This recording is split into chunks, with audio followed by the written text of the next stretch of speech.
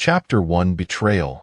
With air sounding bang, the sound oft hevatiatering cementidus rupt the intimatine tangle men toft tet one individual syntherum. Startled, they hurried lispirate Dan turnedifus the doorway, where a studa woman, hair appearance seated terradan disheveled. Her hair was sakioticnist, and air face suasugar mythither featurous worry obscured, thofin cood faint lit as her bright, starry eyes. At that moment, those seas widened slightly, filled with disbelief and profound disappointment. In a trembling voice, the woman uttered, "What watery out woodoing?" Thwoman and the bead hast I lapuled the covers over herself, tears is streaming down her cheeks in an rush. Her delicate face glistened with unshed tears, swirling in Harry's, pitifully on thebering cough spilling gover.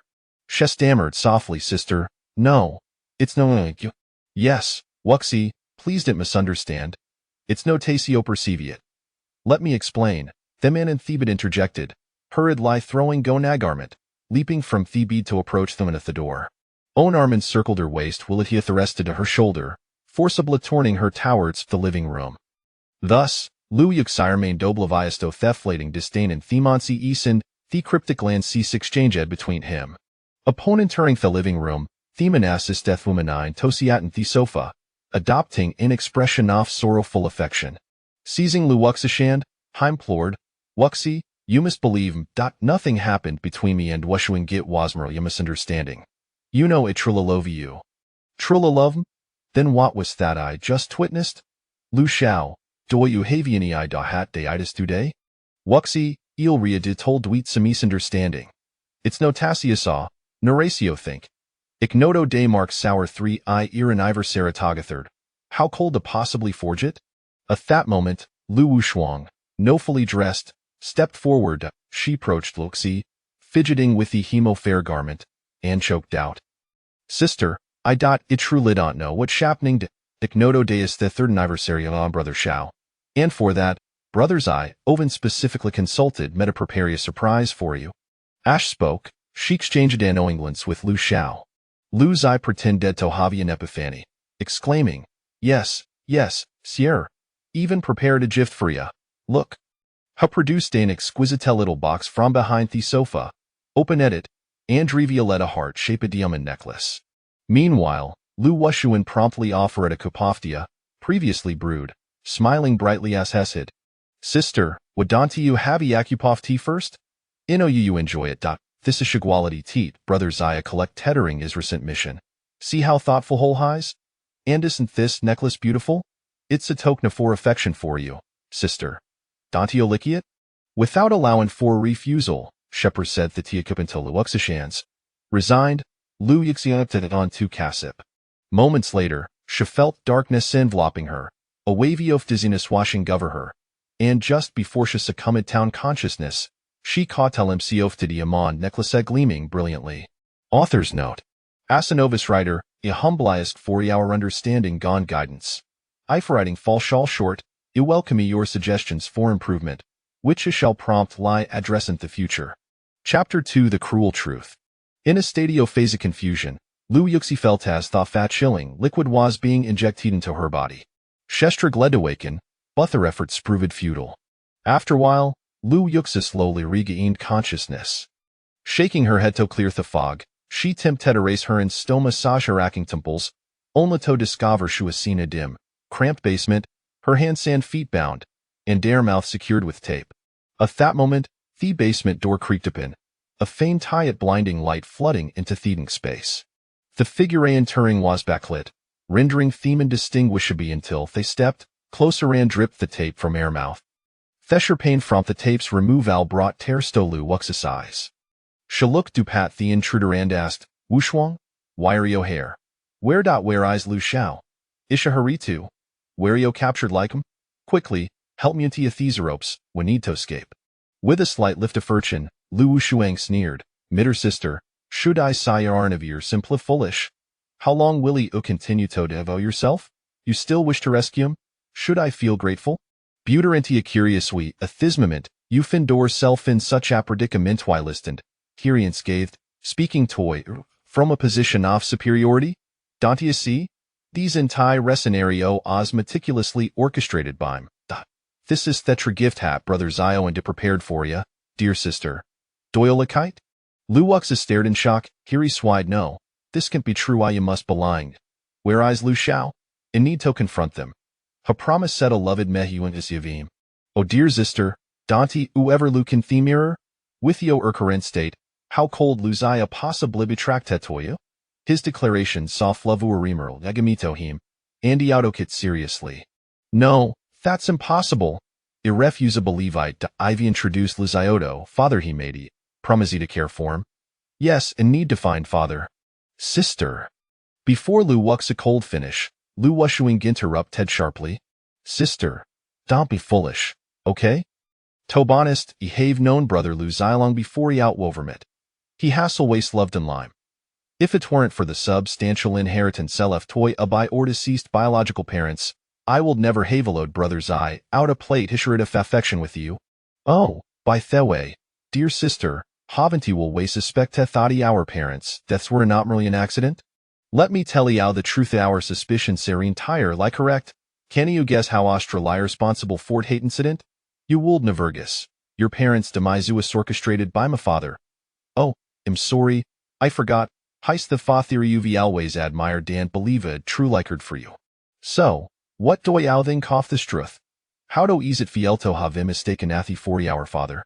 Lu Wushuang's sword struck Luwuxa like a fatal blow. She shook her head repeatedly, murmuring, no, it can't be. This is impossible, impossible. Chapter 3. Death as the truth was gruesomely unveiled before Luwuxi. The deceptions of her kin and the betrayal of her beloved struck her with a profound shock. The father she had revered all along turned out to be the mastermind behind the demise of her biological parents. Luwuxi could scarcely believe that for so many years she had been blind to the truth, mistaking a thief for a father. In pursuit of this mockery of familial affection, she had meticulously endeavored to appease them. With the impending apocalypse, she fortuitously awakened dual abilities in water and fire, making her an object of desire among various strongholds.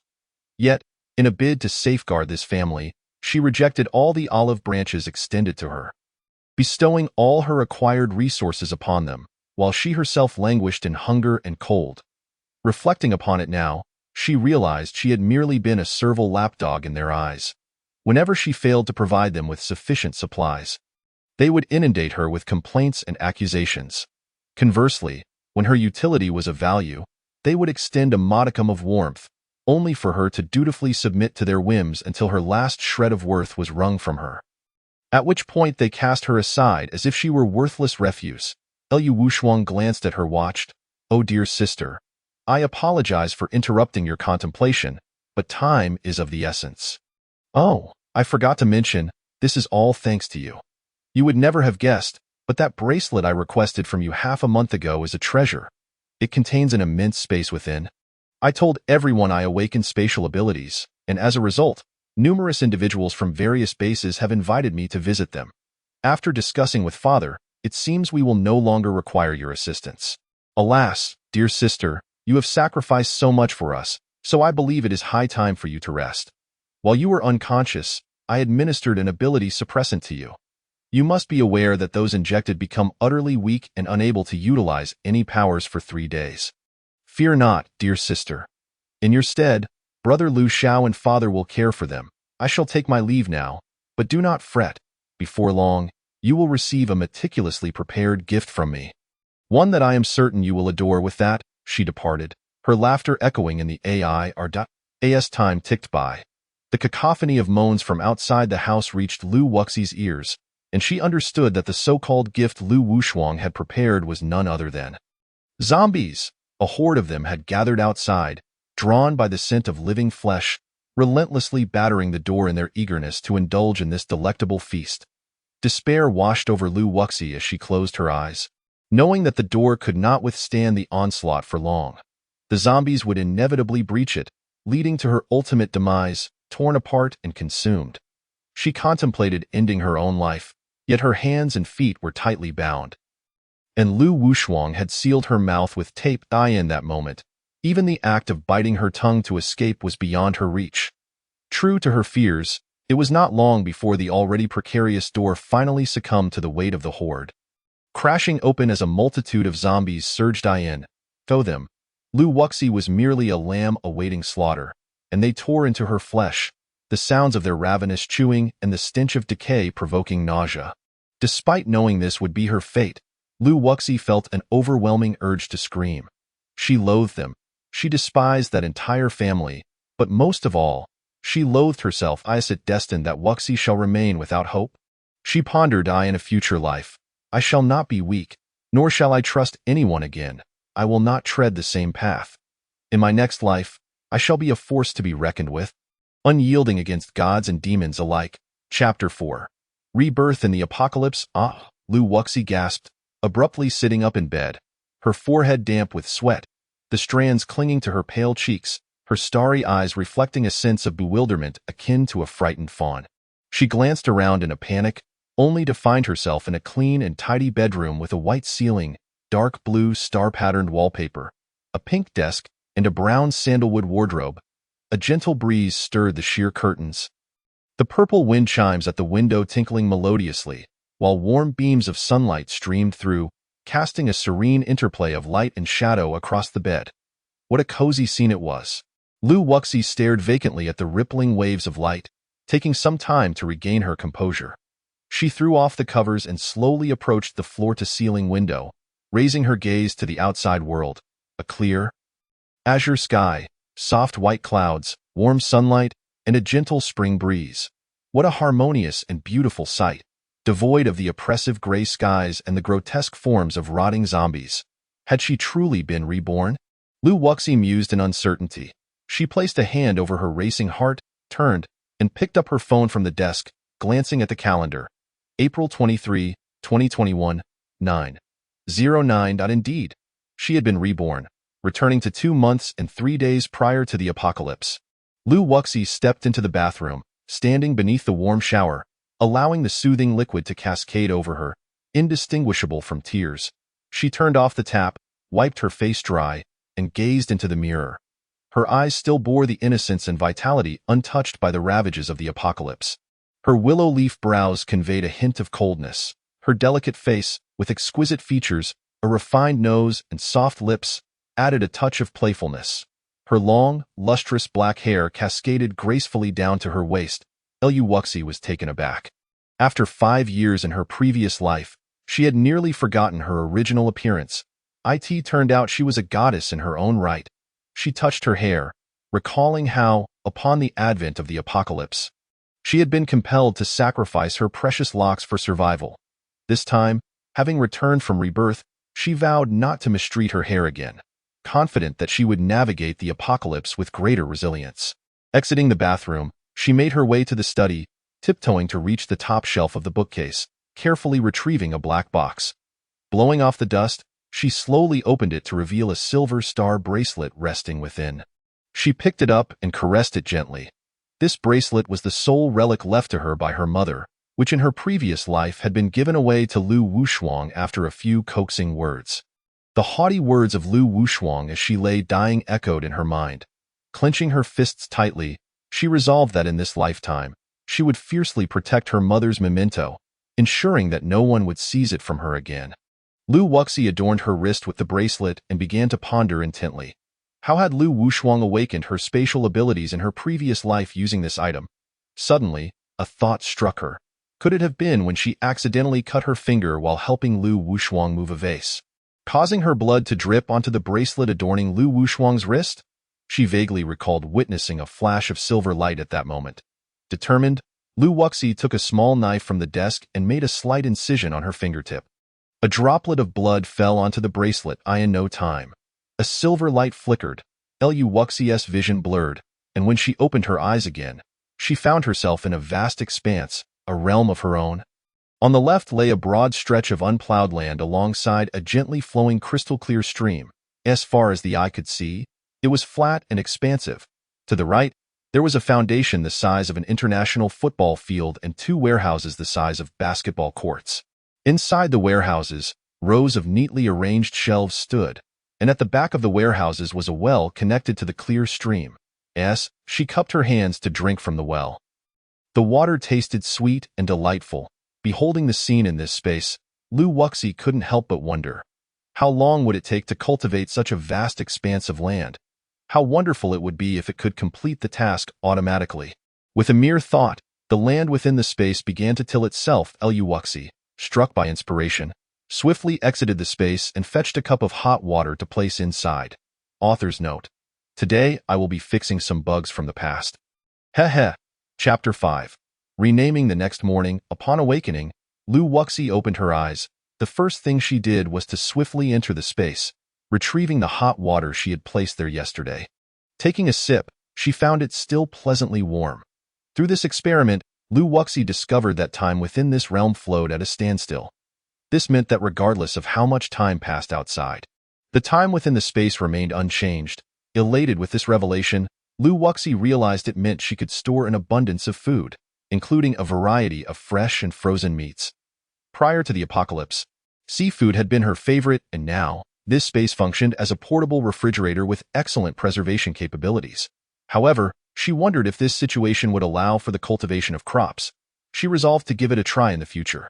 After thoroughly exploring the flow of time within her space, Lu Wuxi's curiosity was piqued by the crystalline stream, and she scooped a handful of clear water to sip. A glimmer of delight illuminated her face as the crisp, sweet water coursed down her throat, instantly dispelling her fatigue. She poured a handful of stream water onto the fields, acutely sensing the soil becoming more fertile. After lingering in her space for a moment, Lu Wuxi emerged, tidied herself up, and gathered her bank card, identification card, household registration book, and other documents. Previously, she had foolishly ensnared herself in what she believed to be familial bonds. At the tender age of 6 or 7, the loss of her parents had profoundly impacted her. When she was adopted by Lu Jiahe, her father's business partner and best friend, she yearned for familial affection, even agreeing to a name change after a brief moment of hesitation.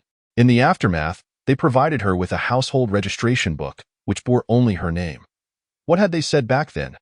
Wuxi, after all, we are not your true family. We cannot place you on our household register. We must not occupy the nest of the magpie and forget your biological parents. Oh, the theatrics of that tearful performance, the tone of helplessness. It was evident that she had never truly been regarded as one of their own. Slinging her backpack over her shoulder, Lu Wuxi stepped outside. The sun shone brightly, the sky was clear, and she spread her arms wide, basking in the sunlight with a squint of delight. Moments later, she retrieved her phone and dialed a number. After 2 beeps, the call connected, and a voice, sounding exceedingly affable, greeted her. Hello? Is it Xiaoxi? What is it? Did something prompt you to call Dad? Lu Wuxi smirked inwardly, having discerned the truth. Now, that seemingly kind voice carried an undercurrent of barely concealed impatience. She replied coolly, I need some money transferred to my card. But Xiaoxi, didn't I just send you some money a fortnight ago? Why do you need more? Dad isn't saying he doesn't want to send you money.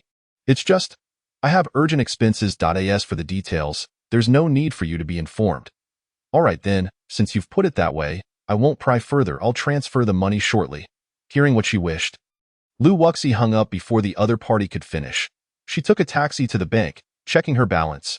With the various part-time jobs she had undertaken throughout her university years, alongside the sporadic transfers from Lu Jiahe and the recent request for funds, she found herself with approximately 30 million. She initially contemplated withdrawing it all but reconsidered.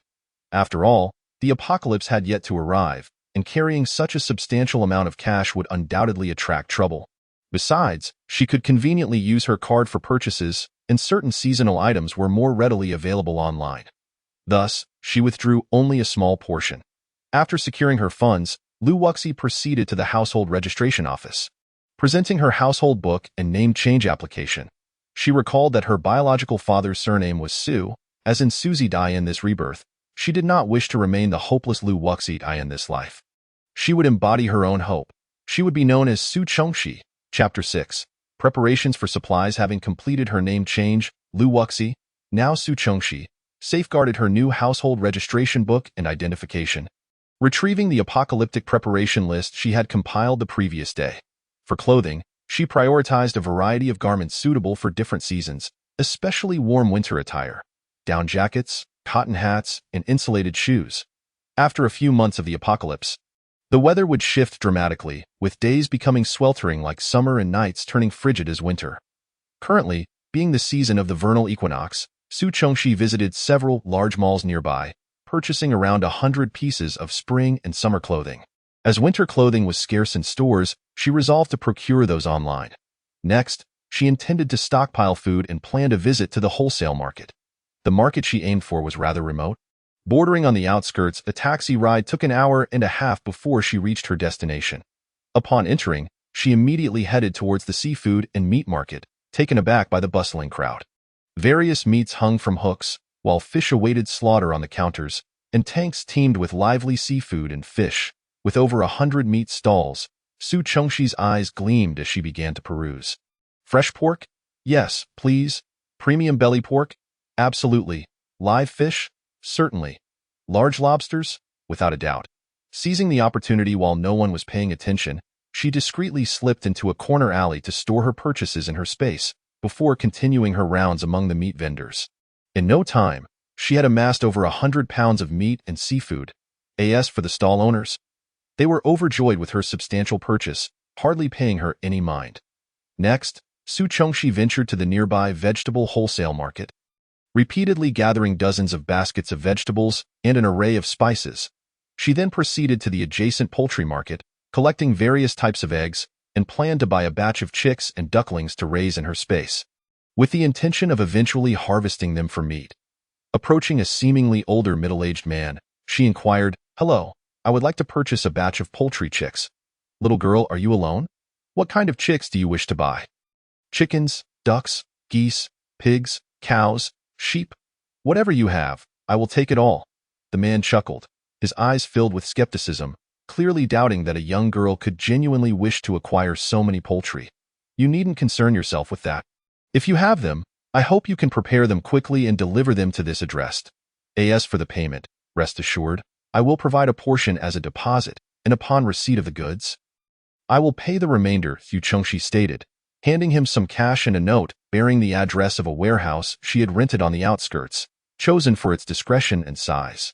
Chapter 7. Preparations for supplies 2. With the poultry acquisition underway, it was time to procure staple foods such as rice and flour. Recalling from her past life that there was a grain depot in the northern suburbs of H City, long abandoned after the apocalypse, Su Chongxi had long intended to seize this opportunity to gather its contents. Thus, she collected around 100 pounds of rice and flour.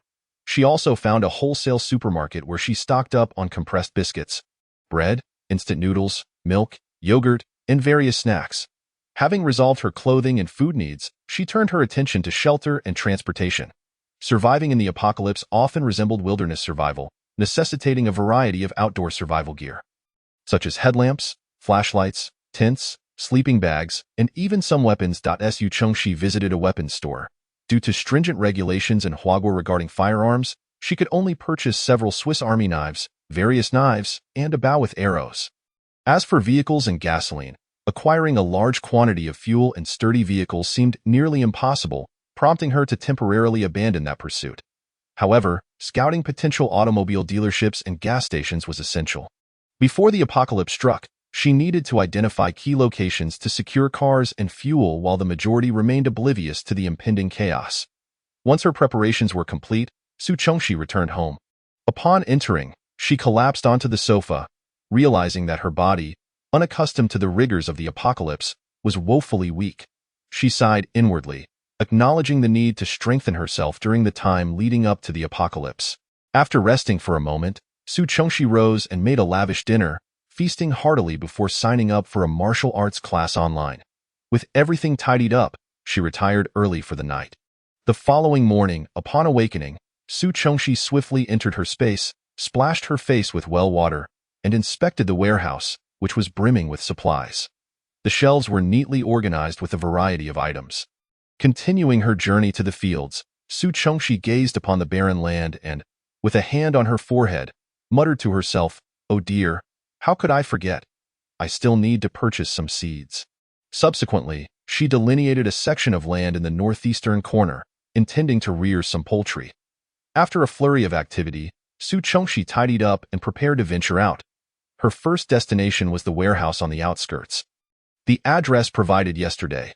The proprietor was remarkably efficient, and Su Chengxi promptly settled the remaining payment before ushering the animals into her designated space. Next, she visited the seed wholesale market, acquiring a plethora of crop seeds, including rice and corn. Passing by the flower and bird market, she purchased an assortment of plants and flower seeds, intending to embellish her space. Finally, Su Chengxi reported to her martial arts class, which had a modest attendance of only 5 individuals, including herself, 3 males and 2 females.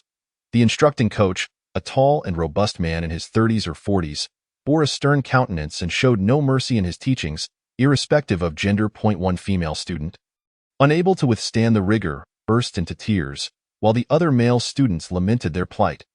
However, Su Chengxi merely observed them with a cold gaze, silently engaging in her training.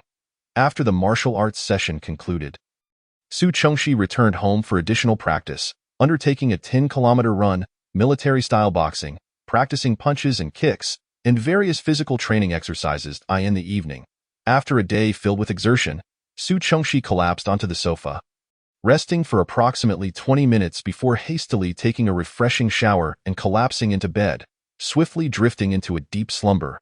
The author interjects, "I sincerely apologize for the recent hiatus due to examinations and revisions, which left me with little time for updates. Now that the holidays have arrived, I intend to provide daily updates, barring any unforeseen circumstances." Chapter 8. Welcome. The apocalypse approaches each day unfolded with the routine of rising, dining, attending classes, engaging in extra training, and sleeping. This cycle repeated day after day, and thus 2 months passed. During this time, Su Chengxi occasionally ventured into her space to make adjustments, and now the crops therein thrived splendidly, while the small animals had also grown plump. Throughout this period, Su Chengxi diligently checked for any additional supplies she may have overlooked, as the storage in her space was nearing capacity. Through her 2 months of training, her physical condition had markedly improved. Although there remained a significant gap compared to her former self, she felt confident in her ability to safeguard herself during the early stages of the apocalypse. In the final 3 days, Su Chengxi refrained from venturing outside. After bidding farewell to her coach, she ceased attending classes and secured her doors and windows, settling quietly at home. Although the apocalypse was not set to erupt for another 3 days, she recalled hearing in her previous life that there were indeed signs preceding its onset. In her past existence, she had failed to notice them. No, it could be said that no one truly paid attention. At 11:55 p.m., when most people had succumbed to deep slumber, Su Chengxi stood on the rooftop, her long hair cascading freely, a towel draped over her shoulders, clad in a delicate nightgown that accentuated her graceful figure. Fresh from a bath, droplets of water still clung to her hair, trickling down and dampening the towel on her shoulder. She stood quietly, her gaze lowered, strands of hair falling forward to obscure the flickering light in her eyes. Before her rested a telescope. With her arms crossed, she extended her right hand, her slender fingers seemingly tapping an idle rhythm, a subconscious gesture. The minutes ticked by, and as the midnight clock struck 12, Su Chengxi finally moved, pushing aside her bangs and leaning slightly to adjust the telescope, aiming it at the vast night sky to commence her observations. The once pristine night sky, resplendent with stars, was suddenly veiled by a dense layer of clouds which amassed ominously, forming a thick curtain that obscured the celestial panorama. The darkness deepened, akin to a rich ink, terrifying in its depth. A meteor streaked across the night, barely stirring a ripple, followed swiftly by a sharp bolt of lightning that cleaved the sky like a monstrous beast, seemingly roaring in fury. Yet, after several seconds, or even tens of seconds, no thunder followed, as is well known. Lightning and thunder occur simultaneously. However, due to the disparity in the speed of light and sound, we often hear the thunder only after a brief interval post-lightning. All fell silent. However, through the telescope, a faint red hue began to spread across the northeastern sky, expanding at an imperceptible pace. The following morning, upon glancing skyward, the blue sky appeared as if it had returned, with the sounds of insects resuming their rhythm. A scene so pristine and radiant, it was as though the previous day's ominous clouds and lightning had never transpired. Even the red tint in the northeastern sky had vanished without a trace. As midnight approached once more, everything remained unchanged from the previous day, except for the clouds, which were thicker than before. The lightning more dazzling, and the red hue in the northeast spreading at an even swifter pace on the third day, the final countdown to the apocalypse. Unlike the previous 2 days, the morning dawned shrouded in heavy clouds. With a drizzle that persisted unrelentingly, by afternoon, the rain intensified into a torrential downpour, accompanied by hailstones the size of softballs. Su Chengxi peered through the window, observing the world being washed by the deluge. A mischievous glint in her eyes, a smirk gracing her lips as she murmured, "Welcome the arrival of the end." Chapter 9. Fever. The relentless hailstorm persisted for approximately 7 to 8 hours. It was not until 7:30 p.m. that the tempestuous downpour abruptly ceased. Remarkably, a crimson phenomenon in the sky, which had only manifested in the evenings over the past few days, appeared without warning, swiftly painting the entire heavens in a blood-red hue. The sight was ominous and terrifying. This celestial spectacle soon captured the attention of the masses, as the news broadcast reported. According to relevant studies, the transformation of the sky's color is related to the sun. Under specific conditions, sunlight refracts through clouds and other objects, resulting in this unusual red sky phenomenon. Citizens are advised to take heed. The broadcaster's voice echoed from the television, and Su Chengxi found it all rather grandiloquent. With a scoff, she intended to turn off the television. However, as she rose, darkness suddenly enveloped her, her head grew heavy, and her vision blurred before she collapsed onto the sofa. Su Chengxi was momentarily stunned, then reached up to touch her forehead, realizing it was burning hot. She inwardly chastised herself. It was entirely her fault for being so preoccupied with gathering supplies and exercising that she had neglected to notice her fever. From her understanding, during the apocalypse, many individuals would succumb to fever and subsequently fall into a deep slumber.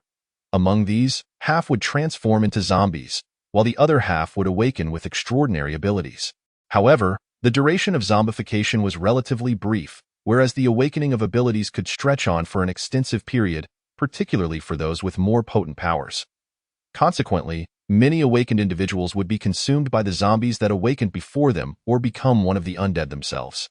In her previous life, it was reported that 23 of those who fell ill ultimately became zombies, while less than 13 awakened abilities, and among those, only a handful manifested powerful ones, such as elemental manipulation, psychic abilities, spatial manipulation, healing abilities, and light manipulation. The majority awakened abilities related to physical enhancement, including strength, speed, vision, and hearing. In her past existence, after succumbing to fever, Su Chengxi had awakened with dual abilities, the supportive water element and the offensive fire element. However, now that she was granted a second chance, she felt that her likelihood of awakening abilities remained high, yet she knew she must proceed with caution. With her newfound space manipulation, she pondered whether her abilities might undergo a transformation. Shaking her head vigorously, Su Chengxi rose, switched off the television, and once more ensured that all doors and windows were securely locked. Drawing the curtains closed, her villa was situated in a quiet suburb, relatively isolated and sparsely populated, a choice she made for the tranquility it offered. In her previous life, it was precisely during her fever that she had been in this very place, enabling her smooth awakening of powers. Subsequently, she entered the bathroom, splashed her face with cool water, and dampened a towel. Seizing the brief moment of clarity, she entered her bedroom, securing the door behind her, and took a fever-reducing medication from the drawer as a precaution. Lying down on the bed, she placed the damp towel on her forehead. Having completed these tasks, fatigue overtook her, and she slipped into a deep slumber. Chapter 10. Awakening of abilities in a hazy stupor. Su Chengxi felt herself alternating between searing flames and chilling depths, the extremes of temperature causing her great discomfort. She struggled to awaken, but her efforts were in vain. With a soft whimper, she turned over in bed, furrowing her elegantly shaped brows, her slender fingers twitching. Suddenly, her eyes flew open. Upon waking, she appeared dazed, blinking vigorously until her consciousness returned. Rising from the bed, she heard a soft thud as the towel fell from her forehead to the floor. Bending down, she picked it up, noting that while it had started off wet, it was now completely dry. Glancing around, she observed the curtains drawn tightly, casting the room in darkness. She reached for the light switch, but after several attempts, she was unable to turn on the lights. Reluctantly, she retrieved her phone, thankful that she had charged it fully before the apocalypse. Upon checking the date, she was astonished to discover that a week had passed. In her previous life, she had only slept for 3 days, and following the apocalypse, 5 days of global blackout. It was no wonder she had been unable to turn on the lights earlier. Resolutely, she approached the window and flung open the curtains, the sudden influx of bright light momentarily blinding her. After a while, she adjusted her eyes. At the onset of the apocalypse, the weather had yet to change. It was still summer, the sun shining brightly, and everything appeared unchanged, yet in truth, everything had transformed. This was now a world where humanity preyed upon humanity. Her villa was exceedingly secluded. Though a few independent houses dotted the vicinity, most individuals remained indoors when the apocalypse struck, leaving Su Chongxi without sight of any wandering zombies outside her window. Descending the stairs to the living room, she sat on the sofa, resting her chin in thought for a moment. Then, closing her eyes, she quietly attuned herself to the changes within her body. After a while, she sensed a drop in the temperature around her. Opening her eyes, she was startled to find a cluster of ice shards forming in her hand. With a resigned shake of her head, she acknowledged that her abilities had indeed shifted as she had anticipated. Her water manipulation had transformed into ice manipulation. This could be deemed a fortuitous change. For ice, unlike water, was not confined to the 5 elemental categories and bore greater power and aggression. However, despite the early stages of the apocalypse, when the prowess of abilities was still weak, the ice shards exceeded her expectations. In her previous life, she had awakened with dual water and fire abilities. Now, with her water abilities altered to ice, she wondered if her fire abilities would also awaken or if they too had changed. Closing her eyes once more, she concentrated intently, yet after a lengthy period, she sensed nothing. Just as she was about to concede and reassure herself that at least she possessed a formidable ice ability, an intense heat enveloped her, causing her body to feel as if it were engulfed in flames. Sweat poured from her, and she gritted her teeth, biting her lip until it bled. After what felt like an eternity, the searing sensation finally subsided. Opening her eyes, she snapped her fingers with her left hand. To her astonishment, a small flame flickered to life at her fingertips, revealing that her fire abilities had remained intact. However, this flame was unlike any she had previously encountered among other fire manipulators. It blazed a deeper crimson hue, while the core of the flame shimmered with a delicate lavender color. Chapter 11. Ruifan Car Dealership. Upon realizing that she had awakened dual abilities of fire and ice, Su Chongxi felt an immense sense of joy within her heart. The fire element is known for its offensive prowess among the 5 elemental abilities, while the ice element represents a mutation of water abilities. If water can be classified as a gentle supportive ability, then ice serves as a blend of offense and support. Over the next 2 days, Su Chongxi devoted herself to rigorous training of her powers and even took a brief trip to a gas station. Although she had also awakened water and fire abilities in her previous life, water was not inherently offensive. Moreover, after 2 days of training, she discovered that her current fire ability was quite peculiar. Each time she unleashed it, a searing pain akin to being burned by fierce flames would ensue. This pain gradually diminished with each successive release until it ultimately faded, replaced by an overwhelming sense of exhaustion, as if her very essence had been drained. Through her training, Su Chongxi's ice abilities had evolved from mere shards of ice to the capability of conjuring ice spikes and spheres. However, regardless of the frequency of her practice, her fire ability still could only produce a small flicker of flame, seemingly lacking any intimidating power. Yet, one must not underestimate this tiny flame. While it appeared diminutive and threatened to extinguish at any moment, its potency was far from trivial. The evidence was clear when one observed the charred remnants of the living room, resembling the aftermath of a devastating fire. In her previous life, as a fire ability user, Su Chongxi had encountered various others with similar powers, yet none had manifested in such a manner. Thus, she concluded that her current awakening must be a variant of fire abilities, distinctly unusual in nature.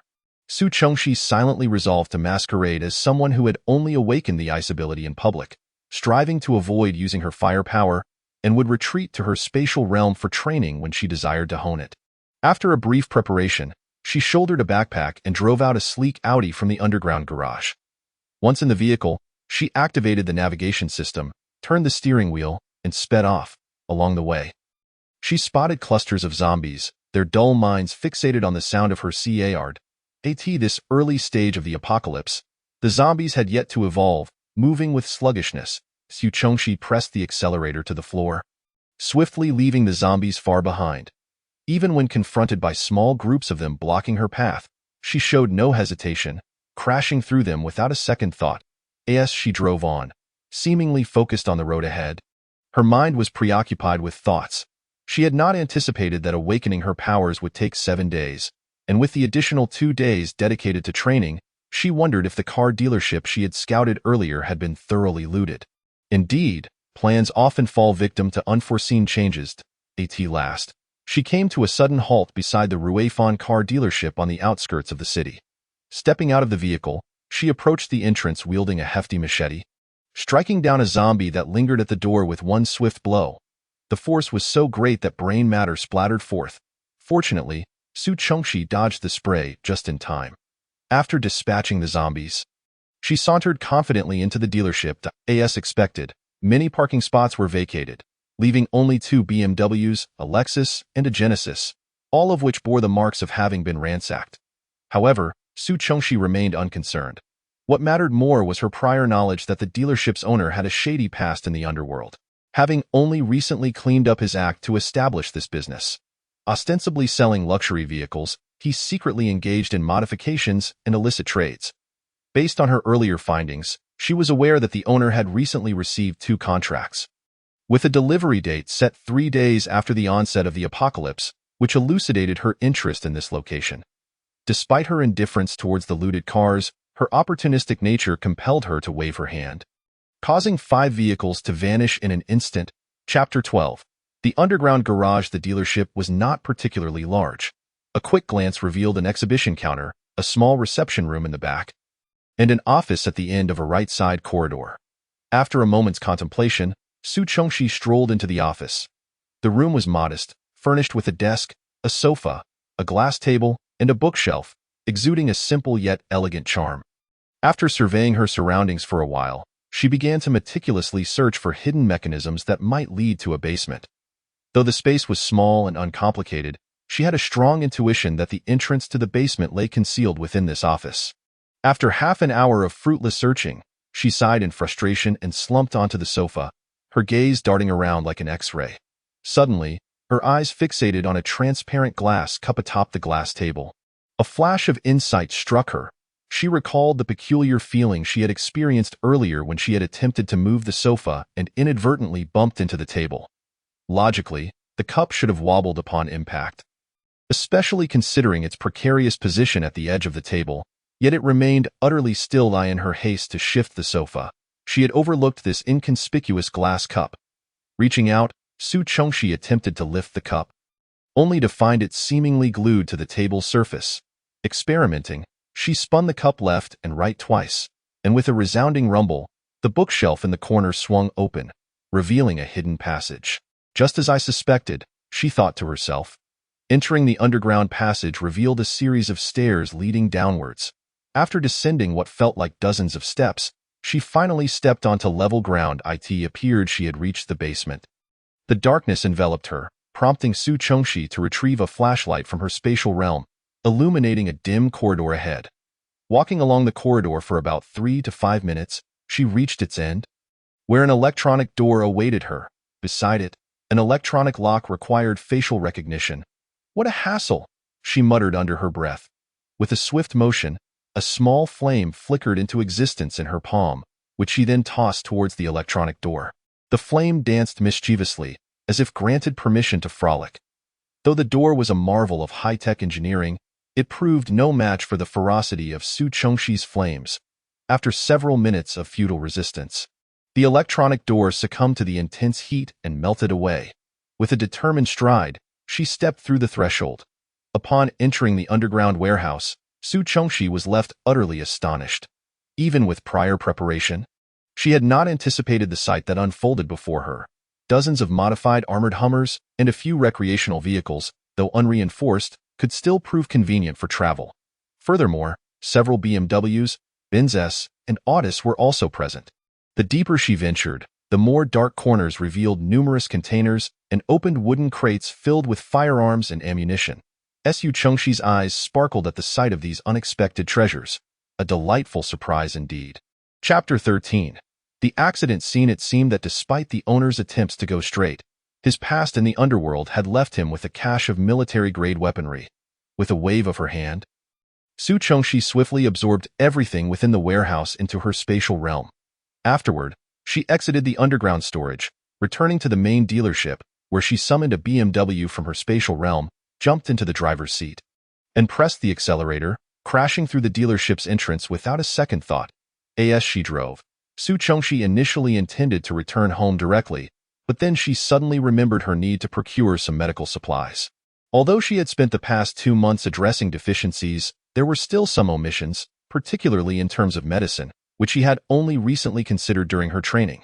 Mainly, since awakening her powers, her physical condition had significantly improved, resulting in her rarely falling ill.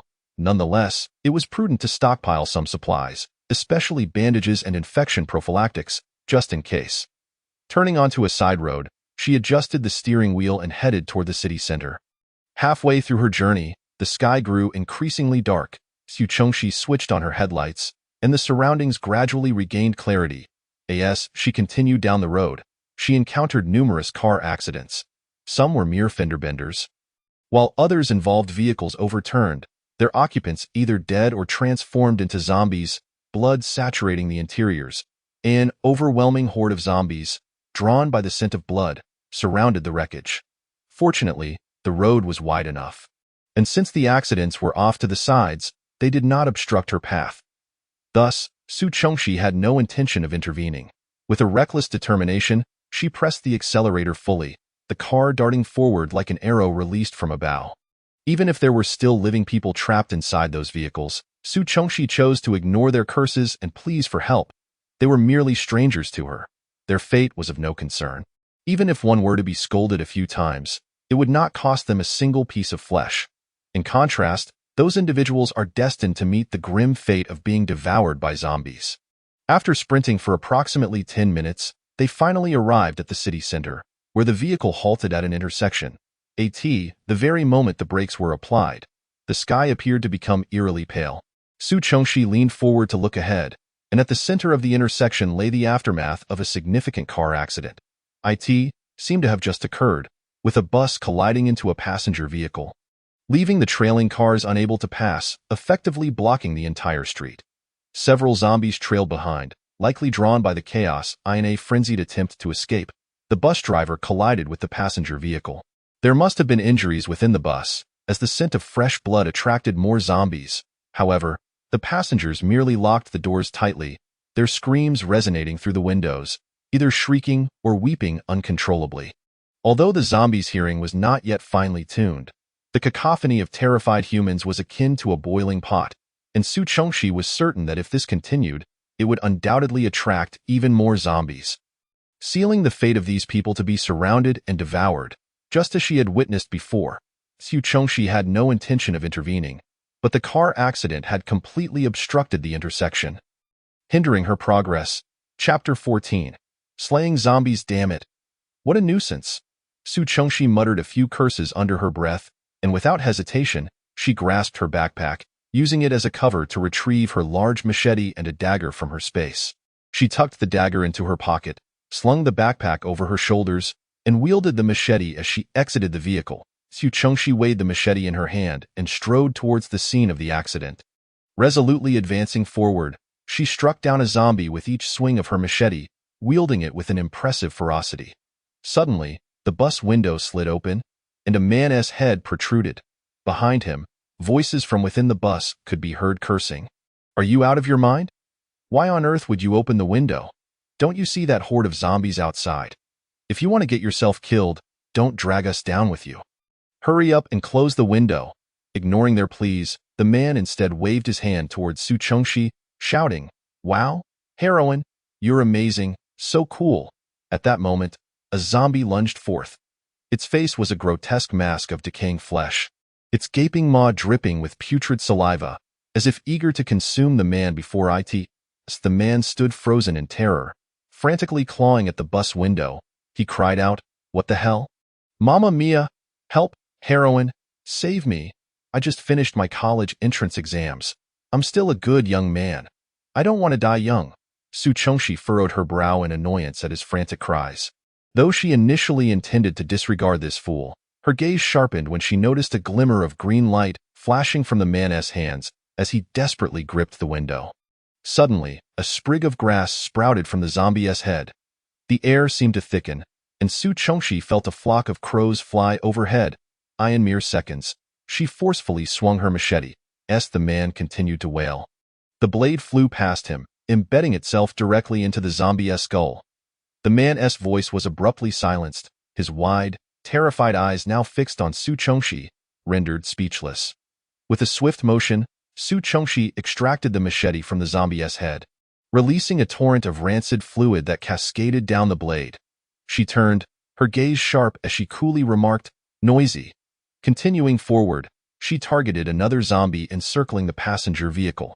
The man, intimidated by her fierce demeanor, promptly ceased his chatter, but upon witnessing her prowess in dispatching zombies, he could not help but cheer, "Heroine, you're incredible.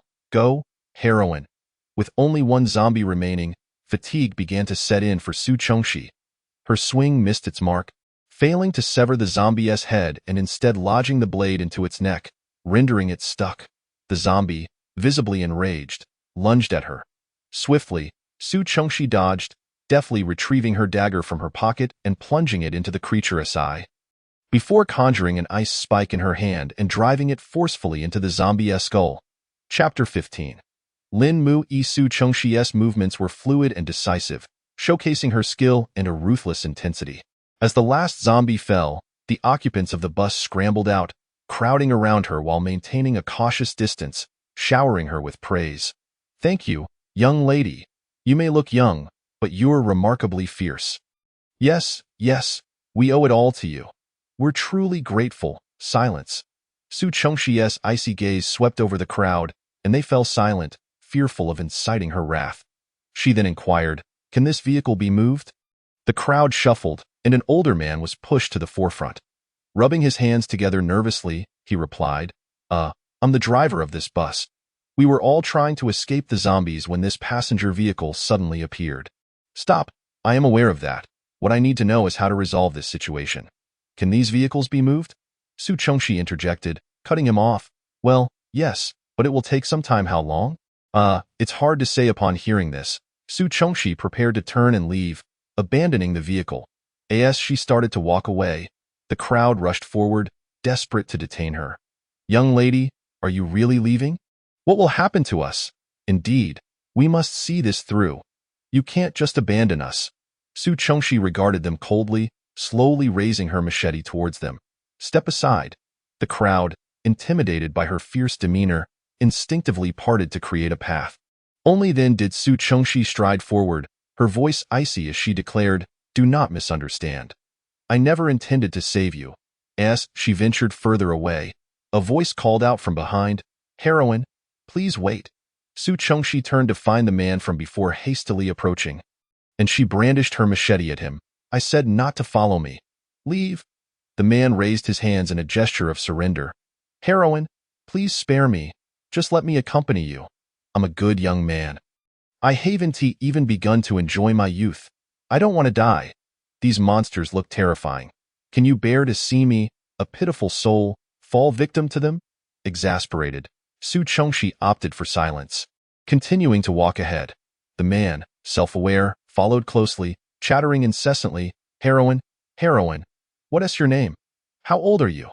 You look so young, even younger than me. Oh, by the way, allow me to introduce myself. I'm Lin Mu Yi, with Lin meaning wood and E meaning one. Isn't my name easy to remember? Haha, I'm 17 years old and a student at the city's first high school. I just finished my college entrance exams, and I thought I'd finally escaped 3 years of high school. I was looking forward to university life, but then this damned apocalypse happened." Chapter 16. Collecting medicine. "Shut up." Unable to endure any further, Su Chongxi shouted at him. Upon hearing her command, Lin Mu Yi immediately halted his chatter, swallowing the words he had intended to unleash. He placed his right hand over his mouth and pretended to sew it shut. covered in grime, yet possessing a pair of glistening eyes.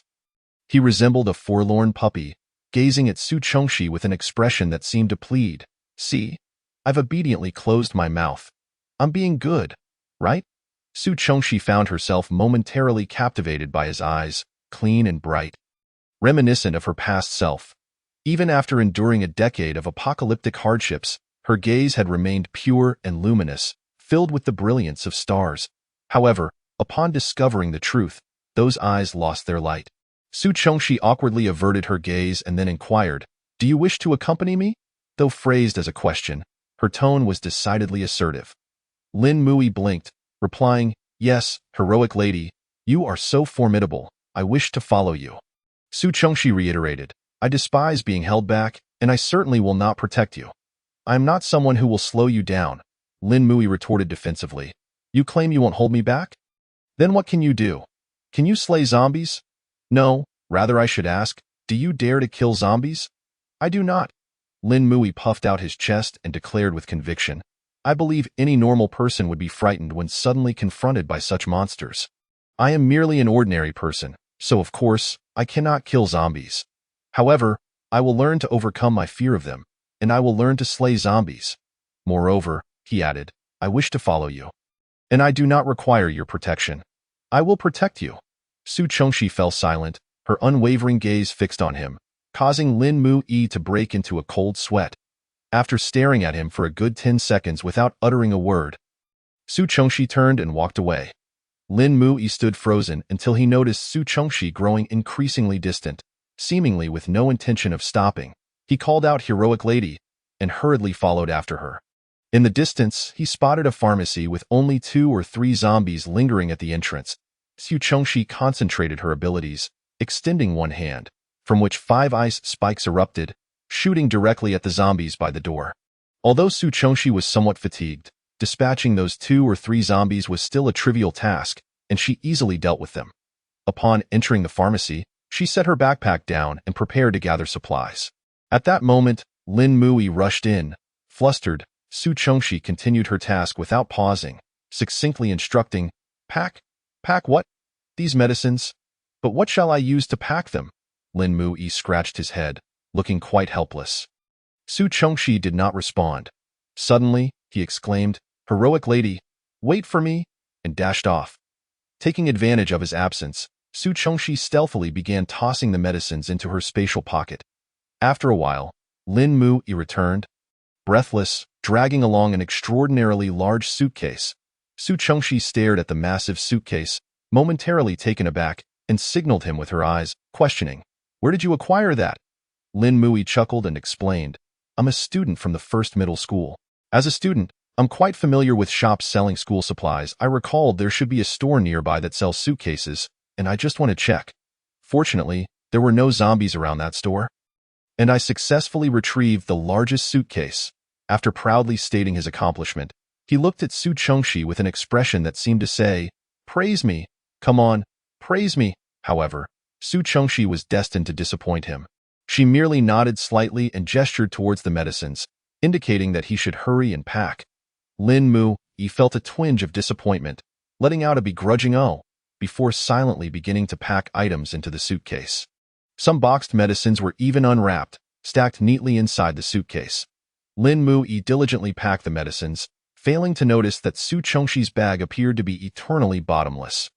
Once they had packed a sufficient amount, Su Chongxi halted her efforts, intending to leave. At that moment, Lin Mui finished filling the suitcase and approached her, exclaiming, "Heroic lady, the medicines are all packed. What shall we do next?" Su Chongxi coolly replied with 2 words, "Find a vehicle." "Find a vehicle? What kind of vehicle? Are we leaving? Where are we going?" "Home," was her light response. After saying this, she walked away, scanning the vicinity and spotting a Land Rover across the street. Upon inspecting it, she found the doors unlocked and the keys still in the ignition. It seemed the owner had panicked and fled when confronted by zombies, forgetting to remove the keys. While Su Chongxi was examining the Land Rover, Lin Mui took the opportunity to open the rear door and jumped inside, attempting to pull his suitcase into the vehicle. Observing this, Su Chongxi said nothing and slid into the driver's seat. Once Lin Mui had stowed the suitcase and closed the door, she immediately started the engine, and the vehicle roared to life as they sped away. Su Chengxi drove as if in a racing competition, directly running over any zombies they encountered on the road.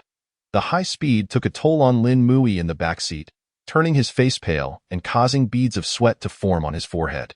After taking a couple of deep breaths, he managed to suppress the urge to vomit. Approximately half an hour later, the vehicle came to a halt in front of an opulent villa. As the door swung open, Lin Mui leapt from the car and immediately ran to the side to vomit, while Su Chengxi leaned nonchalantly against the vehicle, watching him with indifference. After a considerable time, Lin Mui finally ceased retching, and upon looking up at the luxurious villa, he was astonished, exclaiming, "Wow!" He approached Su Chengxi, pointing at the villa, and stammered, "Heroic lady, this super magnificent villa can't possibly belong to you, can it?" Su Chengxi neither confirmed nor denied it, instead strolling into the villa.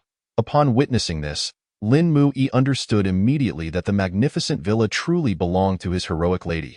Inwardly, he praised, "Heroic lady, you are incredible," and followed her inside. Upon entering the villa, Lin Mui saw his heroic lady standing there with her arms crossed, exuding an aura that warned others to keep their distance. Though perplexed, he dared not approach her, aware that if he did, he might find himself on the receiving end of a beating. At that moment, footsteps echoed from upstairs, and a group of individuals descended. Leading them was a middle-aged man with a scruffy beard, appearing to be in his 40s or 50s, with a scar stretching from the corner of his left eye down to his mouth, presenting a fearsome and intimidating demeanor. He seemed to be their leader. The others were unremarkable young people, accompanied by an elderly woman holding the hand of a chubby little boy, who was munching on a biscuit and appeared quite impatient, glaring at Su Chengxi and Lin Mui. The leader spoke first, pointing a finger at Su Chengxi. He demanded, "Who are you? How did you get in here?" Su Chengxi replied with a sarcastic smile, "Shouldn't you be the ones asking that? Who are you? And how did you enter?" Only then did Su Chengxi realize that she had forgotten to lock the door before leaving, allowing these individuals to slip in. The villa's front door was equipped with an electronic lock requiring a fingerprint for access, preventing them from simply leaving. The leader momentarily faltered upon hearing Su Chengxi's words, but quickly regained his composure, clearing his throat before stating, "Where did this little girl come from? At such a young age? You entered here without the owner's permission. Are you a thief? Oh, are you acquainted with the owner of this villa?" Su Chengxi retorted, "Of course, I am the owner of this place." He boasted, "Aha, how amusing. You claim to be the owner of this villa? Since when did this villa become yours? When did you complete the property transfer? I don't recall any of that, little girl. What do you mean by that? This villa isn't ours, it's yours. How old are you? Can you even afford this villa?" Before the bearded man could finish, the elderly woman stepped forward, walking up to Su Chengxi, pointing a finger at her nose and starting to lecture her. "You look down on me? You think I can't afford this villa? Look at your tattered clothing. Do you really have the means to buy this villa? Hey, young lady, how can you look down on people? You are so uncouth at such a young age.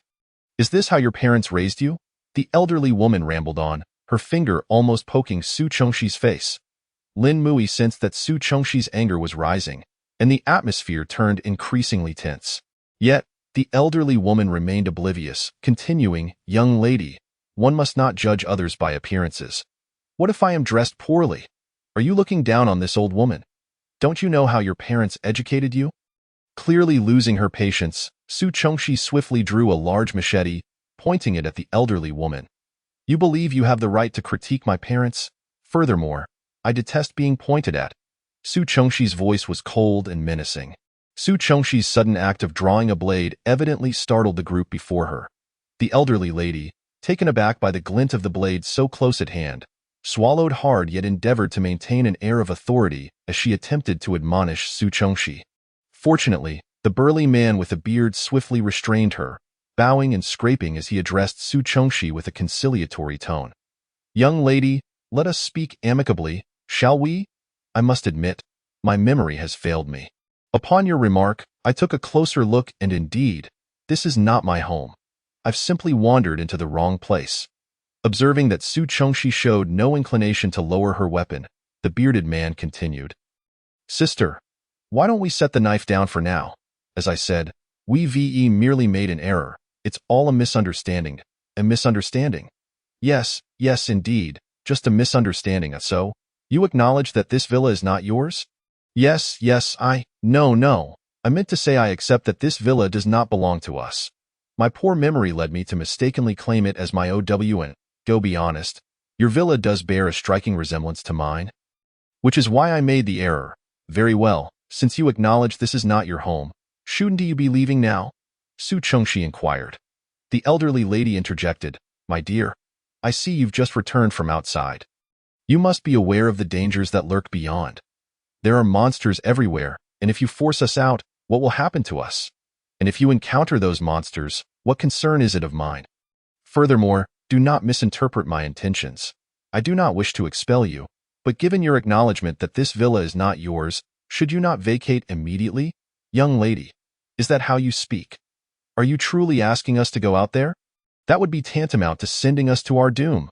The elderly woman, upon hearing Su Chengxi's intent to evict them, immediately grew displeased. Su Chengxi remained silent, and the elderly lady tugged at the little boy beside her, saying, Look at my grandson. He is so small. Can you bear to send him out to face the zombies? Nanny, I don't want to go out. There is so much food here, and I haven't even eaten my fill. That's right, my dear grandson. We shall not leave.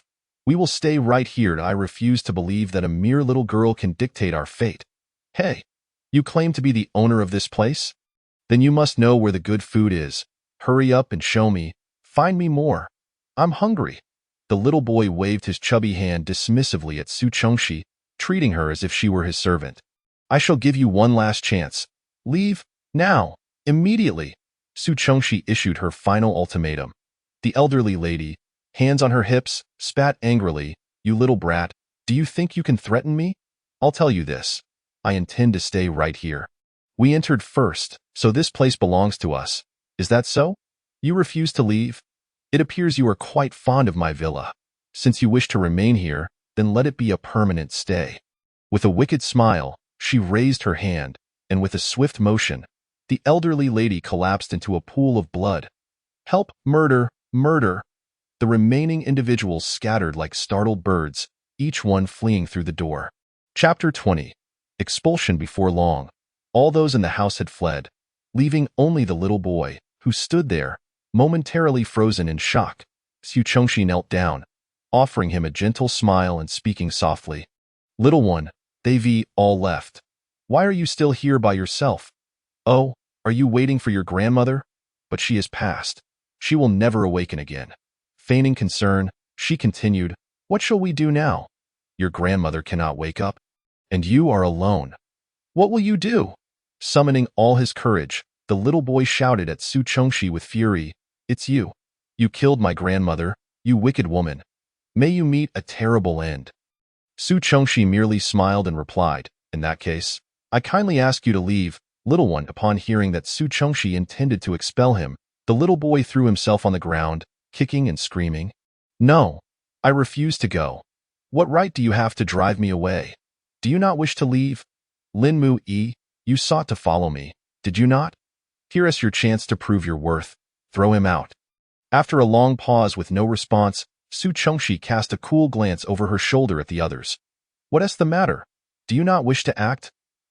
Brave lady, there are zombies everywhere outside. He is just a child. It's not right to throw him out after you've just killed his only family. Oh? Are you suggesting I acted without cause?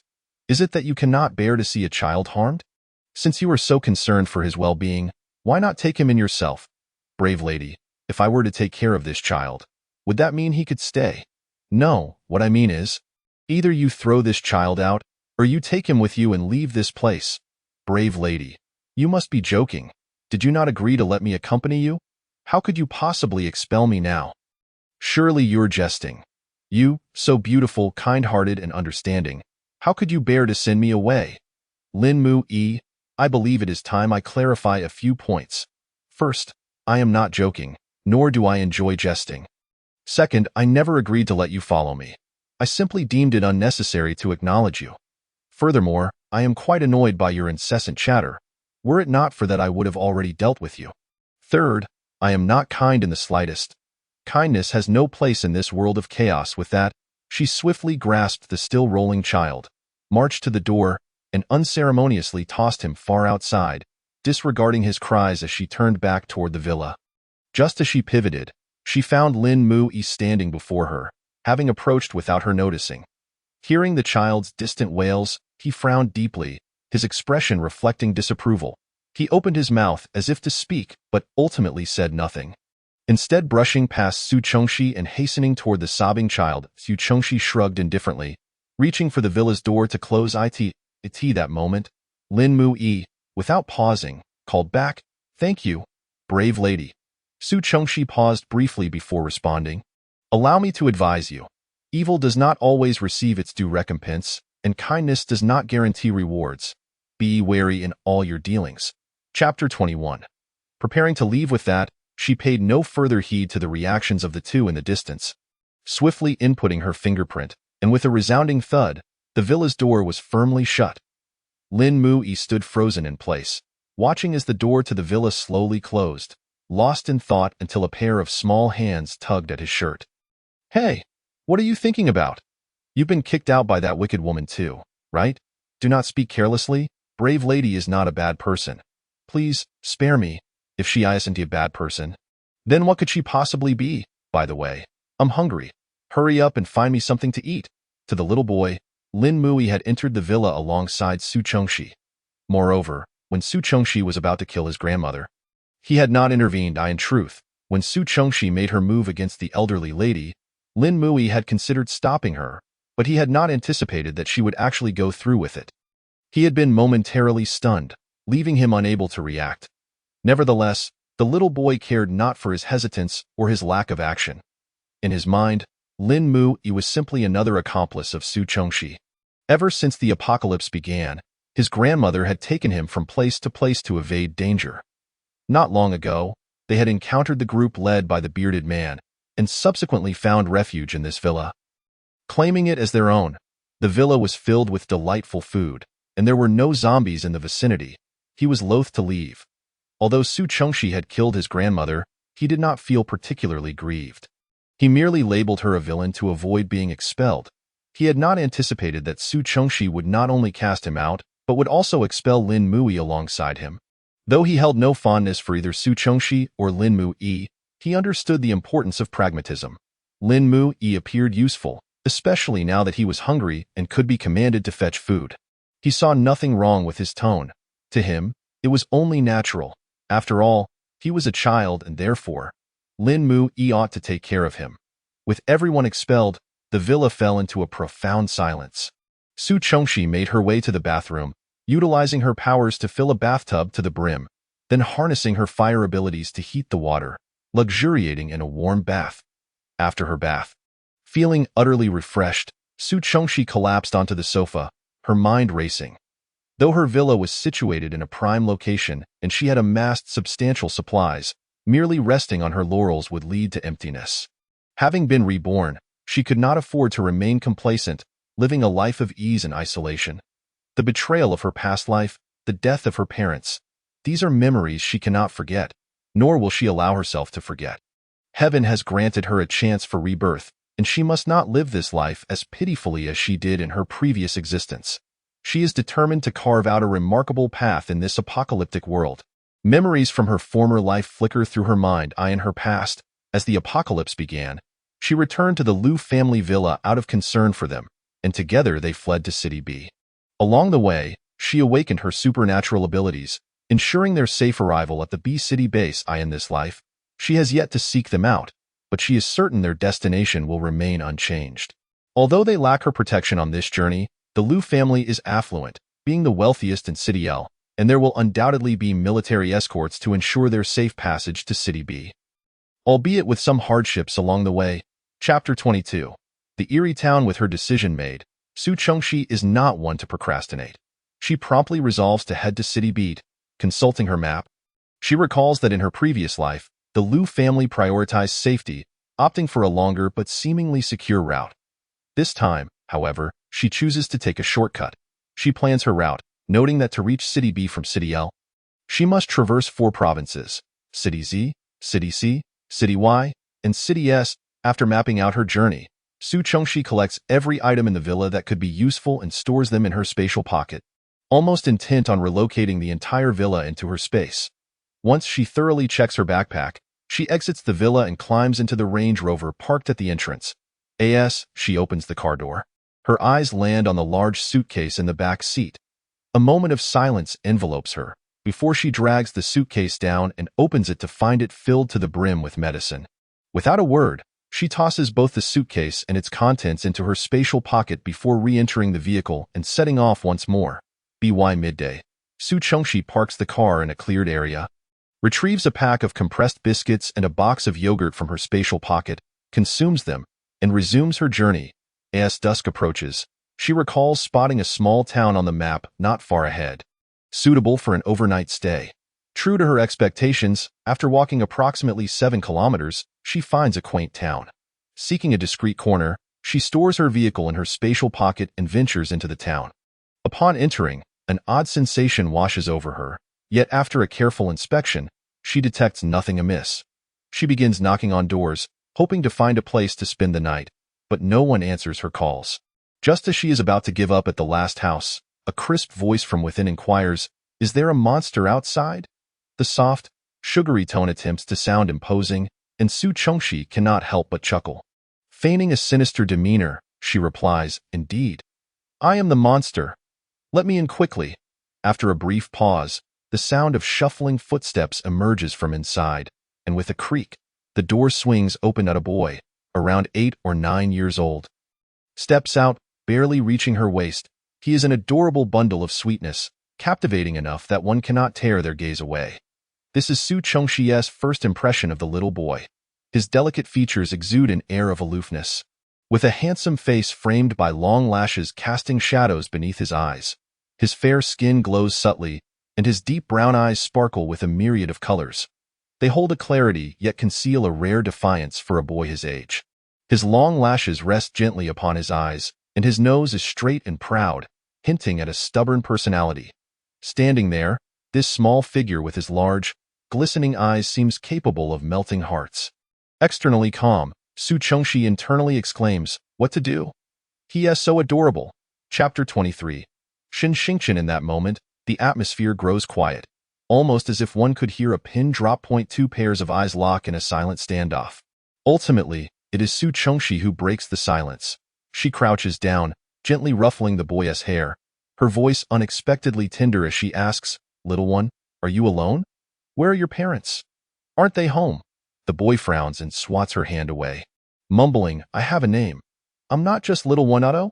"Then what is your name?"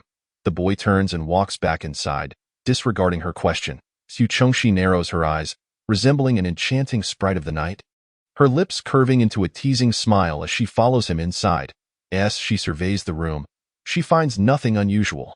Curiosity piqued, she glances back at the boy, who has produced a piece of bread from seemingly nowhere, tearing it into pieces to eat. His eating habits are quite refined, his cheeks puffed like a charming little hamster, evoking an inexplicable urge to poke him. His long lashes flutter like delicate butterfly wings, and beneath them, his eyes shine with the clarity of morning dew. With a delicate nose and soft, rosy lips, his cheeks glow like ripe apples in September, and his ears are crafted with such symmetry they resemble a piece of art. Sitting cross-legged in the corner, he resembles a lotus child at the feet of Guanyin, simply adorable and strikingly beautiful. Strangely, Su Chengxi feels an inexplicable warmth towards him upon their first meeting, not repulsion or annoyance, but an odd sense of familiarity, in contrast to her previous annoyance with the boy who had thrown her out of the villa.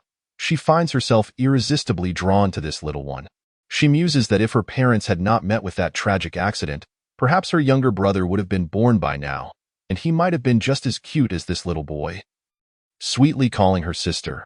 Snapping back to reality, she retrieves a bottle of milk from her backpack, shaking it enticingly as she gently coaxes, "Little one, what is your name?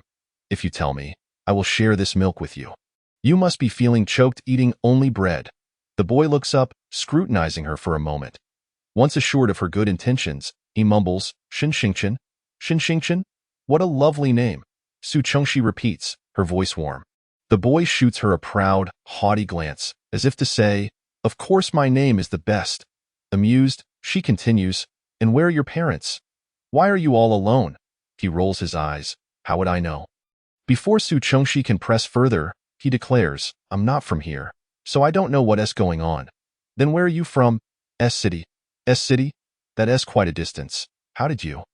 A little child. End up here alone? Did your family really let you wander off by yourself?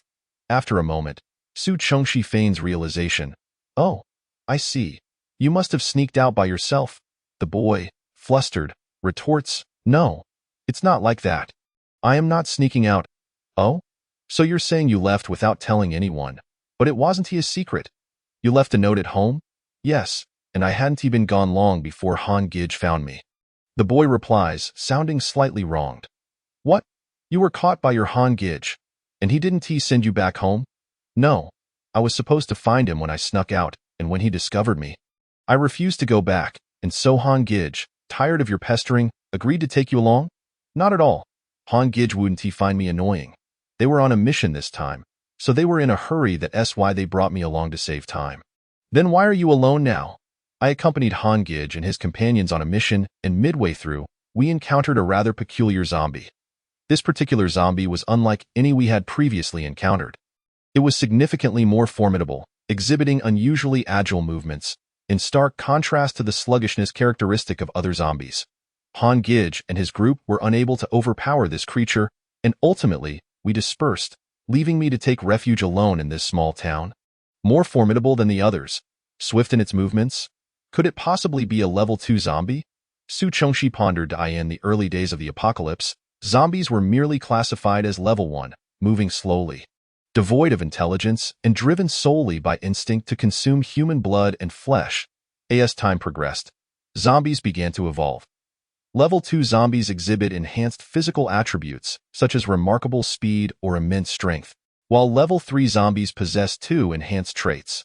Zombies above Level 3 can manifest elemental abilities, metal, wood, water, fire, and earth, akin to the awakening of elemental powers in humans. Higher-level zombies gradually develop intelligence, while devouring-type zombies can grow by consuming their kind. Other zombies must feed on the flesh and blood of those with special abilities to advance. The specifics of the devouring-type zombies' abilities shall remain unmentioned for now.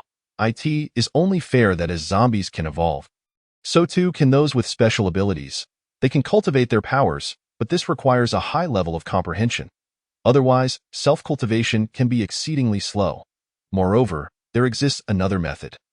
Zombies of level 2 and above begin to form diamond-shaped crystal cores in their brains, known in a previous life as crystal cores.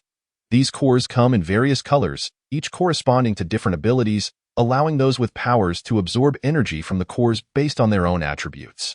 Once the absorbed energy reaches saturation, they can level up. Chapter 25. Mental abilities. Thus, when those with abilities gain a capacity to contend with zombies, the latter's advancement slows, in her previous life, until the moment of her demise. Su Chongxi was aware that the highest level zombie known was a level 9 zombie with dual attributes of wood and fire. A soft gurgle shattered the silence of the room. Xin Xingqian blinked her innocent eyes, directing her gaze towards Su Chongxi's abdomen, and sweetly inquired, Sister, are you hungry? Before Su Chongxi could respond, Xin Xingqian eagerly added, Sister, you need not feel embarrassed to admit it. I still have a bag of bread here. Here, you can have it. As she spoke, Xin Xingqian retrieved an unopened bag of bread from beneath the bed and presented it to Su Chongxi. Amused yet touched, Su Chongxi accepted the bag. After tearing open the packaging and sampling a small piece, she found the taste surprisingly pleasant. The sun had long since hidden away, and the moon had yet to rise. The night enveloped the world like an enormous, expansive curtain, casting a tranquil aura over the realm. The midsummer sky, a deep azure, appeared to be punctured by countless tiny holes, allowing shimmering light to filter through. The firmament was adorned with twinkling stars, like scattered grains of sand across the Milky Way. Reclining gracefully above the heavens, the earth had succumbed to slumber, with only the gentle breeze whispering through the stillness, rendering the streets quiet and desolate. The entire town was enveloped in a serene atmosphere. It was evident that a single bag of bread was insufficient to satiate Su Chongxi's hunger, prompting her to retrieve a bottle of Waha and 2 packets of compressed biscuits from her backpack. She shared the waha and biscuits with Shen Xingchen, who accepted them without hesitation, perhaps driven by an inner voice assuring him, "You can trust this person before you." Upon first meeting this woman, despite her seemingly cold demeanor, he sensed a warmth and familiarity emanating from her. Perhaps, who knows? After having their fill, Su Chongxi approached the bedside, bending down to tidy the bedding. Just as she stood to call Shan Xingchen to sleep, an ominous presence surged into her mind. Instantly alert, Su Chongxi pushed the door open, her eyes scanning the surroundings with caution. Though she found nothing amiss at that moment, it struck her that she had left the little one alone inside the house. Hastily turning around, she collided with a soft object, nearly losing her balance. Steadying herself and focusing, she realized it was the little one. It turned out that the little one had been quietly observing her busy movements, and upon seeing her rush out in a panic, had followed closely behind. Su Chongxi bent down to gently rub the little one's reddened forehead. Just as she was about to speak, she was interrupted by the little one. "Sister, that formidable zombie is coming after us." Su Chongxi paused, scrutinizing the little one intently, making Shan Xingchen feel quite uneasy. She then inquired, "Little one, how do you know the zombie is approaching?" Shan Xingchen hesitated before replying, "I just have a feeling." Upon hearing this, Su Chongxi's heart raced. Could this little one possess mental abilities? Chapter 26. Confronting the level 2 zombie to validate her suspicions, Su Chongxi solemnly asked, "You mentioned that a zombie is pursuing us. Can you sense where it is now?" Shan Xingchen shook his head. "I don't know, but I can feel it moving towards us. If it gets close enough, I'll be able to see it." "How close is close enough?" Perhaps the distance from here to the town entrance. If that zombie reaches the town entrance, I will be able to spot it." Having obtained the answer she sought, Su Chongxi patted Shan Xingchen's shoulder and posed one final question. "Sister wants to know, when did you realize you could see zombies?" "Well, probably after I separated from Han Gij and the others. Along the way, I could sometimes sense the zombies. As a child without combat power, I could only seek out hiding places in advance." Su Chongxi regarded him with admiration, then earnestly cautioned, "Little one, you must not disclose this ability to others casually." Though Shen Xingchen did not comprehend the reasoning behind her words, he sensed that Su Chongxi had his best interests at heart, and thus nodded in agreement. Seeing that the little one acquiesced, Su Chongxi returned to her room to retrieve her backpack. "If that zombie arrives, you must inform me, then return to the house and remember to close the door tightly." Approximately a quarter of an hour later, Shan Xingchen gently tugged at Su Chongxi's sleeve, whispering, "It's here." Su Chongxi immediately reacted, instructing, "Quickly return inside." As she made her way toward the town's entrance, Shan Xingchen released his grip on her sleeve, assuming a serious demeanor. "Be careful," Su Chongxi acknowledged with a brief response. As she approached the town entrance, she spotted the zombie from a distance. The aura of those with abilities is a significant boon for these high-level zombies. Upon sensing Su Chongxi's presence, the zombie grew visibly excited. Su Chongxi felt a rush of wind as the zombie appeared before her, mere inches away. The zombie reached out to claw at her face, but thanks to her quick reflexes, she ducked down, swiftly drawing the dagger from her waist and lunging toward the creature. The zombie was struck, yet it showed no intention of relinquishing its tantalizing prey. It merely paused momentarily before lunging at Su Chongxi once again. Seeing the zombie charge at her, Su Chongxi remained composed, adeptly rolling aside. Unbeknownst to her, a QSG-92 pistol had materialized in her hand. She quickly adjusted her stance to aim, disengaged the safety, chambered around, and pulled the trigger. With a resounding bang, the bullet penetrated the zombie's skull, creating a gaping wound. What Su Chongxi did not realize was that at the moment the gun fired, faint rustling sounds echoed from the darkness. Confirming the zombie's demise, Su Chongxi rushed to its side. Raising her dagger high, she aimed for the back of its head and plunged it downwards. After rummaging around inside the zombie's skull, she finally encountered something solid. Chapter 27. Zombie Rat Swarm. A surge of joy filled Su Chongxi as she extracted the crystal core with her dagger, swiftly sidestepping to avoid the grotesque splatter of brain matter.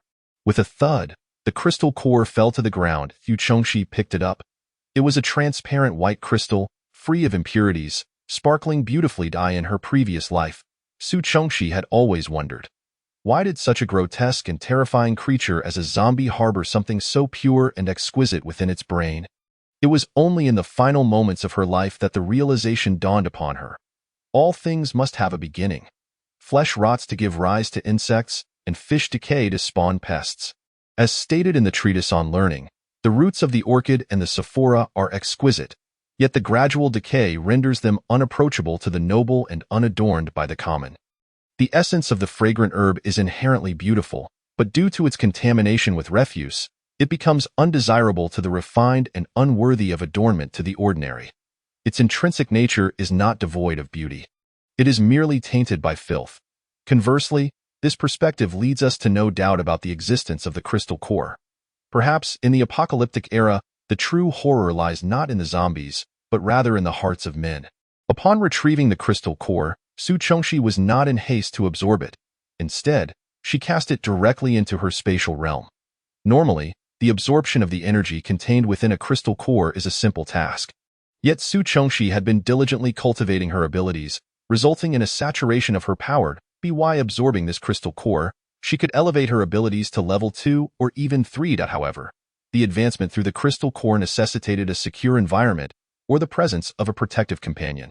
The energy contained within the crystal core not only possesses the potential to enhance the abilities of the adept, but also harbors a virulent infection. This infection is incurable. In her past life, no solution was discovered to eliminate the infectious virus. Fortunately, when an adept absorbs the crystal core, they automatically filter out this virus.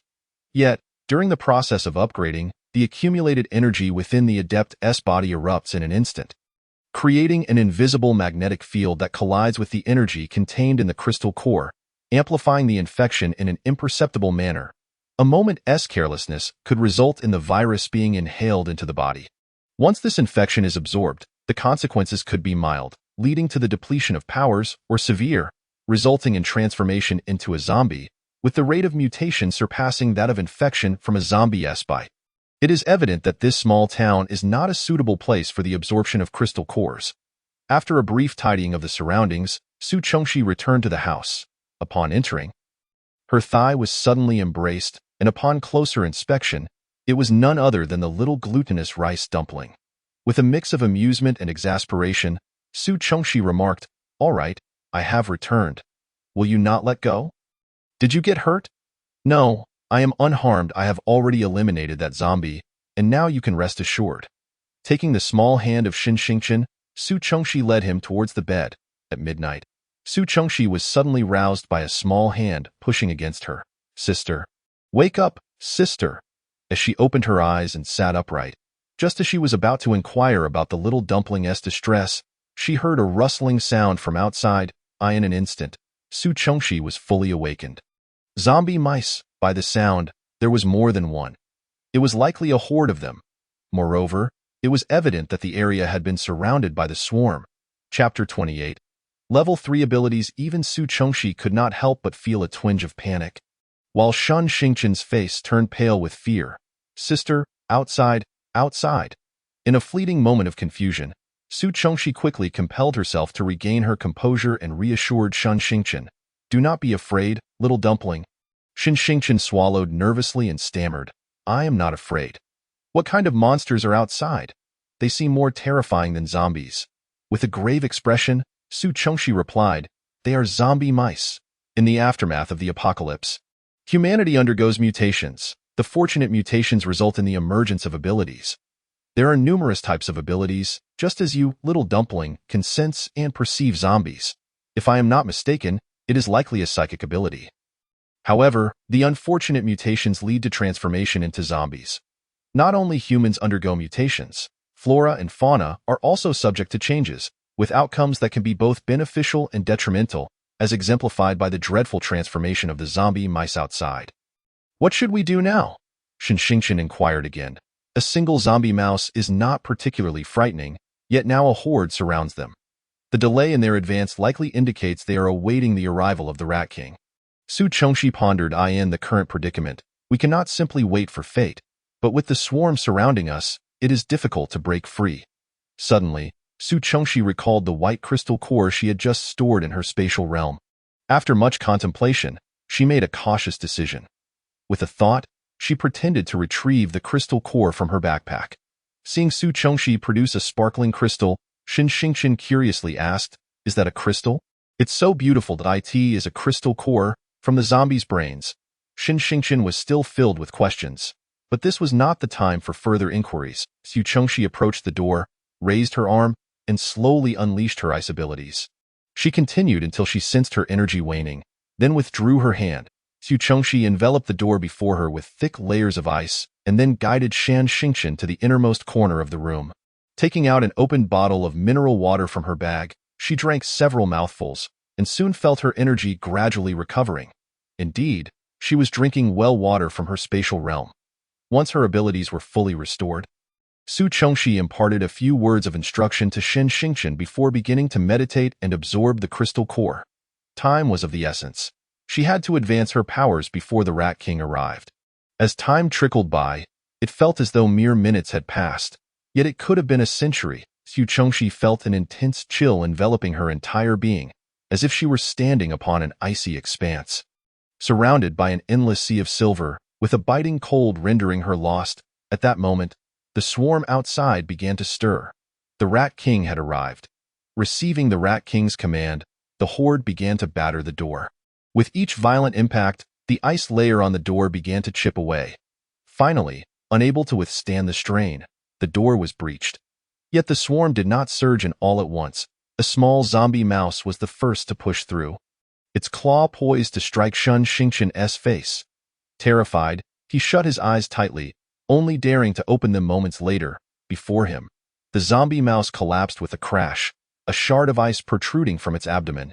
It was Su Chengxi. At a critical juncture, she had finally advanced level 3 abilities. Author's note: I have officially signed a contract today. For a long time, I have wished to write my own novel but hesitated to put pen to paper until today. When I began my first work, I hope that as you read this novel, you will offer your insights. I welcome all rational critiques and will make appropriate revisions. Ultimately, I wish to bring you all a worthwhile piece of literature. Chapter 29. The mutated white tiger. Upon seeing Su Chengxi awaken, Shen Xingqian immediately rushed to her, clutching her leg. Before he could utter a word, he felt a chill at his neck, followed by a rush of iron-scented blood. Looking up in astonishment, he saw a crimson stain at the corner of Su Chengxi's mouth. Alarmed, he quickly released his grip, wiped his neck, and upon inspecting his hand, discovered it was blood. With eyes full of concern, Shen Xingqian asked, "Sister Su, what happened? Why are you bleeding?" "It's nothing, do not worry," Su Chengxi replied nonchalantly. In truth, Su Chengxi felt quite unwell. Absorbing the crystal core to advance was inherently risky, particularly in the current perilous situation. While absorbing, she was not entirely shielded from the outside world, especially with the horde of zombie mice lurking and the presence of the small dumpling. How could she fully relax? It was precisely because she could not truly calm her mind that when the zombie mice began battering the door, her concentration faltered, nearly leading to a catastrophic failure. Fortunately, she managed to regain her focus, immersing herself in the absorption process, thus avoiding error. However, during a pivotal moment of advancement, Su Chengxi felt a jolt in her heart. She sensed that the little dumpling was in danger. It was a curious sensation. Despite knowing it was a critical juncture where she must not be distracted, her body acted independently of her mind, abruptly halting the absorption. Opening her eyes, she witnessed the attack on Shen Xingqian and, without a second thought, unleashed her powers to save him. However, forcibly terminating the absorption of the crystal core resulted in a backlash. Her body had no time to recuperate before unleashing a level 3 ability attack, intensifying the backlash. Su Chengxi now felt her organs as if they were freezing, the flow of her blood sluggishly diminishing. Had she been able to peer within her own body, she would have discovered that her veins had become frozen, blood flow stymied, enveloped in a mist of ice. Given her current condition, she was ill-suited for combat and could not further exert her abilities. She needed to recuperate. Yet, the zombie mice continued to batter the door, and with the entrance being too small, other mice could not enter. The opening had to be enlarged as the wall threatened to collapse. Su Chengxi had no choice but to firmly declare, "Stay put and do not move." Then, she dashed towards the doorway. Su Chengxi maintained her speed, effortlessly picking up the hefty cleaver that had been carelessly tossed by the bedside, and swung it at the zombie rat blocking the entrance. The zombie rat collapsed, and Su Chongxi stepped over its lifeless body to exit the room, faced with a horde of zombie rats. She fought through the agony of backlash, slashing at the creatures while searching for the location of the Rat King. Finally, she spotted it at the rear of the swarm. Seizing the moment, Su Chongxi maneuvered through the gaps in the surrounding rats, fiercely carving a path, stepping on the corpses of the fallen zombies until she reached the Rat King's side. With a powerful leap, she brought her blade down upon the Rat King's head. Yet, the creature did not perish.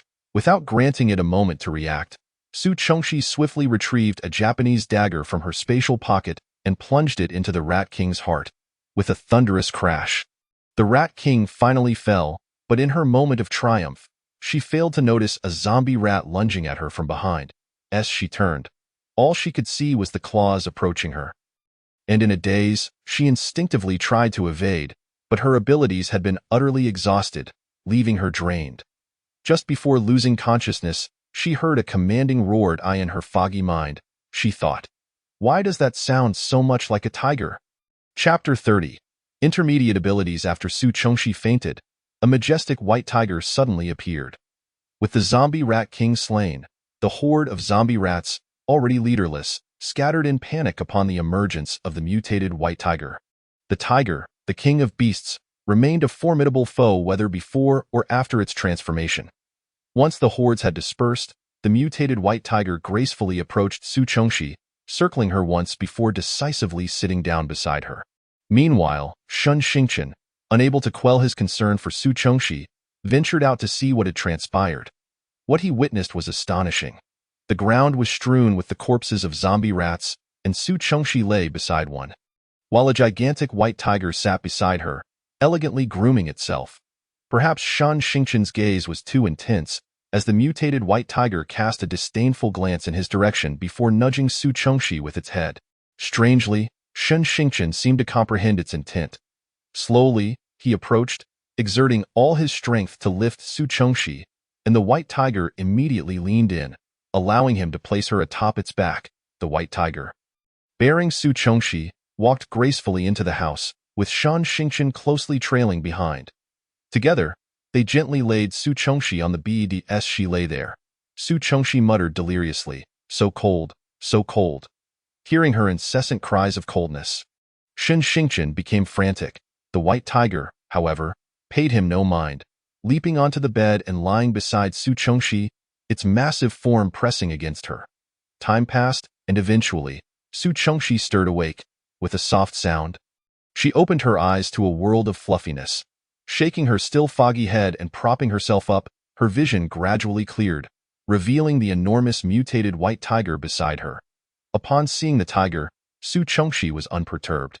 After all, she had heard the roar before losing consciousness, but she had assumed it was merely a figment of her imagination.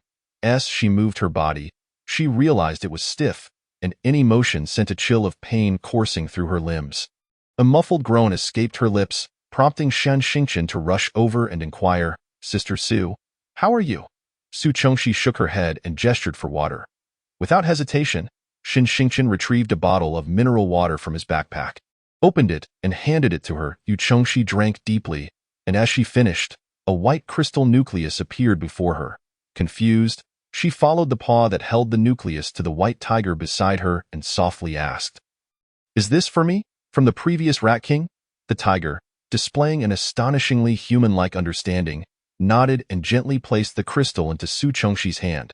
She accepted it graciously, uttering a heartfelt thank you, yet she was not in a hurry to absorb it.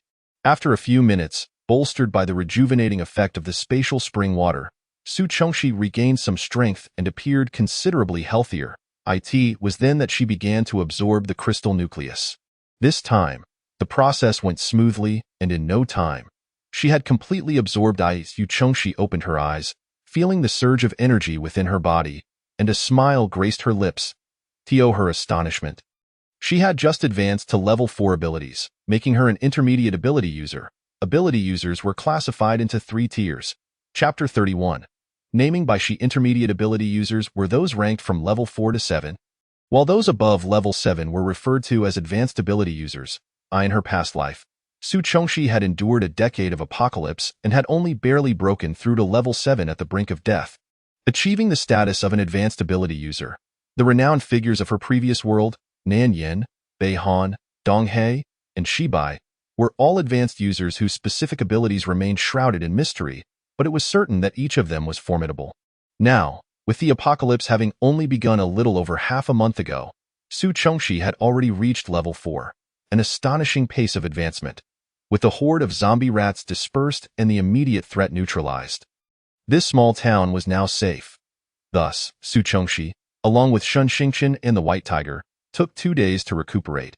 During this time, she discreetly gathered supplies while Shun Xingqian was distracted. On the 3rd day, at the break of dawn, Su Chongxi rose from her slumber. Watching Shun Xingqian still fast asleep beside her, she felt a twinge of conflict and hesitation. For reasons she could not fathom, she felt an inexplicable closeness to this little one. Harboring no defenses against him, it was akin to her previous determination to save him, even at the risk of backlash. A voice within her insisted, "You must treat him well, or you will regret it." Yet, she was reluctant to be swayed by this voice. She did not know what she would regret, but having been reborn, she had vowed never to easily trust anyone again. Previously, she had given Lin Mui a chance, believing she saw purity and sincerity in his eyes, reminiscent of her former self. Yet, he had failed to cherish the opportunity she offered. Now, gazing at Shun Xingqian, Su Chongxi hesitated for the first time. If he were like the chubby child from the villa, despite her inexplicable fondness for him, she would have unhesitatingly abandoned him. Yet, while this little one seemed somewhat aloof, he was endearingly obedient. Su Chongxi found herself truly reluctant to part with him. However, bringing him along would not yield any assistance. Despite his awakening of mental abilities, he would only complicate matters for her. Mental abilities were too precious, and she feared she might fail to protect him adequately. After casting one last glance at the sleeping White Tiger in the corner, Su Chongxi ultimately turned to leave. However, she remained oblivious to the fact that the blanket on the bed had stirred, and the White Tiger in the dark corner had raised its head. As Su Chongxi made her way, she moved slowly, dispatching zombies, honing her abilities, and gathering supplies. One day, while she was engaged in eliminating zombies, a creature suddenly lunged at her from the right. Before she could react, a shadow zipped past, sending the zombie flying with tremendous force. Upon closer inspection, she saw it was the gigantic mutated White Tiger, with a small figure perched atop its back, none other than Shun Xingqian, her little glutinous rice ball. After dispatching the zombie, Su Chongxi approached, drawn in by Shun Xingqian's eager gaze. She knelt down to meet the tiger's gaze, asking, "Have you been following me all along?" The tiger nodded its massive head. "Why? Do you wish to accompany me?" Su Chongxi mused aloud, to which the tiger nodded again. After a moment of contemplation, she declared, "Very well, then you may accompany me." Then, with a smile, she added, "Since you will follow me, I shall give you a name. Let's call you by Shi." Chapter 32. Base in City Z. Shun Xingqian sat atop the back of the mutated White Tiger, feeling quite aggrieved as he watched Su Chongxi and the tiger engage in cheerful conversation, completely ignoring him.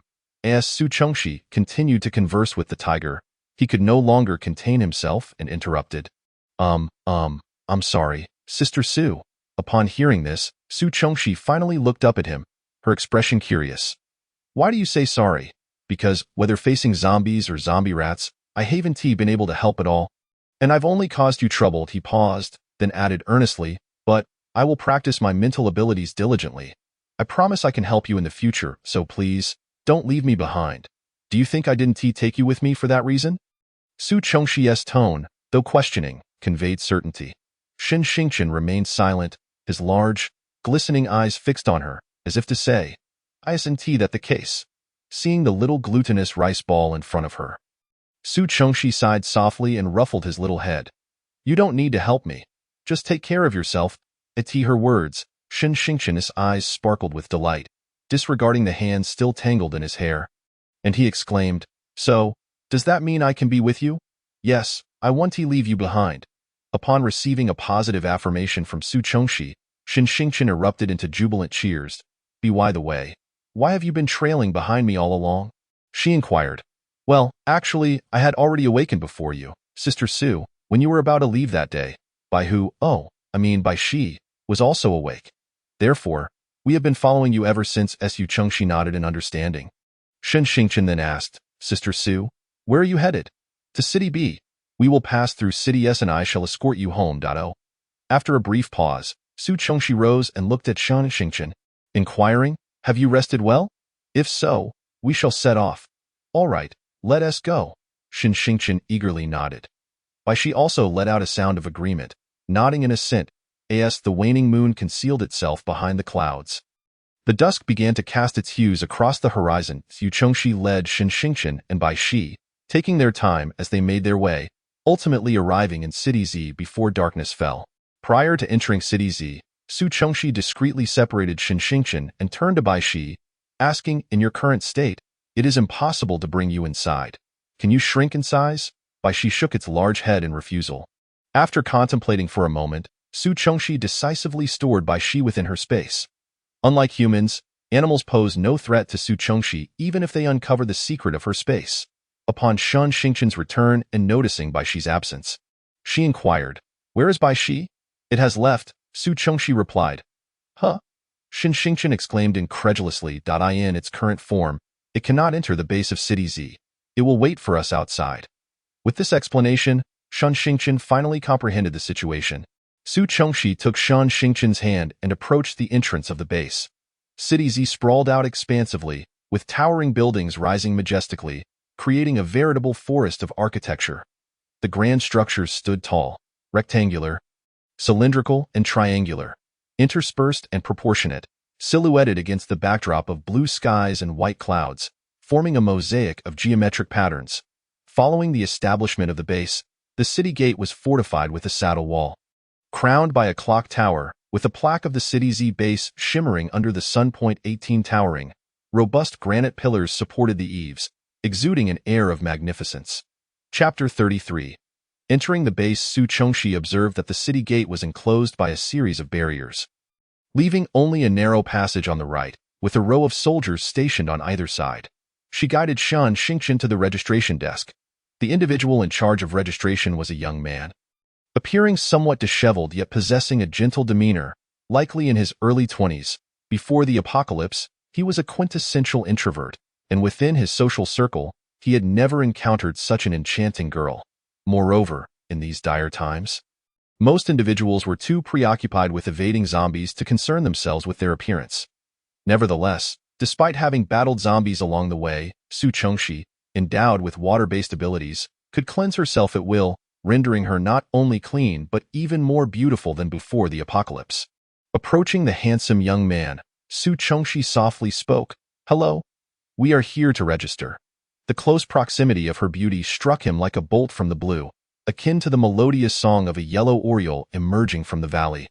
Causing his face to flush crimson, stammering, he replied, Why yes, this is the registration form. Please fill it out. He handed her a sheet of paper. Upon inspection, Su Chengxi found the content simple. Name, gender, age, identification number, and a section for optional indication of any special abilities. She pondered, special abilities? Surely, they refer to extraordinary powers. With this thought, she delicately pointed to the corresponding section on the form, her lips parting slightly. What does special abilities mean? The young man hurriedly explained. It refers to whether you possess any unique powers akin to those described in apocalypse novels, like the ability to form ice spikes or control ice. For instance, upon hearing Su Chengxi's response, his eyes lit up. Yes, of course that counts. Once you complete the form, I will escort you into the base. He did not inquire whether Shen Xingchen possessed any abilities, as he considered her merely a child, incapable of having powers. After completing the form, the young man prepared to lead them inside when Shen Xingchen pointed to the others still waiting in line and asked, Don't we need to queue? Normally, queuing was required, along with submitting rations, but that was only for ordinary people. Given that this young lady could manipulate ice, there was no need for her to wait in line or surrender rations. The base would provide food for individuals with special abilities free of charge. Shen Xingchen nodded, indicating her understanding. The journey continued in silence as the young man led them to the entrance of a residential complex.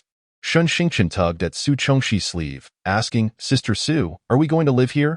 Before Su Chengxi could respond, the young man interjected, Yes, this is Area B, designated specifically for you. Area B? So, There's also an Area A?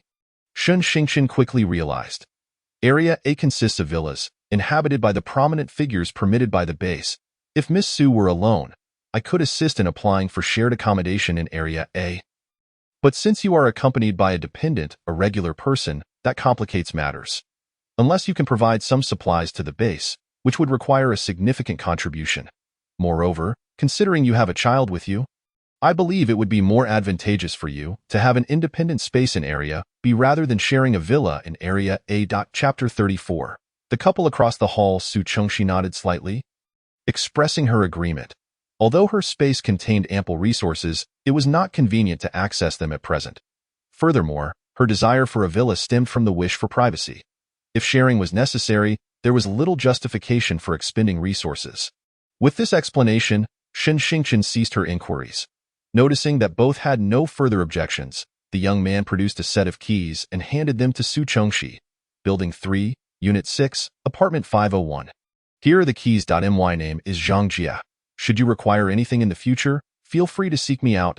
Su Chengxi offered no response, simply accepting the keys. Zhang Jia scratched his head, saying, "You may enter on your own. I have other matters to attend to." Before he could finish, Su Chengxi had already taken Shun Xingqian and turned to enter the complex, following the room number provided by Zhang Jia. Su Chengxi located Building 3, Unit 6. Upon entering the stairwell, Shun Xingqian was unexpectedly jostled from behind, nearly losing her balance. Thankfully, Su Chengxi reacted swiftly, steadying her just in time. Before either could voice their concerns, a loud, irate voice erupted from behind. "Who dares to bump into me?" They turned to see a woman in her 30s glaring at them. Upon noticing their gaze, she immediately exclaimed, "How dare you two collide with me? Are you blind? Upon my return, you couldn't even make way for me? Who has eyes in the back of their head?" Shun Xingqian muttered under her breath, though loud enough for the woman to hear. "How rude! You should learn some manners." "Excuse me, you little brat, dare to retort?" The woman moved to twist Shun Xingqian's ear. Su Chengxi swiftly intercepted the woman's hand, applying enough force to redden and swell it. Infuriated, Shun Xingqian shoved the woman, causing her to stumble and fall. "Ha! You almost made me fall, and now you want to hit me." Su Chengxi had no intention of prolonging the confrontation. She grasped Shun Xingqian's hand and continued up the stairs. The woman regained her footing and, seeing Su Chengxi and Shun Xingqian's figures disappearing around the corner, hastily pursued them. Su Chengxi halted before Apartment 501, taking out the keys, inserting them into the lock, and turning them. With a click, the doors swung open. Accompanying this was the woman's voice from the stairwell. "Ah, so you're the new resident living across from me. Truly, not enemies, yet bound to meet. I will teach you a lesson today." As she lunged forward to grab Su Chengxi's hair, a deep voice emerged from the adjacent apartment, commanding, "Stop, Sun Ling." The woman paused, turning to face the man at the door, her displeasure evident. "Darling, why are you out here? I want to teach this woman a lesson. Don't stop me." The man, with his dark complexion, thick lips, and prominent features, appeared earnest and straightforward. He replied impatiently, "She is new here. What could she have possibly done to deserve your wrath? She was with that child earlier. They intentionally bumped into me, causing me to fall." The woman began distorting the truth. Chapter 35. The underground auction. Only then did the man focus on Su Chengxi, whom he had previously overlooked. Upon seeing her, a flicker of astonishment crossed his eyes before he addressed the woman. "Sun Ling, you are once again fabricating lies. Why would someone new intentionally bump into you?" The woman caught a glimpse of the astonishment that flickered in the man's eyes and immediately placed her hands on her hips, exclaiming, "Well, Li Jiangwen, have you taken a fancy to that little hussy?" Helping her speak in her defense, the man retorted, "Don't be ridiculous. What do you mean I'm helping her? Can you guarantee that what you say is the truth? Do you think I don't know? You take advantage of being my wife, Li Jiangwen, and stir up trouble everywhere." Who said that? Which scoundrel dares to slander me?" she continued. "If one or two of you are spreading rumors, what about 3 or 4? The residents of this entire floor have come to complain to me. Can it possibly be false? Do you know what they say about you behind your back? They say you are a tyrant relying on your power. I am too embarrassed to face anyone." Fu Chengxi quietly observed the couple's quarrel, finding it exceedingly tedious. and casually pulled over Shun Xingchen with a resounding bang. She slammed the door shut. Outside, the woman's voice could still be faintly heard. "Little hussy, how dare you give me the cold shoulder, you shameless creature. Come out." A man's furious shout followed. "Shut up." Su Chongxi had been leveling up by slaying zombies, and she was utterly exhausted. Ignoring the commotion outside, she walked into her bedroom and collapsed onto the large bed. Fortunately, the bedroom had excellent sound insulation, and soon only the sound of her peaceful breathing could be heard. She had fallen asleep. Noticing how quickly Su Chongxi had drifted off, Shun Xingchen settled himself on the sofa to delve into his studies of his psychic abilities. He was determined to diligently cultivate his powers, so that he could protect himself and Sister Su. Shun Xingchen mused. The next morning, Su Chongxi awoke and knocked on Shun Xingchen's door, but received no response. He must still be asleep. I wonder when this little bundle fell asleep last night, she thought. Not wanting to disturb him further, Su Chongxi headed to the kitchen, fiddling around for a while before ultimately giving up. Ever since the power outage, the household appliances had become useless. She resolved to find time to acquire a couple of generators, she thought. Finally, she resorted to preparing some bread and ham for breakfast. With breakfast ready, Su Chongxi went to call Shun Xingchen to rise. Just as she lifted her hand to knock, the door swung open. Shun Xingchen emerged wearing the dinosaur pajamas Su Chongxi had prepared for him, rubbing his sleepy eyes and swaying slightly as he walked out. His cheeks were flushed, and as he opened his drowsy eyes, he scratched his messy hair and stretched, yawning. Truly, he was utterly adorable. At that moment, a knock at the door jolted Su Chongxi from her reverie. She immediately walked to the door and opened it. Standing outside was the handsome young man who had brought them here yesterday. What was his name again? Oh, right, Zhang Jie. Zhang Jie sheepishly scratched his head and said, "Sorry for bothering you so early." "No problem, it's not too early. What is the matter?" Su Chongxi replied nonchalantly. "I came to inform you that there will be an underground auction this afternoon. Would you like to attend? An underground auction?" She had heard of such events in her past life, yet had never had the opportunity to participate. Each time she was invited, the Liu family had declined on her behalf without her knowledge, insisting that the place was rife with danger and that a girl like her should not go. This time around, since there was an opportunity, she was curious to see what this so-called underground auction was all about. Thus, Su Chongxi lazily replied, "In that case, let's go take a look." "All right, Miss Su, shall I come pick you up this afternoon?" Zhang Jie asked tentatively. "Sure. Is there anything else?" "No, nothing at all with that." He closed the door with a bang. In the afternoon, while Su Chongxi and Shun Xingchen were practicing their abilities in their room, they were suddenly interrupted by a knock on the door. Shun Xingchen hurried to answer it. Outside stood a middle-aged man, who greeted them. "Hello? I'm here to take Miss Su to the underground auction as assigned by the captain." Su Chongxi approached him. "Hello, Miss Su.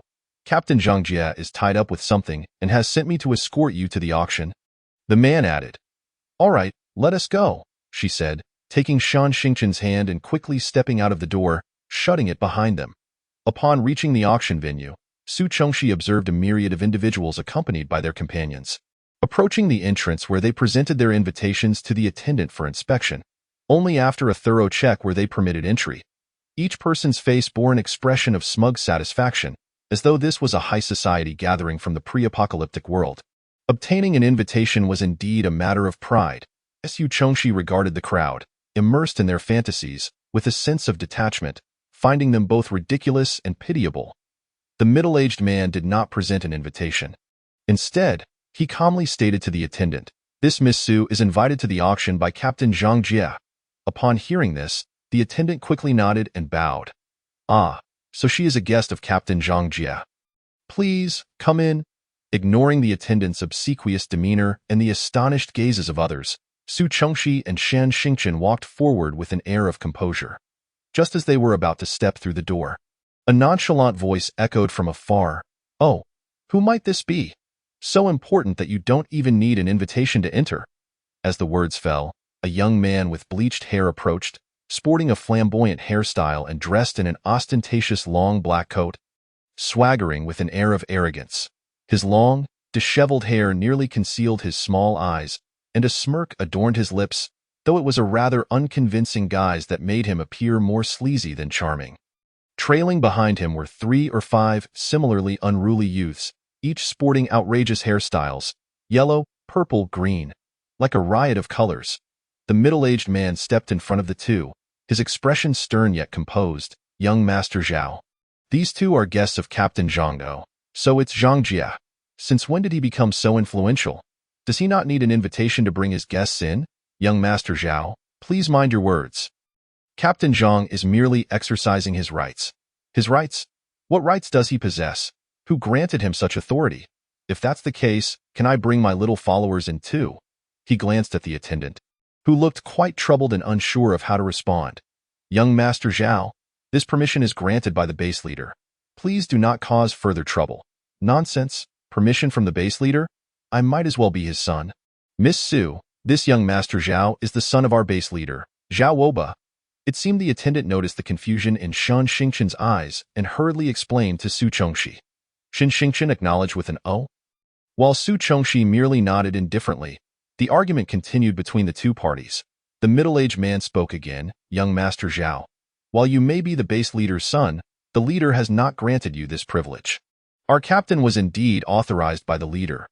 The leader provided our captain with 2 slots for the auction, which he graciously offered to Miss Su. Do you have any further questions?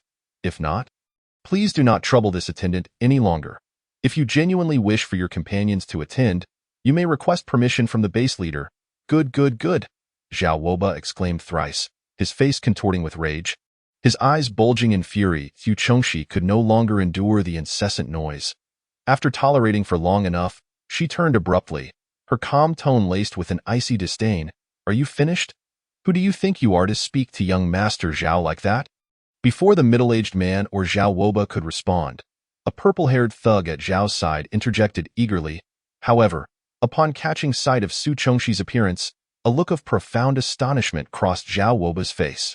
He promptly kicked the purple-haired thug aside, scolding him to get lost. He then turned to Su Chongxi with a grin. This young lady, you must be Captain Zhang's guest. Allow me to offer you a word of advice. Zhang Jie is merely a small captain with no future. But I am different. Do you know who I am?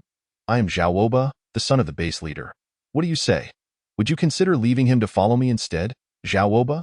Quite an impressive name. Su Chongxi chuckled whimsically. Of course. My father named me. He said I lacked wood and water in my 5 elements.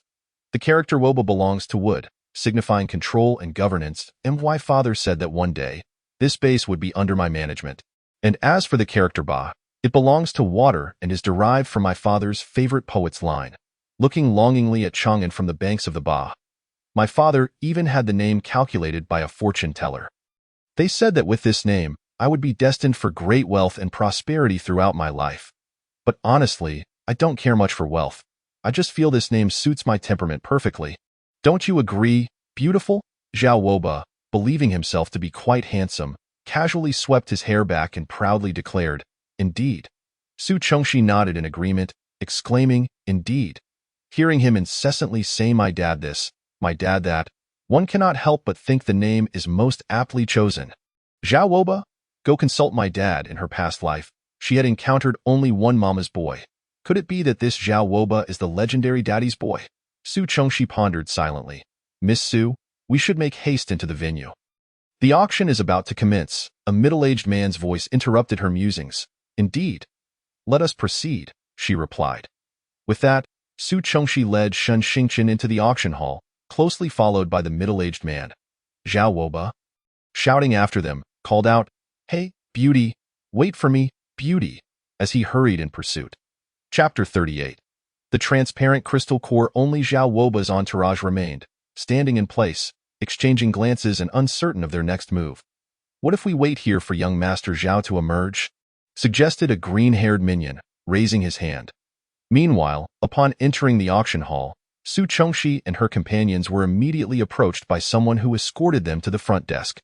There, a single reception lady and an elderly gentleman, appearing to be in his twilight years, awaited them.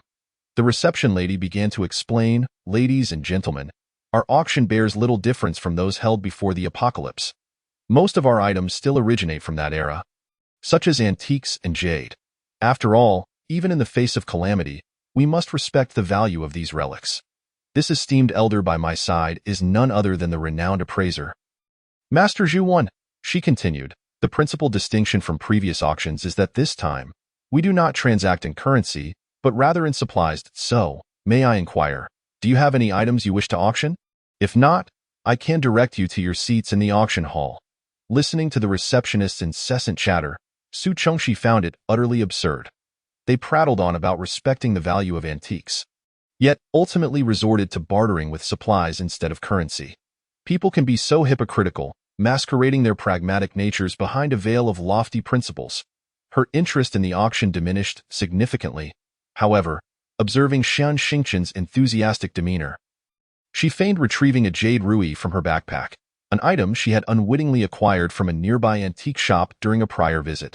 Following Master Zhu's appraisal, this jade ruby would soon grace the auction stage. As they were guided into the auction hall, the middle-aged man prepared to take his leave, stating, "Miss Su, my duties here are complete. There are pressing matters at the base that require my attention, so I must depart. My apologies." Su Chongxi nodded in acknowledgement. Subsequently, she and Shen Xingchen took their seats in the 10th row. After a brief wait of around 10 minutes, an elderly auctioneer ascended the stage. "First and foremost, I wish to express my gratitude to everyone present today for attending this auction. The value of our items is tangible, yet genuine sentiment is priceless. Even in these dire times, one could not help but admire the auctioneer's experience." His mere words sparked excitement among the crowd, though Su Chongxi remained unmoved. "I hereby declare the auction officially open. For our first item, allow me to introduce." As the auction progressed fervently, Su Chongxi found herself utterly bored. Even when her jade ruby was presented for bidding, she paid little attention. Until, that is, a particular item caught her eye. "I now present to you an extraordinary item, the provenance of which its owner himself does not fully comprehend." According to his account, while traversing a village, he stumbled upon a scene of numerous slain zombies. And beside one of the corpses, he discovered this item. After the auctioneer's introduction, the crowd hesitated, failing to raise their paddles. They were not foolish. While the item appeared striking, its mysterious origins, found amidst the undead, provoked hesitation regarding potential infection. Unlike the others, Su Chongxi recognized it immediately: a crystal core. A transparent crystal core. Chapter 39. Classification of crystal cores. As previously mentioned, crystal cores come in various colors, each corresponding to different supernatural abilities. The white core is the most common, yet it is also the most gentle and accommodating, as it does not conflict with any ability type. This means that supernatural beings of any attribute can absorb a white crystal core, albeit with significantly diminished effectiveness. Other colored cores must be absorbed by corresponding ability users. Otherwise, they will induce backlash. The crimson core corresponds to fire abilities, the golden core to metal abilities, the tea green core to wood abilities, the light blue core to water abilities, the dark brown core to earth abilities, and the violet core to lightning abilities. If the likelihood of producing a white crystal core is 100%, then the chances of generating the aforementioned colors is merely 50%. At this moment, the crystal core on the auction stage was transparent, distinct from the white cores as it truly reflected one's shadow. Although white is often deemed colorless, it possesses the highest luminosity, representing purity, while transparency signifies a certain clarity. If one considers that elemental ability users have a 50% chance of finding their corresponding colored cores, special ability users, such as those with spatial, healing, or psychic abilities, typically can only absorb white cores, which offer minimal assistance, thereby impeding their advancement. However, it is important to note that these special ability users do have corresponding colored cores available for absorption, the transparent core. Yet, acquiring this core is exceedingly difficult. Compared to the 50% chance of producing elemental cores, the probability of generating a transparent core is less than 1%, often deemed negligible. Therefore, the transparent core is a rare treasure, invaluable to special ability users, even if it may hold little worth to others. In her previous life, Su Chongxi had heard a rumor. A person fortuitously came upon a transparent core. Coincidentally, a leader of a small base, a level 3 psychic ability user, was struggling to break through the initial stage of his powers. He sought to exchange the entire base's supplies for the transparent core. However, the individual grew greedy, absconding with both the supplies and the core. The furious base leader vowed to pursue him to the ends of the earth. Later, rumors circulated that someone had seen the man's corpse, but a thorough search revealed no trace of the transparent core. Ultimately, it remained a mystery who had taken it. Thus, at this moment, Su Chengxi was brimming with excitement. Even though she typically maintained her composure, her heart raced with exhilaration, akin to the tumultuous waves of the ocean. Refusing to settle, her eyebrows arched lightly, and a smile involuntarily tugged at her lips, gradually widening until it resembled a blooming lotus, unable to be contained. Her cheeks flushed with emotion, radiating a captivating allure. Chapter 40. A good beating until a soft, questioning voice broke through her reverie. Sister Su? What's wrong? Shin Xingqian's voice snapped Su Chengxi back to reality. Striving to suppress her overwhelming excitement, she quickly adopted a facade of calmness. Then, she raised her bidding paddle high, her voice amplified through the microphone. 25 bags of Kong Shifu braised instant noodles. The starting bid was 20 bags. And without hesitation, Su Chengxi added 5 bags to her offer, leaving no one to contest her bid. The auctioneer, performing his customary rhetorical flourish, inquired, "Excellent. 25 bags of instant noodles. Is there any further bidding?" After 3 consecutive inquiries met with silence. The auctioneer, fearing Su Chengxi might retract her bid, decisively concluded, "Very well. Congratulations to the audience member in row 1, number 3, for acquiring this item." The auctioneer was no fool. Previous items had fetched bids of merely 3 to 5 bags of bread or 6 to 10 sausages. To have this mysterious item bid at 25 bags of noodles was indeed a pleasant surprise. After all, while antiques and jade might have commanded a fortune before the apocalypse, in these dire times, supplies were of utmost importance. Were it not for the base leader's approval of this auction, to save face, who would willingly trade their hard-earned supplies for a seemingly useless antique? After the auction concluded, following the established procedures, Su Chengxi completed the transaction with a swift exchange of currency for goods, promptly tossing the transparent crystal core into her backpack. As she strolled out of the auction hall, she noticed a shadow darting past her. Suddenly, an exaggerated figure with purple hair materialized before her, arms outstretched, blocking her path. With a loud and boisterous voice, he shouted to a companion nearby, "Boss, boss, it's out, it's out." Following the direction of the purple-haired individual's gaze, Su Chengxi spotted a figure surrounded by a throng of colorful characters. Wasn't that? Who was it again? Zhao Woba? Oh yes, the one who sought my father. It seemed that Zhao Woba noticed Su Chengxi's gaze as he snapped his fingers, prompting his entourage to part and create a clear passage. He then theatrically swept his arm from above his head to across his chest, bowing slightly as he declared in unison with his followers, "Boss, please." Zhao Woba nodded lightly, ostentatiously adjusting his attire before swaggering up to Su Chengxi. He shot a glare at the purple-haired individual, reprimanding him. "What are you making all that noise for?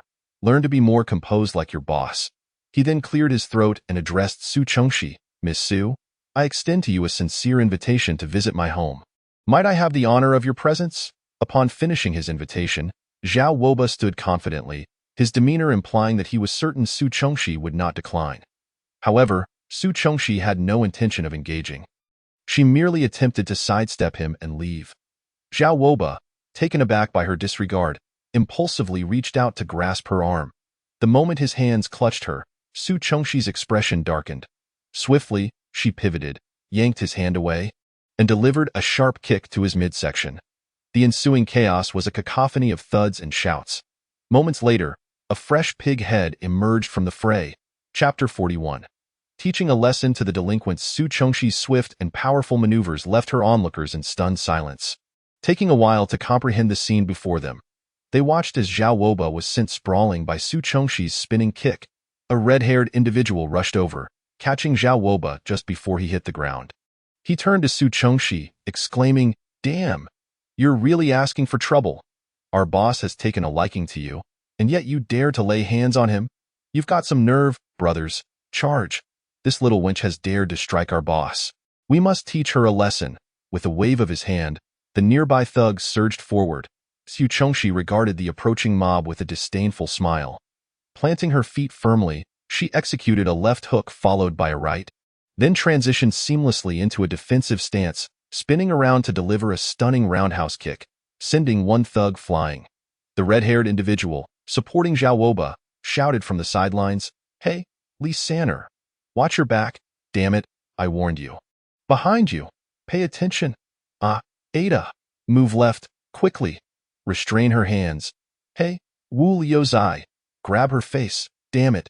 You can't even handle one woman. What a bunch of useless fools, red-haired. Stop standing there talking. If you're so capable, get in the fight yourself." The purple-haired thug, having been kicked aside, staggered to his feet, feeling as if the world was spinning around him. He heard the red-haired individual ranting and couldn't help but retort. The red-haired thug, furious, shouted, "Wu Liuzai, what did you just say? I told you to grab her face. You can't even handle that and then blame me for standing around." Zhao Woba, having been thoroughly beaten by Su Chengxi, felt dazed. Seeing stars, 1, 2, 3. At that moment, the clamor around him became a chaotic din, leaving him agitated. Without even recognizing who was supporting him, he forcefully broke free from their hold and flung the red-haired thug away. Having dealt with the group of delinquents, Su Chengxi felt elated. She clapped her hands, pulled the obedient Shan Xingqian closer, and made a stylish exit without looking back. Among the crowd that had witnessed this one-sided confrontation, some were exhilarated while others sighed in disappointment. Finally, someone has put Zhao Woba in his place. He has always been a bully, flaunting his power as the son of the district chief. Indeed, it's about time someone taught those thugs a lesson. But poor girl, she is definitely in for trouble now. After all, Zhao Woba is the son of the district chief. Exactly. The chief may seem wise, but he is incredibly protective of his son. Zhao Woba's arrogance stems from his father's indulgence. Now that the girl has publicly struck him, the chief will undoubtedly come after her. The murmurs of the crowd went unheard by Su Chengxi, and even if she did catch a word, she wouldn't have cared. At that moment, she had already returned home with Shan Xingqian. Chapter 42. Absorbing the transparent crystal core upon arriving home, as soon as Su Chengxi settled onto the sofa, a series of persistent knocks echoed at the door. She feigned ignorance, unwilling to respond. However, the knocking continued relentlessly, as if the visitor was determined to keep at it until she opened the door. Shan Xingqian glanced at Su Chengxi before jumping off the sofa and sauntering towards the door. Standing outside was none other than the woman from across the hall, Sun Ling. Shan Xingqian, adhering to proper etiquette, politely asked, "Auntie, may I inquire what brings you here?" Yet internally, he seethed with impatience, thinking, "Oh great, it's this annoying woman again. What could she possibly want?" Sun Ling shot him a glare, craning her neck to peer inside as she demanded, "Why are you the one answering the door? Where's that little vixen? Bring her out." Shan Xingqian rolled his eyes, maintaining a neutral expression, though internally he was cursing her out. After a prolonged wait with no sight of Su Chengxi, Sun Ling shouted into the house, "Little vixen, I know you're in there. Are you too scared to come out? Well, I heard you assaulted Zhao Dasha. He is the son of the district chief. By offending him, you've offended his father. Do you really think you can remain in this district? Dream on. I'll tell you, little vixen, your good days are over. Just wait for the district chief to send someone to deal with you. You re the real witch, don't speak ill of Sister Su." Sun Ling's words failed to provoke Su Chengxi, but they ignited Shan Xingqian's anger. Her little face flushed with emotion, her round eyes widened, and her small mouth pouted. After declaring her retort, Shan Xingqian slammed the door shut, nearly catching Sun Ling's nose in the process. Fortunately, Sun Ling reacted quickly enough to avoid being pinched. Fuming, Shan Xingqian returned to the living room, where she found Su Chengxi leisurely seated on the sofa, showing no signs of anger. Curious, she asked, "Sister Su, aren't you upset that nasty woman outside was insulting you?" "What nasty woman? Was someone outside just now? All I heard was a loud barking. If a dog bites you, why would you stoop to bite back? That would only leave you with a mouthful of fur." Su Chengxi gently ruffled Shan Xingqian's hair, imparting this lesson earnestly. Shan Xingqian felt something was amiss but couldn't quite put her finger on it, so she nodded emphatically, committing Su Chengxi's words to memory. Alas, a precious bud of the future, led astray by Su Chengxi, but that is a tale for another time. After imparting her wisdom to Shan Xingqian, Su Chengxi retrieved the transparent crystal core she had acquired at the auction. Handing it to Shun Xingqian, she said, "This is a transparent crystal core. If you absorb it, it will help enhance your abilities. What should I do?" "First, sit down. Place the crystal core in your palm, close your eyes, and focus your mind, clearing away all distractions. Feel the energy flowing within you, and sense the energy from the crystal core resonating with your own spiritual energy." Author's note: the new school term has begun, so future updates may be delayed. Today has been particularly busy, and I've written these 4 chapters rather hastily. I hope for your understanding. Chapter 43. Dizziness Skill. Control the spiritual energy within your body. Gradually approach the crystal core and absorb the energy that resonates with you. Under the watchful guidance of Su Chengxi, Shun Xingqian meticulously absorbed the energy from the transparent crystal core step by step. Approximately 10 minutes later, Shun Xingqian abruptly opened his eyes. At that very moment, Su Chengxi caught a fleeting flash of silver light in Shun Xingqian's gaze, which left her momentarily dazed. She speculated that perhaps Shun Xingqian had acquired a new skill. Could it be an illusion technique? Before Su Chengxi could voice her inquiry, Shun Xingqian eagerly interjected, Sister Su, this time, however, his excitement rendered him somewhat incoherent. After taking a deep breath to steady himself, he continued, "Sister Su, thank you for teaching me how to absorb the crystal core. The process was remarkably smooth. Moreover, I believe my internal crystal cores have reached a state of saturation. Does this mean that if I absorb another crystal core, I could advance to a level 2 ability?" Shun Xingqian gazed at Su Chengxi with anticipation. Su Chengxi nodded in affirmation. "Indeed, you have reached the pinnacle of level 1, and a breakthrough to level 2 is imminent. The transparent crystal core is particularly suited for mental-type ability users like yourself. After this absorption, your understanding of mental abilities will deepen, allowing for better control." Noticing the silver light that had shone in his eyes upon waking, she added, "I sensed a momentary daze. Have you perhaps learned a new skill?" It seems so, but it appears to only affect humans. Is it an illusion?" Shun Xingqian explained that it resembles an illusion, but it's not quite that. It seems to induce dizziness in humans. Dizziness? If that's the case, with more practice, you may even be able to use it on zombies in the future. Su Chengxi encouraged. "Understood. Sister Su, I will return to my room to diligently cultivate my powers," Shun Xingqian declared with utmost seriousness.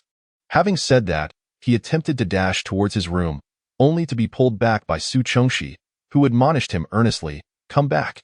You are still young. Having just absorbed a crystal core, you must take the time to rest and consolidate your energy. Rather than continuing to train frantically, remember, haste makes waste." Thus, under Su Chengxi's vigilant supervision, Shun Xingqian slept soundly until the following morning. After rising and having breakfast, Su Chengxi began instructing Shun Xingqian on how to enhance his new skill. Although she was not a mental-type ability user, she had been an ability user in 2 lifetimes and possessed dual abilities herself. Therefore, she could impart her training methods and experiences to him, enabling him to absorb and adapt them into his own unique practice. Their training session was suddenly interrupted by a knock on the door. "Continue practicing. I will answer the door," Su Chengxi instructed Shun Xingqian as she rose to open it. Standing at the door was the middle-aged man previously sent by Zhang Jie to escort them to the auction. Upon seeing Su Chengxi, the man bowed deeply before straightening up and respectfully addressed her. "I apologize for the interruption, Miss Su. The base leader wishes to meet with you regarding an important matter and specifically instructed me to invite you. Your presence is essential. The author wishes to express. I feel a bit overwhelmed, as I believe my writing is somewhat lacking, yet it brings me joy to see comments and feedback, indicating that there are still readers for my novel. Even if just one person enjoys it, I will persist in my writing journey." Chapter 44. Zhao Wentao. Though Su Chengxi had anticipated this meeting, she did not expect it to come so swiftly. It seemed that the base leader was quite fond of his son. She mused. Turning towards the living room, she gestured for Shun Xingqian, who was engrossed in his abilities, to join her. Upon seeing her beckon, Shun Xingqian hurried over. Su Chengxi took his small hand and addressed the middle-aged man. "Let us go." With that, they exited the room, locking the door behind them. The middle-aged man led the way, with Su Chengxi and Shun Xingqian following closely, maintaining a steady pace without looking away. After navigating several streets, they finally arrived at a grand and imposing office building. The middle-aged man ushered them inside. Due to the apocalyptic circumstances, the elevator was out of service, so they ascended the stairs, reaching the 7th floor in one breath. The middle-aged man halted before an office door and gently knocked. Base leader, Miss Sue has arrived. A moment later, a deep, gravelly voice resonated from within, imbued with a metallic resonance. Enter, upon receiving permission. The middle-aged man opened the office door, slightly bowing as he gestured for them to proceed. Su Chengxi and Shun Xingchen stepped inside, while the man gently closed the door behind them. The office was simply yet elegantly arranged. Featuring only a large sofa and an imposing desk, Su Chengxi held Shun Xingchen's hand as they stood before the desk, observing the figure seated in the office chair, which faced away from them, tall and imposing. They waited in silence, the atmosphere growing heavy, punctuated only by the faint ticking of a clock. Was the base leader attempting to intimidate her? Did he think such tactics would unnerve her? As these thoughts raced through her mind, Su Chengxi relaxed her posture, even considering whether to take a seat on the sofa, as standing for too long was beginning to cause her discomfort. An air of tension filled the room, akin to the scent of gunpowder. Ultimately, Su Chengxi maintained the upper hand. The base leader pressed a red button on the armrest of his chair, causing it to slowly rotate towards them. As the man turned to face them, Su Chengxi was struck by the reality of a true backshadow killer, finally understanding the widely circulated phrase. A visage that can intimidate 1,000 troops, turning heads that could frighten 1,000,000 lords. With a prominent beer belly and facial features that were only somewhat well-defined, his brows were thick and dark, resembling brush strokes, and his small, slanted eyes were narrowed to mere slits. The most striking aspect was his balding head, which gleamed like a mirror. He crossed his legs and scrutinized Su Chengxi for a moment before leaning forward in his chair, extending a large, greasy hand. Miss Su Chengxi, I presume? Greetings. I am Zhao Wentao, the base leader of Z City. I have heard that you were the one who confronted my son. Noticing Su Chengxi's reluctance to shake hands, he displayed no embarrassment, naturally retracting his hand and continuing. Miss Su, you need not feel anxious. I have indeed called you here for an important discussion, not to cause you trouble. Chapter 45. Mission Miss Su, I am a very reasonable person. I am well aware of my son's character and the mischief he often indulges in under my name at the base. The people here tolerate him for my sake, enduring his antics as best they can. I have been preoccupied with managing the base and have neglected his upbringing. I understand that you would not have harmed my son without cause. It must be that he inadvertently offended you, prompting your reaction. Rest assured, I shall ensure he is properly disciplined from now on, and he will not dare to cross you again. Therefore, you need not worry about me seeking retribution. Rather, I am grateful that you took the time to teach him a lesson. Zhao Wentao's words were sincere and heartfelt, so much so that an inexperienced individual might have been swayed by his facade of earnestness. Lowering their guard, Shun Xingchen, standing nearby, appeared deeply moved by Zhao Wentao's words. Had Su Chengxi not intervened, he might have rushed forward to pat the man's shoulder, exclaiming, with a son like that, Uncle, you must be quite troubled. But who was Su Chengxi? She was someone who had experienced death once. From the moment Zhao Wentao turned to assess her, she keenly perceived the hatred and malice lurking deep within his eyes. Su Chengxi interjected, cutting off Zhao Wentao. Base leader, let us set this matter aside for now. Did you not mention that you had important issues to discuss with me? What is it? Very well, let us not dwell on this incident. I indeed have significant matters to consult with you about. However, before we proceed with that, I must confirm something with you. I heard from the staff at the entrance that you possess the ability to manipulate ice. Is that true? Indeed, Su Chengxi replied with a calm demeanor. Well, Miss Su, you must be aware that you are not the only one with such unique abilities. The Z City base welcomes individuals like you with open arms. Those possessing such abilities are afforded excellent treatment within our base, including complimentary housing and food. However, Miss Su, you must understand that the complimentary food you receive is provided by those ordinary individuals within the base. Although these common folk may not possess your remarkable abilities, you are nonetheless benefiting from their generosity, and thus, it is only fitting that you reciprocate in kind. Since we currently reside in the Z City base, we ought to collectively strive for its development. As the saying goes, with great power comes great responsibility.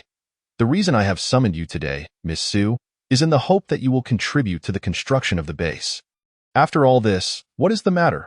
Su Chengxi inquired impatiently. In truth, it is not a matter of great significance. I believe it will be quite simple for you. Miss Su, I wish for you to participate in a mission. What kind of mission? Here, this is the detailed information regarding the task at hand. It should pose no difficulty for you, especially considering that your son is currently unable to rise from bed at home. I trust you possess some skills. The author has something to say. Today's fourth update, Chapter 46. Heading to the assembly, Zhao Wintao remarked with significance. The information states in great detail, this mission has been rated as Class A. The destination is a small power plant located not far from the base. The objective is to acquire the power supply equipment from the plant. The reward for this mission is 50 boxes of supplies, with additional compensation determined by the amount of equipment collected. In other words, those who gather more equipment will receive greater rewards.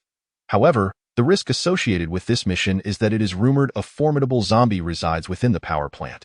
According to the information, Su Chengxi deduces that it is a zombie on the verge of advancing to level 2. If the information indicates that a powerful zombie is present in the power plant, why is this mission only rated as Class A? Su Chengxi pointed to the intelligence regarding the zombie described in the report. This is because, based on our intelligence, there is only that one zombie. Although it is said to be stronger than the average zombie, our base is dispatching a total of 10 individuals, including you, Miss Su. Furthermore, all of these individuals possess special abilities like yourself. I believe this zombie will pose no threat to you. Zhao Wintao explained as Su Chengxi felt that something was amiss, yet she found herself intrigued by the mission, particularly due to her interest in the power supply equipment. Moreover, the prospect of the zombie soon advancing to level 2 made her wonder if defeating it would yield a crystal core. After much contemplation, Su Chengxi ultimately accepted the mission. Upon exiting the office building, Su Chengxi returned home with Shen Xingchen. She solemnly instructed Shen Xingchen, "Little one, I must embark on a mission tomorrow, and this time I cannot take you with me. You must remain here by yourself and stay safe." Upon hearing that Su Chengxi would not be bringing him along, Shen Xingchen immediately lifted his starry eyes and asked, "Sister Su, why can't I go with you this time?" "Because I have other matters to attend to aside from the mission, and thus cannot bring you along during my absence. Focus on honing your abilities at home. Your comprehension is quite strong. Perhaps by the time I return, you will have cultivated your powers to level 2. Very well. Shen Xingchen nodded reluctantly. The following morning, Su Chengxi dressed and had a light breakfast. Under Shen Xingchen's eager gaze, she left the room, shutting the door behind her with a soft click. Following Zhao Wintao's instructions from the previous evening, she arrived at the assembly point at the base entrance. Upon her arrival, she spotted a group of individuals already gathered there. Counting them, there were exactly 9 others, making a total of 10, including herself. As the 9 individuals noticed Su Chengxi approaching, their expressions varied. At that moment, a woman stepped forward. She had cascading golden waves and donned an ostentatious red dress, complemented by blue Nike shoes. With alluring almond-shaped eyes and delicate brows, she was undeniably a beauty. However, the thick lip gloss marred her otherwise exquisite visage. The woman swayed slightly as she approached Su Chengxi, extending a hand adorned with blood-red nails. "You must be Su Chengxi, right? Hello. My name is Lu Meyer." Chapter 47. Lu Meyer. In response to the outstretched hand nearly poking Su Chengxi's chest, she remained indifferent. Slightly sidestepping, she successfully evaded the gesture and continued forward, her gaze fixed ahead. Lu Meyer, completely ignored by Su Chengxi, could still hear the malicious whispers from the nearby group. What a shame, trying to cozy up to someone who clearly has no interest in her. Indeed, who does she think she is? Su Chengxi is someone who dares to confront Zhao Dasha. Why would she pay attention to Lu Meyer? Exactly, who gave her the audacity to approach Su Chengxi? TCH. She probably thought Su Chengxi would respond to her as a fellow woman, hoping to latch onto her for support. Lu Meyer, you are simply pathetic. Isn't Lu Meyer just a shameless woman? I heard she worked in that line of business before the apocalypse. Which line of business? Nightclubs, bars. I heard she was a hostess. Those who work in such places are hardly ever clean. Let us be honest, being a hostess is just a modern-day euphemism for prostitution. Listening to these remarks, Lu Meyer bit her lip fiercely, her fists clenched tightly. Her long nails dug into her flesh, blood seeping through the crevices of her hands. The venomous glare in her eyes was chilling. Lu Meyer, having grown up as an orphan in a children's home, was rejected by the institution upon reaching adulthood. Forced to leave school and enter society, she struggled without money or power. Later, She met a wealthy young man who treated her well and lavished her with gifts, leading her to believe she would find happiness. However, after deceiving her into bed and terminating her pregnancy without her knowledge, he sold her to a nightclub as a hostess. Lou Meyer thought her life would continue to spiral downward until the apocalypse struck. At that time, she was in bed with a middle-aged wealthy man when the world collapsed. Both succumbed to fever and unconsciousness. Lou Meyer was the first to awaken, discovering her water-based abilities. Observing the zombies roaming outside through the hotel window, she concocted a daring plan, seizing a vase and striking the man's head. The sight of blood made her laugh uncontrollably, tears streaming down her face. Afterward, Lou Meyer evaded capture and arrived at Z City base. Her water manipulation granted her the finest treatment within the base. Yet, her heart twisted with ambition, relishing the looks of admiration from others, feeling superior. She intentionally buried her dark past, refusing to allow anyone to speak of it. Should someone attempt to expose her wounds, she would retaliate fiercely, even if it meant mutual destruction. Taking a deep breath, Lou Meyer quelled the rising hatred within her and donned a gentle smile once more. Chapter 48. The Power Plant. She briskly approached the crowd, as if nothing had occurred, and stated, "Now that everyone is present, shall we prepare to depart?" In the distance, two figures approached. As they drew near, Su Chongxi recognized them as base leader Zhao Wentao and the husband of the couple across from them. Zhao Wentao greeted them with a smile, saying, "Everyone, we will be temporarily joined by another member for this mission, Mr. Li Jiangwan, who stands beside me." Following this, Li Jiangwan introduced himself briefly. Through his introduction, Su Chongxi learned that he, too, was an ability user, specifically with lightning powers. No wonder Sunling was able to act with impunity. The residents of the community dared not voice their grievances. Zhao Wentao then addressed Lou Meyer's previous inquiry. "Since everyone is ready, we can now set off." As he spoke, two small vans approached from a distance. Zhao Wentao personally opened the doors, gesturing for them to board. "I hope you all successfully complete your mission and return triumphantly." The sky suddenly descended into a thick fog. On a flat and expansive road, devoid of pedestrians or zombies, an air of desolation prevailed. With the sound of two sharp car horns, a beam of light pierced through the dense mist. Moments later, two vans emerged from the fog. Inside the vehicles, the abilities users chattered animatedly about their current mission. "Do you think, as the base commander mentioned, that there is truly only one zombie this time?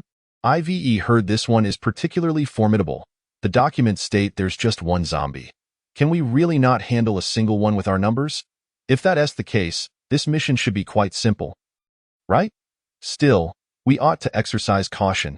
Indeed, it could cost us our lives to complete this task." Amidst their fervent discussion, only Su Chongxi sat quietly to the side, detached from their excitement.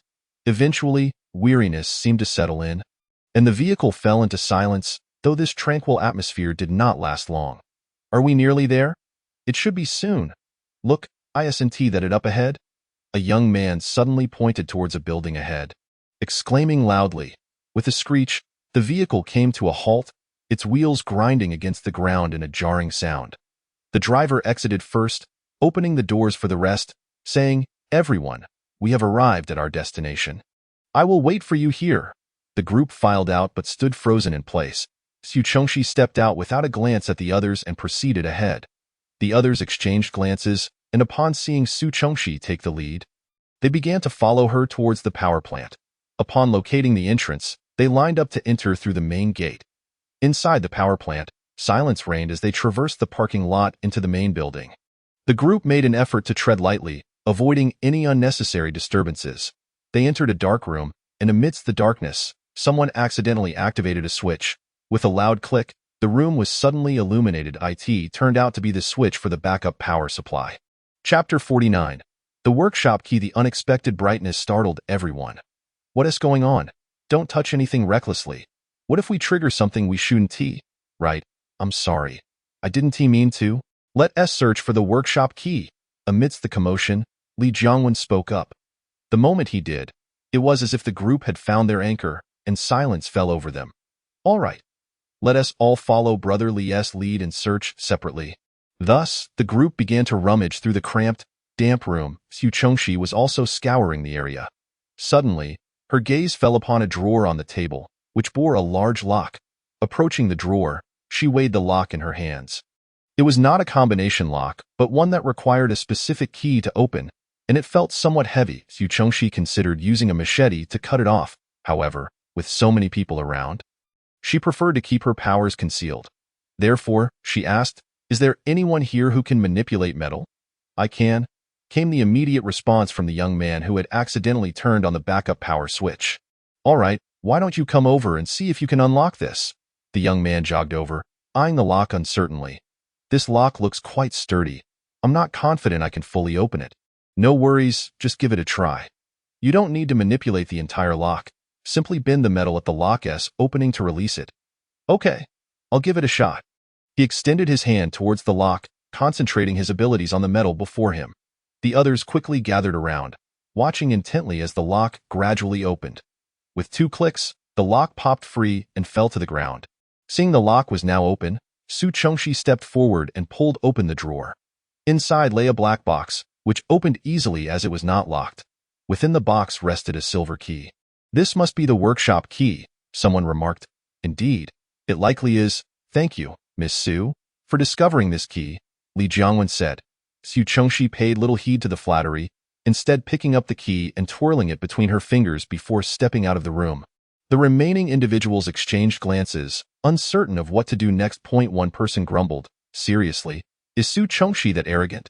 She ignores Brotherly when he speaks to her, thinking she's a hero just for finding a key? She's merely lucky. Is it really acceptable to be so dismissive of others?" "Exactly. She's just a woman. How powerful can she truly be? When she encounters a zombie, won't she have to come back to Brotherly for help?" Yes, I also think Brotherly is far more impressive." As they disparaged Su Chongxi, they continued to shower praise upon Li Jiangwen, clearly not forgetting that he was personally brought in by the base commander. Chapter 50.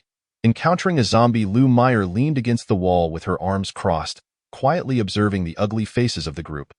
Earlier at the base gate, she had attempted to engage Su Chongxi but was met with indifference, leading the others to pile on their scorn. Now, having also been ignored by Su Chongxi, they turned their venomous words towards her solely because Li Jiangwen had been brought in by the commander.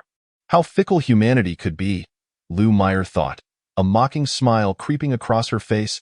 In an instant, a significant portion of her hatred for Su Chongxi dissipated. However, a flicker of determination crossed her eyes as she recalled something. Li Jiangwen, noticing the group's escalating remarks, cleared his throat and said, "Miss Su's behavior is merely a reflection of her character. You are all being excessively harsh." The crowd fell silent, and Lu Meyer spoke up. "While you all indulge in belittling or flattering someone, let us not forget that the workshop key was taken by Su Chong 11. It was then that realization dawned upon them. Yes, the key. But looking around, they found no trace of Su Chongxi in the cramped room. Where did she go? The crowd was perplexed. She has long gone. Lu Meyer, seemingly sensing their confusion, kindly offered her insight. Upon hearing this, the group immediately rushed outside. Meanwhile, Su Chongxi, having secured the workshop key, continued onward without pausing. She quickly located the power workshop and used the key to unlock the main door. Upon entering, she was greeted by rows of power supply equipment. Su Chongxi felt a surge of elation. With this equipment, she would no longer have to worry about power shortages. Especially with electricity restored, she could finally use some kitchen appliances and enjoy a hearty meal. As the food she had hoarded in her storage was nearing spoilage, while she reveled in her good fortune, she efficiently gathered supplies. With a wave of her hand, the area around her transformed into a barren expanse. In no time, Su Chongxi had completed this monumental task, leaving the workshop devoid of any power equipment. After collecting everything, she had no intention of lingering, as her little companion awaited her return at home. Exiting the workshop, she found it curious that the group had not pursued her. As she retraced her steps, nearing the room where she had found the key, she heard desperate cries for help nearby. Moving quietly, she approached, in a wonder that group had not followed. When they had attempted to find her, they had accidentally bumped into someone in their haste. The person lost their balance and fell to the ground, their arms scraped by the sharp stones, blood seeping from the wound. Unfortunately, the strong scent of blood attracted a nearby zombie, the fearsome one mentioned in the files. Chaos ensued among the group. Fortunately, Li Jiangwen reacted swiftly, organizing everyone to fight back. However, this zombie was on the brink of leveling up to a second tier. Different levels cannot be compensated for merely by quantity. Thus, the tragic scene that unfolded before Su Chengxi's eyes came to be. Chapter 51. The death of Lu Meyer. Su Chengxi's purpose in participating in this mission was not only to gather the power supply equipment, but also to ascertain whether a crystal core had formed within the brain of the zombie on the verge of advancing to level 2. She initially intended to stealthily approach the zombie's lair while the others were distracted and eliminated. However, to her surprise, this unfortunate group encountered the zombie before she could. Although she had no desire to rescue them, it was evidently impossible to simply disregard the situation. Consequently, she stepped out from her hiding place. Arriving late for the assembly at the base entrance, she missed the self-introductions of the others. Apart from knowing that Zhao Wintao possessed lightning abilities and recognizing the young man with metal abilities, she was completely oblivious to the powers of the other individuals present. Nevertheless, after observing from her corner for a while, she had gathered a rough idea of the abilities among them, noting that 6 of them wielded earth powers.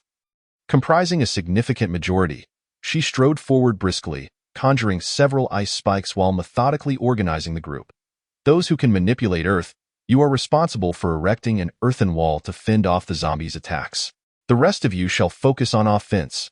Those capable of water manipulation should condense water spheres. Having spoken, Su Chengxi dashed to the front of the zombie, closing in to within mere meters. She initiated the first strike, sending a barrage of ice spikes directly towards the zombie, which impaled its eye sockets. The zombie seemed to be enraged, or perhaps it had caught a whiff of Su Chengxi's advanced abilities. It was on the verge of leveling up to the second tier, and evidently, higher-level abilities piqued its interest. Thus, the zombie surged forward, rapidly closing the distance. It turned out to be a speed-type zombie. Even before advancing to level 2, it had already undergone a mutation in speed. Su Chengxi swiftly sidestepped to evade. At that moment, she felt a strong shove from behind, causing her to stumble and lean forward uncontrollably. As the zombie drew ever closer, it seemed she was about to collide with it. In a moment of desperation, Su Chengxi summoned her abilities to conjure an ice wall before her. With a loud screech, the zombie's claws scraped against the ice barrier. Unable to grasp Su Chengxi, the zombie was instead tantalized by the fresh blood behind it and decisively turned away. Seizing the opportunity, Su Chengxi steadied herself and turned back, instantly spotting Lu Meyer, the one responsible for her shove. In a flash, she moved beside Lu Meyer, capturing her wrist in a firm grip and placing an ice dagger against her throat. "Why did you push me? Do you not understand? Do you think that after attacking young Master Zhao, the base leader would let you off? To be frank, this was ordered by the base leader himself. He promised me that if I could eliminate you, he would grant me the position of deputy base leader, a true rank beneath 1 and above 10,000. Only by attaining that position can others forget my dark past, and I will no longer be mocked. Oh, by the way, I heard you have a child at home. After you leave, the base leader will dispatch someone to inform him of your misfortune. Tell me, how do you think that child will react upon hearing the news? Will he rush to find you? At that moment, someone will lead him in the opposite direction to where we came from. There is an abandoned factory there, rumored to be teeming with zombies." Before Lu Meyer could finish, the ice dagger sliced across her neck. Lu Meyer was dead. Chapter 52. Has Sister Su encountered trouble? The others were too preoccupied with battling zombies to pay attention to Su Chengxi. After eliminating Lu Meyer, Su Chengxi surveyed her surroundings. A total of 11 ability users had been deployed for this mission. Aside from herself and the recently slain Lu Meyer, only 5 ability users remained, including Li Jiangwen. These 5 were gravely injured yet still struggling to hold their ground. Su Chengxi retrieved the large cleaver she had previously wielded from her spatial storage and dashed forward, channeling her ice abilities to freeze the zombie's feet, rendering it immobile. Seizing the opportunity, she swung the cleaver down towards the zombie's head. The zombie collapsed with a thud, and Su Chengxi extracted the cleaver from its skull. Drawing a dagger concealed within her military boots, she plunged it into the gaping wound of the zombie's head, stirring it around yet finding no crystal core. Ignoring the astonished gazes of the 5 onlookers, Su Chengxi strode purposefully towards the entrance. Upon exiting the power plant, she turned a corner and spotted a van parked not far away. With a few swift strides, she approached, denying the driver a chance to speak. Seizing the driver's collar through the open window, she yanked him forcefully, pulling half of his body out of the vehicle. With her other hand, she pressed the cleaver against the driver's neck. "Open the door." "All right. I'll do it. Just let go." Su Chengxi disregarded him, pressing the cleaver further in. With a loud bang, the door swung open. Simultaneously, she exerted force on the driver's collar, yanking him from the vehicle. "Look, is that person up ahead arriving?" As he spoke, Zhang Jie used one hand to gesture towards the front. Following his indication, Shen Xingchen squinted into the distance, but, due to the considerable distance, could only discern a tall structure. Shen Xingchen fell silent. Yet a peculiar sensation lingered within him, gradually giving rise to an unsettling feeling. As they drew closer and the building came into clearer view, Shen Xingchen suddenly realized that it was unmistakably an abandoned machine processing factory, rather than a power plant.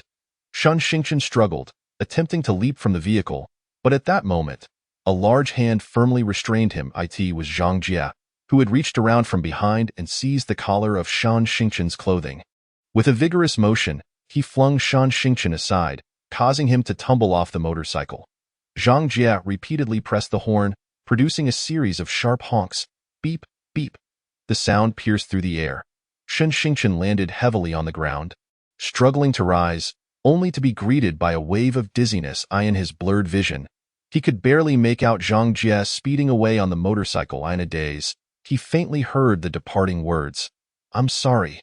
The author wishes to clarify 3 points. Firstly, even upon realizing that Shen Xingchen might be in danger, Su Chengxi insisted on confirming the existence of the crystal core, which some might consider a waste of time. However, it is important to understand that Su Chengxi, having been deeply wounded in her past due to her longing for familial affection, felt the profound loneliness of losing her parents.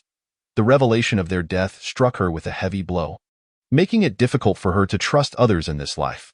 Her initial acceptance of Lin Mu was influenced by the resemblance of his gaze to her own innocent self, yet she did not readily accept him, granting him a chance to prove himself.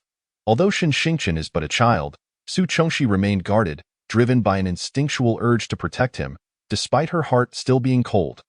Secondly, the earlier mention of Shen Xingchen's somewhat aloof demeanor will be elaborated upon later, although he is indeed still a child.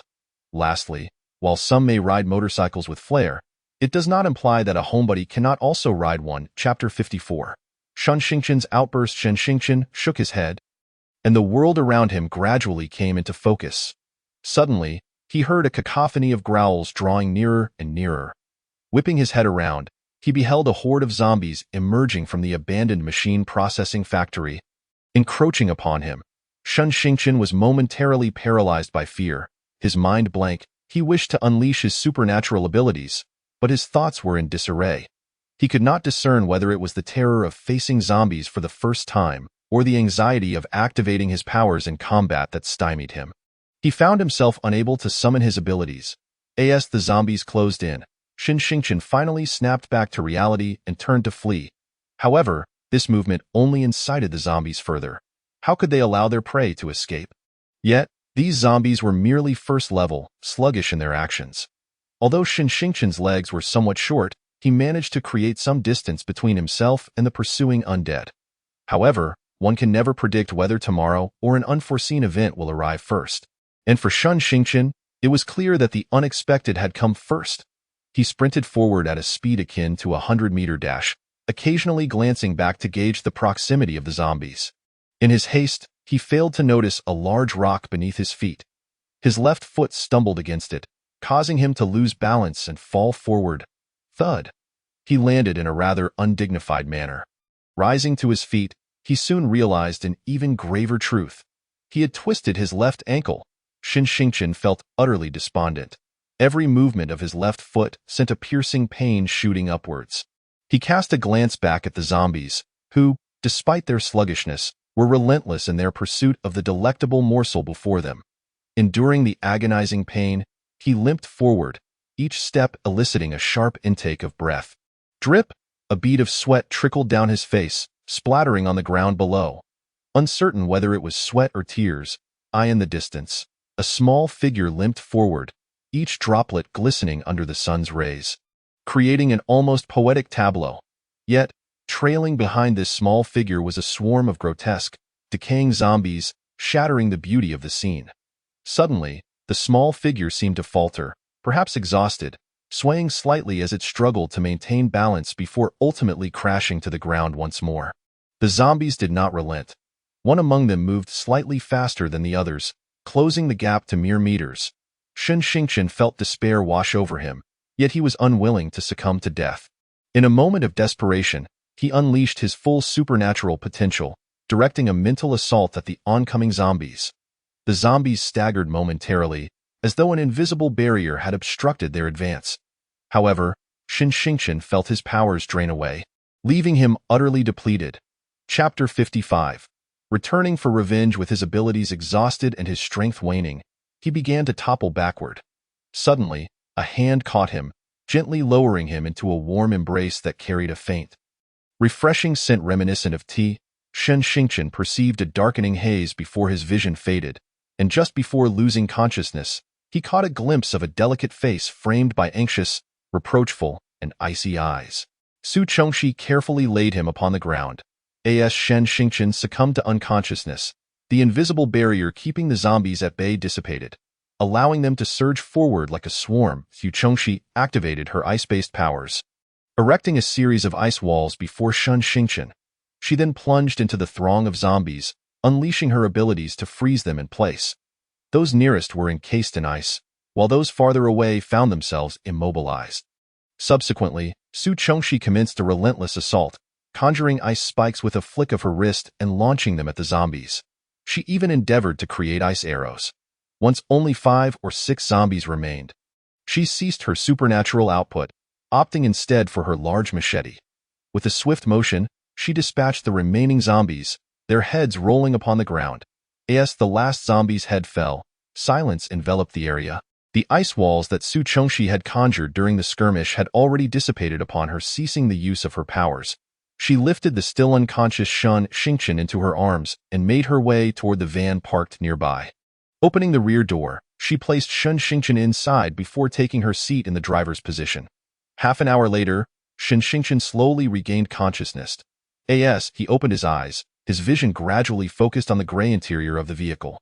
He moved slightly, attempting to sit up, only to accidentally bump his injured left foot against the car's interior, causing him to wince in pain. Hearing the commotion behind her, Su Chongxi turned halfway around. Observing Shen Xingchen struggle to sit up, with a gentle voice, she asked, "You're awake? Sister Su, are you all right?" Shen Xingchen's first words were a concerned inquiry about her well-being. A shadow crossed Su Chongxi's eyes as she replied coolly, "I'm fine, but you? Did I not tell you to stay at home and not wander out?" "I'm sorry, Sister Su, I was just too worried when I heard you were in trouble," Shen Xingchen hurriedly explained. "Never mind, I don't blame you. But tell me, who informed you that I was in danger? You know that person? It's Zhang Jia. He told me you were in trouble and tricked me into coming here." Shen Xingchen exclaimed, clearly irate. "Zhang Jia? Why would he deceive you?" Su Chongxi inquired, puzzled. "I don't know. If I don't know, then never mind." With that, Su Chongxi tossed him a tube of ointment for treating injuries. "I picked this up at a pharmacy during my mission. Apply it to your injury." Shen Xingchen accepted it, expressing his gratitude. He removed his shoes and applied the ointment to the affected area. "Are you done? Once you're finished, sit tight." With that, Su Chongxi started the vehicle. "Sister Su, where are we going?" "Back to the base, for revenge." Chapter 56. Do you think I'm afraid? At the entrance of the Z-City base, a considerable number of individuals were still queuing, patiently awaiting their turn to enter the facility. Overall, the scene was relatively orderly. Suddenly, a distant yet thunderous blast of a horn echoed through the air. Before long, the outline of a vehicle emerged in the distance. Within 3 minutes, the vehicle drew closer. Revealing itself to be a van. As it approached the entrance of the base, it showed no signs of slowing down. The soldiers stationed on either side of the entrance immediately rushed forward to intercept the vehicle. However, Su Chongxi, inside the van, paid no heed to the figures blocking the path. Instead, she pressed the accelerator to the floor, increasing her speed. With the van showing no intention of stopping and accelerating rapidly, the soldiers attempting to halt its advance hurriedly stepped aside. Just as they created a narrow passageway, the van darted into the base like a bolt of lightning, leaving the soldiers covered in dust and debris. Today, Zhang Jie was absent, and one of the soldiers, quick to react, urgently alerted his bewildered companion. Hey, are you foolish? Why are you still standing there? Hurry, go back to the base and find Captain Zhang. Tell him someone has breached the base. Oh, I understand. I'm on it. The soldier, unfazed by the insult, nodded vigorously and sprinted toward the base. Meanwhile, Su Chengxi drove the van recklessly into the base, heading straight for the office building. Fortunately, the streets were relatively deserted today. Otherwise, her brazen entrance would have certainly caused quite a stir. Upon reaching the foot of the office building, Su Chengxi and her companion exited the vehicle, slamming the door behind them, and made their way directly to Zhao Wentao's office on the 7th floor. Upon arriving at the office door, Su Chengxi did not knock. Instead, she kicked it open, startling Zhao Wentao, who was leisurely seated in his office chair, engrossed in an obscure magazine. Upon recognizing Su Chengxi, his face morphed into one of sheer disbelief, causing him to spill the tea he was holding. Su Chengxi? Are you a ghost? I thought you were dead. Zhao Wentao stammered, his voice trembling. Does the base commander truly wish for my demise? Su Chengxi replied calmly. Upon hearing this, Zhao Wentao regained some composure. Miss Su, you are remarkably fortunate to have survived. His tone bore a hint of regret, for after all, misfortune tends to linger for generations. I am quite self-aware of that, Su Chengxi remarked, not feigning modesty, as she considered herself no paragon of virtue. Nor would she ever aspire to be one. Miss Su certainly has a way with words, Zhao Wentao teased. Whether or not I jest will soon be revealed, Su Chengxi retorted, slowly withdrawing a hand from behind her back, revealing a gleaming machete. Despite the sight of the weapon, Zhao Wentao remained unnervingly composed, inquiring, So, Miss Su, do you have pressing matters to discuss today? With a swift motion, she pressed the blade against Zhao Wentao's neck. Of course. I have returned for retribution. You intend to kill me? Is that so?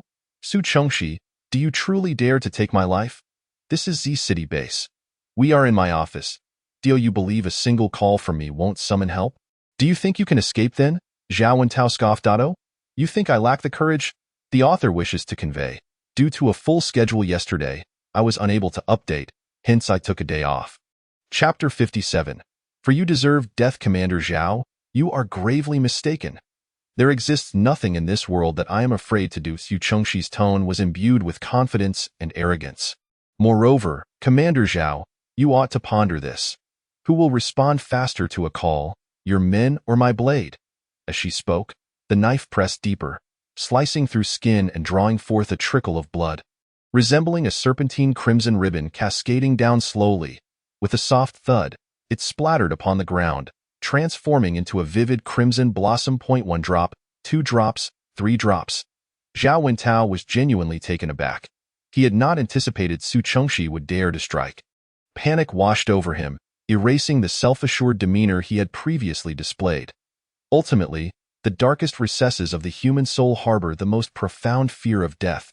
Some often proclaim, life is but a cyclical journey, while others, in their twilight years, counsel the youth to remain untroubled. Young one, accept it. Everyone must face death eventually. I have lived long enough to savor life's pleasures. Indeed, from the moment one is born, death is an inevitable companion. It seems a simple truth, yet who among us can genuinely face death with a smile? Perhaps only those who have brushed against death or confront its certainty can remain unafraid. It is evident that Zhao Wentao, too, is a man who fears death. He does not wish to die. Yet he understands that threatening Su Chengxi is futile. Thus, he collapses to his knees. Miss Su, I apologize. It was my fault. I should not have sent people to kill you. Please spare me this once. I can provide you with whatever supplies you need. Commander Zhao, I will acquire the supplies or anything else I require on my own. I do not rely on others' generosity. Moreover, as I stated, I do not consider myself a good person. Tell me, do you believe a villain possesses a heart of compassion? And allow me to inform you that my return to the base to kill you does not imply that you hold any significance to me. On the contrary, I regard you with disdain, O others. You may be the commander of this base, but in my eyes, your title is worthless. Su Chengxi spoke with an air of indifference, laying bare the truth. Then why can't you let me go? Because you deserve to die. Your fate was sealed the moment you attempted to take my life. Everyone must pay the price for their decisions. Thus, while I do not believe you pose a threat to me, it does not mean I will hesitate to kill you. Additionally, I trust Commander Zhao understands the adage. If you leave the roots intact, the spring breeze will bring forth new growth. Speaking of which, Commander Zhao, you are not even the true instigator, are you? Su Chengxi, dare to lay a finger on my son, and you shall see. One cannot help but commend Zhao Wentao for being a devoted father. However, such sentiments fail to sway Su Chengxi. She remained silent in response to Zhao Wentao's vitriol. Raising the machete above her head, she prepared to deliver a fatal blow. Chapter 58. Illegitimate child with the blade poised to descend. A sudden crash reverberated through the office as the door was forcefully flung open. "Stop!" came the timely command. The descending blade halted mere inches from Zhao Wentao's brow, eliciting a cold sweat from him. A figure swiftly maneuvered around Su Chengxi, positioning themselves protectively in front of Zhao Wentao. Lowering his head, he executed a formal bow, a full 90 degrees, and spoke earnestly. "Miss Su, I apologize." His words were sincere, laden with genuine intent. Yet, Su Chengxi merely inquired, "Why do you apologize, Miss Su?" "I am sorry. It was I who lured Xinxingchen out of the base. Moreover, I was aware of the presence of numerous zombies." He implored, "I am truly sorry. You have done nothing wrong. Each person has their reasons for their actions.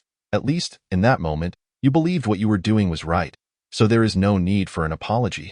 However, you must bear the consequences of your decisions. Miss Su, I am willing to pay any price. But may I request that you spare Commander Zhao? What gives you the right to say such a thing to me?" "Uncle Zhang Jia, why would you protect this person behind you?" At this moment, Xinxingchen, filled with rage, confronted him. "I apologize. I extend my apologies on behalf of Commander Zhao. Ungrateful wretch, who permitted you to apologize?" Zhao Wentao bellowed, his voice laden with heavy implications. "What? Zhang Jia is actually Zhao Wentao's son?" Such explosive news took even Su Chengxi by surprise, revealing a connection she had not anticipated. Yet, upon hearing this revelation, Zhang Jia erupted in fury. "Commander Zhao, mind your words. I have never acknowledged you as my father. Commander Zhao, ask yourself, have you ever regarded me as your son? In your heart, your son has always been Zhao Woba. Hasn't it? And as for me, in your heart, no, that is incorrect. You have never held me dear, Tiaoyu. My existence merely serves as a testament to your shame. You refuse to acknowledge me as your son. But do you know, I am even less inclined to recognize you as my father. Your very presence incessantly reminds me that I am nothing more than a bastard, an abandoned child. Perhaps it is the revelation of the secret I wish to conceal the most that has driven Zhang Jie to this eruption. A typically bashful and reserved young man, he suddenly finds himself in a frenzy, cursing vehemently. One can only imagine the depth of his fury at this moment. You wretched man. How dare you claim to not want to acknowledge me as your father? Then why did you suddenly appear at my home, bearing the paternity test? Was it not your vile mother who instructed you to come to Z City to seek me out? Was it not for my money?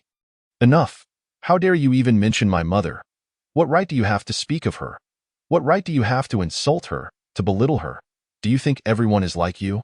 Forever fixated on wealth, did you believe I came to seek refuge with you? Chapter 59. Zhang Jia's monologue. Zhao Wentao, back in the day, when your family fell into decline, you were forced to return to the countryside. It was then that you met my mother, who claimed that you fell in love at first sight, that you were mutually enchanted. Tiomi, such a statement seems utterly absurd. Later, you married, yet you refused to undergo the necessary legal formalities, meaning you never officially registered your union. You merely held a few tables of feasts in the countryside, inviting a handful of locals as witnesses to that time. Your explanation to my mother was that you intended to return to the city to pursue your ambitions, and that once your marital status appeared on your resume, many jobs would dismiss you outright. My poor mother, naive as she was, truly believed your deceit. At this point, Zhang Jia offered a bitter smile. He continued recounting, less than 2 months after your marriage, you declared that you could not bear to languish in the countryside, living a life of mediocrity. You intended to return to the city to seek employment, to carve out a realm of your own. You even promised that once you achieved success, you would come back to take my mother to live in the city. Such a verbal promise.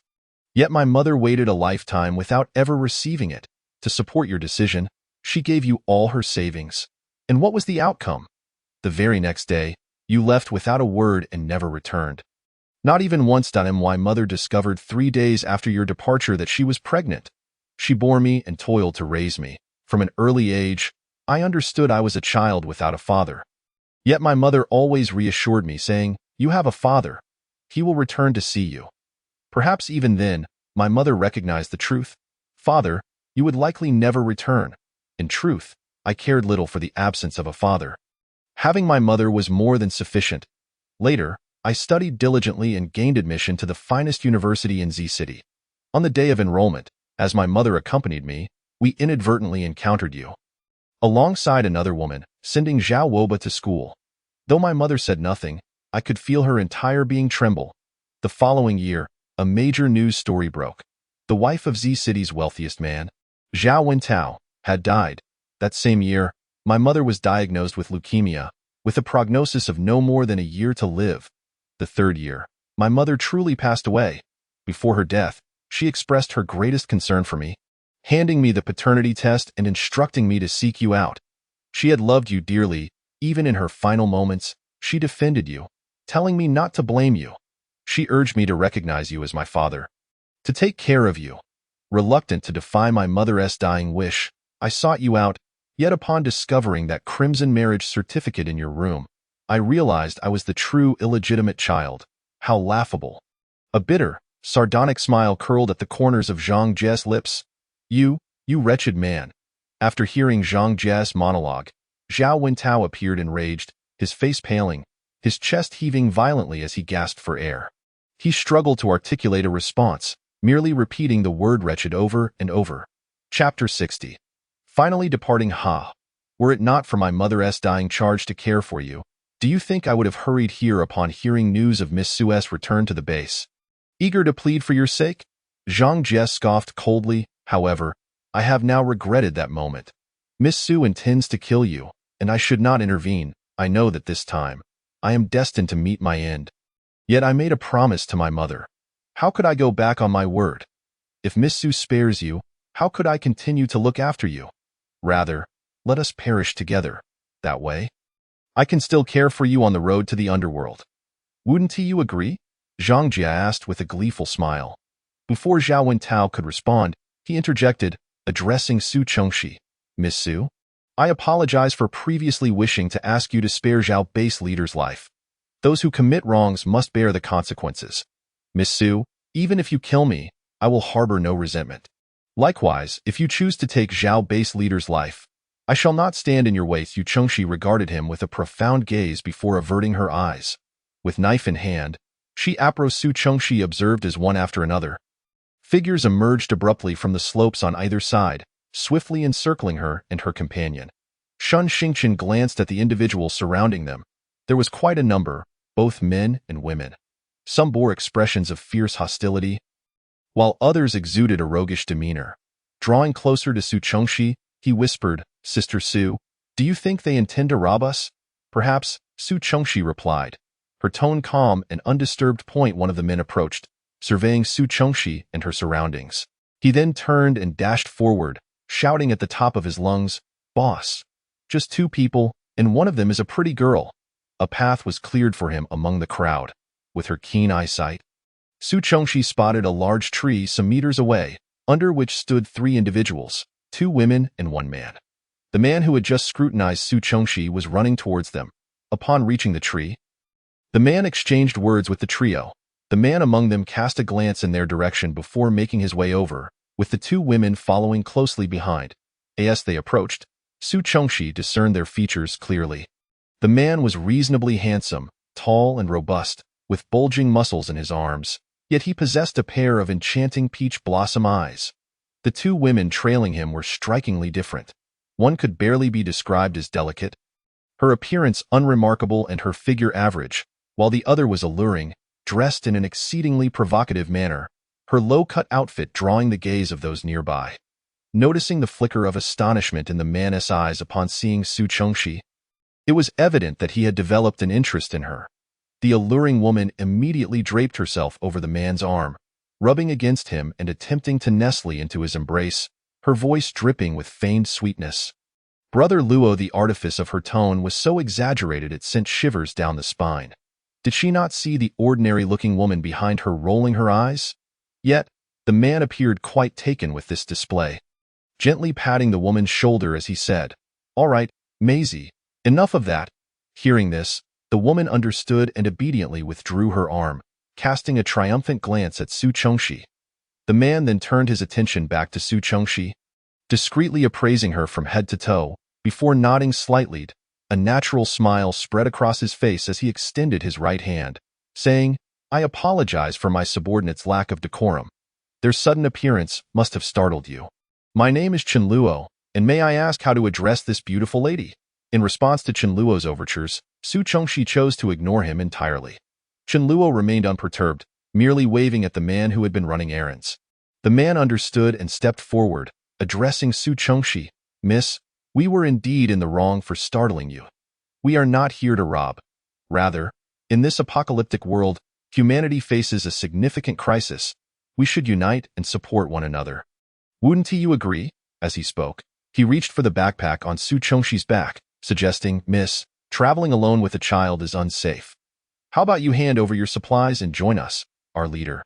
Chen Luo is an ability user. Do you know what that means? Ability users are formidable. If you follow our leader, I assure you a life of comfort and plenty. Oh, is that so? Are ability users truly that powerful? Su Chongxi inquired, her hand firmly pressing down on the man's grasp on her backpack. The man felt an overwhelming force, as if his hand might be crushed. He struggled to break free, beads of cold sweat forming on his forehead. "Of course, ability users are indeed powerful. Are you scared?" "Still not letting go," he managed to say, forced to adopt a bravado he did not truly feel. "Scared? I should indeed be fearful, but not of me. Rather, it is you who should be apprehensive, for, as fate would have it, I am also an ability user. Now, tell me, who do you think is more formidable, I or your leader?" As Su Chongxi's words fell, she intensified her grip, and the man could no longer bear the pain. Letting out a C or wide eye in that instant, Su Chongxi yanked his hand upwards and forcefully twisted it back. A sickening crack echoed, the sound of a bone breaking. Meanwhile, in her other hand, an ice shard had mysteriously materialized. With a slight lift of her hand, the ice shard was thrust forward, piercing the man's heart. His agonized scream abruptly ceased, replaced by the sight of his wide-open eyes and his body collapsing to the ground, blood pouring forth from his chest and staining the earth beneath him. The sudden turn of events left everyone, including Chen Luo, utterly taken aback. None had anticipated that this seemingly delicate woman was also an ability user. The atmosphere fell into a stunned silence. After a moment, a young woman burst forth from the crowd, her short hair making her appear almost boyish as she rushed to the fallen man's side. Kneeling beside him, with trembling hands, she caressed his face, her voice breaking with emotion. Al Yang, what has happened to you? Please wake up, open your eyes and look at me." Upon hearing the woman's cries, the others finally snapped back to reality, unsure of how to comfort her. Just as Chen Luo was about to speak, he witnessed the woman angrily wipe away her tears, then suddenly stand and whirl around. Charging towards Su Chongxi, "Shangzi, no, come back!" Chen Luo shouted desperately, but it was too late. As the woman lunged at Su Chongxi, an unexpected Beretta 92F pistol appeared in Su Chongxi's hand, aimed directly at the woman's forehead.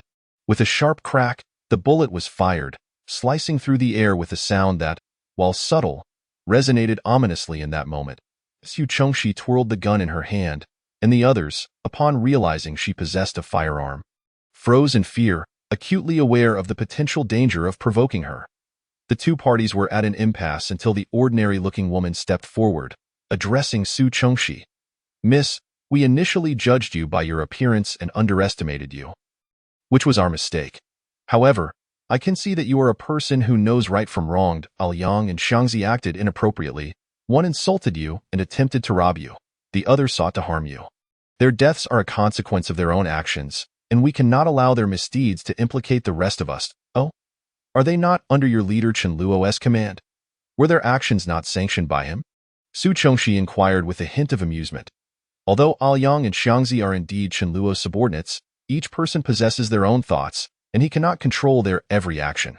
Moreover, when Xiangzi charged at you, did not Qinluo attempt to intervene? The woman replied calmly, "Is that so? Was he not surprised that I was capable of killing Aoyang? And was he merely trying to warn that Xiangzi to be cautious of me?" Su Chongxi retorted with a knowing smile, "Of course not. Miss Su, you misinterpret." Perhaps it was all too sudden, and Qinluo did not have the opportunity to articulate himself. His intention was to prevent Xiangzi from causing you harm. Unaware of your own formidable capabilities, the woman explained, maintaining her composure. She then turned to Qinluo, asking, "Brother Qinluo, is that not the case?"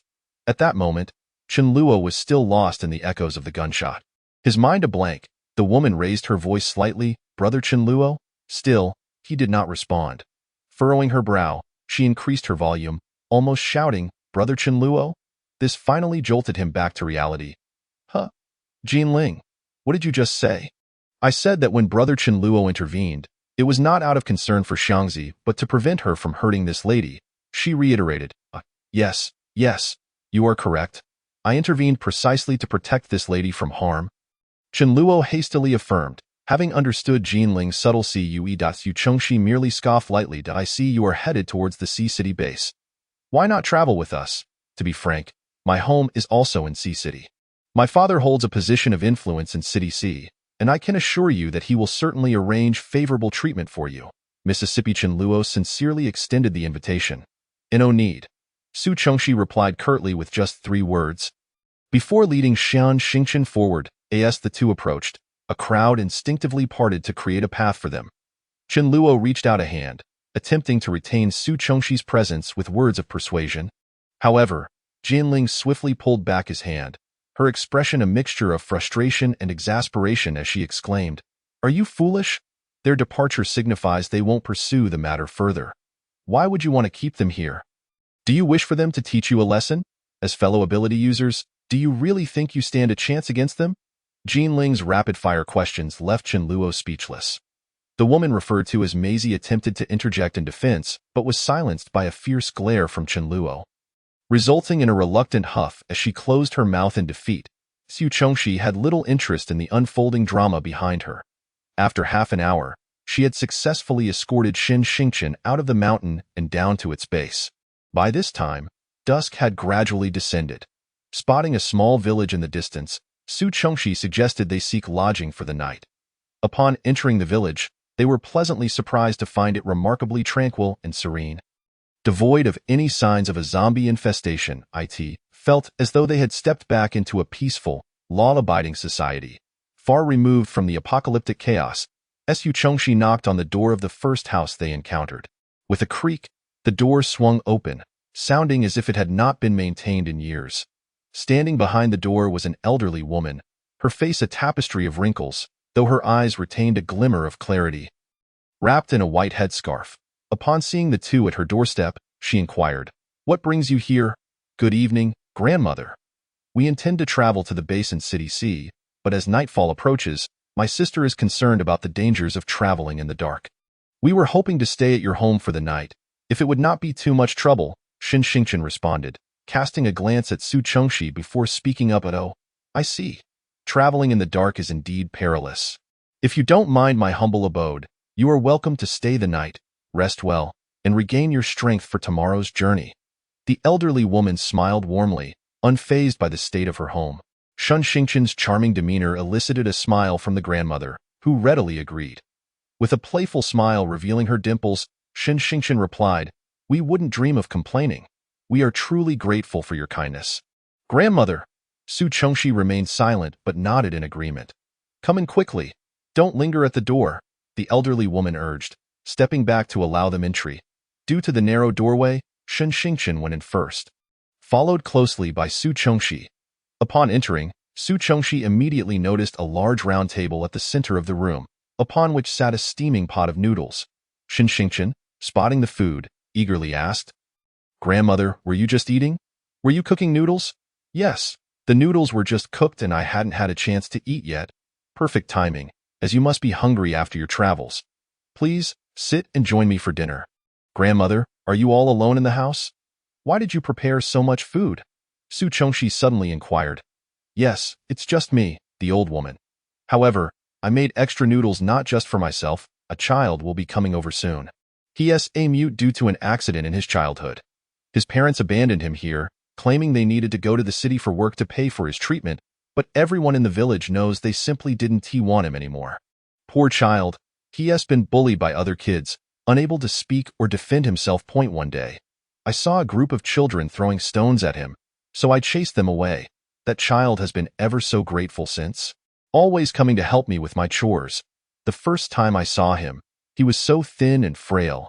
I feared a gust of wind would blow him over. I offered him meals, as it was merely adding another set of chopsticks to the table.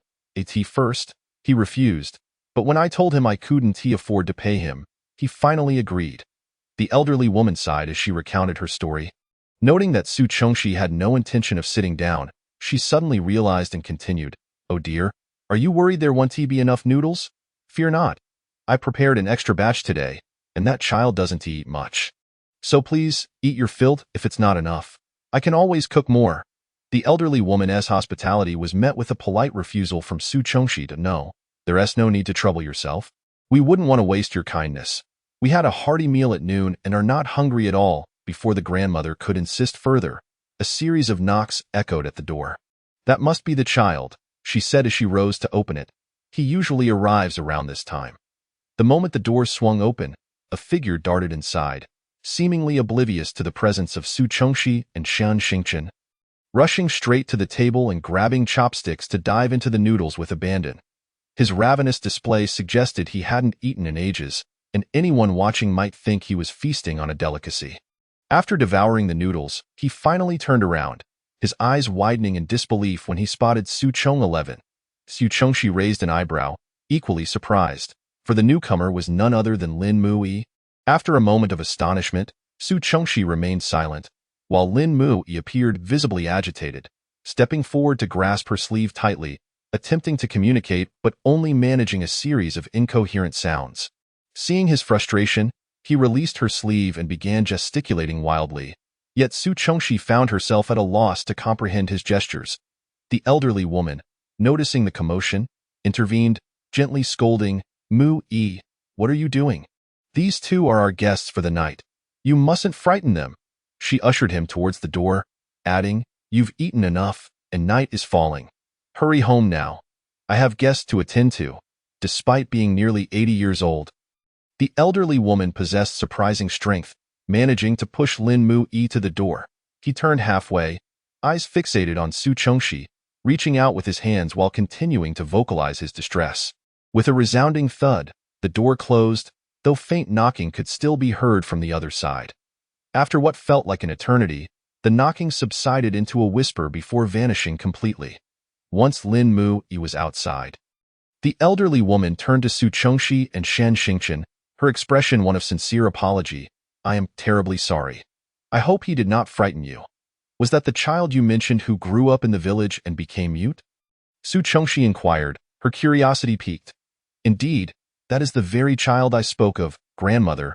What happened to that brother just now? What do you mean by saying he is mad?" Shan Xingchen asked innocently, her eyes wide with curiosity. As I mentioned earlier, this child is often neglected and bullied. Although I helped him once, I cannot always be there for him. One day, I was preparing lunch when he burst in, covered in blood. With a gaping wound on his head, blood gushing uncontrollably, I was horrified. Not knowing what had occurred, I rushed him to the city hospital.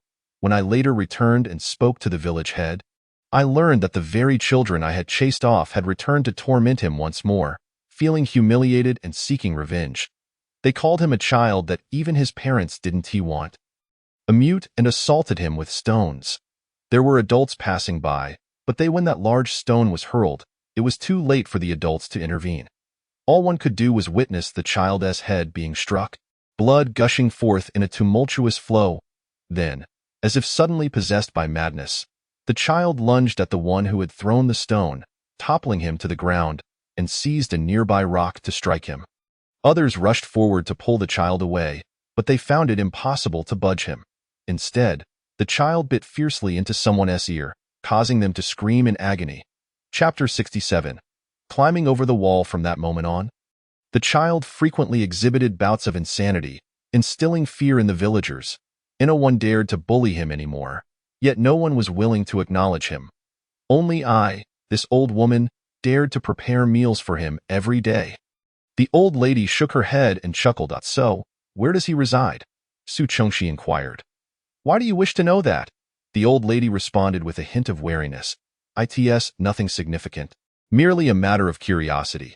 Since the villagers ostracize him, I wonder how he manages to live in the village without facing constant exclusion. So that is what you meant, dear girl.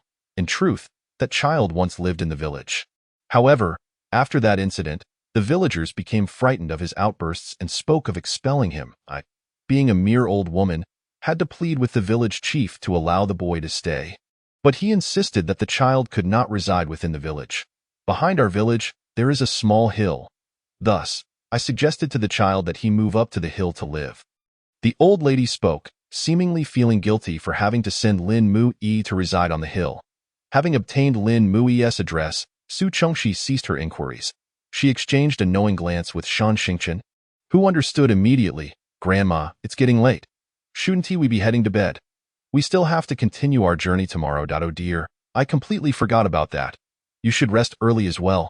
Come, let me show you to your room. With that, the old lady led Su Chengxi and the others into the house. Passing through the hall, she pointed to her room on the right. You may stay in this room. The house is quite small, and there are no extra rooms. It's perfectly fine. My sister and I can share a room, Shan Xingchen hurriedly replied. As night descended, the moon peeked through the clouds, and a few stars adorned the sky. The door to the room was quietly opened, and a small head peeked through the gap. The little head swayed from side to side, its eyes darting around. Confirming that there was no commotion outside, it retracted and spoke to the woman behind it. Sister Su, I've checked, and there's no noise outside. That old lady must still be asleep. The owner of the small head was none other than Shan Xingchen. With Su Chengxi standing behind him, Su Chengxi nodded. Good.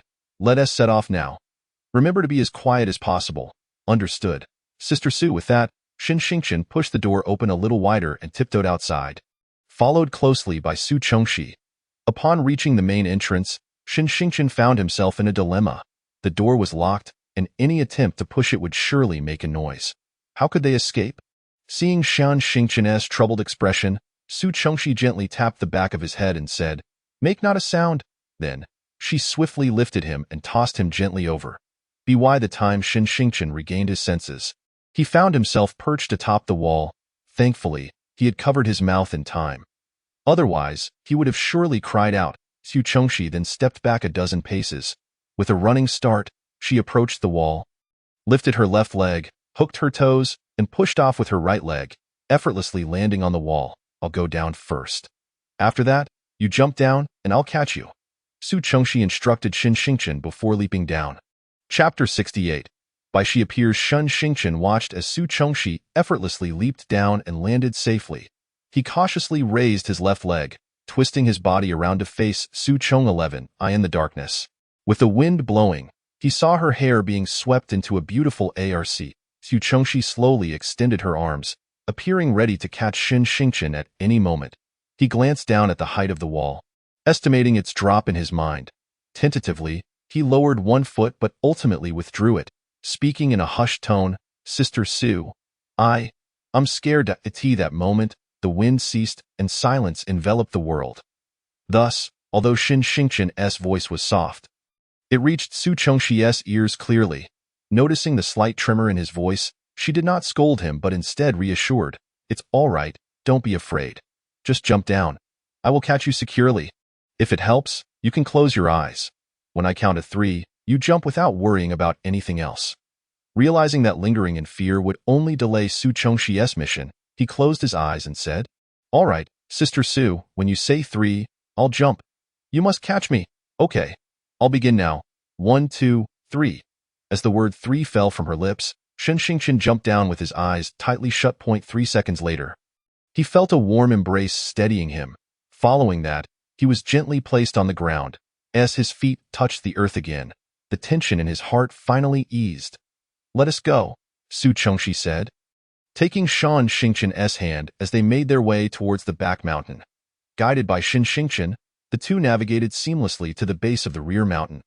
Upon entering the woods, Shan Xingqian suddenly heard a loud howl. Massive figure soon appeared before him. Upon closer inspection, he realized it was Bai Shi, the mutated white tiger he had not seen for a long time. Seeing Bai Shi again filled Shan Xingqian with immense joy. He excitedly stepped forward, eager to embrace Bai Shi's neck, only to be deftly evaded by the creature. In truth, ever since their departure from the Z City base, Su Chongxi had completely forgotten about Bai Shi, and even Shan Xingqian had not thought of it. It was only after encountering Chen Luo and his group that Su Chongxi recalled Bai Shi. Before bedtime, she had used the excuse of washing her hands to release Bai Shi from her space, instructing it to wait for her and Shan Xingqian at the back mountain. This way, when Shan Xingqian inquired, she would have an explanation ready. As expected, Shan Xingqian asked, "Sister Su, how did Bai Shi end up here?" Su Chongxi explained, "Actually, since we left the Z City base, Bai Shi has been following us from a distance. However, the paths we traveled were barren and unfit for Bai Shi to reveal itself. Now that it is dark and the mountains are filled with trees, providing natural cover, Bai Shi chose this moment to wait for us." Oh, while Su Chongxi's explanation had significant gaps, she appeared composed. Author's note: I must apologize. The next couple of days will be quite busy for me, and some events today have left me feeling quite upset. Thus, the chapters updated in the next couple of days may not be up to par, and I plan to revise them when I have the time. I hope for your understanding. Chapter 69. The problem with that bowl of noodles, it was as if what she said was the absolute truth. Shan Xingqian clearly did not believe Su Chongxi's explanation, but he trusted that she had her reasons for saying so, thus refraining from pressing further. Nodding heavily, he replied, "Oh, so that's how it is." Su Chongxi responded with a faint hum, then stood up and proceeded forward, calling for the one person and one tiger behind her to hurry along. Shan Xingqian led the way, and soon, he halted. "Have we arrived?" "Yes, Sister Su. I see a small thatched cottage ahead. It should be the place we're looking for." "Then let us go." Arriving at the cottage, Su Chongxi rapped her fingers against the door. Instantly, a cacophony of sounds erupted from within. The door swung open, and Lin Mu burst forth, excitement radiating as he grasped Su Chongxi's arm, attempting to give her a bear hug, only to be stopped by Shan Xingqian standing nearby. Upon seeing Su Chongxi, Lin Mui's tears streamed down his face. Su Chongxi withdrew her arm calmly and said, "Let us go inside first." Lin Mu nodded vigorously, stepping aside to allow Su Chongxi and the others to enter. Once inside, Su Chongxi surveyed the room before settling into the sole chair present. Shan Xingqian obediently sat at the edge of the bed, while Bai Shi found a cozy corner to curl up in. Lin Mu approached Su Chongxi, gesturing fervently, his anxious demeanor suggesting he was trying to convey something significant. "Don't fret, and no matter how much you gesture, I can't comprehend what you're trying to express." Su Chongxi spoke up, "Let me say this. If what I say is correct, you nod. If it is incorrect, shake your head. Do you understand?"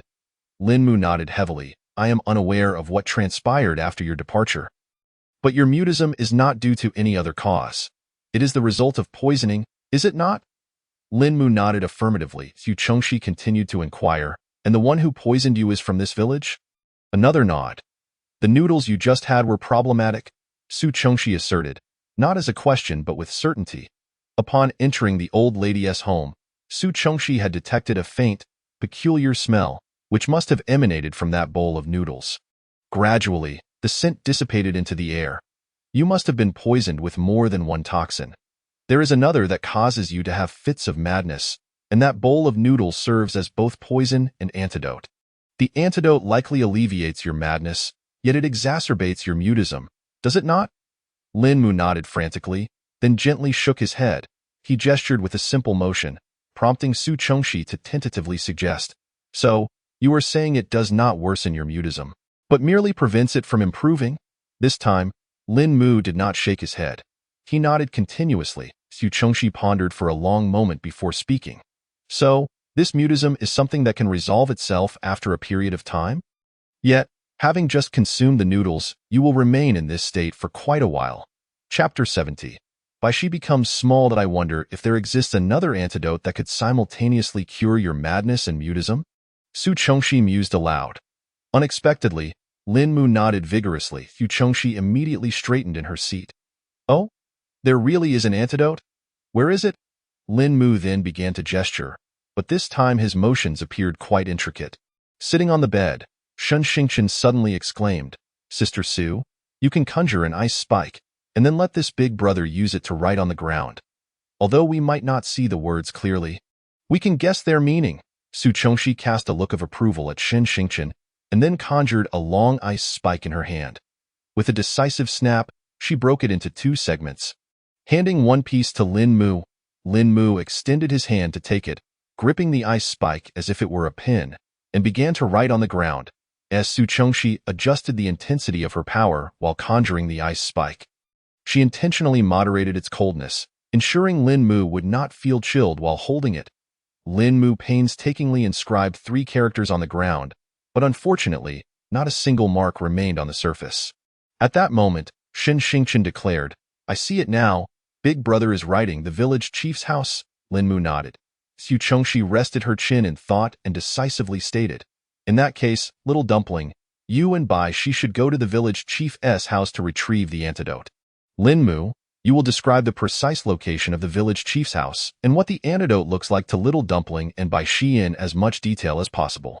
Little dumpling, your task will be to guide Bai Shi to the village chief's house, and once there, you will wait at the entrance while Bai Shi sneaks in to procure the antidote.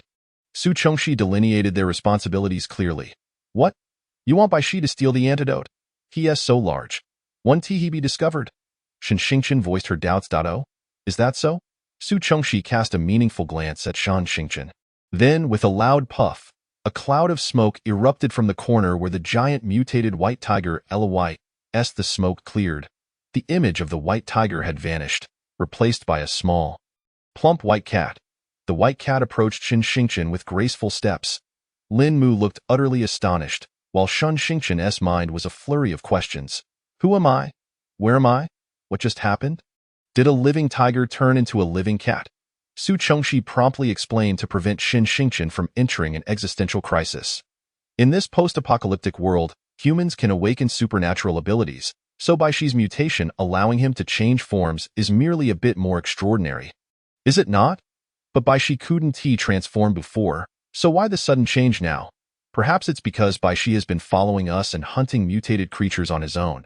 He must have consumed the crystal cores found in the heads of the mutated animals, which enabled him to shrink like this. I only learned of it tonight, not much earlier than you. Maybe Bai Shi wanted to surprise us? Actually, it's because Bai Shi has been drinking nearly 10 buckets of stream water in the space these past few days, leading to another mutation. Chapter 71. Preparing to steal the medicine.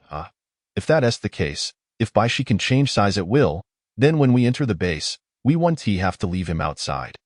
Nor worry about others discovering him. Bai Shi licked his pristine fur. Note, Bai Shi is also a cleanliness-loving white tiger.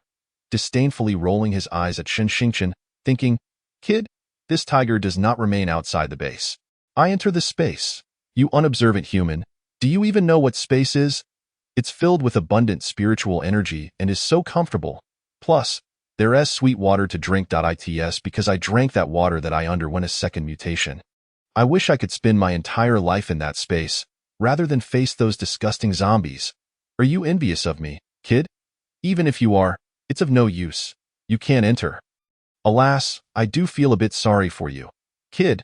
Bai Shi's inner thoughts remained unknown to Shen Xingqian, who could not decipher the disdainful gaze that gradually shifted to one of pity.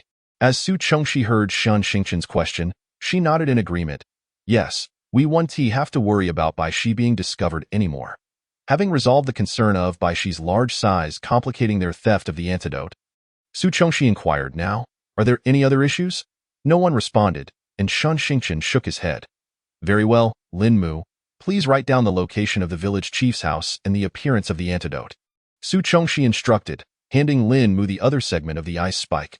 Lin Mu took it and crouched down, beginning to write on the ground.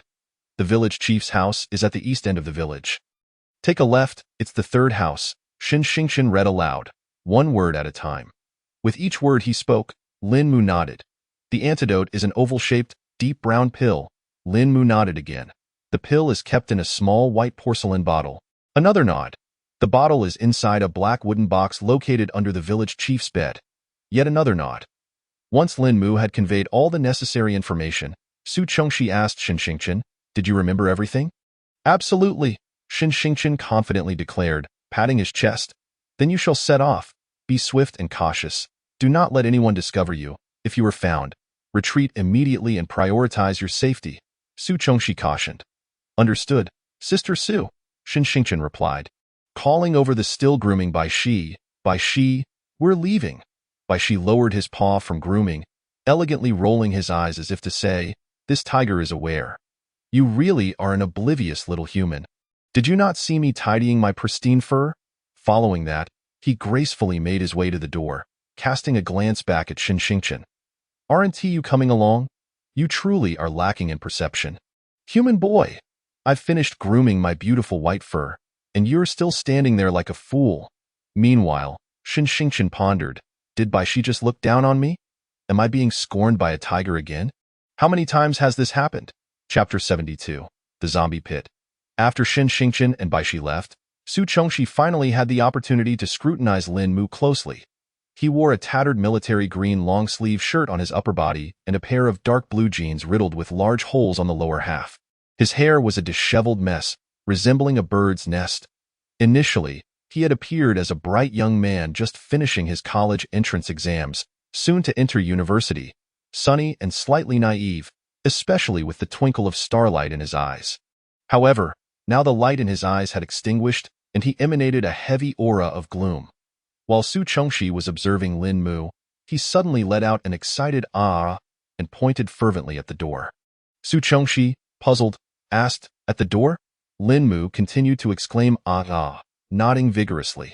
Seeing Su Chongxi sitting still and not reacting thus, he grasped Su Chongxi's arms with both hands, intending to pull her up. Su Chongxi, curious about Lin Mui's intentions, complied with his force and stood up. Lin Mui then tugged her along as they dashed out of the room. They continued their journey, moving further away until Su Chongxi felt they had ventured into the deepest recesses of the mountain. Lin Mui halted before the entrance of a cave, which was obscured by a tangle of weeds.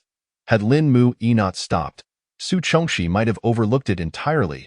He stepped forward and cleared away the foliage at the cave's mouth, revealing an opening that was oval-shaped, neither too large nor too small, just sufficient for 2 adults to pass through. Lin Mui took Su Chongxi's hand and led her into the cave. Upon entering, a chilling breeze swept past Su Chongxi. She gazed into the abyss, where darkness enveloped them, rendering her fingers invisible. Fortunately, the passage was relatively even, and with Lin Mui guiding her, she managed to avoid stumbling. As they ventured deeper, the wind intensified, howling ominously as it brushed past their ears, heightening the eeriness of the pitch-black surroundings. Suddenly, a dripping sound echoed, resembling water droplets falling from the cave's ceiling, landing on the back of Su Chongxi's hand, which was held by Lin Mui within moments. An unsettling realization dawned upon her. The sticky sensation and a faint metallic scent hinted that it might not be water, but rather blood.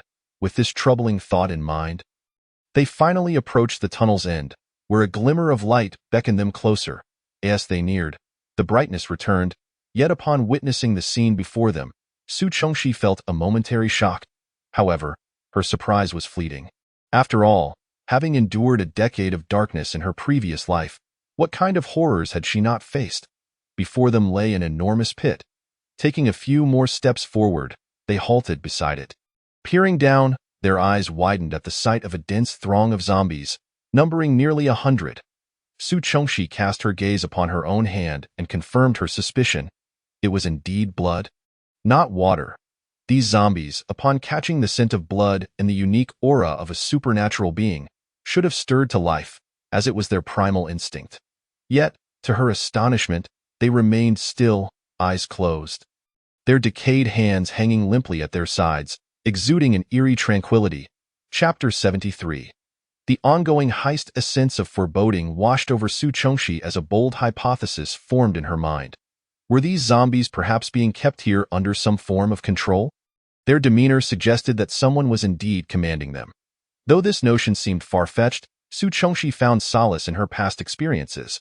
She was aware that certain research facilities conducted clandestine experiments on supernatural beings under the guise of serving humanity. They would fabricate lofty excuses to lure various individuals into their fortified laboratories, where they would personally deliver these beings to the dissection table, forcing them to witness their own gradual dismemberment. Observing the scene before her, Su Chongxi contemplated her strategy. They should seize the opportunity to eliminate the zombies while they remained dormant. However, she was uncertain whether such an action would provoke an unwanted reaction. Ultimately, she resolved to retreat. Thus, the two of them began their journey back. Meanwhile, on the other side, Shen Xingchen was leading Bai Shi towards the village. Upon arriving, he muttered to himself, "Turn left at the east end. 1, 2, 3. This is the place." Standing at the entrance of the village chief's home, Shen Xingchen lowered his voice and said to Bai Shi, "This is it. The old village chief's house. You must go in now and retrieve the antidote. Remember, it's in a black box under the BE deed. Be careful not to alert anyone." Bai Shi, listening to Shen Xingchen's incessant chatter, felt somewhat exasperated. She internally scoffed, "Hasn't that Lin kid already mentioned it? I heard him loud and clear. Does he think I'm incapable of understanding? If I didn't comprehend it, what good would it do for him to repeat it 70 or 80 times? With a roll of her eyes, she elegantly leapt onto the wall and, with another jump, slipped into the courtyard, leaving Shen Xingchen bewildered and questioning whether Bai Shi had just rolled her eyes at him again. Feeling utterly flustered, Bai Shi landed in the courtyard and casually found an open window to leap through. She perked up her ears, listening intently to the surrounding sounds, discerning only the old village chief's snoring. She carefully identified the room he occupied, relieved to find that he was alone. Consequently, she stealthily pushed the door open and deftly crawled beneath the old chief's bed in search of the wooden box. Fortunately, there were no other items cluttering the space under the bed, just a solitary wooden box resting quietly. Bai Shi picked it up and prepared to retrace her steps. However, an unfortunate collision between the porcelain vial and the wooden box produced a series of sharp sounds, prompting Bai Shi to gasp, "Nanny!" The old village chief stirred awake, shouting, "Who is there? What is it? Come out at once!" Realizing her cover was blown, Bai Shi decided to act decisively, quickly darting from under the bed and racing towards the wall. Hearing her own mewling, she lamented internally, "This is the downside of being small. I should have let out a mighty roar, but instead, it's just a pitiful cat's cry, so unbefitting of the king of beasts. How can I maintain my dignity?" Despite her complaints, Bai Shi knew she couldn't afford to dawdle, so she sprinted forward with all her might. Chapter 74. Mission failed. Seeing the situation unfold, Bai Shi disregarded her reservations and transformed into her original form with a roar. Leaping over the wall to find Shen Xingchen waiting outside. Without hesitation, she dropped the black box from her mouth and instead grasped Shen Xingchen by the collar, sprinting towards the back mountain. The village chief, wielding a flashlight, followed them outside and, upon seeing Bai Shi transform into a white tiger, was taken aback. However, the thought of the antidote spurred him on, and he gritted his teeth, hastening after them. Yet, once outside, all he could see was Bai Shi's figure gradually disappearing into the darkness. The village chief was filled with regret, stomping his feet in frustration. At that moment, the villagers gathered around, inquiring, "Village chief, what happened? Are you all right? Why is there such a large tiger?" The village chief replied, "It was a beast. A beast stole the antidote. It took it away. How can we control the zombies now?" The villagers, hearing this, grew increasingly agitated. Just then, a sharp-eyed villager spotted the black wooden box by the wall and hurriedly picked it up, confirming to the village chief, "Village chief, the antidote is here. It hasn't been taken." The village chief quickly snatched it from him, opened the box, and upon seeing the vial inside, he sighed in relief, saying, Yes, this is it. You nearly gave this old man a heart attack. All right, everyone, take a break. There's nothing to worry about. Go back and rest." With that, the village chief didn't wait for anyone to respond and promptly closed the door behind him. The villagers exchanged glances, resignedly returning to their homes. Meanwhile, Bai Shi had already carried Shen Xingchen outside the village and continued towards the back mountain.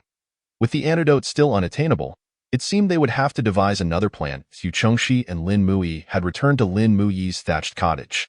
With her keen senses, Su Chongxi, despite being some distance away, caught wind of the commotion and speculated that something must have transpired with Shen Xingchen and the others. Thus, she decided to step out to greet them. Lin Mu-yi, seeing Su Chengxi heading towards the front mountain, followed closely behind without a second thought. Fortunately, they met halfway in the mountains. Upon seeing Bai Shi carrying Shan Xingchen back, Su Chengxi felt a wave of relief wash over her. Shan Xingchen, held in Bai Shi's mouth, was racing along, feeling nauseated as if his stomach were churning violently. As soon as Bai Shi set him down, he immediately doubled over and vomited, with his head lowered. Shan Xingchen retched uncontrollably, sensing a gentle hand patting his back. When he finally composed himself, he looked up to see a delicate pair of hands offering him a tissue. It was Su Chengxi, who had patted him out of concern for his discomfort. After he finished, she handed him the tissue. Feeling embarrassed, Shan Xingchen mumbled to Su Chengxi, I'm sorry, Sister Su. About the task you entrusted us with. It failed that we were supposed to retrieve the antidote, but for some reason, the village chief discovered us. He summoned the villagers, and we had no choice but to retreat, leaving the antidote behind. Shan Xingchen lowered his head, unable to meet Su Chengxi's gaze, feeling ashamed for their failure. Shan Xingchen lowered her head, unable to meet Su Chengxi's gaze.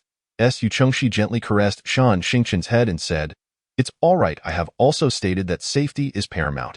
You have done exceedingly well. Leave the matter of the antidote to me. Chapter 75. A proactive strike. With a timid voice, Shan Xingchen inquired, What should we do? Su Chengxi boldly declared, We shall reclaim it. Upon hearing Su Chengxi's words, Lin Mu immediately gestured frantically, attempting to dissuade her. Inside, he was shouting, We cannot go. Not now. There are so many people in this village, and the multitude of zombies we just encountered in the zombie pit. Aren't we just walking into our doom? Su Chengxi, either failing to comprehend Lin Mu's gestures or choosing to disregard them, remained resolute. Su Chengxi had her own considerations. The numerous zombies in the back mountain could only have been nurtured by the villagers. Their existence was the village's greatest secret. Moreover, when Bai Shi had sought the antidote, the old village chief had gathered the entire village upon discovering its disappearance. Such a grand mobilization suggested that the antidote was far more than a mere remedy for muteness. It was possible that the old village chief used it to control the zombies. This was the only plausible explanation. At that moment, the old village chief had already seen Bai Shi. If a tiger were to steal the antidote, and he made even the slightest connection to Lin Mu, he would undoubtedly come looking for Lin Mu, and at that point, Su Chengxi and her companions would naturally be discovered. The fact that the villagers were raising zombies was something that absolutely could not be known by outsiders. Therefore, it was better to take initiative rather than be passive. After a night of turmoil, they arrived at the front mountain, and the dawnlight began to break as they approached the village chief's home. The villagers took notice of the group, particularly since everyone except Lin Mu was an outsider, and trailing behind them was a magnificent white tiger. The villagers silently scrutinized them, while Su Chengxi paid no heed to their gazes. She approached the entrance of the old village chief's house and kicked the door wide open, storming in. The old village chief was taken aback by the sudden intrusion of Su Chengxi and her companions. Barking, Who are you? How dare you break in without a word? One ought to knock before entering another's home and await the owner's permission. However, when the old village chief discerned the imposing figure of the tiger behind them, he was momentarily stunned, thinking, Isn't this the tiger that stole the medicine last night? Are they in league with it? Yet, upon seeing the villagers who had followed out of curiosity, his heart steadied. He thought, with so many people here, what can this little girl, along with that useless boy and a mere child, do? The tiger may look fearsome, but with the villagers here, they cannot possibly threaten us. Besides, I had the foresight to summon the old hunter from the western part of the village to come today. That hunter is formidable, descended from generations of hunters and butchers, adept at dealing with these beasts. He mentioned having hunted a tiger before. He should arrive shortly, and at that time, this tiger will be unable to stir up any trouble. Unbeknownst to Su Chengxi, the old village chief's thoughts were racing. But observing the shifts in his expression, she guessed he likely underestimated her. But was Su Chengxi truly so easily intimidated? Chapter 76. Tensions escalate. The old village chief regained his composure and asked, Who are you? What do you want? Shan Chengxi replied calmly, Why must the village chief feign ignorance? We are here for the antidote. What antidote? I do not comprehend what you speak of. The old village chief feigned confusion. His heart racing. Village chief, I have come for this antidote with no ulterior motives. I merely wish to cure Lin Mu's muteness. As she spoke, she nudged Lin Mu forward. Caught off guard, Lin Mu stumbled but managed to steady himself. The old village chief scrutinized Lin Mu and continued, What Lin Mu? I do not recognize this individual. This mute is a madman from our village. We all call him Wood, not Lin Mu as you claim. Hearing this, Lin Mu shook his head vigorously. Village chief, you know very well that he is from your village. Since I know Lin Mu, I must be someone familiar with him. Is there any need for you to continue this charade? The pushed forward Lin Mu nodded fervently. The old village chief was about to retort when a villager came running from the direction of the back mountain. The individual was sprinting with all their might. Clearly agitated, as they drew closer, they shouted, Village chief, there's trouble. Upon reaching the old village chief, the villagers skidded to a halt, bending over with hands on their knees, gasping for breath. Village chief, it's bad. I just went to the back mountain and found several very faint footprints at the cave entrance. Thankfully, I was observant, or else they might have gone unnoticed. This means someone must have discovered the cave. Hearing this, Su Chongxi's heart sank. This was bad, indeed. The old village chief's face blanched upon hearing the news. Seeing Su Chongxi's group, it seemed he pieced things together and decided to drop the pretense. Snarling, It appears that secret has been uncovered by you. In that case, I cannot allow you to leave. Su Chongxi replied coolly, We are merely passers-by, not wishing to meddle in your affairs. Whatever secrets you possess are of no concern to me. I only seek the antidote. Why must we resort to mutual destruction? The old village chief scoffed. Mutual destruction? How could that be? Since you have already uncovered our village's secret, you must be fully aware of our strengths. Just a few of you. A little girl, a worthless boy, and a mere child. What storm could you possibly stir? Even with a beast, what advantage do you think that affords you? In my domain, even a dragon must coil, and a tiger must crouch. You will stay with that. The old village chief waved his hand, and the onlookers among the villagers ceased their idle curiosity, rallying to encircle Su Chongxi and her group. Su Chongxi coldly declared, If that is the case, let us see who is truly stronger. Before her words could fully settle, she swiftly drew a dagger and charged at the old village chief. Signaling Bai Shi with a glance to protect Shan Xingqian, the battle was about to erupt. Chapter 77. The zombies arrive, however, while Su Chongxi had attained the status of a mid-level ability user. And her reaction speed was commendable. She was not a speed-oriented ability user, and the villagers were not slow to respond. Before she could reach the old village chief, she was already obstructed by the villagers who had encircled her. Reluctantly, she shifted her target and began to strike at the villagers. With her vast combat experience, Su Chongxi found the villagers' haphazard attacks akin to slicing through vegetables, if only dispatching zombies were as effortless. Meanwhile, Bai Shi bore the weight of its responsibility to safeguard Shan Xingqian. Although this greatly restricted its mobility, the villagers hesitated to take action against such a large tiger. Thus, Bai Shi struck with a paw, and a villager's head was crushed. Witnessing this, the villagers were filled with trepidation and hesitated to advance further, even as many retreated towards Su Chongxi, unaware that they were merely leaping from the tiger's den into the wolf's lair. Meanwhile, the old village chief, seeing the villagers faltering against Su Chongxi while the great tiger dispatched a child with ease, felt a growing sense of urgency. Where was the old hunter from the western part of the village? He began to regret listening to the villagers' counsel to place the puppets deep in the back mountain. Now, they were unable to arrive in time. It was truly a case of too little, too late. Yes, indeed. At the onset of the battle, the old village chief had secretly summoned the zombies he had been raising in the back mountain. As it appeared that the villagers were nearing annihilation at Su Chongxi's hands. The air was suddenly shattered by a cacophony of growls. The old village chief, seeing a mass of dark figures approaching, felt a wave of relief wash over him. It wasn't merely the old hunter arriving. His zombie puppets had also come. While Su Chongxi had anticipated this, she had not expected the zombies to arrive so swiftly, causing her heart to race. At that moment, she caught sight of a hint of black peeking from the old village chief's hand, a box that must contain the antidote. It is also the key to controlling these zombies. She contemplated that as long as she first eliminated the old village chief and seized the box from her hands, The old village chief would no longer be able to manipulate the zombies without the antidote contained within. Thus, she swiftly retrieved her pistol from her backpack and, through the gaps in the crowd, aimed and fired at the old village chief. This shot was deliberately aimed. The old village chief should have been doomed. However, at that moment, a figure suddenly lunged forward and shielded the old village chief. It was the old hunter who had just arrived, aware that only the village chief could control the zombies. And thus the village chief must not perish. Without a moment's hesitation, he leapt to protect her, sustaining a gunshot wound himself, fortunately missing any vital organs. Yet, before the old hunter could revel in his fortune, Su Chongxi fired another shot, striking him fatally in the head. The old hunter was now irrevocably dead. The old village chief, witnessing the old hunter's sacrifice in her defense, felt a profound sense of sorrow. At that moment, the zombies followed closely behind the old hunter.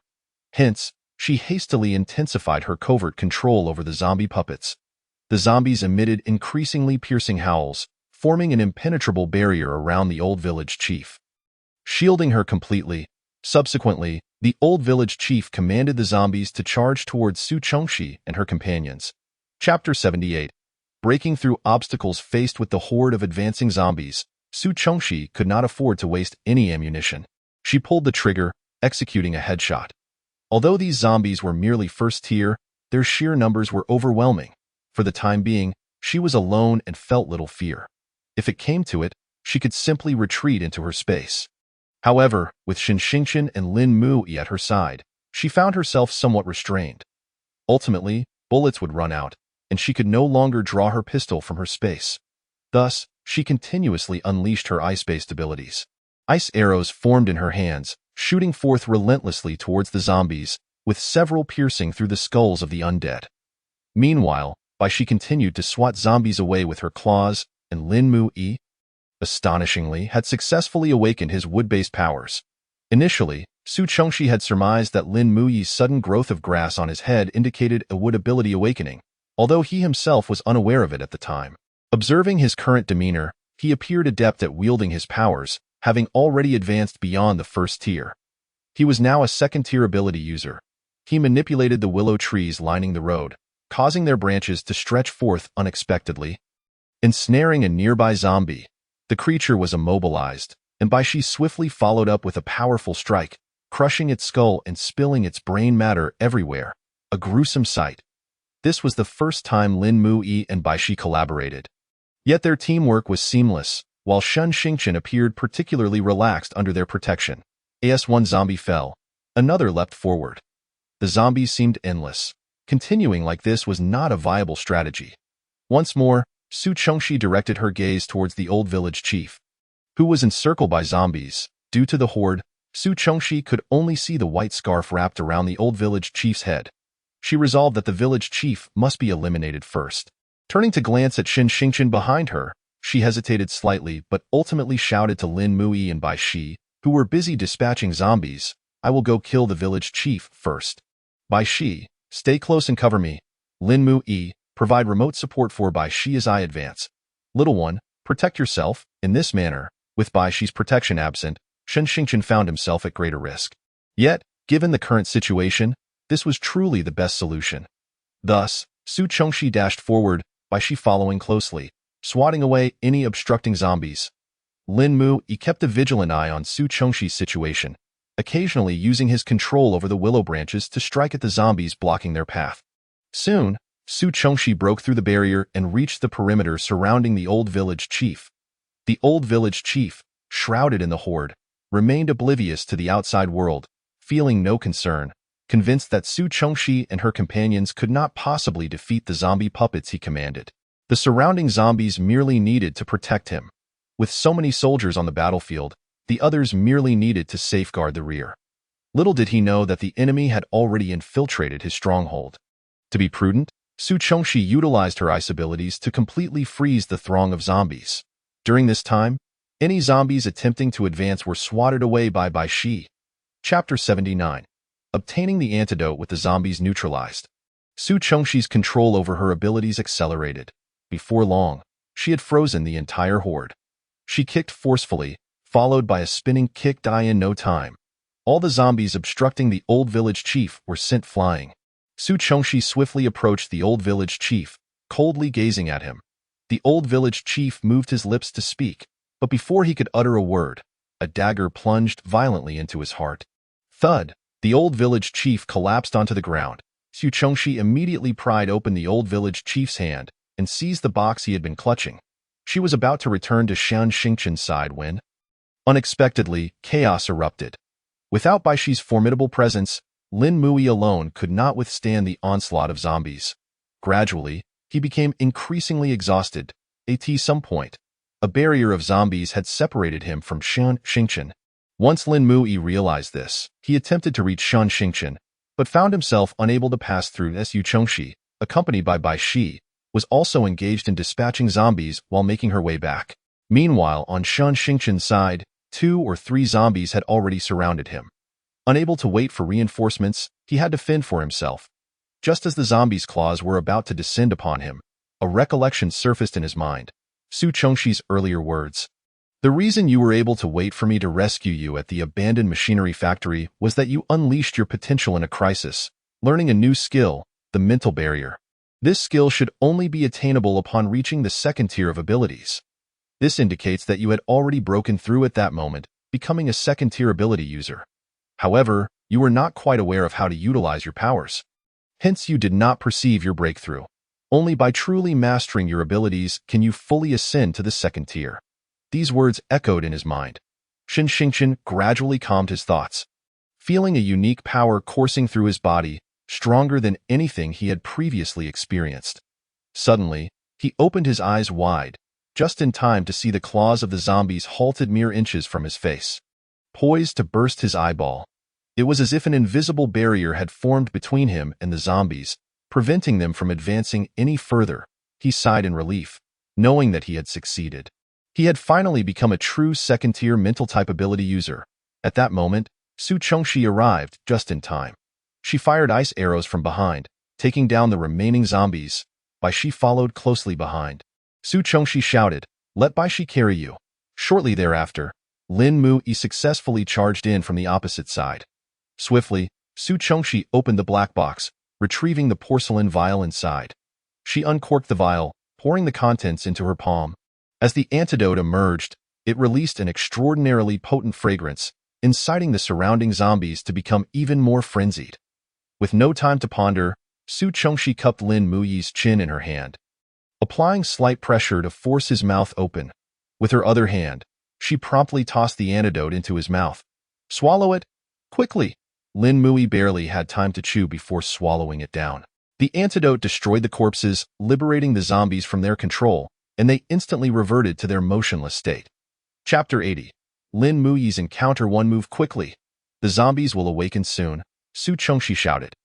After all, the antidote was now destroyed, the control over the zombies lifted, and this state of paralysis would only last a short while. Eventually, they would regain their primal instincts. Given their current condition, having exhausted their abilities and feeling utterly fatigued, they simply lacked the strength to confront yet another horde of zombies. Therefore, there was no time to waste. With that, Su Chongxi turned and sprinted towards the village entrance. Lin Mui followed closely behind, while Baishi carried Shan Xingqian, racing down the path. They ran for over 10 miles before Su Chongxi finally halted. Baishi followed suit, lowering herself so Shan Xingqian could slide off her back. Soon after, Lin Mui arrived, collapsing onto the ground, panting heavily. After a brief respite, Su Chongxi asked Lin Mui, "You took the antidote. Can you speak now?" Lin Mui hesitated before attempting to speak. Su, the heroic lady. Having been mute for an extended period, his vocal apparatus had gradually deteriorated, rendering him unaccustomed to speaking, and his words came out stammered. "It's all right. It's natural to feel awkward when you first speak. Take your time, don't rush," Su Chongxi reassured him, retrieving a bottle of mineral water from her backpack and handing it to Lin Mui. "Drink some water to soothe your throat." Lin Mui accepted the bottle, twisted off the cap, tilted his head back, and gulped down nearly half the bottle. I apologize," he stuttered, clearing his throat as his speech became more coherent. "After Yang Ziming and I left—" "Oh, Yang Ziming is that little boy you previously expelled from the villa." Yang Ziming had been spoiled by his grandmother, and the reason he agreed to accompany me was that he thought I could provide him with food and protect him from danger. Fortunately, we did not encounter many zombies along the way, as my sole responsibility was to find food for him. However, such luck did not last long. On the 5th day after our departure, we stumbled upon a small horde of zombies composed of over a dozen of them. At that time, I had not yet awakened my abilities, so we had no choice but to flee. During our escape, just as a zombie was about to seize us, Yang Ziming unexpectedly pushed me aside. Lin Muyi's expression darkened at this point, clearly struggling to comprehend Yang Ziming's actions. Su Chongxi made no attempt to comfort him. Lin Muyi took a moment to collect himself before continuing. I was thrust before that zombie, teetering on the brink of life and death, when I awakened my wood-type abilities. Just as more zombies arrived, I genuinely believed I was doomed. Yet, at that critical moment, a team of 5 awakened individuals appeared. 4 of them were capable of abilities, and they swiftly helped us eliminate the zombies. Later, Yang Ziming explained to me that his actions were merely instinctive. I thought that as a child, he must have acted without malice, and thus I let it go. Afterwards, we traveled alongside that 5-member team. During that time, the leader of the awakened team attempted to recruit me into their ranks, but I consistently declined. One evening, unable to sleep, I got up and spotted Yang Ziming conversing with the 5 individuals in a corner, though I was too far away to hear their words. At that moment, I paid it little mind. It wasn't until Yang Ziming approached me later that I learned the leader of the awakened team had promised him that only if I joined them would they accept him into their group as well. That was when I realized Yang Ziming had made a deal with them, effectively selling me out. I was furious and confronted him about his actions, but he retorted with conviction, claiming he had only followed me because he believed I could protect him. It was only after our encounter with the zombies that he discovered my ineffectiveness. He argued that joining the awakened team was not a bad idea. At least they possessed abilities and strength. Ensuring his safety and providing sustenance, I was astounded that a child could utter such words. Nevertheless, I rejected the offer, as I sensed ill intentions among those awakened individuals. Although they had saved me, I could not bring myself to trust them. However, to my astonishment, Yang Ziming conspired with them to drug me. When I awoke, I found myself confined in a small, dark room, my hands and feet bound, utterly immobilized. They provided no food or water, and I endured this for 3 days and nights. Finally, when I encountered the leader of the awakened team again, I heard him utter, "You reap what you sow," before succumbing to extreme hunger and dehydration. When I opened my eyes once more, I was in that very small village, and to my horror, I discovered I could not speak. It was only later that I learned the awakened team had played the role of middlemen. They had noticed my wood-type abilities and initially sought to recruit me, but my repeated refusals had incensed them. They sold me to that village, indifferent to the consequences, and then departed. The zombies we encountered in the pit behind the mountain were all villagers kept by the inhabitants of that village. The villagers belonged to an ancient ethnic group and adhered to the worship of deities. The arrival of the apocalypse and the emergence of zombies were attributed to divine retribution in their beliefs. The villagers intended to incinerate the first villager who transformed into a zombie, but the old village chief intervened. He produced a pill passed down from their ancestors, claiming it could control zombies. The chief stated that he had never understood the purpose of the pill until the zombies appeared. Realizing it was a gift from the gods, he believed that their ancestors had foreseen this calamity and intended for their descendants to resolve it. The chief's words rallied the villagers, who then used the pill to control the zombies, with its aroma attracting all nearby zombies. They kept the zombies confined in the mountain behind their village. Every few days, a villager would go missing, and during these times, the old chief would step forward to offer empty reassurances, quickly dismissing the situation. The villagers were thus placated. Yet, only I knew that those missing villagers had been fed to the zombies by the old chief. Eventually, the chief learned that the flesh and blood of awakened individuals attracted zombies even more. When the previous 5-member team passed through the village, the chief forged a partnership with them. They would deliver any captured awakened individuals to him in exchange for substantial resources. Thus, I became the first unfortunate victim. However, I also considered myself fortunate. At the moment I was handed over to the old chief, I should have been thrown into the zombie pit. Nevertheless, the chief's ambition was too great. He sought to capture more awakened individuals to feed to the zombies, hoping to enhance their strength. It was precisely for this reason that I have managed to survive until now. During this time, I diligently trained and improved my abilities, ultimately breaking through to the second level of power. I had intended to seek an opportunity to escape stealthily, yet I never expected to encounter a heroic lady like you. Having recounted my experiences in one breath, Lin Mui found himself parched. He drained the remaining half of the mineral water bottle in one go. After finishing, Su Chongxi finally posed a question. Given all this, do you understand why you face such ordeals? Lin Mui displayed a look of confusion.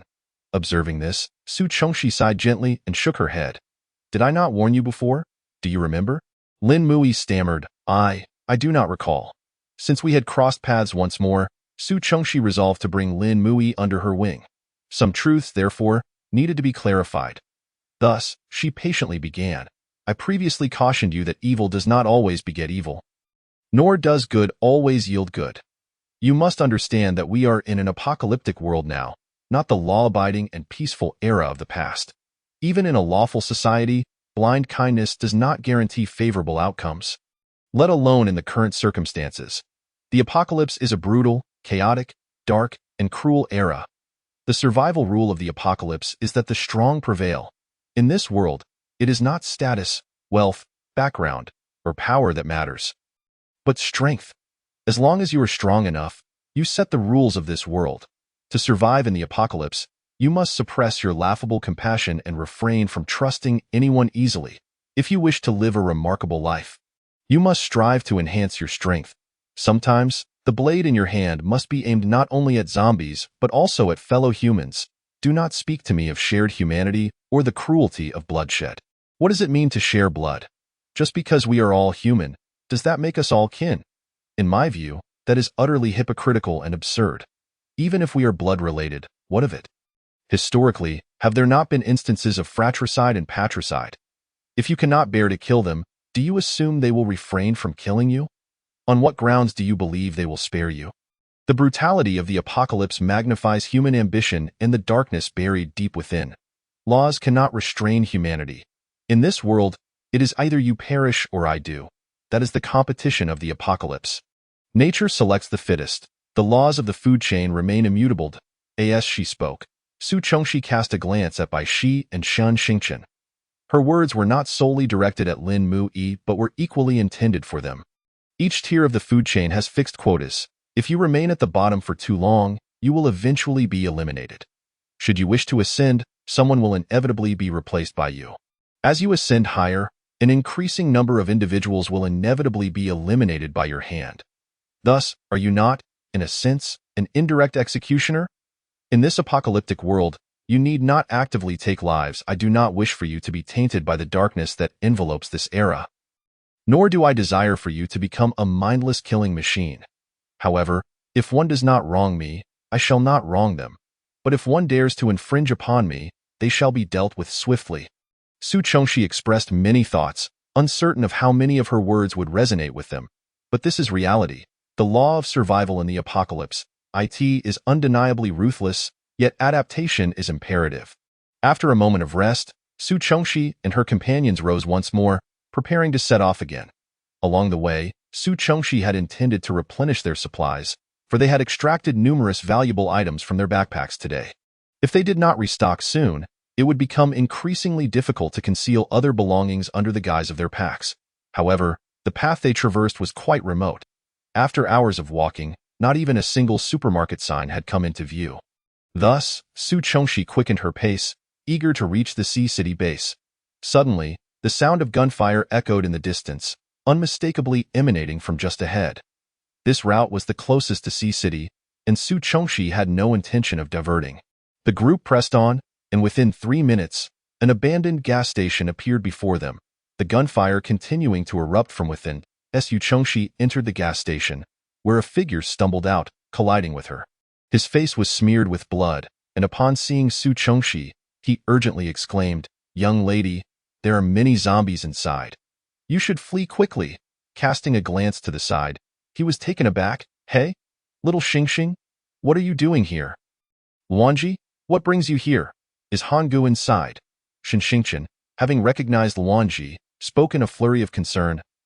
"Boss, he is still inside." Luanji replied hastily, rushing back into the gas station. "Sister Su, Wanji just said there are many zombies inside. But Han Ge is still in there. Can you help save him? Shen Xingqian tugged at Su Chongxi's clothing, her little head tilted upwards, pleading earnestly. Without uttering a word, Su Chongxi strode purposefully towards the gas station, with the others promptly following her lead. Inside, the scene unfolded before her. A tall man was engaged in battle with a level 2 zombie. He did not appear to possess any special abilities, yet it was evident that he wielded considerable combat experience. Though he was being pressured, he showed no signs of defeat. Meanwhile, 3 men were working together to combat another level 2 zombie, one of whom was the man who had just called out Wanji. Suddenly, the other 2 men were sent flying, crashing against the wall with a thud, blood spilling from their mouths. Observing this, Su Chongxi swiftly conjured 10 ice arrows, which split in midair and struck the heads of the 2 zombies. With a resounding thud, both zombies collapsed to the ground. Su Chongxi then advanced toward one of the fallen zombies, disregarding the evidently stunned Wanji, and plunged her dagger forcefully into the creature's skull. With a flick of her wrist, she began to stir the dagger violently within. The blade encountered something hard, and with a decisive motion, Su Chongxi sliced upward, sending a blue crystal core soaring into the air. Under the influence of gravity, it plummeted towards the ground. Su Chongxi extended her delicate hands, palms upturned, and deftly caught the falling crystal. This display of skill left the 2 men, who had been thrown to the corner. Utterly astonished as Su Chongxi approached another zombie, squatting down to repeat her actions, fortune smiled upon her once more. This zombie also possessed a crystal core, and it was a purple one. Just as Su Chongxi extracted the core and prepared to rise, a hand suddenly appeared before her. A slender, pale hand, calloused and seemingly marked by rust, lending a certain rugged strength to its delicate appearance. A voice, tinged with a slight rasp yet deep and magnetic, resonated above her. "Thank you, miss, for your timely intervention." Following the hand upwards, Su Chongxi beheld the man's visage, and even she could not help but be momentarily mesmerized. He appeared to be in his late 20s, with thick brows arching rebelliously, long, slightly curled eyelashes framing obsidian eyes that seemed to absorb all light, deep and unfathomable as a chasm. His skin was pale, akin to ancient jade, flawless, translucent, and possessing a chilling touch. Despite his strikingly alluring features, the man's expression was taut, his demeanor impassive, and his gaze sharp and aloof, exuding an aura of sovereign authority that sent shivers down one's spine. Clad in military attire, every button fastened meticulously, he conveyed a sense of discipline while accentuating his impeccable physique. Even in uniform, he emanated a mature, elegant charm. Su Chongxi had no intention of shaking his hand, but at that moment, Shen Xingqian, who had been standing at the entrance of the gas station, dashed over to the man, her short legs moving with urgency. "Han Ge," she called out cheerfully. The man slowly withdrew his hand, casting his gaze downwards at Shen Xingqian. "Little Xingxing, how did you end up here?" "Han Ge, after we parted ways, I met Sister Su. She is incredibly strong. I owe my safety to her protection along the way." As she spoke, Shen Xingqian took Su Chongxi's hand, introducing her to the man. "Sister Su, this is Han Ge, the one I mentioned before." "Hani Wang, thank you, Miss Su, for looking after little Xingxing during your journey." As Hani Wang extended his right hand once more, Su Chongxi felt it would be ungracious to refuse a second time, especially since his gratitude was directed towards her for Shen Xingqian's sake, a gesture she accepted without hesitation. However, upon hearing his name, Su Chongxi was taken aback. Hani Wang, in her past life, she had heard this name more than once or twice. Nan Yanbei Han, Dong He Shibai, this phrase was once well known, referring to the 4 regional overlords. Hani Wang was the northern sovereign, a title he rightfully bore. In this new life, Su Chongxi sought to rely on herself, with no intention of entangling herself with these rulers. Yet, she also had no desire to create animosity. Thus, she extended her hand, shaking his firmly. "Su Chongxi, I have a fondness for little dumplings, so no gratitude is necessary." After a brief exchange of introductions, their hands parted amicably. Su Chongxi withdrew her hand with fluid grace, while Hani Wang, after retracting his hand, clasped the other behind his back, gently caressing the one that had just grasped Su Chongxi's. It was as if the sensation of her soft, smooth touch lingered in his palm. Inwardly, Hani Wang pondered. How could such delicate, fair hands wield a dagger with such ferocity, plunging it into a zombie's skull? Lost in thought, he suddenly felt a sharp pain surge through his mind, quickly dissipating, only to be followed by a sense of dizziness as his vision began to blur. Han Yi-Wang shook his head vigorously. Noticing something amiss in his expression, Su Chongxi was about to inquire when urgent voices erupted nearby. Zhongli, what's wrong with you? Zhongli, don't scare me. She glanced over to see that among the two men who had been thrown earlier, one had inexplicably lost consciousness. Han Yi-Wang immediately strode towards the trio, followed closely by Su Chongxi and Shen Xingchen, with Lin Mu and Bai Shi trailing behind. Upon reaching the fallen man, Su Chongxi's heart sank. The man's face was flushed, beads of sweat glistening on his forehead. Resembling someone suffering from a high fever, she swiftly pushed past Luan Ji and the others surrounding him, lifting his arm to examine it. Sure enough, a distinct scratch mark marred his skin, now bruised and purple. This was unmistakably the mark of a zombie-esque claw. Just as Su Chongxi opened her mouth to explain, a sudden crash echoed, followed by two panicked voices. Boss, boss. Turning her head, she was met with the sight of Han Yi-Wang collapsing to the ground. Alarmed, Su Chongxi noticed his face reddening, sweat dotting his forehead as well. Her heart raced. This couldn't be happening. Could it be that Han Yi-Wang has also been captured by zombies? Su Chongxi immediately crouched down and noticed a conspicuous scratch on Han Yi-Wang's left arm. Upon witnessing Su Chongxi's composed demeanor, Luan Ji and the others found their previously anxious hearts inexplicably calmed. Luan Ji asked, Miss Su, do you have any idea why the boss and Zhongli suddenly fainted? They were scratched by zombies, and the wounds became infected, which is why they fainted. Su Chongxi stated with a calm assurance. Scratched by zombies? Infected wounds? Could this pose any danger to the boss and Zhongli? Luan Ji inquired with concern. Those infected by zombie scratches have a 9 out of 10 chance of turning into zombies upon waking. Su Chongxi dropped this bombshell with a nonchalant tone. What? Turn into zombies? This cannot be, boss and Zhongli. Miss Su, is there any way to save them from becoming zombies? Another man interjected. There is no other way once they have been scratched by zombies. However, I did mention that it's a 9 out of 10 chance of turning into a zombie, not 100% certainty. The remaining 1 or 2 chances may not only avoid becoming zombies, but could also awaken special abilities. Hence, for now, we can only wait for them to pull through, Su Chongxi explained. Let us place them together. As the group cautiously moved the two bodies to a relatively clean area, Su Chongxi held back an unspoken thought. In her previous life, she had heard that Han Yi-Wang was a high-level lightning ability wielder. However, upon meeting Han Yi-Wang, she did not sense any fluctuations of special abilities from him. This left her puzzled. Was the rumor incorrect, and did Han Yi-Wang lack abilities? Or had she mistaken him for someone else, and he was not the Han Yi-Wang she had heard about in her past life? Only now, upon learning that Han Yi-Wang had been scratched by zombies, did Su Chongxi realize. It was not that she had mistaken him. Rather, Han Yi-Wang was not among those who awakened their abilities at the onset of the apocalypse. In her past life, he must have awakened his lightning abilities later due to being scratched by zombies. Therefore, Su Chongxi held no worries that Han Yi-Wang would succumb to this zombie infection. Instead, her concerns shifted to another man named Zhong Li. In her previous life. Being merely a minor character, Su Chongxi had limited knowledge about Han Yi-Wang. She only knew he was a lightning ability wielder, a figure shrouded in mystery, rarely seen in his true form. Matters both large and small were typically handled by his strategist. Luan Zhi.it was said that Luan Ji was also a high-level water ability wielder.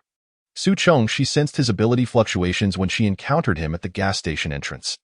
Later, upon hearing Shan Xingchen call him Brother Luan Ji, she concluded that this Han Yi-Wang was indeed the one from Beihan. However, aside from Luan Ji, information regarding Han Yi-Wang's other companions was kept under wraps. Su Chongxi did not even know how many there were or their names. Thus, she could not guarantee whether this man named Zhongli would turn into a zombie. Consequently, she focused her attention more on Zhongli. Time slipped away, second by second. Suddenly, Han Yi-Wang began to tremble violently, beads of sweat cascading down his forehead, soaking into the collar of his military uniform. The sweat continued to flow, gradually dampening the collar. Miss Su, our boss. Seeing Han Yi-Wang in such a state, Luan Ji clearly felt a sense of urgency. Shan Xingchen was also pacing anxiously nearby. He is fine. He will wake up shortly. Su Chong, she reassured them calmly. Chapter 87. Lightning ability indeed. Before long, the flush on Han Yi-Wang's face visibly receded, the sweat on his forehead ceased, and his trembling came to a halt. However, the situation with Zhongli was deteriorating. His complexion shifted from red to pale, his body heaving, and indistinct growls escaped his lips. The nails on his hands, which hung limply at his sides, began to take on a bluish-purple hue. "This is bad." "Su Chong," she exclaimed. "Lin Mui, unleash your abilities and bind him." Lin Mui complied without hesitation. Then Su Chong, she turned to Luan Ji and the others, saying, "He has begun the process of turning into a zombie. You have 3 choices. Either let him kill himself, handle it yourselves, or if you wish to save him, help him endure. He should still have some awareness. He can hear you." Upon hearing Su Chongxi's words, Luan Ji and the others immediately grasped the gravity of Zhongli's situation. Thus, Luan Ji shouted at Zhongli, who was now bound tightly. "Zhongli, wake up, do you hear me?" Another man called out loudly, "Zhongli, Luan Ji is right. You must hold on. I believe you can make it through. If you dare turn into a zombie, I swear I'll be the first to send you on your way."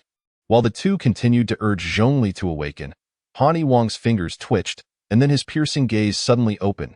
He held his head and slowly sat up. His mind was still a bit muddled, and the chatter around him felt overwhelmingly loud. Han Yi-Wang turned his head towards them. "What is happening?" he spoke suddenly, his voice hoarse. "Boss, you're awake?" Luan Ji rushed to Han Yi-Wang's side, helping him to his feet and guiding him to Zhongli. "Boss, Zhongli has been scratched by zombies and is showing signs of turning into one. Miss Su suggested we talk to him. Perhaps it will awaken him." Another man chimed in. At this moment, Zhongli's eyes remained tightly shut, but his lips began to move. Kill me," each word came out with great difficulty. Before Luan Ji and the others could respond, Han Yi-Wang shrugged off Luan Ji's support and strode directly to Zhongli, delivering a powerful punch to his chest. "Zhongli, wake up. This is an order." The mere statement carried an undeniable authority. Upon hearing this familiar command, Zhongli's body began to steady its erratic movements. After a prolonged moment, his body ceased to sway but began to tremble violently, mirroring Han Yi-Wang's earlier condition. The onlookers finally felt a sense of relief. Zhongli would be fine now. "What abilities have you awakened?" Just then, Su Chongxi's voice cut through the air. Han Yi-Wang regarded Su Chongxi, who had suddenly appeared before him. Although she inquired about his abilities, her gaze held no trace of curiosity. He took a step back, palms outstretched, revealing a ball of purple lightning crackling with energy, emitting a sizzling sound. The others gathered around, captivated. "Wow, boss, you've awakened lightning abilities? This is so cool." Luan Ji nodded in approval. Chapter 88. Agreeing to travel. "Brother Han, you're amazing." Shin Xing Chun clapped her hands, giving Han Yi-Wang a thumbs up. Yet, the questioner, Su Chongxi, maintained a serene expression. Indeed, her assumptions proved correct. Han Yi-Wang had indeed awakened his lightning abilities due to being scratched by zombies. Nevertheless, Su Chongxi couldn't help but marvel. Han Yi-Wang was truly remarkable. Observing the manifestation of his abilities, it appeared he had already advanced to a second-level ability wielder. To awaken abilities at such a high level, particularly one with such formidable offensive power as lightning, was truly astonishing. People could indeed be infuriatingly exceptional. Moments later, Zhongli slowly regained consciousness. Upon awakening, he found his 2 good brothers and teammates staring intently at him. As soon as he opened his eyes, they enveloped him in a bear hug. "Thank goodness, Zhongli, I knew you could pull through." "Zhongli, well done. By the way, I've got great news. Boss has awakened lightning abilities." Zhongli, still dazed and confused, was bombarded with questions as he tried to grasp the situation. "What? The boss awakened abilities? When did that happen? You guys were scratched by zombies during the fight, right?" I think I indeed got accidentally scratched by a zombie," he replied. "Then that's it. You both were scratched by zombies, and the wounds got infected. Miss Su mentioned that if you couldn't pull through, you would turn into zombies. But thankfully, both of you have made it, and the boss just showcased his lightning abilities to us. Now it's your turn. What abilities did you awaken?" The two conversed back and forth, and through their exchanges, Zhongli gradually unraveled the sequence of events. At that moment, He ceased to speak further and immediately quieted his mind to sense the changes within his body. Indeed, he felt a peculiar energy coursing through him. He attempted to gradually channel this energy outward. With both hands clasped before his chest and palms facing upward, a sudden flash of golden light illuminated the space, revealing two shimmering metallic orbs in his hands. Metal-based extraordinary ability. A soft female voice chimed in. Su Chengxi approached from the side. Oh, impressive. You've actually awakened a metal-based extraordinary ability. Wang Ji playfully patted Zhongli's chest. At this moment, Han Yiwei also joined Su Chengxi's side. Miss Su, I heard from little Xingxing that you are heading to City B?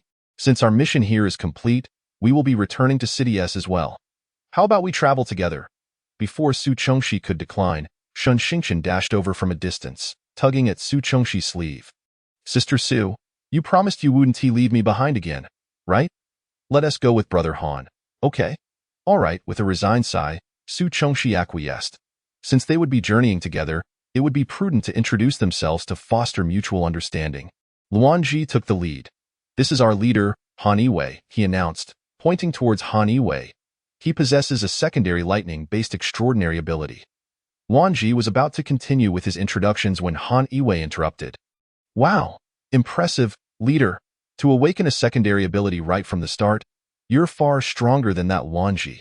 Another individual exclaimed dramatically. That Luan Ji has had his extraordinary ability awakened for nearly a month now and is still stuck at the first level. The person continued, only to be silenced by Han Yiwei's piercing gaze. I'm Luan Ji, a first-level water-based extraordinary ability user. Luan Ji shot a glare at the previous speaker, awkwardly continuing. This is Zhongli Mu, whom we all call Zhongli. He has just awakened a metal-based extraordinary ability. He then gestured towards Zhongli.as for this gentleman. Heh, Miss Su, my name is Ji Quan. Don't let my lack of an awakened ability fool you. I assure you I won't hold you all back. I'm certainly not like that Luan Ji, who looks like a frail scholar. Ji Quan jovially patted Luan Ji's shoulder. Indeed, while all of them were clad in military attire, their demeanors varied greatly. Han Yiwei was a striking figure, his exceptional looks paired with a sharp, aloof gaze that exuded an aura of unwavering righteousness, a hallmark of a true soldier. Zhongli Mu appeared to be in his early 20s. His looks rather ordinary, blending into the crowd. Luan Ji seemed the least military-like among them. Tall and slender with short black hair, his delicate frame could easily rival that of a woman. His fair complexion and refined features bore a hint of charm. Always adorned with a subtle, elusive smile, he exuded an air of quiet elegance, reminiscent of a gentleman clad in white. Wielding a feather fan point, one might think that when he spoke, his voice would evoke the refreshing sensation of spring. Little did they know, such a strategist could very well be a fade, a smiling tiger concealing countless schemes. In stark contrast, Ji Quan appeared to be in his 30s, likely the eldest among them. He was tall and robust, with broad shoulders and a commanding presence. Standing straight as an iron pillar, he resembled a mountain when seated and a tower when upright. His dark skin and strong features, complete with prominent brows and deep-set eyes, presented a rugged-visaged in silence. He embodied the essence of a steadfast soldier. Yet, when he spoke, his boisterous tone relegated him to the status of a rural brute. Su Chengxi listened attentively to their self-introductions, occasionally nodding to indicate her engagement. Once Han Yiwei's group finished their introductions, it was time for Su Chengxi's side to speak. She stepped forward slightly and stated, I am Su Chengxi, a fourth-level ice-based extraordinary ability user. As her words fell, a profound silence enveloped the group. Although Lin Mu-yi and the others were previously unaware of the specifics of Su Chengxi's extraordinary ability, they had no doubt of her formidable prowess.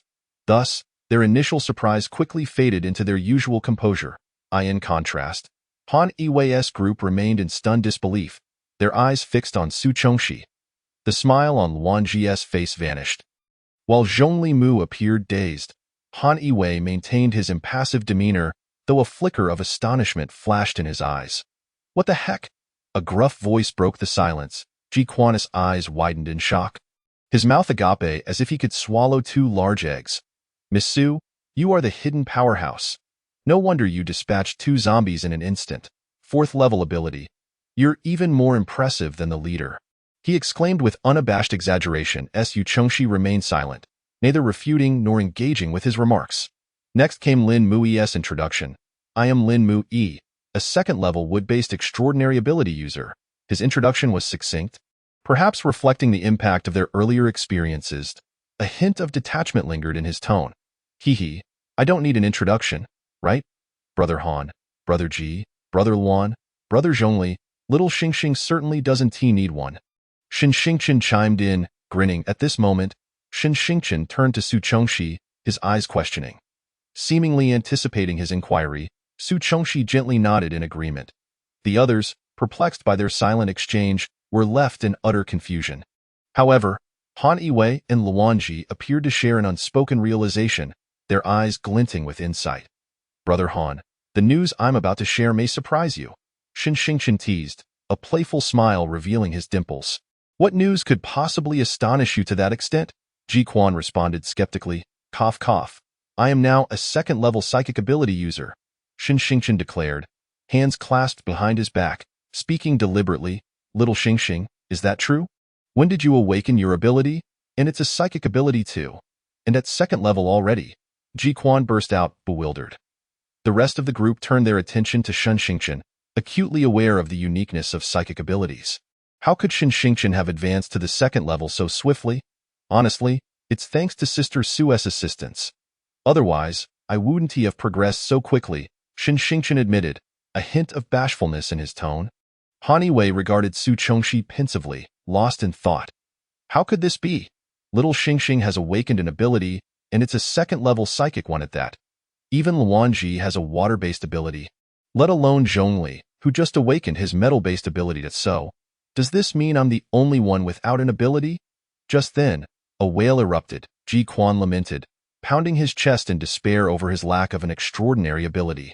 However, he was met with two icy glares in response. Catching Luanji's mischievous eyes, Ji Quan quickly fell silent. Brother Ji, don't be disheartened. Perhaps you will awaken an ability in the future. After all, Brother Han and Brother Zhongli only just awakened theirs today. Shen Xingchen encouraged, stretching up on his toes in an effort to reach Ji Quan's shoulder. Alas, his short legs proved futile against Ji Quan's towering stature. Thus, Shen Xingchen shifted tactics, taking Ji Quan's hand and gently patting the back of it in consolation. Ji Quan found himself both amused and exasperated, eager to say more, but Han Yiwei's sharp gaze quickly silenced him. Miss Su, may I pose a question? I wonder if you could provide some clarification? Luanji stepped forward with a bright smile, inquiring gently. Yu Chengxi's gaze flickered, yet she remained silent. Unfazed, Luanji continued. Miss Su, earlier little Xingxing mentioned that your help enabled him to advance so swiftly. As psychic abilities are quite unique. May I ask what methods you employed to assist him in enhancing his powers? Su Chengxi still did not respond, leaving the atmosphere momentarily tense. Miss Su, do you require a moment to regroup, or shall we set forth at once? Han Yiwei suggested, breaking the silence. A melodious, magnetic sound pierced the stillness of the room. No need for hesitation, let us depart at once. Su Chengxi finally spoke. Observing that the sky was nearing noon, she reasoned that if they set off now, they could reach the Z City base before nightfall. Otherwise, they would have to spend the night outdoors. With a placid demeanor, Su Chengxi extended her arm and hoisted the backpack from the ground onto her shoulder, leading the way outside. Han Yiwei followed closely behind. Seeing the two of them walking further away, the others hastily joined their ranks. Do you not have a vehicle for the mission? Su Chengxi suddenly paused outside and inquired. We do, Han Yiwei replied. He then stepped in front of Su Chengxi to guide the way. Not far off in the desolate woods stood a military green modified off-road vehicle, gleaming in the light. Miss Su, for this mission? It's only the three of us, the boss and little Xingxing, so we only brought one vehicle. I apologize for the inconvenience of having you squeeze in with us. Luanji chimed in with a cheerful demeanor. As if nothing had transpired moments before. It's quite all right, Su Chengxi remarked as she prepared to head towards the back seat. Miss Su should take the front passenger seat. It would be quite inappropriate to have a young lady squeezed in with a group of men.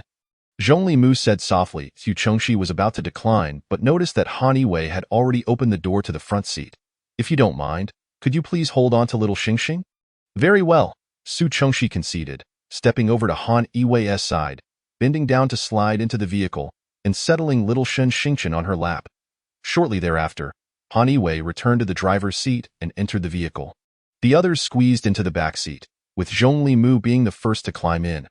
Unintentionally, he caught sight of Bai Shi still outside the vehicle and exclaimed in surprise, "Hey, Miss Su, is that white tiger with you?" As soon as the words left his mouth, he was met with a barrage of disdainful glances. In a way, Zhongli, have you been infected by a zombie? How could you not notice such a large tiger? Ji Qian exclaimed incredulously, his tone dripping with scorn. Zhongli Mu felt like crying. He had been utterly astonished when he witnessed Su Chengxi eliminate 2 zombies with a mere flick of her wrist, causing him to faint. Upon regaining consciousness, he had only heard the boss mention traveling with Su Chengxi, followed by rounds of introductions. He had completely overlooked the presence of the white tiger in the corner.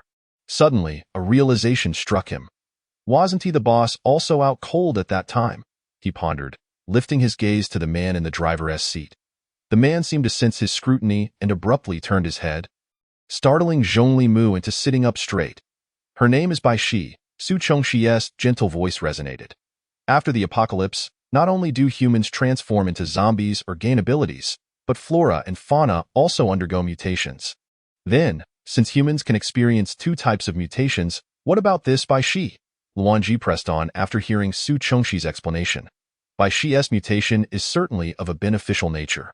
While Bai Shi may not possess any abilities, I assure you, Mr. Luan, that even with abilities, you would not stand a chance against Bai Shi, Su Chengxi replied, maintaining her calm facade, though a hint of impatience flickered within her. Indeed, Brother Luan, worry not. Bai Shi poses no threat to us. And she is indeed quite formidable, Shen Xingqian chimed in, adding to the commotion. For a moment, Luanji found himself at a loss for words. But how will Bai Shi get inside? Zhongli Mu queried. Comparing Bai Shi's substantial size to the height of the off-road vehicle, upon hearing his question, Bai Shi rolled her eyes dramatically. The group could clearly see the disdain in Bai Shi's gaze, leaving them all puzzled. Had mutated animals truly become so anthropomorphic?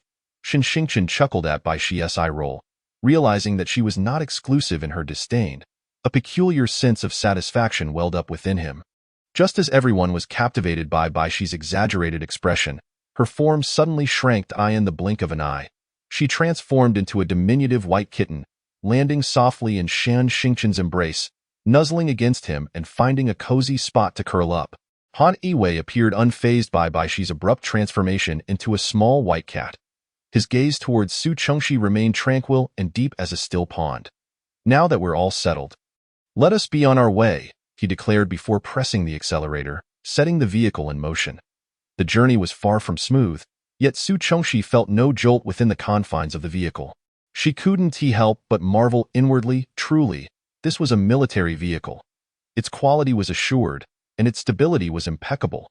The vehicle sped along, finally arriving at the Sea City base just as the sun began to set. As soon as the vehicle halted, Su Chengxi eagerly opened the door, gently placing Shen Xingqian on the ground before attempting to exit herself. However, her legs buckled slightly, nearly causing her to stumble, and she barely managed to catch herself on the door.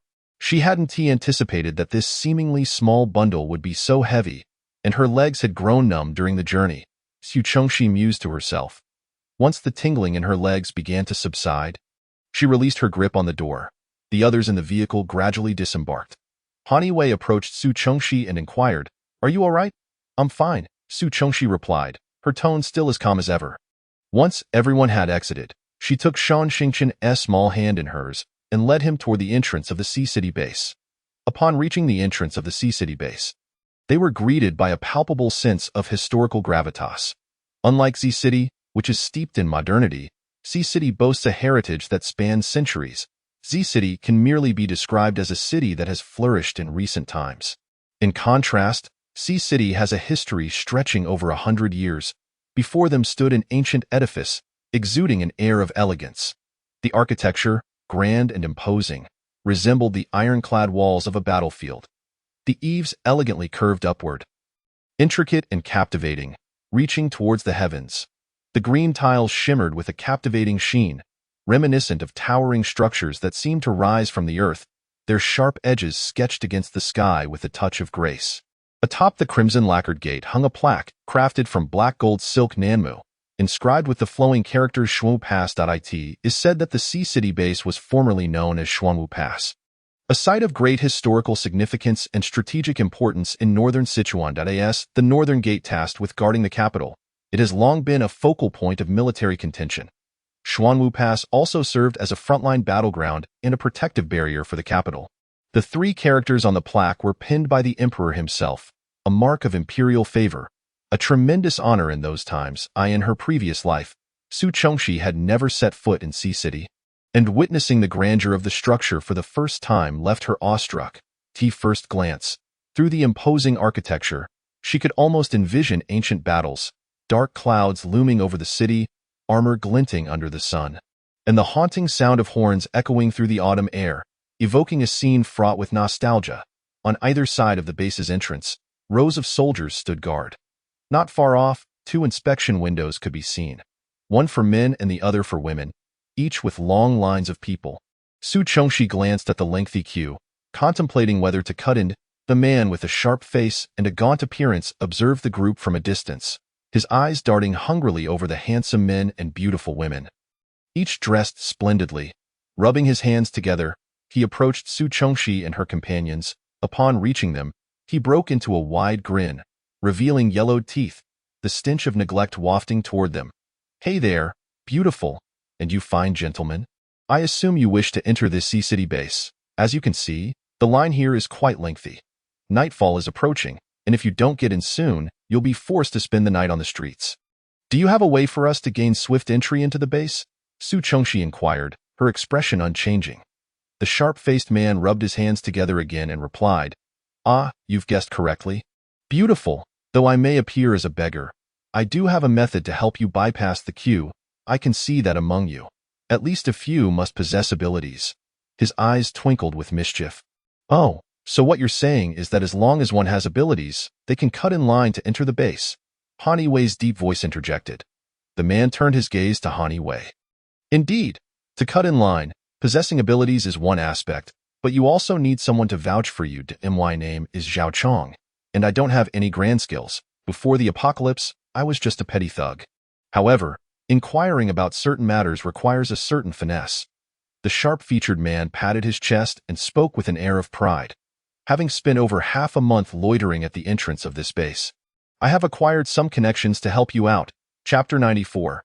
Registering abilities. However, regarding the guidance fee, the sharp-featured man paused intentionally, rubbing his fingers together.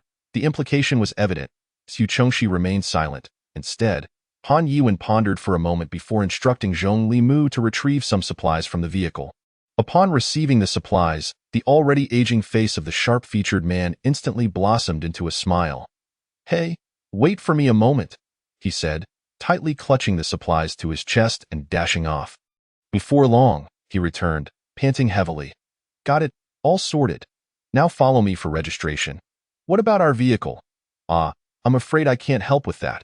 Private vehicles are strictly prohibited from entering the base. It's a clear regulation." The sharp-featured man shrugged his shoulders, helpless. "No worries. Jiquan, you and Zhongli first gather the supplies from the vehicle. We'll head into the base and discuss further." Han Yuan spoke. Jiquan and Zhong Limu instantly understood Han Yuan's intent. The two approached the vehicle, opened the trunk, and pulled out 4 olive-green military backpacks, continuously stuffing the supplies into them. In just a moment, each of them carried a backpack and held another in hand. They approached Han Yuan, who along with Luan Ji took the backpacks from their hands and slung them onto their backs. Subsequently, the group followed the sharp-featured man towards one of the inspection windows. There, Zhang Chong whispered something to the inspecting officer. The officer waved his hand, and Zhang Chong repeatedly expressed his gratitude. Afterward, Zhang Chong led everyone directly past the inspection to the registration area. "Right here. Although we skipped the inspection step, registration is mandatory." Han Yuan nodded in agreement, taking the pen and paper. He quickly skimmed through the registration content and began to write. Su Chongxi also took the registration form and started filling in the details. Others followed suit, filling in their names, ages, genders, abilities, and so forth. In the abilities section, apart from Shen Xingchen and Su Chongxi, everyone filled in their details truthfully. Shen Xingchen wrote none, while Su Chongxi noted level 2 water ability. Han Yuan finished quickly and, seeing Su Chengxi had filled in level 2 water ability, said nothing. Once everyone completed their forms, they handed them to the staff. The staff initially glanced over nonchalantly. However, upon seeing the abilities listed, his left eyelid twitched rapidly. My goodness. Who are these people? Almost all are ability users, and 3 have level 2 abilities. If this gets reported, I might just get promoted. The staff thought to himself, immediately plastering on a smile. The speed of his change in demeanor was astonishing. Ladies and gentlemen, since you've completed the registration form, I will personally escort you into the base. Saying this, he stood up to lead them inside. Xiao Zhang, keep an eye on this area for me. He gestured towards a young man standing not far away. Hee, since I have nothing more to do, I'll take my leave. The sharp-featured man grinned and said, All right, off you go. The staff covered his mouth and nose, impatiently shooing him away as if he were a fly. The sharp-featured man, unfazed, chuckled and waved before departing. Chapter 95. Settling into the courtyard. The staff eagerly led Su Chengxi and her group into the base. The staff did not pause in their steps, bringing them to the front of a villa. The villa was of a vintage style, appearing quite beautiful at first glance. Based on your registration details, you may choose any of these villas as your residence, the staff explained attentively. However, Su Chengxi frowned slightly and inquired, Is there no independent residence available? After a moment's thought, the staff replied, There is indeed a courtyard available. But it is somewhat smaller, and no matter. Please take me to that courtyard. Su Chengxi turned to Han Yuan, who was walking beside her. To that courtyard, Han Yuan stated without looking away. Turning down a narrow alley, at the end stood 2 dark square doors. Shiny door knockers greeted their eyes, leading to a charming courtyard. Upon opening the door and entering the courtyard, Su Chengxi examined it closely. The more she looked, the more pleased she became. The courtyard possessed unique features. Its spacious layout allowed for independent rooms on all sides, interconnected by corridors, making daily life very convenient. The enclosed nature of the residence provided strong privacy. Although the staff mentioned the courtyard was small, Su Chengxi did not share that sentiment. In truth, it was quite large, merely appearing smaller in comparison to the villa they had just seen. Inside the 2 doors lay a square courtyard, facing a screen wall. There were houses in all 4 cardinal directions. The main house was built on a stone platform, flanked by side rooms. On either side of the courtyard were east and west wing rooms, all made of gray bricks and black tiles. The tiles were layered thickly on the beams, securely covering against rain and wind, unable to be easily disturbed. Surrounded by wooden corridors, the courtyard embraced the grand architecture. The walls of the courtyard and the street-facing houses had no windows, creating a secluded and tranquil environment. In the courtyard stood an ancient locust tree, and at the center was a water pond with a rockery. Beneath the locust tree lay a piece of bluestone supported by a cement pillar, gently reflecting light. The well was present, with a water outlet leading to a reservoir. This exquisite design was remarkably pleasing to the eye. Su Chengxi immediately made her decision. We shall reside here. The others had no objections. Thus, after receiving the key to the courtyard from the registration staff, Su Chengxi and her group officially moved in. Miss Su will reside in the main house. The boss and Xiao Xingxing will stay in the east wing, while Zhongli and I will occupy the west wing, and Lin Mui and Brother Ji will share another room. Is everyone satisfied with this arrangement? Luan Ji briefly allocated the rooms to everyone. The others nodded in agreement. I want to stay in the same room as Sister Su, Shin Xingchen piped up shyly. Xiao Xingxing, don't you want to stay with the boss? Ji Quan blurted out. Ji Quan immediately felt the atmosphere grow cold. Brother Ji, please don't misunderstand. I don't mean I don't want to stay with Brother Han. I just prefer to stay with Sister Su, Shan Xingchen quickly clarified. Chapter 96. The hoodie, boys and girls should keep their distance. Han Yuan's calm remark made Shan Xingchen wilt instantly. She weakly retorted, But I'm still a child. Su Chengxi patted his head and said, It's all right. You can sleep with me. Taking Shan Xingchen's hand, she walked towards the main house. The others exchanged glances before heading to their respective rooms to rest. The next morning, Su Chengxi rose early and stepped into the courtyard. She noticed that many people were already gathered around the 8 Immortals table. Surprised, she thought, Are these people up so early? As she approached, she saw Luan Ji, Zhongli Mu, Ji Quan, and Lin Mu Yi were all present, but Han Yuan was conspicuously absent. Where is Han Yuan? Su Chengxi casually inquired. The boss went to find the military head of the base. He said he wanted to understand the situation here and see if he could get our off-road vehicle in, Wanji answered. Su Chengxi nodded in acknowledgement. Why did you all wake up so early? It's a habit formed in the military. It's hard to change, Jiquan replied. Here, Sister Chengxi, your breakfast, he said, pushing some compressed biscuits and milk towards her. Su Chengxi accepted without hesitation, grabbing a biscuit and popping it into her mouth.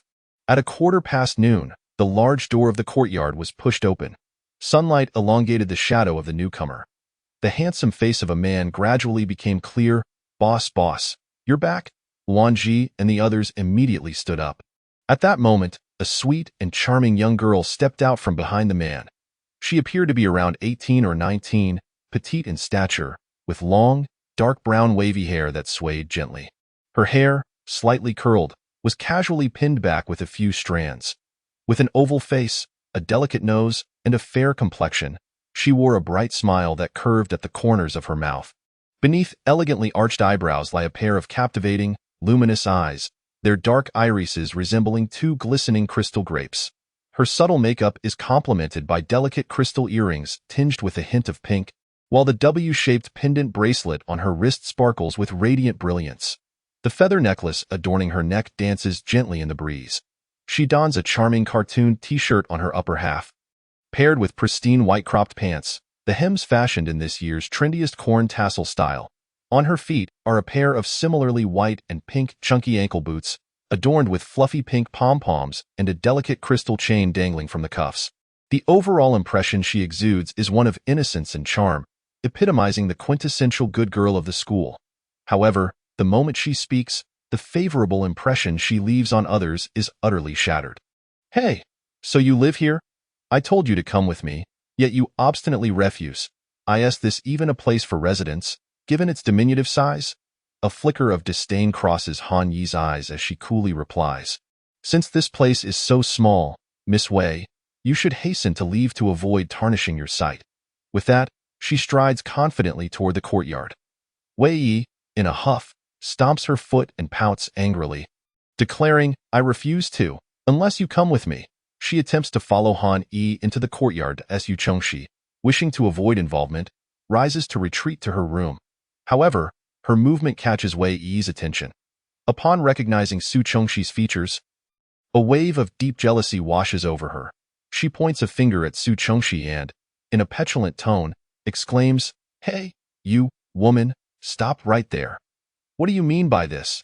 The moment I arrive, you wish to leave? Such a lack of courtesy. Su Chengxi, perceiving this obviously foolish young girl, chooses not to engage. Indeed, in her eyes, Wei Yi appears rather foolish. She remains silent, her footsteps unyielding as she continues toward her room. Yet, Wei Yi is relentless, advancing to grasp Su Chengxi's arm. Hey, how ungrateful can you be? I'm speaking to you, and you act as though you haven't heard. With that seductive appearance, it's clear you are not a virtuous woman living among a group of men. No wonder he is reluctant to accompany me. It's you, this shameless harlot, who has seduced him. I've lowered myself to speak to you. Do you even know who I am? Wei Yi stands with her hands on her hips, her proud demeanor reminiscent of a peacock in full display. Yet before she can finish her tirade, Su Chengxi interjects. Miss Wei, isn't it? You're a rather young girl, yet your words are nothing but filth. Lacking any semblance of politeness, we harbor no enmity. You accuse me of being a harlot without any evidence? Have you seen me with your own eyes? With a knowing smile, Su Chengxi adds, I understand that my beauty may incite jealousy. But you dare suggest I am seducing anyone? Him? She gestures toward Han A. Miss Wei, in broad daylight. It is unwise to slander the innocent. If you are fond of him, pursue him. Whether or not you succeed is your own challenge. Su Chengxi's smile is light, yet devoid of warmth. His reluctance to accompany you merely indicates his lack of affection. You cannot attribute that to me, just as I desire to be regarded for my beauty. I cannot change my face's natural design. Constantly being envied for my looks is quite tiresome. Should I then blame the heavens for bestowing upon me this visage, as per your reasoning? Her words strike Wei Yi like a resounding slap, leaving her speechless and crimson with rage. The atmosphere darkens around Su Chengxi as she continues, Miss Wei, I initially deemed you somewhat foolish, hence my reluctance to engage. However, my patience is not boundless. Others have previously called me uncultured, labeled me a harlot, a shameless woman. Would you care to know what became of them? Wei Yi, intimidated by Su Chongxi's chilling tone, stammers, "Why, you can't frighten me. Even if someone insults you, what can you do? Can you kill them?" Lin Mu, overhearing, casts her a significant glance. "Oh, look at you trembling. I haven't said anything yet you're quaking in fear. Since you're so frightened, I'll refrain from revealing too much, lest I scare you further." Wei Yi, feeling a sense of relief, is abruptly halted by Su Chongxi's next statement. "The old woman who insulted me was merely eliminated by my hand. I did nothing more to her. I didn't even torment her. It was a swift resolution, so what is so terrifying about that?" Su Chongxi's tone is almost contemplative, yet her words resonate with all present. Not only Wei Yi, but also Luan Ji and the others are taken aback, astonished that this seemingly innocent girl could indeed take a life. However, recalling her decisive actions against the zombies earlier, their surprise diminishes. Su Chongxi seems to realize, my apologies. I inadvertently spoke aloud. But I spoke so softly, you surely didn't hear me, did you? At this moment, Wei Yi's expression resembles someone who has just consumed a dead fly. Her pride wounded. She stubbornly seeks Han Yi's support to reprimand Su Chongxi, but finds him calmly enjoying his breakfast at the table, seemingly unperturbed by the unfolding drama. Having never faced such humiliation, Wei Yi is now infuriated. "Miss Wei, I believe I warned you earlier that my temper is rather volatile. The ground you tread is under my jurisdiction. I possess a strong sense of territory and dislike strangers wandering freely in my home. So, Miss Wei, do you intend to leave on your own, or shall I assist you? Just a heads up, my methods lack gentleness, and I fear I might send you to the wrong place, at that point. You may find yourself not returning home, but instead in a hospital." Wei Yi gazes at Su Chongxi's seemingly warm smile, yet it sends a chilling shiver from her toes to the nape of her neck. "Why you? Wait for it." Wei Yi's words lack conviction as she witnesses Su Chongxi take another step toward her, prompting her to hastily turn and flee with unprecedented speed, as if a ravenous wolf were on her tail. With the obstacles cleared, Su Chongxi and her companions resume their seats around the table. Observing the attention directed at him, Han Yi forgoes pleasantries, directly addressing the current state of affairs in Base C. "I recently conferred with the military leader of Base C to ascertain the situation here. The news is grim. As the apocalypse unfolded, the higher-ups reacted swiftly, dispatching most of the military to various bases for rescue efforts. However, the troops assigned to Base C encountered a horde of zombies on their return journey, suffering significant losses. Consequently, they were forced to retreat back to Base C, but with considerable manpower and resource depletion, and many of the military's ability users lost. Upon their return, they no longer retained dominance at Base C. During the military's absence, the political faction has been steadily gaining strength. Now, the base is divided between military and political forces, creating a tense standoff. The two sides are on the brink of conflict. It merely requires a spark to ignite the flames of battle. Presently, the military appears to be at a disadvantage. Hani speaks with measured calm. "As I anticipated, our information has reached the upper echelons of both factions. Soon, individuals will come seeking us." "Oh? Mr. Han, are you not affiliated with the military? When you met with the military leader, did you not join their ranks?" Su Chongxi inquires, crossing her arms. "I declined." Hani replies decisively. "I am a soldier, but a soldier's duty is to protect the homeland, not to become a pawn in the struggle between two factions." His tone is cold and composed, as if merely stating a fact. "Thus, we shall not involve ourselves in the internal strife of Base C." "Oh? My sentiments align with yours, Mr. Han. However, I lack your noble ideals. I simply detest trouble. I will not actively engage in Base C's internal conflict, but should either the military or political faction provoke me, the outcome may be unpredictable." Su Chongxi poses her question casually. "Mr. Han, if I assist the political faction in dealing with the military, will you truly stand idly by and watch?"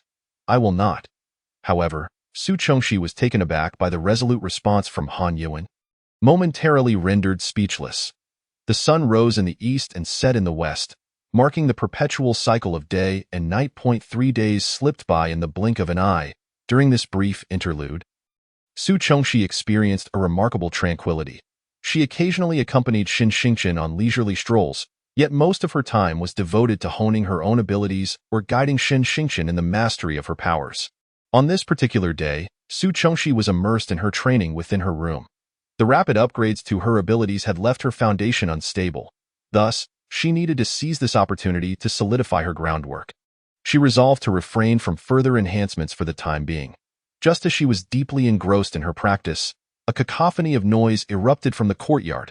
Su Chongxi paused her training and rose to investigate. Upon entering the courtyard, she discovered two factions facing off against each other. One group comprised Han Yuan and his associates, while the other was unfamiliar to her. However, amidst them, she spotted a familiar figure, Wei Yi. Realization dawned upon Su Chongxi. Trouble had arrived. She approached Han Yuan and inquired, "What's going on here? It seems quite tense." Before anyone could respond to her question, Wei Yi interjected, eager to assert her presence. "Brother, it's her. This vile woman dares to bully me. You must help me deal with her." Wei Yi was seen entwining her arm with that of a young man dressed in traditional garb while pointing accusingly at Su Chongxi. In one moment, she feigned intimacy, pouting sweetly at the young man. In the next, her true colors emerged as she unleashed her vitriol at Su Chongxi. "Isn't this Miss Wei? Pray tell, does Miss Wei doubt my words from yesterday? Have you come to test them personally today?" Su Chongxi's voice pierced through the air and reached Wei Yi's ears. Wei Yi scoffed, "You wretched girl, do not be so arrogant. I am the daughter of the base leader. How dare you humiliate me yesterday? Today, in light of my good mood, I shall not hold it against you. If you kneel and apologize, I might consider letting it go." As she spoke, Wei Yi adopted a demeanor that suggested even the act of kneeling would be a privilege for Su Chongxi. It appears that Miss Wei is not only foolish but also has a poor memory. Everything I said yesterday was merely the truth. How could it be deemed humiliation? Do enlighten me on how I have insulted you. "If you will," Su Chongxi replied with an air of indifference. You vile creature. You have indeed humiliated me and refuse to admit it." Wei Yi was on the verge of exploding with rage. Yet, when she turned to the young man beside her, her expression shifted to one of feigned vulnerability. "Brother, look at her, this wretched girl. I said I could forgive her, yet she continues to insult me. Brother, I am your own sister. Will you simply stand by and watch as I am bullied?" The young man, seemingly unable to tolerate Wei Yi's antics, gently brushed her hand aside with one arm. Clearing his throat, he managed to smile and address Su Chongxi. "Miss Su Chongxi, I presume? My surname is Wei, and my name is Wei Yichen. We have come today to share some good news with you. Unfortunately, my younger sister, being young and impetuous, has caused a ruckus with you all, and for that, I extend my apologies." With that, he gracefully lifted the hem of his long robe, bowing at a precise 45 degrees. Hands clasped, embodying the quintessential posture of an ancient gentleman apologizing.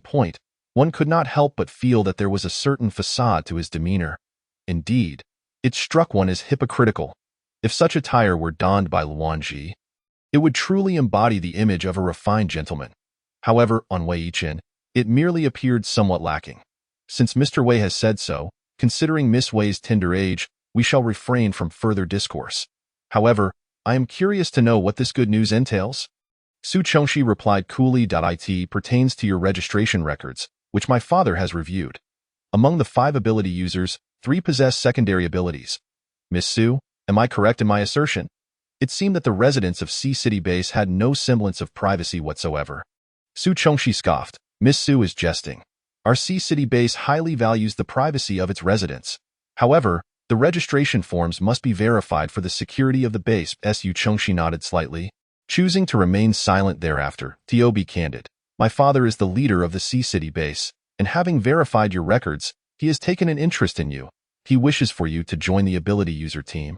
Before Su Chongxi and the others could respond, Wei Yichen continued, "The ability user team, as the name suggests, consists entirely of ability users.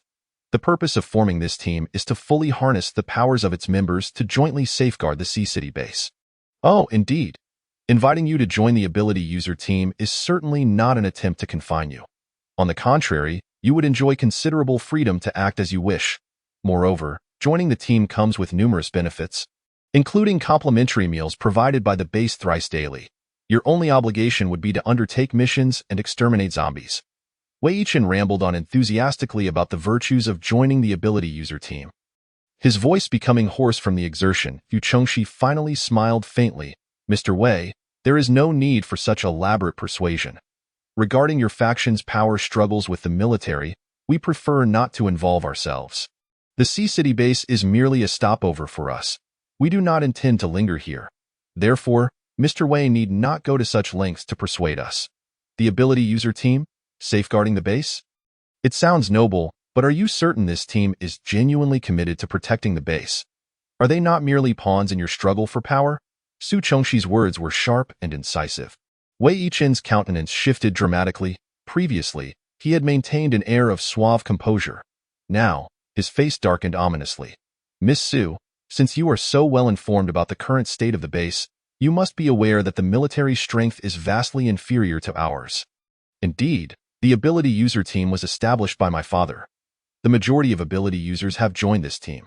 Without ability users, how could the military contend with us? With their mere firearms and ammunition? Before the apocalypse, true weapons wielded great power, but now we live in an age of devastation.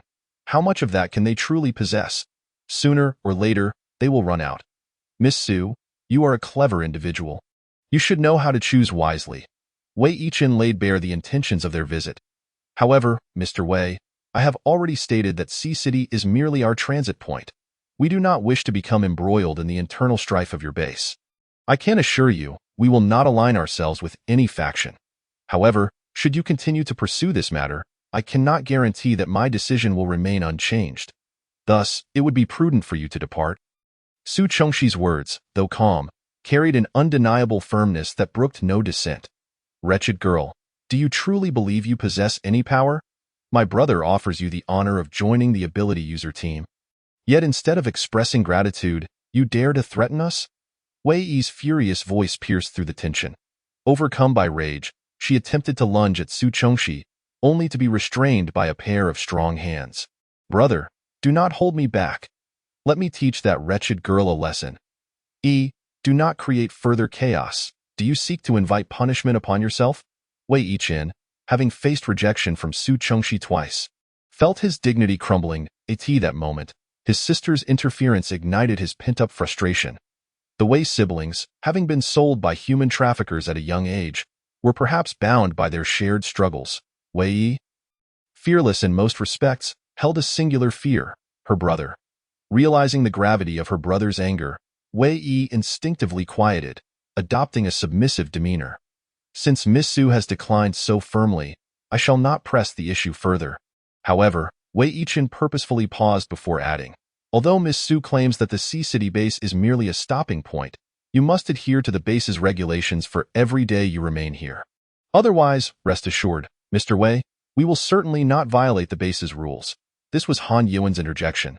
Then I hope Miss Su and Mr. Han enjoy your stay at the base, Wei Yichen said, his face a mask of sincerity as he clasped his hands together in a respectful gesture. Let us depart. With that, he waved his sleeve and turned to leave. But brother, if Su Chengxi refuses to join the ability user team, there are still others, are there not? Her thoughts cannot represent those of others. Wei Yi looked at Wei Yichen, who appeared anxious to leave, and exclaimed urgently. It is worth noting that 3 days ago, when she ventured out, she happened to catch her first glimpse of Han Yiwang, and she instantly fell in love. Thus, she followed Han Yiwang all the way to the Sihiyuan, only to be unexpectedly driven out by Su Chengxi. Chapter 102. Guiding Abilities Upon Returning Home. She could not shake the memory from her mind. Today, upon hearing that her father had sent her brother to persuade these individuals to join the ability user team, she insisted on accompanying him. Unable to tolerate her stubbornness, her father consented to let her go with her brother. Now, having finally encountered Han Yiwang once more, how could Wei Yi bear to leave without speaking to him? Observing this, Su Chengxi smirked and remarked, Mr. Wei, it seems your sister's mind is truly a bit muddled. Perhaps it would be best not to bring her along next time. Wei Yichen could easily discern the sarcasm in Su Chengxi's words, and his expression darkened. He glanced at his sister, who was evidently reluctant to depart. How had he not previously realized that his sister was genuinely quite foolish? Upon entering, he had seen Han Wang and the three individuals beside him, all clad in military attire, sitting upright at the Eight Immortals table, partaking in breakfast. Their posture was impeccable, their demeanor imposing, unmistakably revealing their military status. How could they possibly join their ranks? Therefore, Wei Yichen had abandoned the notion of persuading Han Wang and his companions to join the ability user team, shifting his focus entirely onto Su Chengxi. However, Su Chengxi remained impervious to his advances. Yet, it was disheartening to learn that this foolish sister of his had encountered Han Wang before and still failed to understand these circumstances. Wei Yichen felt as though he would be driven to tears by Wei Yi's foolishness. He snapped, "Wei Yi, I said we are leaving. Do you not comprehend human speech? If you wish to stay, then do so." With that, he ignored her and stormed off in a fit of anger. Startled by her brother's outburst, Wei Yi realized he truly would not wait for her and hurriedly chased after him, calling, "Hey, brother, wait for me." Before departing, she shot Su Chengxi a fierce glare. Su Chengxi could only smile helplessly in a moment of distraction.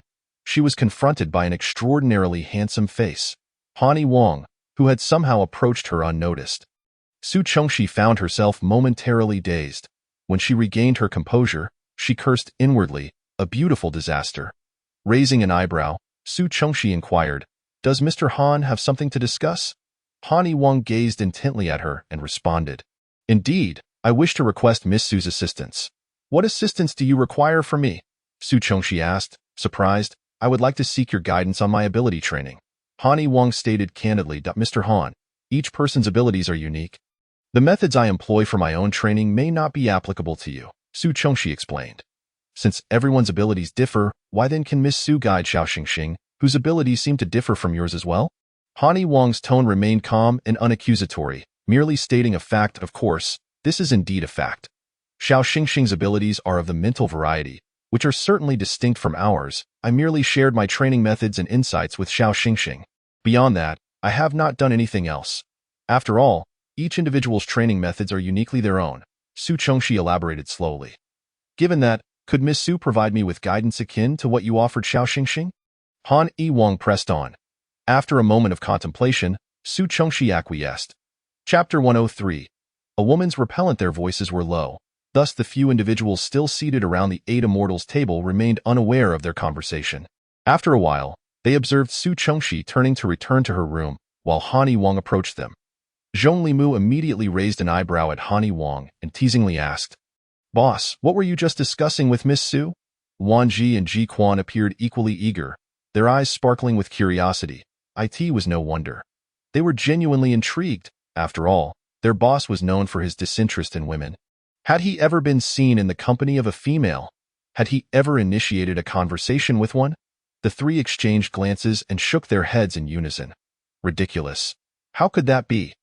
Their boss was a man who had been bestowed the honorary title of King of Hell by the entire military district, a universally acknowledged woman repellent. The fact that he had just approached Su Chengxi was astonishing. Even if they remained unaware of their exchange, this only heightened their curiosity. However, Han Wang chose to ignore Zhong Limu's inquiry. He circumvented the Eight Immortals table and strode purposefully toward his room, leaving behind a receding figure. Wan Ji and the others felt as though a torrential rain had suddenly poured down upon them, extinguishing the flames of curiosity that had ignited within. Meanwhile, Lin Mu didn't even spare them a glance. Turning away and returning to his own room, the three abandoned individuals exchanged glances and, with no other option, retreated to their respective rooms. The following day, Su Chengxi was in her room practicing her abilities when a series of knocks at the door interrupted her. Reluctantly, she ceased her training and rose to open the door. Upon opening it, she found Han Wang standing outside. Before Su Chengxi could inquire, Han Wang promptly explained the reason for his visit. It turned out that the previous afternoon, he had met with the military official at the base, who had expressed a desire to see Su Chengxi. Thus, this morning, Han Wang had come to see if she wished to meet with the official. "If you prefer not to go, that is perfectly fine. I can decline on your behalf," Han Wang stated. Upon hearing this, Su Chengxi felt an immediate urge to refuse. However, the words of rejection danced on her tongue but ultimately remained unspoken. After some serious contemplation, she decided she would not involve herself in the internal conflicts of the military and political factions. Yesterday, The political side had sought her out, and she was curious to see what the military official wanted today. Consequently, her refusal transformed into acceptance. Hani Wang escorted Su Chengxi to the residence of the military official at the base. As they walked along the street, they suddenly heard a voice, neither too loud nor too soft. "Old man, this is not a place for you to set up shop. If you wish to sell, you must go to the designated area for vendors at the base." Su Chengxi initially intended to ignore it. However, the subsequent voice compelled her to halt in her tracks. "Elder, please do not take it out on Brother Chun. After all, this is a clear regulation of the base." Chapter 104. A reunion with Jin Ling. Su Chengxi turned to her right, where a narrow alley caught her attention. The voice had emanated from there. She stepped into the alley, with Hani Wang following closely behind. Upon entering, they discovered a group of individuals surrounding an elderly man. Upon closer inspection, she recognized a familiar face. Upon hearing their footsteps, the group turned to see who was approaching. "It's Miss Su. It seems we meet again," a female voice chimed in. The woman, who had previously been facing away from Su Chengxi, turned to reveal herself as Jin Ling. The individuals flanking her were none other than Chen Luo and Mei Zi. Chen Luo's eyes lit up upon seeing Su Chengxi. "Miss Su, it seems we are truly fated to meet again." Mei Zi, entwined around his arm, tugged gently at him and playfully chided. Luo Gu. Her voice stretched the syllables, twisting it melodiously, almost grating on the ears. Su Chengxi chose to disregard Chen Luo's greeting and instead nodded toward Jin Ling. Her gaze then fell upon an elderly man who had been pushed to the ground. Before she could speak, Chen Luo interjected, "Miss Su, please do not misunderstand. The situation is as follows. The base has explicit regulations prohibiting trading outside designated areas. I was sent to inspect the base and did not expect to find this elderly man setting up shop here.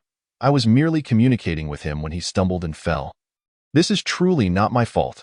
Upon hearing Chen Luo's words, the elderly man on the ground raised his head once more to glance at Su Chengxi, a flicker of indistinct light passing through his murky eyes. He propped himself up with one arm on the ground while the other hand spread open, pressing against the surface to support his body as he slowly rose to his feet. His legs trembled unsteadily, shaking with each movement. He steadied himself against the wall, his parched lips moving as he spoke in a halting manner, punctuated by a few coughs. "Cough, cough. What a calamity. What are the regulations of this base? Young lady, you must advocate for this old man."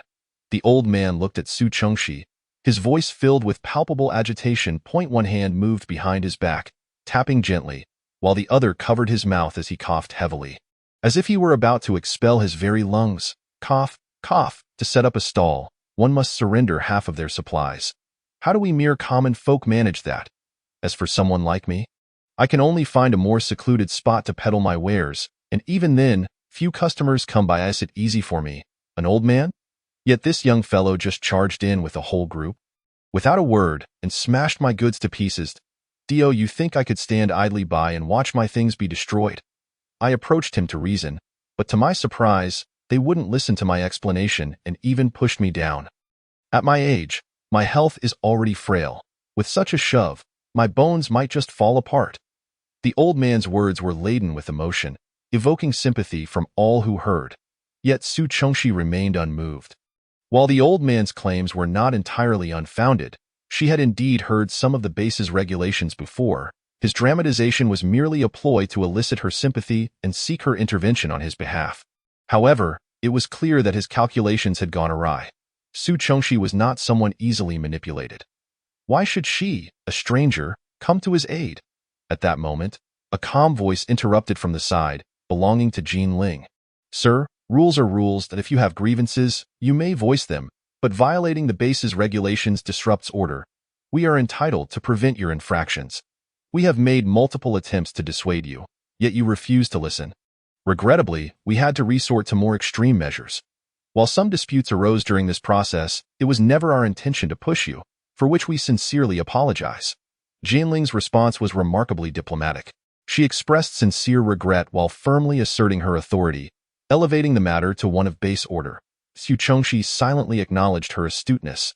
When they had first met, she sensed that this woman, Jin Ling, was exceptional, a calm and rational individual capable of thriving even in the apocalypse. She had anticipated their paths would cross again, and indeed they had. Confirming her thoughts, Su Chongxi felt little desire to linger any longer. She turned to leave the alley. "Hey, young lady, don't rush off." The elderly man's urgent voice called after her. Su Chongxi paused, turning to him, a slight smile gracing her lips. "Elder, it would not be wise to overplay your hand," she remarked. The old man promptly fell silent, ceasing his protests. This was due to Su Chongxi's sudden action as she conjured an ice arrow, which grazed the old man's cheek before embedding itself into the wall with a resounding thud. No one had seen when Su Chongxi had formed the arrow. Moments later, Chen Luo burst into laughter, applauding. "Ha ha, Miss Su, it seems you remain as formidable as ever." Yet Su Chongxi had no intention of staying any longer. She turned to leave. "Miss Su, please wait." Chen Luo called out urgently. There's something you need." The ever-quiet Han Yiwang finally spoke.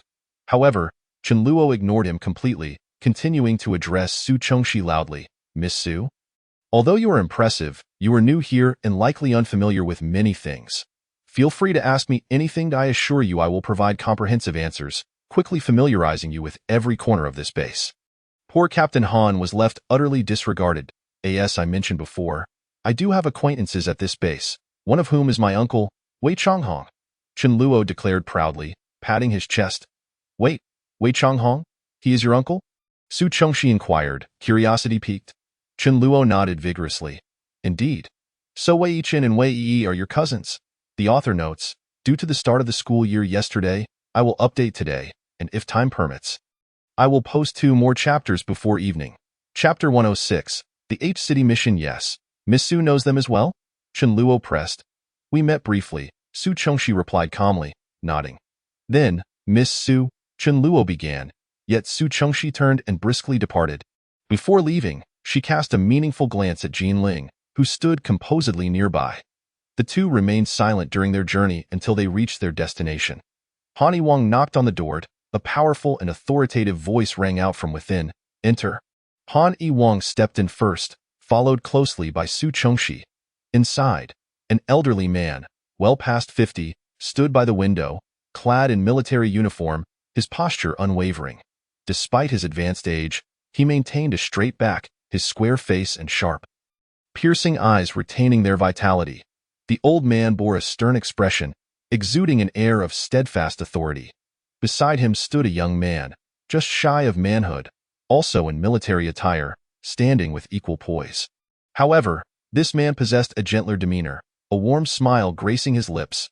"Miss Su, this is the military head of the base, Mr. Chu. Mr. Chu, this is Miss Su Chongxi," Han Yiwang introduced, gesturing to both individuals. "Mr. Chu, greetings," Su Chongxi offered politely. "A pleasure to meet you, Miss Su," Mr. Chu responded promptly. "May I inquire why you have summoned me today?" Su Chongxi asked, taking the initiative. "Miss Su, my reason for requesting your presence is not of any ulterior motive. Captain Han previously expressed his position to me. I respect your opinions and do not wish to coerce you into joining our military ranks. After all, the power struggle between the military and political factions is an internal conflict of the Sea City base, and it should not involve outsiders," Mr. Chu stated with an earnest demeanor, his words carrying significant weight. "Miss Su, we have received a task notification from above, requiring us to rescue a biological expert from H-City. We are simply unable to spare personnel, which is why we hope to enlist your assistance, H-City." Su Chongxi mused internally. "Of course, we would not ask you to assist without compensation. We will offer appropriate remuneration." Mr. Chu continued, "Should you have any other requests, please voice them, and we will do our utmost to accommodate you. However, this mission is indeed of utmost importance, so, Miss Su." "All right." Before Mr. Chu could finish, Su Chongxi readily agreed. Both Mr. Chu and the young man beside him were taken aback, as was Han Yiwang, who displayed a fleeting look of surprise. They had not anticipated that Su Chongxi would acquiesce so readily. Yet, was this truly her intention? The answer was, of course, more complicated. It was merely that upon hearing H-City, she was abruptly reminded of that grain depot on the outskirts of H-City, which she had long forgotten. Although the apocalypse had persisted for over a month, the depot's location was remote, and Su Chongxi was not particularly concerned about being discovered. Thus, she resolved to seize this opportunity to reclaim the depot. "In that case, we shall trouble you, Miss Su. Here is a photograph of the mission objective." Mr. Chu said, signaling to the young man beside him. The young man understood, striding over to the desk, opening a drawer, and retrieving a photograph, which he handed to Su Chongxi. Chapter 106. Preparations for departure. Su Chongxi accepted the photograph, scrutinizing it carefully. The backdrop depicted a laboratory, with the man standing before an array of experimental apparatus. He appeared to be in his prime, wearing a white lab coat, one hand holding a test tube filled with a crimson liquid while the other grasped a pen, seemingly recording observations. He leaned slightly forward, intently focused on the test tube in his grasp. A strikingly handsome visage is adorned with a pair of hazy, drowsy eyes, imparting an impression of a desire to sleep yet remaining awake. The pronounced dark circles beneath his eyes are also evident. His brow is furrowed, and his countenance bears a serious expression, exuding an air of rigidity. After examining the photograph, Su Chongxi listened to Mr. Chu's instructions before preparing to return to the courtyard with Han Wang. On the way, Han Wang suddenly spoke up. I thought Miss Su would decline this task. He recalled that he had some personal matters to attend to in H City, and thus he casually agreed. Su Chongxi was quite candid in her response. Therefore, I hope that when I am attending to my affairs, Captain Han can grant me some personal space. She understood that Mr. Chu had intentionally asked Han Wang to accompany her to meet him, rather than simply relaying the message directly to it. Was clear that the task was meant to be a joint endeavor between Han Wang and Su Chongxi. Hence, she was merely giving Han Wang a heads-up in advance. All right, Han Wang agreed decisively. At the same time, a glint of brilliance flashed in his eyes, too swift for Su Chongxi to catch. Upon their return to the courtyard, they gathered everyone in the center. Captain, we are all prepared. When shall we depart? Ji Xian asked first. Since everyone is ready, let's set off now, Han Wang replied, casting a questioning glance at Su Chongxi. She nodded in acknowledgement. Thus, Han Wang led everyone to meet Mr. Chu. However, this time, it was not Mr. Chu himself who received them, but rather the young man who had stood beside Mr. Chu during Su Chongxi's previous visit. The man led them to an underground garage. Upon entering, they spotted the modified off-road vehicle previously held at the base's entrance. It seemed that Han Wang had informed Mr. Chu about the situation, and Mr. Chu had promptly agreed to assist. However, the courtyard where they resided was not suitable for parking vehicles. Consequently, Han Wang had parked the off-road vehicle in the military's underground garage. The young man then handed Han Wang a pass. Han Wang accepted it with gratitude. Once the young man saw his task was complete, he did not linger and turned to depart. The group boarded the vehicle and drove to the base gate. As expected, the soldiers at the entrance stopped them. Han Wang presented the pass, allowing them to pass through smoothly. After leaving the base, the vehicle sped westward. H City, originally not far from C City, was a relatively remote small town. In under 10 days, Su Chongxi and her companions arrived in H City. Upon catching sight of the city sign, Shen Xingchen alerted the group, stating, "Something feels off here." Consequently, they disembarked early and proceeded on foot into H City. As they entered, Shen Xingchen pointed toward the southeast with a quivering hand and exclaimed, "Brother Han, Sister Su, I see many zombies over there." An overwhelming number.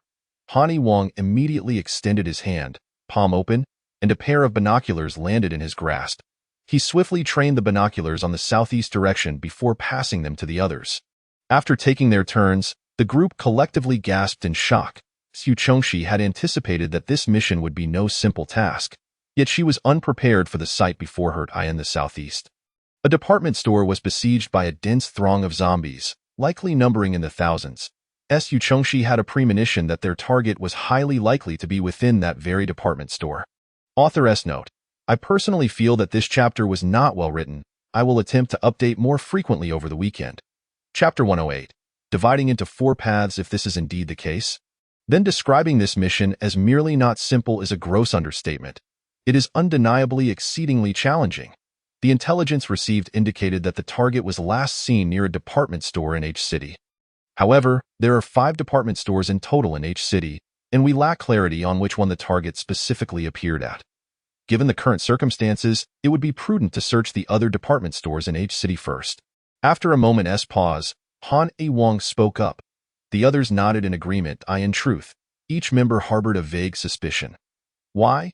In a city as expansive as H City with 5 department stores, were the zombies exclusively surrounding the one in the southeast? It likely bore significant relevance to their mission. Nevertheless, Han Iwang's suggestion instilled a glimmer of hope in everyone. Perhaps they were mistaken? Thus, the group split into 4 teams to begin their search. Su Chongxi accompanied Shen Xingchen. Han Iwang and Ji Xian formed another team. Wan Ji and Zhong Limu partnered together, while Lin Mu took care of the tiger. By Xi.S. Chongxi and Shan Xingchen headed toward a department store located in the northeast. This particular store boasted 8 above-ground floors and 2 underground levels. They commenced their search from the first floor, methodically ascending level by level. Each floor was eerily silent, devoid of any presence, whether human or zombie. Su Chongxi grew increasingly convinced of her earlier hypothesis. Their target was indeed trapped in the department store they had glimpsed in the southeast. They soon found themselves at the staircase leading to the 8th floor, gazing upward into the narrow, quiet stairwell, where darkness shrouded the corners.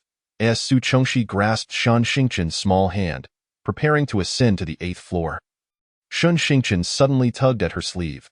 "Sister Su, there's something."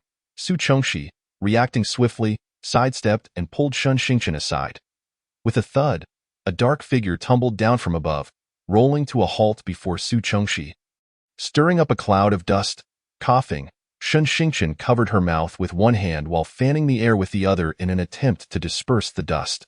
Once the haze settled, Su Chongxi focused her gaze on the object that had fallen. It was far from a mere shadow. It was a man clad entirely in black. At this moment, the man lay supine on the ground. His face smeared with blood, rendering his features indiscernible. He lay there motionless, oblivious to his fate. Su Chongxi circumvented the man and proceeded to ascend the stairs. Shan Xingchen glanced at the man in black on the ground, then turned his gaze to Su Chongxi. Without uttering a word, he promptly followed her. The two arrived on the 8th floor. The situation above mirrored that below. After a cursory inspection, Su Chongxi declared, "It's the same here. There's nothing of note. Let us depart." Consequently, they made their way down the stairs. However, to their astonishment, the man who had previously lain unconscious was nowhere to be found. Su Chongxi suddenly sensed something amiss and swiftly turned around. A dart whizzed past her cheek, followed by a single strand of hair gently cascading to the ground. Standing behind them was the very man who had just moments ago been in a state of unconsciousness. In his left hand, he grasped a dart. Observing how easily Su Chongxi had evaded his ambush, he was taken aback. The author interjects, "Can anyone guess who threw the dart?" Chapter 109. A blunder. He gently raised his right arm until it was level with his shoulder. From his previously empty hand, a sphere of water suddenly materialized. He then hurled the water sphere forcefully towards Su Chongxi. With a scoff, Su Chongxi thought to herself, "In my past life, I was a water elementalist who had reached the 7th level. Playing with water in front of me? That's akin to a mere mortal brandishing a sword before Guan Yu." She deftly sidestepped the water projectile. In response, she rapidly conjured an ice arrow aimed at the man. To her surprise, he reacted swiftly, leaping high and retreating to the right. His agility belied his apparent injuries. Yet, as he raised his head, an ice arrow was already trained on his throat. The man opened his mouth to speak, but instead, a copious amount of blood erupted forth. It appeared that his previous movements had exacerbated his wounds. Blood sprayed onto Su Chongxi's attire, prompting her to frown slightly before pressing the ice arrow forward a few inches. "Who are you? Why are you attacking us?" Su Chongxi inquired coldly. The man's lips moved as he struggled to respond, only to spit out another mouthful of blood. Soon, he seemed to succumb to fatigue. Collapsing onto the ground, with his head bowed, his expression remained obscured. He then propped himself up with one hand while the other rose sharply to wipe the blood from the corner of his mouth. Raising his head, he gazed at Su Chongxi with eyes as cold as ice, venomously declaring, "Ha! I never expected to be so grievously injured, yet Bai Zilian still does not spare me." Upon hearing this, Su Chongxi furrowed her brow. "Bai Zilian? That name sounds somewhat familiar," she pondered, but could not recall its significance. The man, meanwhile, smirked slightly as he added, "I never anticipated that Bai Zilian would enlist a woman to kill me." Su Chongxi interjected coldly, "I believe you are mistaken. I am not sent by anyone. Had you not attempted to ambush me, I would have had no interest in you. The man's eyes widened in disbelief. Is it possible? You are not sent by Zillion? Realizing this was a misunderstanding, he had mistakenly thought Su Chongxi was dispatched to eliminate him, prompting his earlier assault. Yet, Su Chongxi was not unreasonable. Retrieving her ice arrow, she turned to leave. Cough, cough, cough. My lady, I sincerely apologize. I mistook you for someone else. The man struggled to his feet, speaking with great difficulty. However, Su Chongxi seemed to ignore his words and continued on her way. My lady, please wait. He called out urgently. At last, Su Chongxi halted and turned to face him, inquiring, Is there something you need? My lady, I do have a request. The man hesitated slightly, as if contemplating his next words.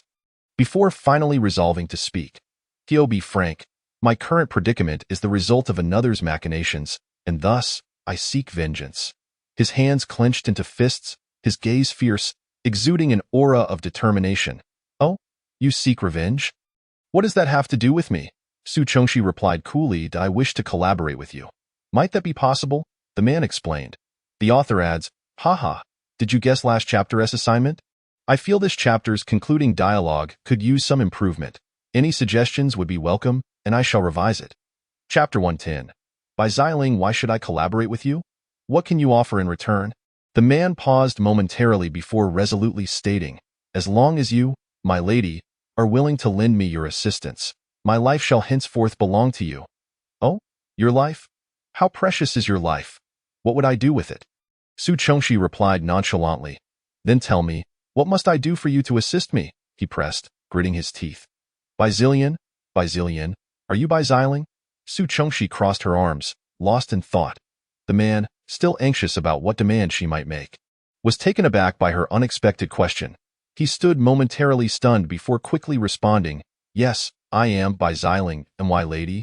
Do you know of me? Upon hearing his acknowledgement, a glimmer of realization crossed Su Chongxi's eyes. No wonder the name by Zillion sounded so familiar. It was only moments ago that she recalled by Xiling, the acknowledged leader of the West District, had a younger brother named by Zillion. The notoriety of Bai Xiling as the tyrant of the West District was significantly tied to his brother. It was said that during this very period in her past life, Bai Xiling had suddenly vanished. As the eldest son of the Bai family and the next heir to their base, Bai Xiling was shrouded in mystery, emerging from the shadows after the apocalypse to establish his family's stronghold. The origins of the Bai family were widely speculated, with many believing they were an ancient and reclusive lineage. During Bai Xiling's mysterious absence, the Bai base had abruptly announced that Bai Zillion would become the next heir. Shortly thereafter, Bai Xiling reappeared with astonishing speed, storming into the base to personally eliminate both his brother and their father, the then leader of the family, swiftly asserting his dominance over any dissenters. He went on to subjugate numerous other bases, ultimately claiming control over the West District, though some labeled him a fratricide and parricide, questioning the legitimacy of his rule. Such murmurs fell on deaf ears. His formidable prowess silenced critics, as few dared to confront him openly. At this moment, Su Chongxi began to understand the circumstances surrounding Bai Xiling's disappearance in her previous life. Although she intended to rely solely on her own abilities in this life, she was not foolish. Given that he had come to her seeking assistance and was willing to offer his allegiance, it would be illogical to refuse. Thus, Su Chongxi nodded slightly and declared, I can assist you, but I require your loyalty in return. Her tone was calm yet imbued with an undeniable authority. Bai Xiling hesitated at her words. He could willingly offer his life, yet submitting to a woman was a different matter. Observing his indecision, Su Chongxi remained patient. The author remarks, I apologize for today's update. An unfortunate incident left me feeling quite despondent. I hope for your understanding. Tomorrow, I promise to make it up to you. Thank you immensely for your support of my work. May sunshine and flowers brighten your days, and may you find joy and happiness always. Chapter 112. Welcome aboard. She leaned casually against a nearby counter. Arms crossed, her slender fingers rhythmically tapping against her arm. Seeing this, Bai Xiling finally acquiesced. Very well, my lady, as long as you assist me, I shall be your loyal servant. After an extended pause, as Bai Xiling gazed up at the woman standing above him, he felt a profound sense of gratitude for the decision he had made that day. Upon receiving Bai Xiling's affirmation, Su Chengxi lowered her arms, leaned slightly forward, and rose to her feet. In that case, follow me, she instructed, taking hold of Shan Xingchen's hand as she turned to exit. My lady, I still do not know your name. Bai Xiling trailed behind the two individuals, suddenly recalling that she had yet to learn Su Chengxi's name, prompting her to hurriedly inquire. Without turning her head, Su Chengxi casually remarked, Su Chengxi. Bai Xiling continued to walk, her lips silently repeating the name. Miss Su, you're back? Oh? You went out and returned with a man? Upon arriving at the meeting point, Su Chengxi realized she was the last to return. The others were gathered, engaged in an animated discussion. Ji Quan's loud voice immediately captured everyone's attention, and all eyes turned to Bai Xiling, who followed Su Chengxi. Confusion spread among the group. Initially, only Su Chengxi and Shan Xingchen had set out. Who could have anticipated that they would return with an additional man? He was just saved by me. Su Chengxi was reluctant to elaborate further. Upon seeing this, Han Yi's gaze darkened as Su Chengxi noticed but paid it no mind. Hello everyone, my name is Bai Xiling. Indeed, it was Miss Su who saved my life just now. Bai Xiling said amiably. Mr. Bai, although you were brought back by Miss Su, joining our team is not so simple. Wanji responded with a gentle smile. Bai Xiling showed no reaction to the statement, maintaining her calm demeanor. Observing the exchange, Su Chengxi mused to herself, two smiling tigers. As Bai Xiling remained unperturbed, Luan Ji's smile only widened. May I inquire if Mr. Bai possesses any special abilities? Of course. I am a level 3 water elemental ability user. Bai Xiling replied with a radiant expression. However, upon hearing this, Luan Ji's smile nearly faltered. As a fellow water elemental user, he couldn't help but feel the sting of inadequacy, stuck at level 1 while Bai Xiling had already advanced. A wave of sorrow washed over him, akin to a cold wind stirring fallen leaves. Luanji found himself in disarray. Meanwhile, Su Chengxi, having overheard Bai Xiling's response, nodded inwardly, having suspected his level would be high based on the power of his abilities during their previous encounter. Luanji, after suppressing his feelings of sorrow, regained his former composed demeanor. In that case, we welcome Mr. Bai to join our team, he declared, extending his right hand. It is my honor, Bai Xiling replied, shaking his hand. Chapter 113. Zombie Anomalies. With Bai Xiling's matter settled, Han Yi stepped forward to inquire of Su Chengxi. Miss Su, did you achieve any results? Su Chengxi shook her head, responding none. How about you? The same. We found nothing. Han Yi said with a slight frown. It appears there is only one location left to search. After Su Chengxi uttered this, their gazes instinctively turned towards the southeast. Meanwhile, Bai Xiling had already engaged with the others in lively conversation. Approaching Han Yi and Su Chengxi, he asked, What is this? Mr. Han, Miss Su, I just heard Brother Ji mention that you came to H City on a mission. Might I inquire what the mission entails? Can I assist in any way? Su Chengxi pondered for a moment. Since Bai Xiling had fled to this place earlier than they did, he might possess crucial information. Thus, she explained, our mission is to rescue a biologist trapped in H City. According to the data, the last sighting of this individual was near a department store. However, we have searched 4 department stores without any findings. Now, only one remains, but the situation there. As she spoke, Su Chengxi pointed her slender, fair finger towards the southeast. A biologist? I have not encountered that individual, Bai Xiling replied slowly.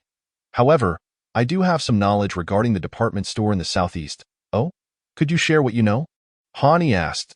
About 3 days ago, I was hiding in a small shop to tend to my injuries.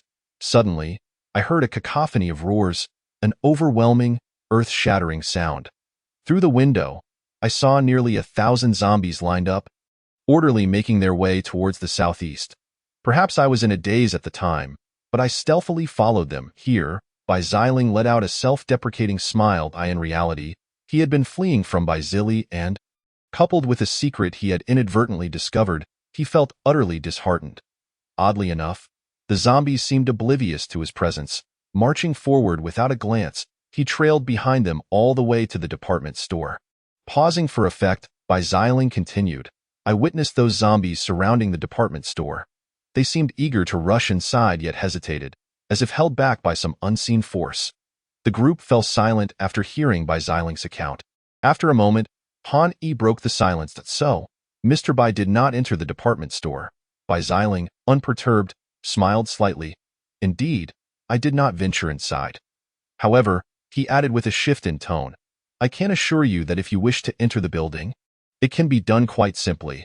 You could treat the zombies as mere decorations and waltz right in. Hearing Bai Xiling's seemingly simple suggestion, the group felt a surge of skepticism. Unfazed by their doubts, Bai Xiling maintained a nonchalant demeanor. Moments later, Su Chengxi took the lead towards the southeast, stating, Let us go. Miss Su, you.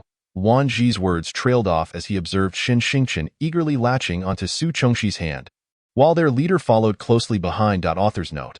If any chapter seems unsatisfactory or if you have suggestions, please let me know, and I will revise accordingly. Feel free to share your thoughts. Chapter 114. The Wei and Luan Ji stared in disbelief at his leader's retreating figure. Hoping for a glance back, however, Han Yi, showing no mercy, quickened his pace, prompting the others to follow suit. Just before leaving, Bai Xiling turned back and offered Luan Ji a particularly warm smile, revealing a perfect set of teeth. Yet, upon seeing this smile, Luan Ji felt a surge of anger, once again caught in a whirlwind of confusion. Suddenly, a heavy arm draped over his shoulder, nearly toppling him. Luan Ji, what are you doing dawdling here? The boss has left, hurry up and catch up, came Ji Quan's booming voice. Luan Ji snapped back to reality, hastily following the main group. As they walked, they soon approached the department store. The sight through the binoculars paled in comparison to the reality before them. Thousands of zombies swarmed, tightly encircling the building, their bodies pressed against one another as they roared incessantly. Their eyes bulged, hands stiffly raised, directed at the store, appearing somewhat numb and dazed. This scenario mirrored a previous encounter in a small village. Yet the zombies there exhibited a quiet, mute demeanor, whereas these were restless, visibly desperate to breach the building but too fearful to take a step forward. Su Chengxi and the others observed for quite some time. Even sending Bai Shi to feign an attack near the zombies, as expected, as Bai Xiling had stated, the zombies showed no reaction. However, a new predicament arose. The zombies had surrounded the building so tightly that it was impossible for them to enter. The group fell into deep contemplation. Suddenly, Bai Xiling smiled brightly. I have a solution, though I'm unsure if it will work. What solution? Speak. Su Chengxi commanded, casting a piercing glance. Bai Xiling immediately raised his hands in surrender. Okay. I'll tell you. In one moment, he was playful and in the next, he became serious. Such was Bai Xiling's nature, as far as I know. Miss Su has a mutated white tiger that can change size? Yes, Bai Shi, Su Chengxi confirmed with a nod. Then it's simple. We just need Bai Shi to carry us one by one inside, Bai Xiling suggested with a light-hearted tone. Though he spoke so casually, Luan Ji quickly countered, but how can Bai Shi carry us in? By stepping on those zombies, of course, Bai Xiling replied with a disdainful look. Step on the zombies to get across. Mr. Bai, your idea seems rather fanciful. Luan Ji remarked with a cold sarcasm. Although it appears that these zombies are indifferent to our approach, should they suddenly become animated midway, wouldn't we be akin to sheep entering the tiger's den? Do you not trust me, Mr. Luan Ji? I assure you, these zombies will not stir. Bai Xiling fervently guaranteed. Luan Ji let out a scoff, ready to engage Bai Xiling in further debate, only to be interrupted by Han Yiwang's interjection. I believe Mr. Bai's plan is feasible. As he spoke, he turned to seek Su Chengxi's opinion. What do you think, Miss Su? Shall we give it a try? Su Chengxi responded decisively, yes, let's proceed. Observing his leader and Su Chengxi in harmonious agreement, Luan Ji could only manage a strained smile, internally lamenting. Oh, leader, must you dismantle my arguments so effortlessly? Meanwhile, Bai Shi, resting with eyes closed on the ground, understood Bai Xiling's words and opened his fierce eyes to gaze at him. At that moment, his mind roared. What? Before the apocalypse, I was the king of beasts. After the apocalypse, I have become the mutated king of beasts. You wish for me to bear these humans? Oh my goodness. How could I lower my noble head for the sake of mere humans? No, I must fight to the end. I cannot allow these humans to ride upon my back. However, upon meeting Su Chengxi's indifferent gaze, he shuddered in fear. Reluctantly, he approached Shen Xingchen, slightly bowing so that Shan could sit upon his back. Once Shan was settled, Bai Shi dashed forward a few steps and leaped high, landing squarely atop a zombie's head. The zombie remained utterly motionless, and Baishi began to tread upon the heads of the fallen, as if stepping on wooden stumps. Before long, Baishi had carried Shen Xingqian into the department store. Their figures vanishing from the sight of the onlookers, Bai Xiling cast a triumphant glance at Luanji, as if to say, "See, I was right." To Luanji, this was nothing short of a blatant provocation. Yet, glancing at his leader and Su Chongxi, who were merely spectating, he could only huff disdainfully through his nose, turning his face away to avoid further sight of Bai Xiling. Before long, Baishi returned, his massive paw firmly pressing down upon a zombie's head, moving with remarkable agility. In an instant, he stood before Su Chongxi, lazily collapsing onto the ground. "Who shall be next?" Su Chongxi inquired. Her words resonated loudly. Baishi immediately straightened, fixing his fierce gaze upon her, the implication clear. "Surely, you cannot expect me to carry each of these humans inside?" However, Su Chongxi's eyes remained as calm as a still lake. Defeated, the white tiger lowered his head, appearing dejected and pitiful. "Hey, Miss Su, how about I go next?" Ji Quan scratched his head, forcing a sheepish grin as he approached Su Chongxi. "Certainly." Without hesitation, she acquiesced. Baishi lifted his head, casting Ji Quan a disdainful look. "Humph! A mere human dares to dream of riding upon my back?" Yet, Ji Quan, unfazed, lifted a leg and plopped heavily onto Baishi's back. Baishi was momentarily stunned. Nearly collapsing under the weight, he contemplated resistance, but Su Chongxi's command rang out, "Hurry along. No dawdling." With a lingering gaze of resentment towards Su Chongxi, Baishi turned and departed. After Baishi's exit, Hani Wang once again conferred with Su Chongxi. "Miss Su, why don't you enter next?" "I will remain behind." Agreed. Su Chongxi considered for a moment before consenting.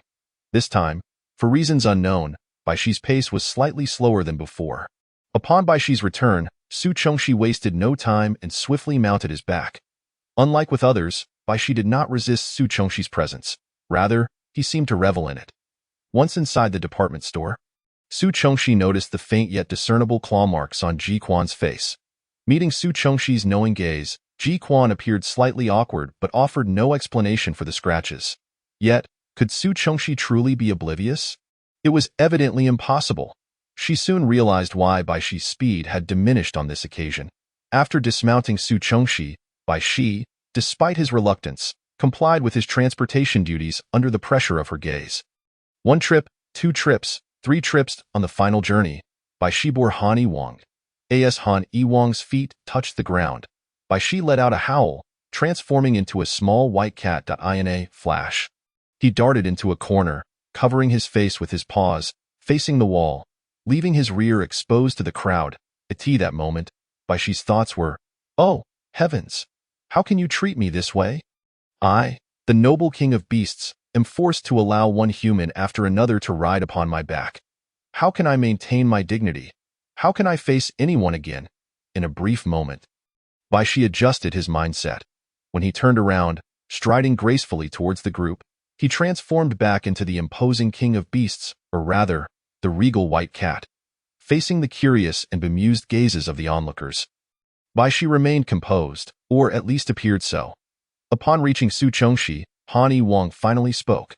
"Now that we have successfully entered the building, let's split up the search for our target as before." Dividing into 4 groups, I do not believe we need to divide our search any further, Su Chongxi countered. "Why not?"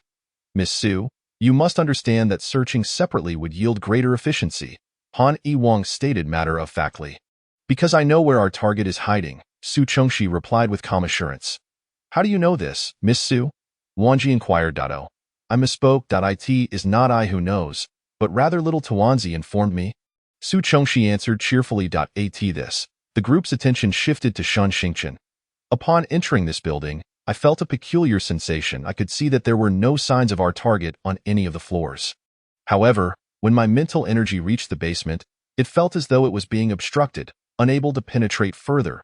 I conveyed my observations to Sister Su, and she deduced that our target must be hiding in the basement. Ji Quan Gu also knows this. As Shen Xingqian finished speaking, Ji Quan nodded in affirmation, confirming that he had been present when Shen spoke with Su Chongxi. The group suddenly recalled the overlooked fact, the seemingly small figure, whom they were tasked with protecting, was indeed a formidable level 2 psychic. Their expressions varied. After a moment of contemplation, Han Wang made a decision.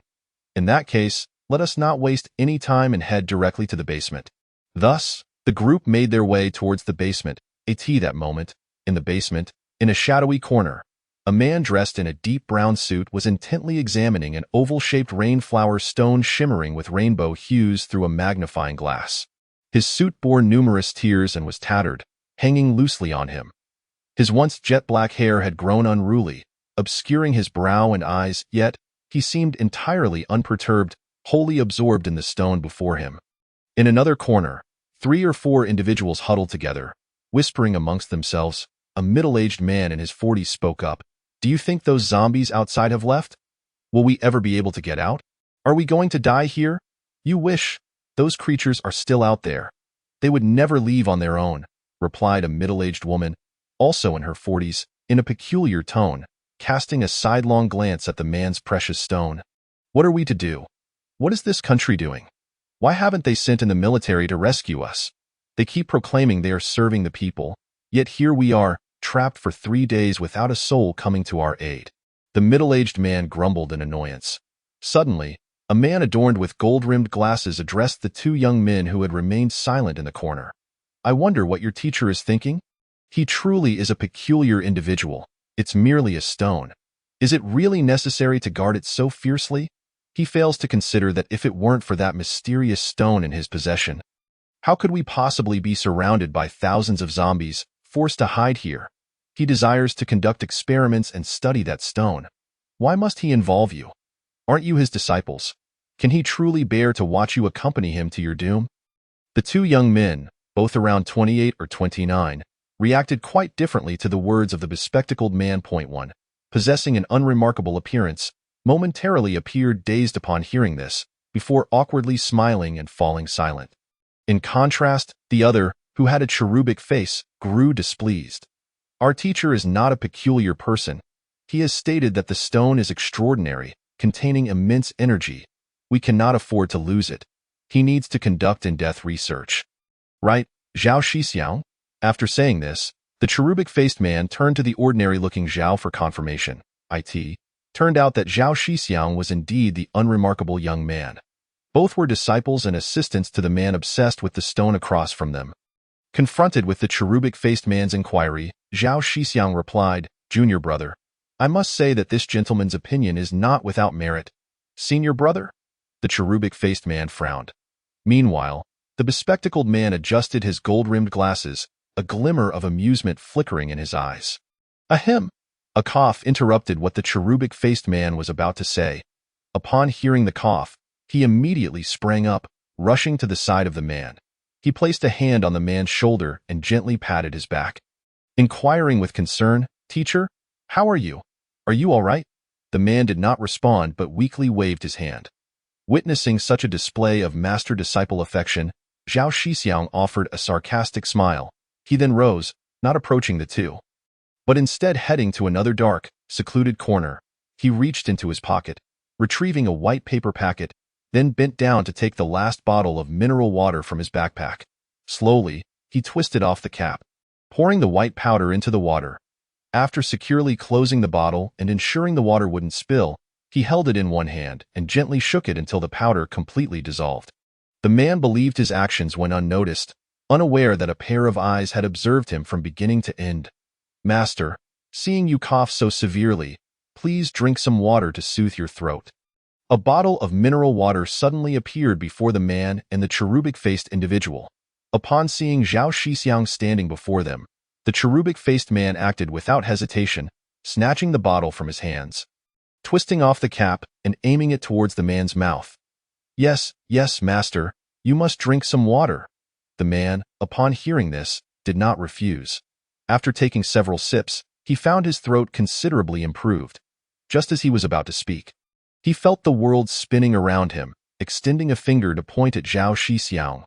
"You," before he could finish, he collapsed to the ground. Master, what is wrong with you?" The cherubic-faced man exclaimed in panic upon witnessing the sudden fainting of the man. Just then, a large hand reached out, Swiftly snatching the stone the man had been tightly clutching. Damn it! Even fainting, he still clings to it so tightly. A curse echoed in the air. The cherubic-faced man stared in shock at the figure who had taken the stone. Zhao Shixiang. You, what are you doing? Is it you? Did you drug that bottle of water? Oh, my dear junior brother. It seems you have finally come to your senses. The man's tone shifted from cautious to teasing. Senior brother, why would you do this? Why? Of course, it is because of this stone. Junior brother, you should understand that this stone is the source of the horde of zombies outside. I warned you long ago that this stone was nothing good and should be discarded. Yet, Master refused to heed my advice, insisting this stone was peculiar and required thorough study. And what has been the result? We are now trapped here, unable to escape, either to be devoured by the zombies outside or to starve to death. I suspect Master is doing this on purpose, conducting his research without considering us. Has he thought about the possibility that we might perish for his studies? I cannot simply sit idle. I must save myself. Once I dispose of this cursed stone, the zombies will be drawn away, and I can seize the opportunity to escape. No, senior brother, you mustn't do this. Have you forgotten what Master said? He stated that this is no ordinary stone. It contains strange energy. Ha! I certainly know it is not an ordinary stone, for it is a stone of misfortune. Whoever possesses it will encounter calamity. Before the cherubic-faced man could finish, Zhao Shixiang interrupted him. Fine, senior brother. Even if you wish to take the stone, you could simply tell Master directly. You need not resort to drugging him. Does Master not treat you well? Have you forgotten who rescued you from the icy wilderness? Who provided you with a home and supported your education? The cherubic-faced man looked pained. Why, dear junior brother, are you blind or deaf? In the past few days, I have approached Master numerous times, pleading earnestly for him to hand over the stone. Yet, he not only refused but berated me harshly as for your claim that Master treats me well. What a grand joke! Zhao Shixiang laughed bitterly, raising his voice dramatically, attracting the attention of several people nearby. Which of your eyes saw him treat me well? Every day, he assigns me tasks, as though I am merely his servant. When I call him teacher, it is to learn from him, not to serve as some menial laborer, waiting with a broom and rag until he concludes his experiments. No, senior brother, you misunderstand Master. He does not see you as a servant. The cherubic-faced man insisted earnestly. Have you forgotten that Master once had you conduct an experiment alone? It was a simple task, intended to evaluate your capabilities, yet you botched it. Subsequently, Master observed you and concluded that your talents do not lie in research. He merely wished silence. How dare you say I botched the experiment? I have explained that it was a momentary lapse, and why does he presume to declare that I lack talent? Do I lack talent? What a farce! Did you not excel in every exam back in school? He allows you to observe his experiments but insists I leave. Why does he show you favoritism? Is it because you are more handsome than I? Or perhaps due to your youth? Or is it simply because you are more adept at ingratiating yourself? I refuse to accept this. It is unjust. Why is it that you need only utter a kind word? And he favors you, while I can barely open my mouth before he impatiently waves me away. When standing beside you, though I am older and undoubtedly more accomplished, why must I remain like a shadow, forever crawling beneath your feet? Author's note. Today, I unfortunately caught a cold. I feel terrible. Wurwo-ti-tied. The weather has turned chilly recently. My dear readers, please dress warmly and take care. Before I even finished my words, he lunged at me like a rabid dog, ready to bite. Has he not considered that if it weren't for that wretched stone, would we be here awaiting our demise? The middle-aged man remarked earlier. I think he deserves it. Look at his favoritism. It's as if he has completely disregarded his other disciples. No wonder Xiao Song was so defensive whenever we mentioned him. Truly, a protector of his master. The middle-aged woman had a sharp, acerbic demeanor. Moreover, she dragged the innocent young face into the fray. Xiao Zhao, well done. I support you. Even a clay figurine has its temper. If you ask me, you're far too soft-hearted. You shouldn't have only drugged your master. The middle-aged woman continued her tirade. Senior brother, I never anticipated you harbored such grievances. Why have you never voiced them? The young face inquired, astonished. You all have never cared for my feelings. What good would it do to speak up? The man replied with a mocking expression. But, senior brother, please don't say any more. From this day forth, our bond is severed. I shall no longer be your disciple. Senior brother, are you truly planning to sever your ties with the master? Upon hearing this, the young face gasped involuntarily. Did you think that after today's actions, he would still recognize me as his disciple? The man let out a bitter laugh, his words tinged with a hint of choking emotion. Hearing this, the young face lowered his head in sorrow. Shortly after, a soft sigh escaped the man's lips. In truth, it was merely a drug akin to a sedative, one that would only render him unconscious for a brief period, without any side effects. The young face shot his head up suddenly. Master, senior brother, I know that without him, there would be no me. He gave me a second chance at life. Therefore, no matter how much dissatisfaction I harbor, I shall never repay kindness with enmity. The man spoke solemnly. Senior brother, I apologize. In this post-apocalyptic world, we witness those who betray their kin for personal gain. At that time, I was unperturbed, thinking that although you, I, and the master are not true relatives, we are akin to family and would never act like them. I genuinely did not expect, but regardless, you will always be my senior brother. I still remember when the master first brought me back from the orphanage. You took my hand, spoke to me, played with me, and soothed my anxious heart. The author has something to say. I feel like I'm running out of words. Chapter 121. A stab in the back. Afterward, you were the one who grew up alongside me. Whenever I was bullied at school, you were always the first to stand up for me. Senior brother. In my life, you and the master are the most significant people. The young face spoke each word with great seriousness. Upon hearing this, the man's hand, resting against his trouser seam, trembled slightly, yet ultimately, he left only a resolute silhouette behind. However, once he turned away, a crystalline tear slipped down his cheek, falling to the ground and disappearing into the dust. The man lifted his leg, striding toward the corner where he had left his backpack. Hey, Xiao Zhao, are you truly letting them off so easily? You are indeed still too young, lacking the necessary ruthlessness. The middle-aged woman looked on with a disappointed expression. Suddenly, a shadow flashed by. By the time everyone regained their composure, they were all left agape in astonishment. A murder. Senior brother. 0.01 seconds later. Various voices erupted simultaneously, creating a cacophony. The reason was simple. The man, who had just turned to leave, now stared wide-eyed, his expression filled with disbelief. His eyelids drooped slightly. A short blade had pierced through his chest. The man experienced a moment of stupor before stiffly turning back. The first thing he saw was a large hand with veins bulging.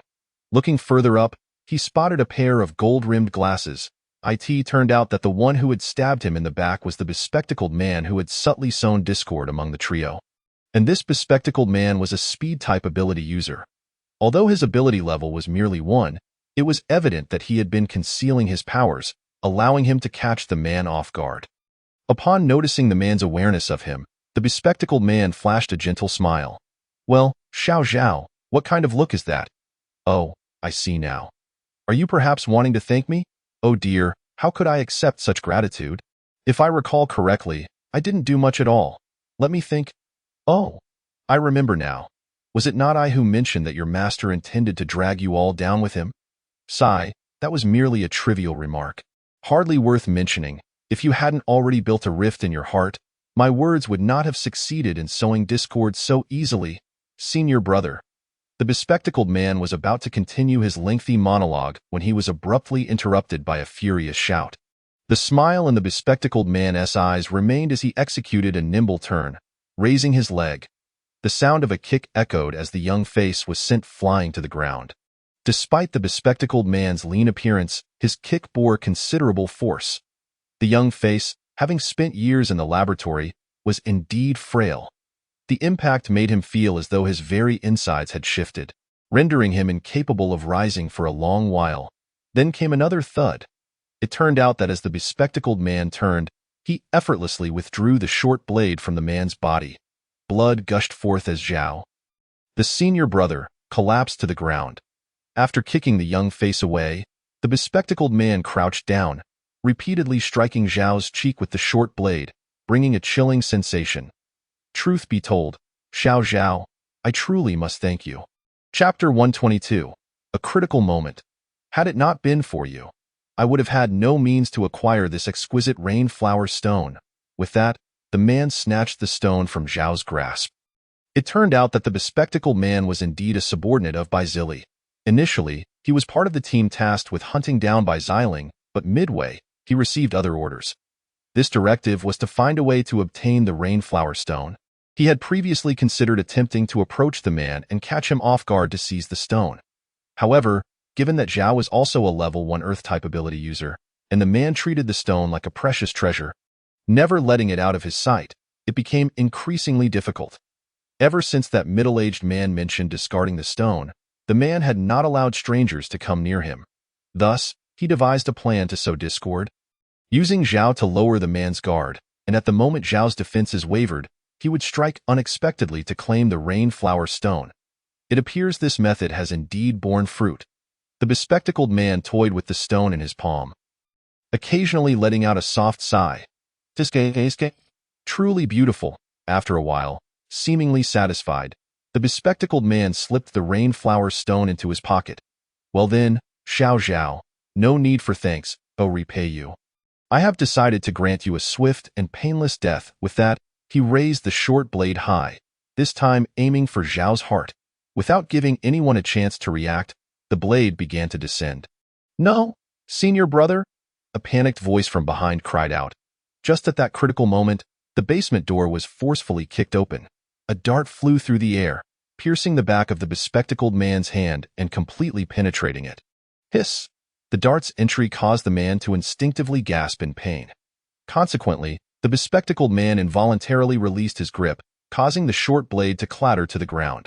Upon closer inspection, the newcomers were none other than Su Chengxi and his group. They advanced step by step toward the bespectacled man. The aura they exuded compelled the others to instinctively step back several paces. Unimpeded, the group stood firmly before the bespectacled man. The bespectacled man had just pulled the dart from his hand. At that moment, he was bent over, using his other hand to cradle his injured hand, shaking it as though that would alleviate some of the pain. Suddenly, several pairs of shoes came into view before him. The bespectacled man lifted his gaze, observing the group before him with an unreadable expression. Suddenly, his eyes widened in disbelief, and he exclaimed, Bai Xiling, you're not dead? Upon hearing his words, Bai Xiling narrowed her eyes and asked, Oh? You know me? Who are you? Upon hearing Bai Xiling's question, the bespectacled man fell silent. Ha, even if you don't speak, I know you're one of Bai Zili's people, right? Though it is framed as a question. The tone is decidedly assertive. Yet, the bespectacled man stubbornly refuses to concede. Lowering his head in defiance, at that moment, the man beside him, who had been unconscious, began to stir awake. The first thing he did upon regaining consciousness was to gaze at his own hands. Then, he coughed heavily. Cough, cough. Chapter 122. Chen Yizhou. After that, in a hoarse voice he inquired, Where is the stone? My stone. Shen Xingchen, with keen eyes, immediately spotted a half-exposed Yuhua stone in the bespectacled man's pocket. She promptly pointed at him and declared, The stone is in his pocket. No sooner had Shan Xingchen's words left her lips than Su Chengxi summoned an ice dagger, pressing it against the bespectacled man's throat, compelling him to raise his head.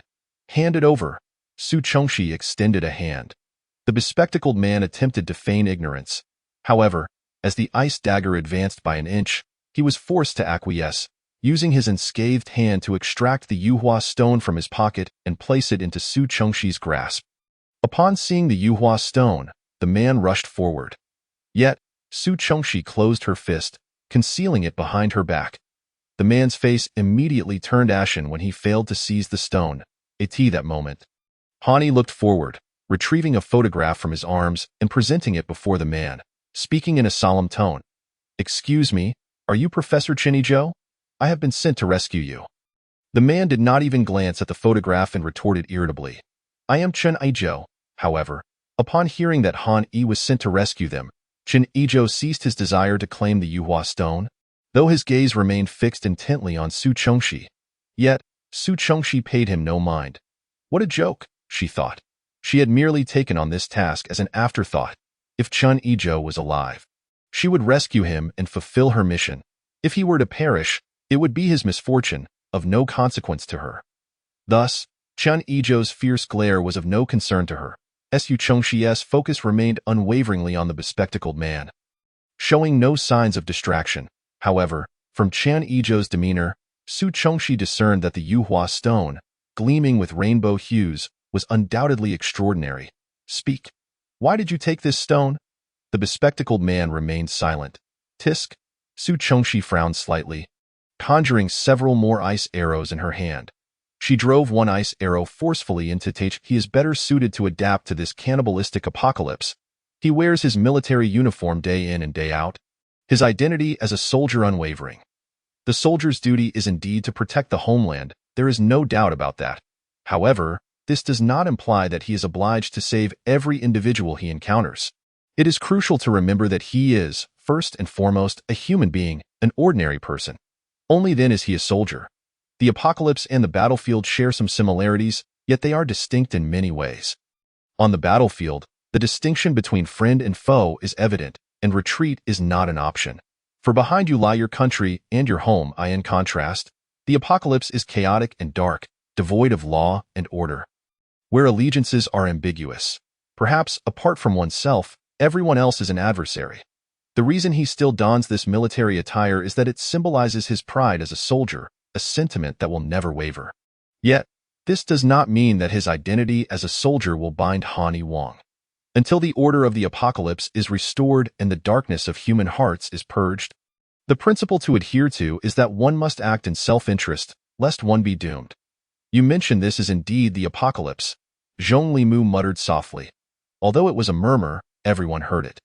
The baby-faced individual was fuming. Master. At that moment, a faint voice emerged. The baby-faced one immediately abandoned Hani Wang and rushed to Zhao Shixiang's side. Chun Izhou redirected his gaze to the two disciples. Master, I am sorry. Zhao Shixiang exerted all his strength to utter a fragmented sentence. The baby-faced one quickly shook his head. Shixiang, do not blame yourself. It is I and the master who have neglected your feelings all along. A flicker of complexity crossed Chun Izhou's eyes. He then addressed Hani Wang. I implore you to save my eldest disciple. In exchange, I will share my current findings regarding the Yuhua stone. The author wishes to convey, this chapter has been revised. Are you all satisfied? Chapter 126, Healing Chun Izhou, after all, is a genius with an IQ of 180. From the recent dialogue between his young disciple and Hani Wang, he grasped the sentiment. This group of individuals is increasingly indifferent. To persuade someone to assist in saving another, one must offer an equivalent price. They will not rescue a stranger without cause. Yet, upon hearing Chun Izhou's proposal, Hani Wang remained unresponsive. It was Su Chongxi, who contemplated the matter seriously for a moment. She racked her brain but could not recall any mention of Chun Izhou in her previous life, let alone the mysterious Yuhua stone, which she had never even heard of. This could lead to two conclusions. Either the information concerning Chun Izhou and the Yuhua stone was meticulously concealed by those in power, or Chun Izhou had perished before receiving aid, leaving the secret of the Yuhua stone undiscovered, with others merely regarding it as an ordinary stone. After weighing the pros and cons in her mind, Su Chongxi ultimately made her decision. I can help you save him. In exchange, you must reveal the secret of this stone. Very well, Chun Izhou agreed readily. Subsequently, Su Chongxi crouched beside Zhao Shixiang and beckoned Lin Mu-yi to approach. You should give it a try. The wood element ability is, strictly speaking, classified as supportive. The greatest characteristic of wood element abilities is their healing properties. Wood is the color of green, representing life. Thus, wood element practitioners can transfer life force to others through their abilities, achieving a healing effect, Su Chongxi briefly explained before stepping aside. However, her nonchalant demeanor once again enraged the baby-faced individual. Miss, please open your eyes and see clearly. My Shixiang is on the verge of death. I hope you can save him, but I do not wish for him to become a guinea pig for this gentleman's experimentation. As he spoke, he scrutinized Lin Mu-yi with an unwelcoming gaze. Su Chongxi paid no heed and continued to guide Lin Mu-yi in utilizing his wood element abilities for healing. The baby-faced one, infuriated, reached out to pull Lin Mui away. However, just as his arm was raised, a powerful hand firmly grasped his wrist. The baby-faced one turned to see that the hand belonged to Hani Wang, who maintained his expressionless demeanor, but this time, the baby-faced one dared not act out. Meanwhile, Lin Mui had already positioned his hands over Zhao Shixiang's wound, channeling his internal energy, concentrating to condense his powers between his palms. 1 second, 2 seconds, 3 seconds. Suddenly, green dots began to spring forth between his hands. These green orbs initially resembled mischievous children, overjoyed to have ventured into the outside world, bouncing left and right. Eventually, perhaps tired from their escapades, they lined up in an orderly fashion and surged toward Zhao Shixiang's chest. A faint green glow flickered at the sight of Zhao Shixiang's wound. Gradually, the flow of blood slowed, and the wound began to heal at a snail's pace. Although the speed was slow, the effect was undeniably evident. At this point, the baby-faced one ceased his protests, prompting Hani Wang to release his grip. After a considerable amount of time, Zhao Shixiang's bleeding had stopped completely, and the wound had healed. Lin Mui finally withdrew his abilities. The author wishes to convey. The previous 2 chapters have been revised. Chapter 127. The Secret of the Yuhua Stone. After all, it was the first time Lin Mui utilized his wood element abilities for healing. During this period, he had expended his powers 3 times. His face now bore a slight pallor. Rising to his feet, he stepped aside. The baby-faced one immediately dashed over. Shixiang, how do you feel? Zhao Shixiang, one hand clutching his chest, the other bracing against the ground, slowly sat up with the baby-faced one's assistance. I am fine now. Zhao Shixiang's voice was somewhat hoarse. Master, His gaze swept across the crowd until it landed on Chen Yizhou. It is well that you are okay. Chen Yizhou nodded slightly, his lips trembling as he ultimately uttered only this one sentence. As the words fell, Zhao Shixiang silently lowered his head. He should have known that. Given his master's character, such actions would warrant expulsion from the sect. Yet, upon hearing Chen Yizhou request assistance for him, he had harbored a glimmer of hope, wishing for his master's forgiveness. It turned out he had been overly optimistic. However, he would not place blame on his master this time. Had he not anticipated this outcome when he made that decision long ago? Moreover, after the recent brush with death, he finally understood that he had always been an insecure and sensitive person. His master had never compared him to his junior. It was he who had stubbornly believed he was merely a shadow of his junior. Little did he realize, he was his own son. Professor Chen, I have revived your disciple. Should you not fulfill your promise? Su Chengxi spoke calmly, and of course. Chen Yizhou was indeed a man of his word.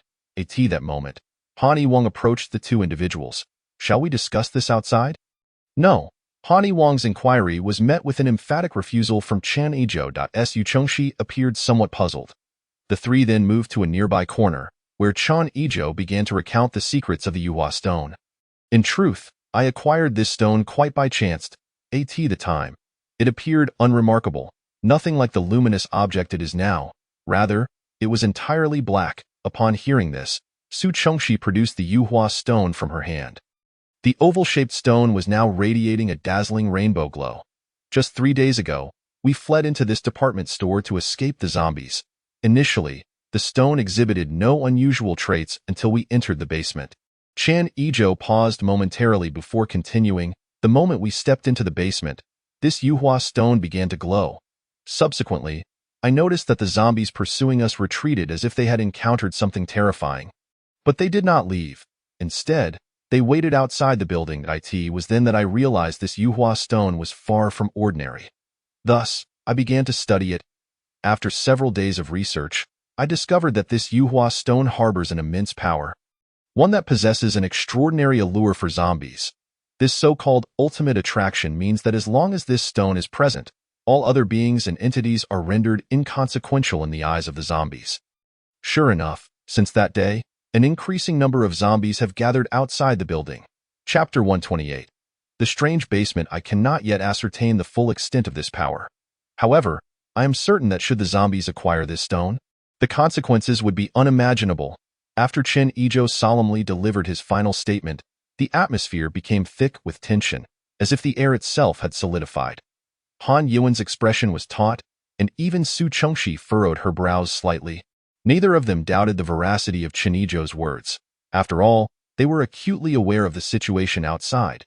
If Professor Chin asserted that the zombies were drawn to the power contained within this stone, then why had the horde outside merely surrounded the building without breaching its entrance? Moments later, Han Yuan grasped a crucial question. This is precisely why I sought to prevent you from exiting this basement, he stated. Chun Ijo's demeanor remained unyielding as he elaborated. From my observations, this basement possesses an unusual quality. It feels as though it exists as a self-contained space. It is as if a colossal barrier separates the interior of this basement from the outside, creating two distinct realms. Furthermore, this barrier appears specifically designed to protect the Yuhua stone. As long as the stone remains within this basement, the zombies dare not approach even the entrance of the department store. However, once we remove the Yuhua stone from the basement, losing the protection of this barrier, the zombies will undoubtedly swarm us. Barrier?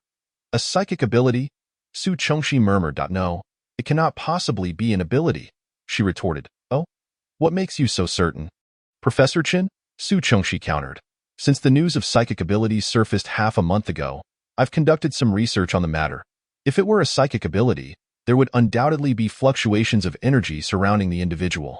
The barrier generated by a psychic ability, strictly speaking, cannot be considered invisible. In essence, a psychic barrier is merely a construct of one's mental energy, shaped by their imagination. Thus, the form of this barrier is dictated by what resides in their mind. While others may perceive this psychic barrier as intangible, to the psychic user, it is very much a tangible construct. However, the barrier in this basement exhibits no trace of psychic energy, and its presence is exceedingly faint, as if it has dissolved into the air, truly formless and imperceptible. Upon hearing Chun Ijo's explanation, Su Chongxi realized that since entering the basement, she had indeed not sensed the existence of any barrier. She pondered whether Shen Xingchen had sensed it only because he regarded them as adversaries. So, according to your assertion, Professor Chun, this stone cannot leave the basement. Han Yuan succinctly summarized Chun Ijo's words. That is correct, Chun Ijo nodded. Then how do we leave this place? Han Yuan inquired plainly. Well, before Chun Ijo could respond, Han Yuan continued. I assume you intend to take this stone with you. However, my orders strictly entail rescuing you. Professor, without the inclusion of a stone. Therefore, if you cannot devise a satisfactory solution, I shall have no choice but to adhere to my orders. Chapter 129. The stone's anomaly. The implications of Han Yuan's words were unmistakable to Chun Ijo. Did they expect him to abandon the stone here? That was utterly out of the question, absolutely impossible. Thus, after Han Yuan finished speaking, Chun Ijo immediately interjected. I do have another solution.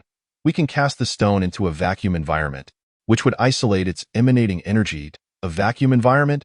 Han Yuan asked. Let me put it this way. Is there anyone among you with spatial abilities? If we can place the stone in a spatial realm, the zombies will no longer sense its presence, and we can simply wait for them to disperse.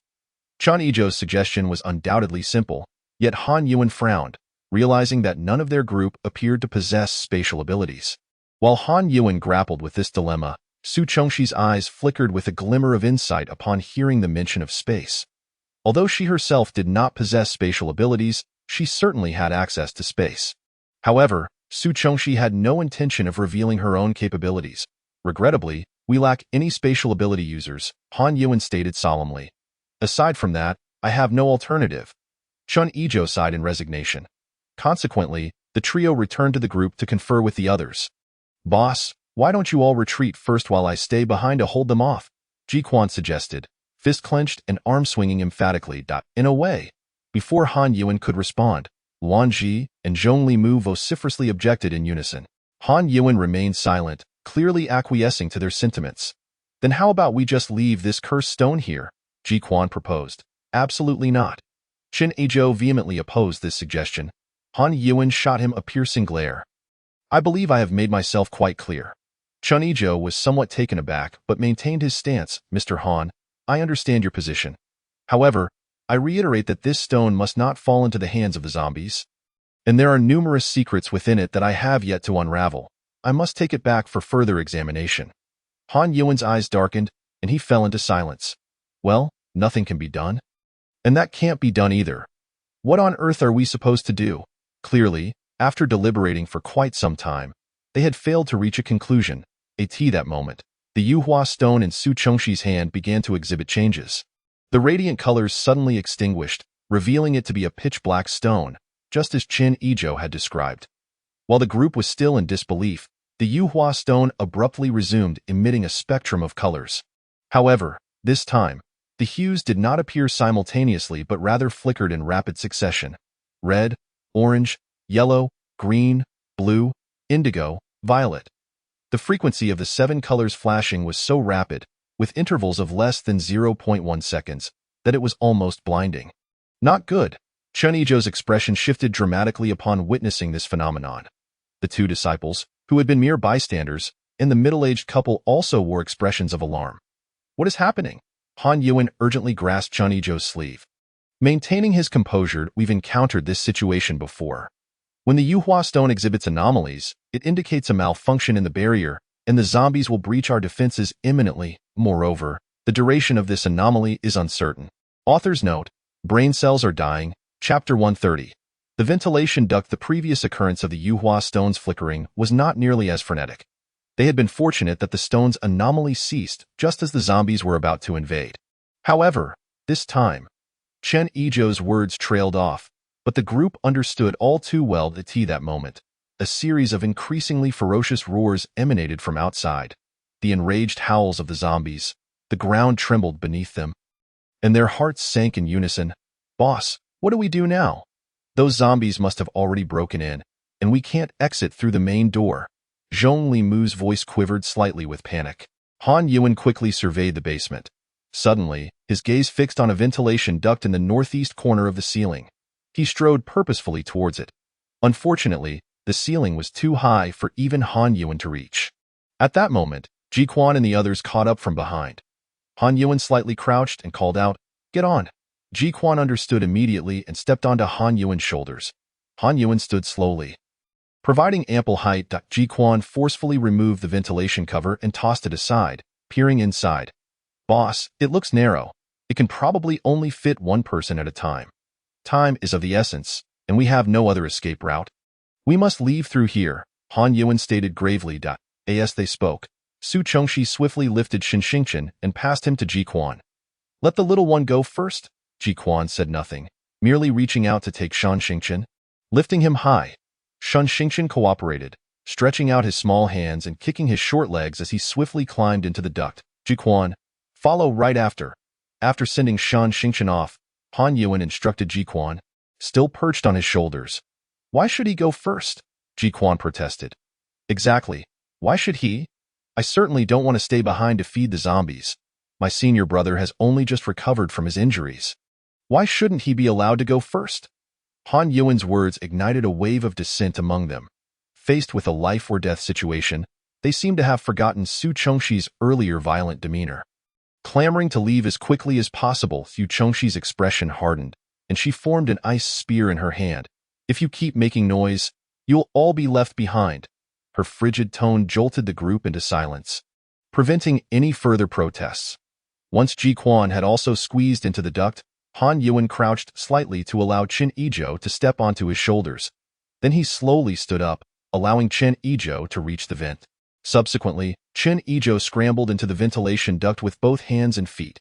Following this method, only Han Yuan, Su Chongxi, and 2 middle-aged individuals remained in the end. Just then, the sound of zombies howling erupted from outside the basement door. The middle-aged man instantly turned ashen, muttering incessantly, "It's over. It's over.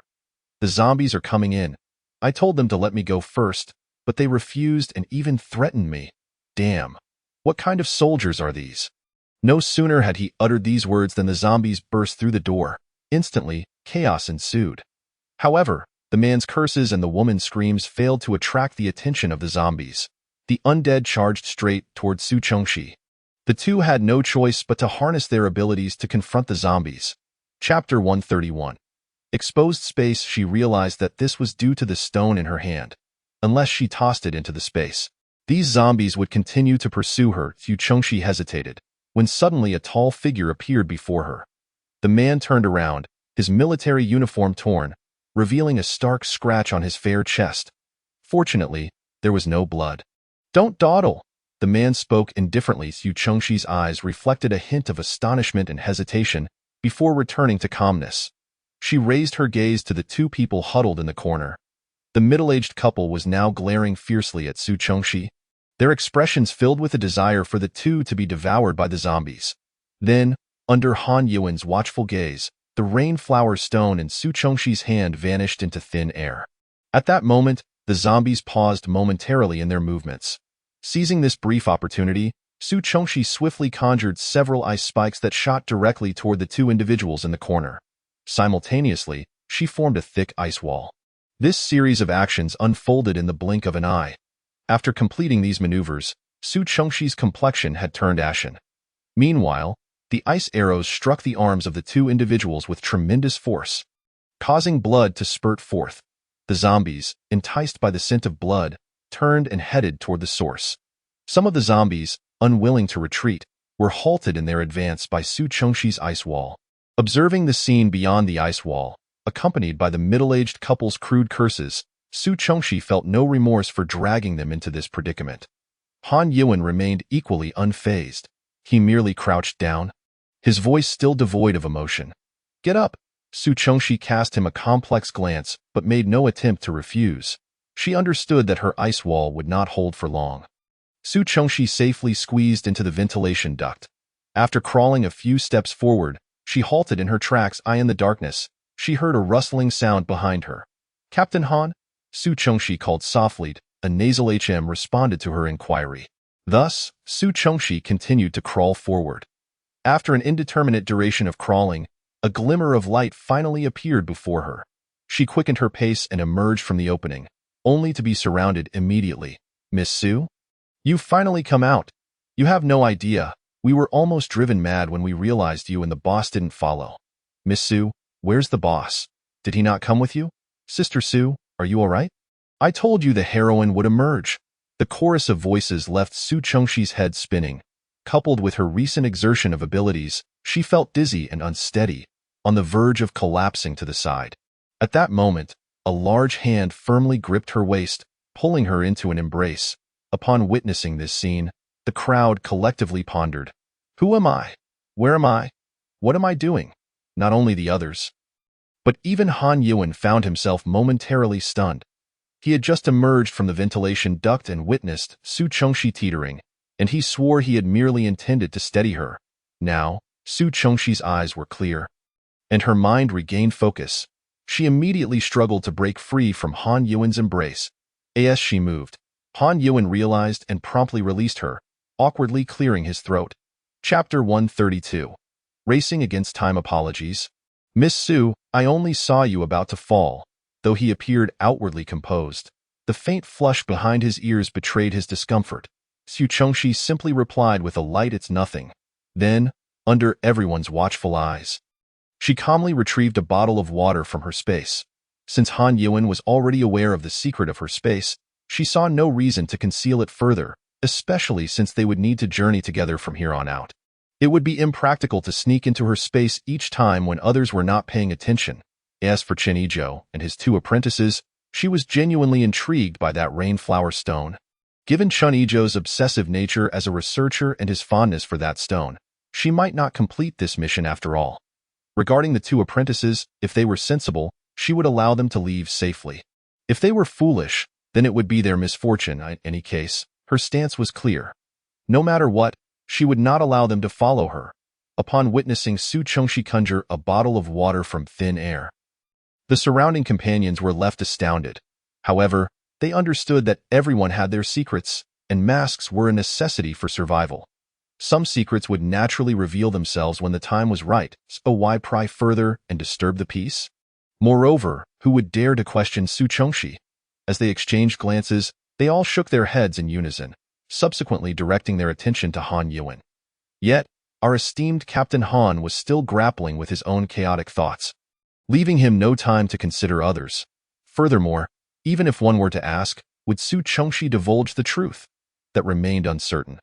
Thus, they quickly regained their composure, as if the earlier astonished expressions had never occurred.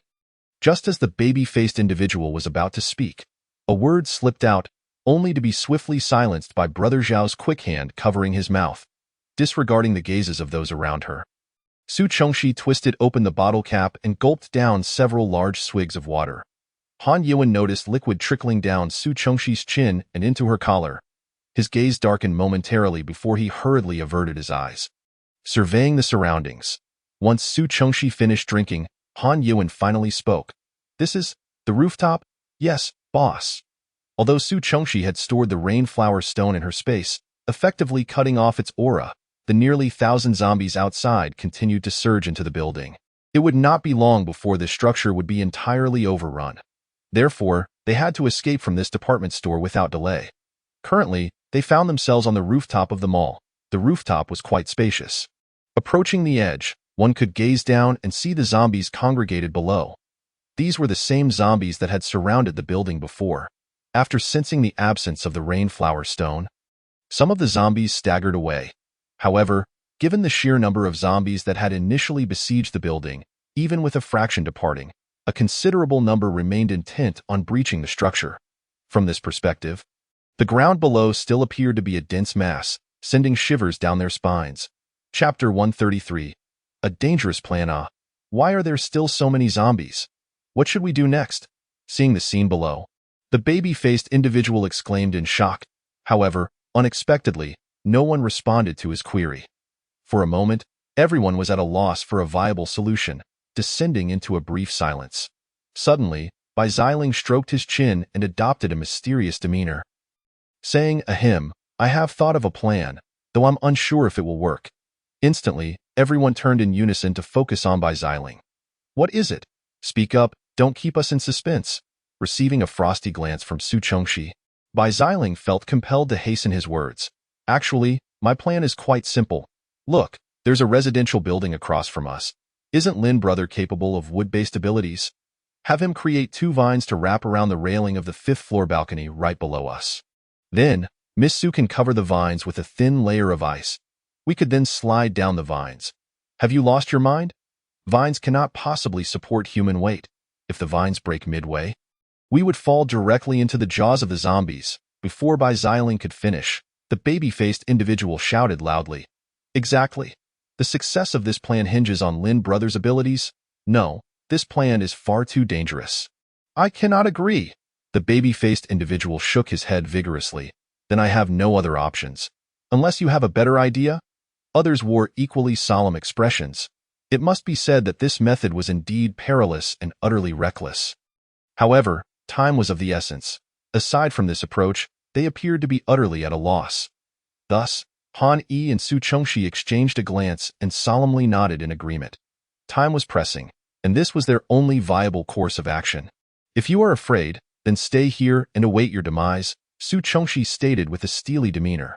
Following that, the group engaged in a brief discussion before ultimately deciding that Lin Mu Yi would lead the charge. Lin Mu Yi unleashed his extraordinary powers, conjuring a long, robust vine. With a vigorous flick, the vine secured itself firmly around the balcony railing of the 5th floor across from them. He then tied one end to the railing on their side. At this moment, Su Chongxi's complexion began to brighten, as the energy she had expended was gradually replenishing. It turned out that she had just consumed water from a well in her spatial realm. Su Chongxi enveloped the surface of the vine in a delicate layer of ice. "Zhongli, why not attempt to manifest an iron ring with your powers?" Hani suggested suddenly. "All right, boss," Zhongli Mu replied, mobilizing his abilities in an effort to create an iron ring. Admittedly, the appearance of this iron ring was somewhat unsightly, yet it was serviceable enough. He placed the iron ring over the vine's end. Lin Mu Yi grasped the ring with one hand and took a deep breath. "Are you ready?" "All set," came the reply. As Lin Mu Yi's words resonated, Bai Ziling gave him a firm push from behind, and he slid outwards. The vine, coated in a thin layer of ice, was exceedingly smooth, shimmering softly under the sunlight. Lin Mu Yi glided down to a safe landing on the opposite side. The others, witnessing his successful arrival, felt a measure of relief wash over them. Next, Zhongli Mu produced another identical iron ring. This time, it was Shun Xingchen's turn. He placed his small hand upon the iron ring. Behind him, Su Chongxi gently encouraged, "Little one, do not fear. You may close your eyes." Upon hearing this, Shun Xingqian instinctively glanced downward, only to be startled by the view, and quickly shut his eyes. Gradually, he nodded and said, "Sister Su, I am ready." At this moment, Bai Shi, nestled in his arms, hopped lightly onto the vine. With a proud demeanor, it extended its paws and began to walk forward, exuding both grace and steadiness, leaving the onlookers in awe of its majestic form. "Good," Su Chengxi affirmed, and with a gentle push, Shun Xingqian slid away. The wind rushed past his ears, and he felt his heart racing. Though only a few seconds passed, Shun Xingqian felt as though time had stretched into an eternity. Only when a pair of hands caught him and his feet touched solid ground did he dare to open his eyes. Lin Mui, maintaining a serious expression, asked with concern, "Are you all right?" Shun Xingqian's expression was still somewhat dazed. After a moment, he slowly shook his head. Nearby, Bai Shi, lounging on the ground and grooming itself, rolled its eyes dramatically at Shun Xingqian's disheveled appearance. Shun Xingqian had grown accustomed to Bai Shi's disdainful looks after enduring them countless times. However, despite the disdain, Bai Shi stood and scratched the ground with its paw. Too hard. Nowhere near as soft as a child's embrace. Bai Shi mused, then, preparing for its next leap, Bai Shi declared, "Ready? 1, 2, 3, run, jump, perfect." Right into Shun Xingqian's arms.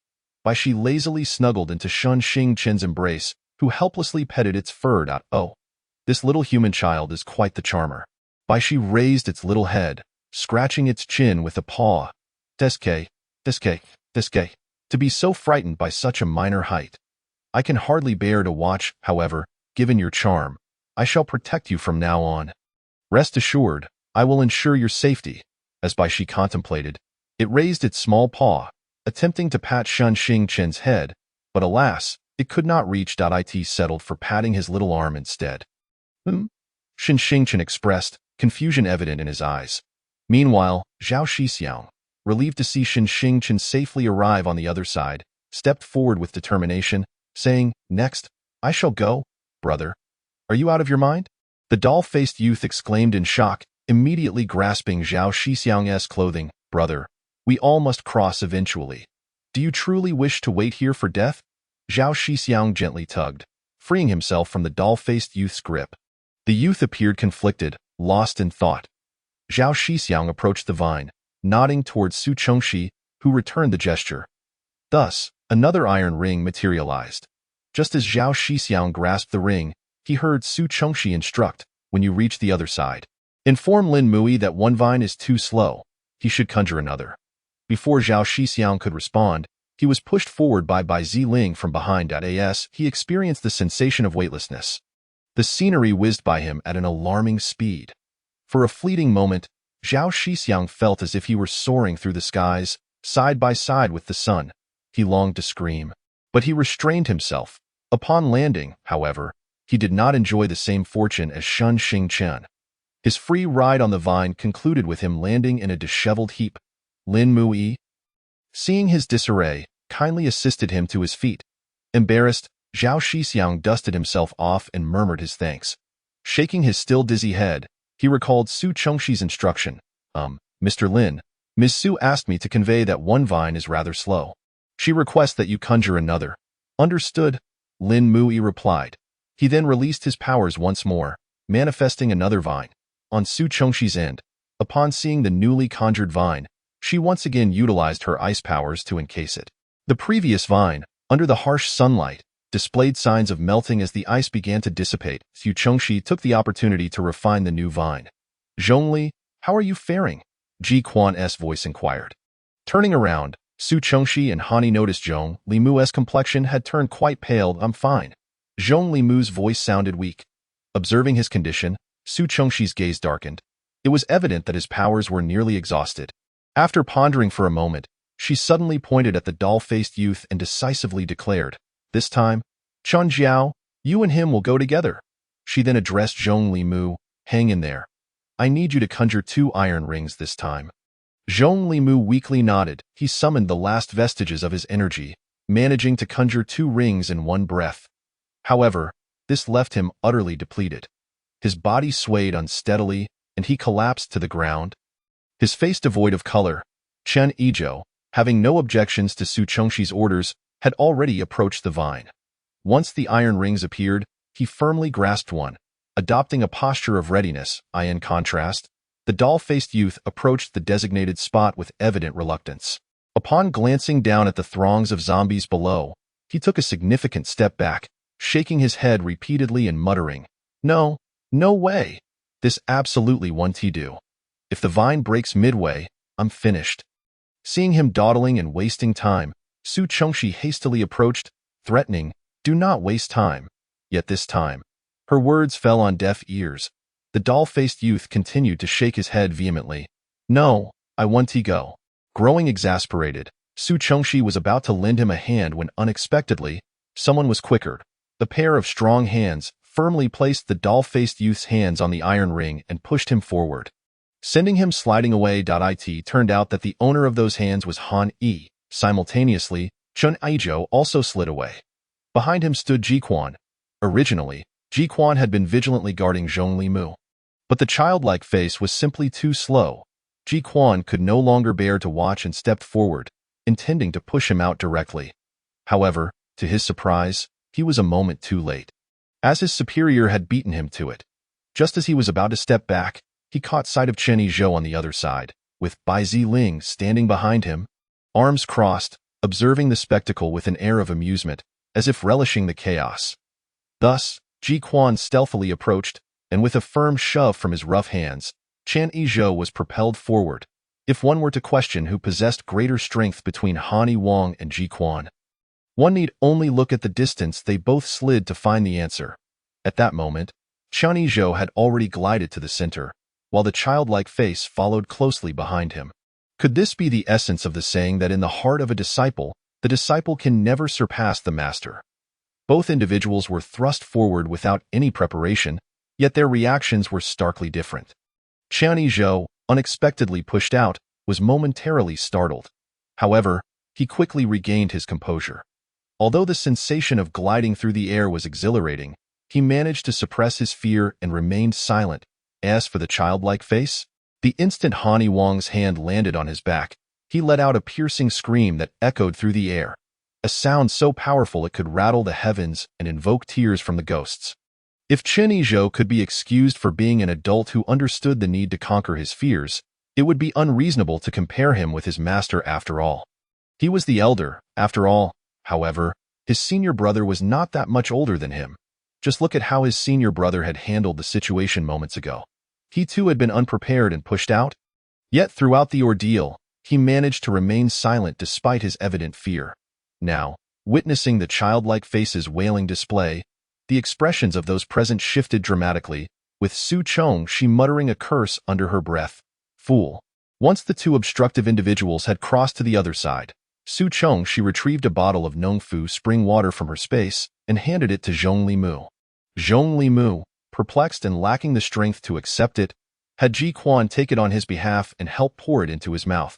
Gulping down half a bottle, it wasn't long before Zhong Limu's complexion began to regain its color. He could feel his abilities within him starting to recover. Han Yiwang and Ji Quan, noticing Zhong Limu's improving condition, inquired with concern, "Zhongli, how do you feel?" "Much better." Everyone understood that it was all thanks to Su Chengxi, but they merely expressed their gratitude without probing further. "Thank you, Miss Su, I believe I can continue to unleash my powers." With that, Zhong Limu prepared to condense the iron can once more. "Your powers have only just recovered. There's no need to push yourself," Su Chengxi interjected, her brow furrowed. "Indeed, Zhongli, why not take a moment to rest?" Ji Quan echoed that I'm fine. I'm worried about running out of time. Upon hearing this, Ji Quan ceased his persuasion, while Su Chengxi grew increasingly agitated, blaming the earlier fool for his loud outbursts, which surely attracted the zombies toward them. Thus, she fell silent. Having learned from previous experiences, Zhong Limu was able to condense the iron rings much more swiftly this time. Chapter 137. A perilous moment, he placed the two iron rings on Ji Quan and Bai Ziling. And to save time, as the two slid out, Zhong Limu condensed another iron ring, with Su Chengxi swiftly following behind them. By in an instant, he had condensed 3 iron rings, depleting nearly all of his already limited powers. He drained the remainder of the Nongfu spring bottle in large gulps, leaving not a drop behind. You need to rest and recover your powers, Han Yi-Wang asserted firmly, leaving Zhong Limu no choice but to comply. Settling down to meditate, however, it seemed that misfortune had befallen Han Yi-Wang and his companions. While Zhong Limu's powers had yet to fully recover, the growls of zombies drew ever closer. Time was of the essence, a race against who would be faster. Ultimately, it was the zombies who gained the upper hand. As they began to emerge, Han Yi-Wang glanced back at Zhong Limu, who was still meditating. Without hesitation, he approached the zombies and unleashed his lightning abilities upon them. Although his lightning powers were currently only at level 2, they were renowned as the most potent offensive abilities. Furthermore, Han Yi-Wang, being a formidable figure from a past life, had honed his lightning abilities through diligent practice, gaining a substantial understanding of them. Bai Ziling, witnessing this, exclaimed, "Wow, lightning powers are so cool." Su Chongshi shot him a frosty glance, causing Bai Ziling to sheepishly close his mouth. Meanwhile, Han Yi-Wang was engaged in dispatching the zombies. Fortunately, the rooftop entrance was relatively narrow, allowing the zombies to enter one at a time, making it easier for him to manage them. As the entrance was increasingly battered by the zombies, it was on the verge of breaking open. At that moment, Zhong Limu shouted, "Boss, I'm ready over here." Upon turning to look, Zhong Limu had already condensed 2 iron rings and was standing atop a vine. Consequently, Han Yi-Wang swiftly threw a lightning orb, retreating his steps to go. Hearing this, Zhong Limu wasted no time and slid out immediately. Just as Zhong Limu departed, Han Yi-Wang retreated to another vine. He grasped the iron ring above him, took a few steps back, then propelled himself forward. Han Yi-Wang slid out as well. At that instant, a zombie had already reached the spot where he had just stood, a situation fraught with peril. Yet, more danger loomed ahead. As Han Yi-Wang glided towards the center, he neared Su Chongshi. But the ice layer at position 34 had already begun to melt. The vine was also showing signs of fracture. As Han Yi-Wang continued to slide closer to Su Chongshi, everyone on the opposite side silently clenched their fists, praying that the vine would hold just a moment longer, allowing Han Yi-Wang to cross safely. However, fate had other plans. Just as Han Yi-Wang was about to reach the point where the vine had cracked, a creaking sound echoed. The vine could bear no more and broke. Han Yi-Wang was pulled down by gravity, falling, and falling again. "Boss, Han Gu, Mr. Han." Witnessing this precarious scene, the individuals on the other side widened their eyes in horror, each of them gasping and shouting. In a flash, the author has something to say. Waha! Chapter 138. Exiting the building Su Chong, she swiftly conjured a rectangular iceboard beneath Han Yi-Wang's feet. As his foot landed on the iceboard, he lost his balance and started to topple backward. Fortunately, Lin Mu-Yi promptly utilized his powers to ensnare Han Yi-Wang's wrist with a vine. With a strong pull forward, Han Yi-Wang regained his stability. However, with the previous vine now severed, how would he cross to the other side? As Han Yi-Wang pondered this, another rectangular iceboard appeared before him. Soon, one by one, iceboards formed, creating a staircase leading directly to the opposite side. Han Yi-Wang looked up and locked eyes with Su Chongshi, who nodded slightly. Instantly understanding, he wasted no time and stepped onto the ice stairs. One step at a time, he ultimately reached the other side safely. The moment his feet touched the ground, everyone simultaneously exhaled a sigh of relief. Shin Xingchen eagerly approached Han Yi-Wang, her round eyes darting around like X-ray vision, inspecting him for any injuries. Han Yi-Wang gently patted Shin Xingchen's little head and reassured her, "I'm fine." He then turned to the rest. "Let's hurry and leave." With that, the group turned around. Fortunately for them, upon opening the balcony sliding door and entering the living room, 2 zombies suddenly burst forth from the kitchen, presumably the previous occupants of the house. Su Chongshi had anticipated this, effortlessly dispatching the 2 zombies. She then dashed into the kitchen, rummaging around with a clatter. Finally, she emerged wielding a kitchen knife. Under the astonished gazes of the others, she aimed the knife at the door lock and struck down forcefully. She then kicked out with her leg. Crack! The door lock shattered, and the door was breached. The group stepped over the broken door and exited the room, making their way downstairs. Upon reaching the first floor, they could see a throng of zombies pushing and shoving at the entrance of the opposite building. Without hesitation, they took a detour and swiftly fled the area. After walking a considerable distance, they found refuge in a small inn. Observing the weary expressions of the group and the sky darkening outside, Han Yi-Wang's voice resonated softly. "Let us stay here for the night. For safety's sake, we will take turns keeping watch." No one opposed, and thus Han Yi-Wang rearranged the night watch order. During the night, Han Yi-Wang and Ji Qian were on duty. Suddenly, a rustling sound approached, and Su Chongxi walked up to them. Upon seeing her, Ji Qian immediately stood up, saying, Boss, I'll go take a look around." Without waiting for Han Yi-Wang to respond, he dashed away. Su Chongxi, her face full of questions, wondered aloud, "Am I a devil? Why do they run away upon seeing me?" Observing Su Chongxi's bewildered expression, Han Yi-Wang merely smiled faintly. "Miss Su, what brings you out at this late hour? Is there something on your mind?" "Indeed." Su Chongxi did not shy away. Sitting down beside him, "I have something I wish to discuss with Captain Han." "Miss Su, please feel free to speak. Do you remember when you asked me why I took on this mission back at the Sea City base? Of course, you mentioned you had a personal matter to attend to. Might it be related to what you wish to discuss now?" "Precisely." Su Chongxi nodded gently. "There is a granary located in the outskirts of H City." Upon hearing this, a glimmer of intrigue flashed in Han Yi-Wang's eyes. "The granary in the outskirts of H City? How come I have not heard of it before?" However, he refrained from questioning Su Chongxi further. It seemed she could sense his curiosity and spoke up. The granary in the outskirts of H City was constructed in the first half of the apocalypse, and due to its remote location and difficult access, it is little known. "Then, the personal matter you mentioned earlier pertains to this granary?" "Yes, I intended to go there alone to collect provisions, but since you all are aware of the spatial matter, I need not hide it any longer," Su Chongxi said nonchalantly. "Since Miss Su has expressed this, I assume you wouldn't mind us joining you." Han Yi-Wang's lips curved into a subtle smile. Su Chongxi replied with a smile, "I wouldn't mind at all. After all, having more hands on deck is always welcome." After their conversation, Su Chongxi departed. Shortly thereafter, Ji Qian returned, grinning as he approached Han Yi-Wang. "Hey, boss, what were you and Miss Su discussing? How did it go?" Han Yi-Wang shot him a glance and replied coolly, "Why did you suddenly leave?" "Well, wasn't I just trying to create an opportunity for you two?" Ji Qian stammered, hastily justifying himself. "What opportunity?" Han Yi-Wang countered calmly, "In a way, boss, I didn't expect you to be so." "Huh. Cough, cough. Boss, you are just too oblivious." "What do you mean?" Han Yi-Wang asked, perplexed.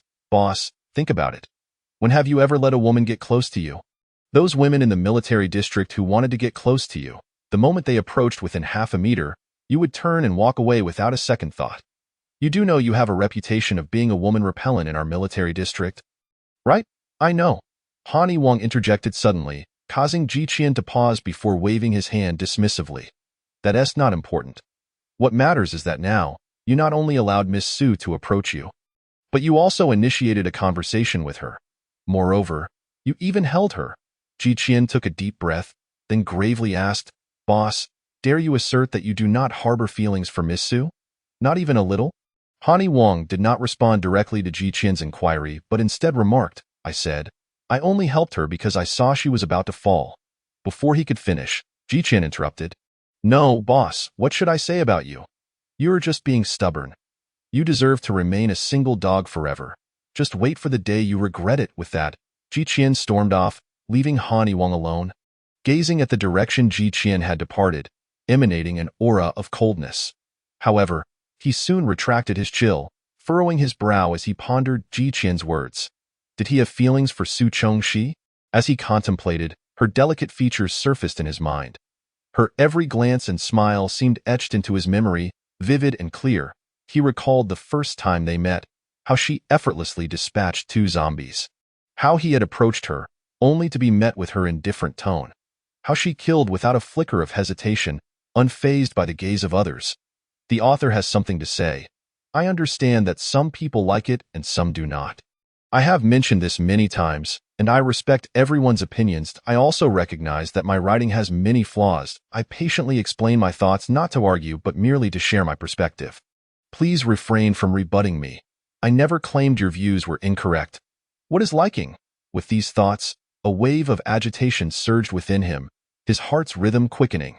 He placed a hand over his chest, a glimmer of confusion in his eyes. Could this be what it meant to like someone? The mere thought of her stirred a tempest within his heart. The next morning, as Ji Qian opened his eyes, he was startled by a handsome face looming before him. Why heavens! Boss, what are you doing so early? You nearly scared me to death. Upon seeing Ji Qian's startled expression, Han Yiwang furrowed his brow, the chill in his demeanor intensifying. Under this oppressive aura, Ji Qian's voice gradually diminished. Boss, is there something you need? What is liking? Huh? What did you say, boss? Han Yiwang ignored Ji Qian's dazed inquiry and continued.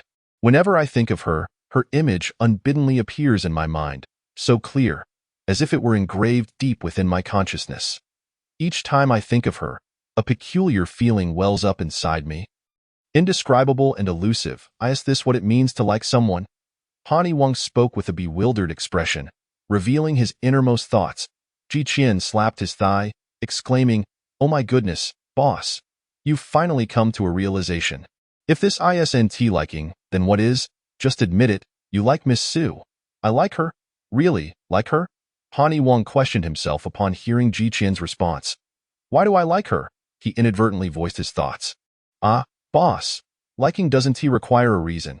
It simply is what it is. Liking is a mysterious feeling, and you need not overthink it. Let me ask you a few questions. Think about it. When Miss Su is killing, how do you feel? Do you think what she does is wrong? Is she a heartless killer?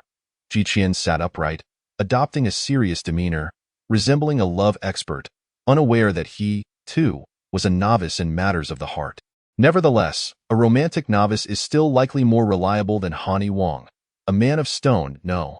I don't think what she does is incorrect, nor do I view her as cold-blooded. In fact, I seem to feel more pity for her. Huh? Ji Qian was momentarily astonished. How can someone as fierce as her, whom no one dares to bully, evoke pity in you? Realizing this, he quickly added, "See, that is a sign of your concern for her." Furthermore, if a man who is perfect in every way, appearance, stature, capabilities, were to appear beside Miss Su, and they got along splendidly, how would you feel? Han Yiwang pondered deeply, similar scenarios gradually surfacing in his mind. However, the moment the two spoke their first words, he could no longer bear the thought and shattered that mental image. His brows knitted tightly, feeling as though his heart was being squeezed, a heavy and uncomfortable sensation engulfing him. Seeing his expression, Ji Qian realized everything and confidently declared, "Boss, rest assured, I can guarantee with absolute certainty that you have indeed developed feelings for Miss Su. The author has something to say. The male lead is beginning to recognize his own feelings. The emotional arc will slowly unfold, and I will do my utmost to craft this relationship well." Not accepting compromise with that, Han Yiwang lowered his head, plunged into deep contemplation. The atmosphere fell into a momentary silence. After less than half a minute, Han Yiwang suddenly lifted his head, a sense of enlightenment illuminating his face, as if he had finally understood something. A spark flickered in his eyes. He was about to articulate his thoughts when a voice interrupted. Boss, are you awake? Boss? Then, Zhong Li Mu's head poked in. Hey, boss, Jigo, have you both been awake for a while? Why aren't you coming down? Miss Su and the others have been waiting for you both downstairs for ages. Understood. Let us go. Upon hearing that Su Chengxi and the others had been waiting for them for quite some time, Han Yiwang felt compelled to act without delay and swiftly made his way downstairs. Upon arriving, he found, as expected, that everyone was gathered there. When the others spotted Han Yiwang, they were momentarily silent. But the baby-faced one could not help but sarcastically remark, "Some individuals seem to fancy themselves as great heroes, making us wait. It's quite a display of arrogance." Standing beside him, Zhao Shixiang quickly nudged him, signaling him to remain silent, fortunate that the others appeared indifferent to his comments, treating them as mere barking. "Now that everyone is here, let us prepare to set off," Su Chengxi spoke in a calm tone. "Yes, after discussing with Miss Su last night, our itinerary has changed. We will not be returning to the base just yet." "What? Not returning to the base? Where are you all going? What for?" The baby-faced one was again eager to draw attention. "Our destination and purpose are not something we need to report to you." The group collectively ignored the baby-faced one, except for Bai Xiling, who kindly replied, "Where you go is of no concern to me." "But what about us?" Shouldn't you ensure our safe return to the base first? The baby-faced one spoke with an air of indignation. What are we to you? Allowing you to escape the building alongside us was already a show of leniency on my part. Otherwise, with two burdens like you would have been devoured by zombies long ago. Su Chongxi's words, though delivered with a seemingly indifferent gaze, were laced with venom. Why should we prioritize escorting you to safety? You? Isn't your mission to rescue us and ensure our safety? Our mission is solely to ensure Professor Chen's safety, which does not include the two of you.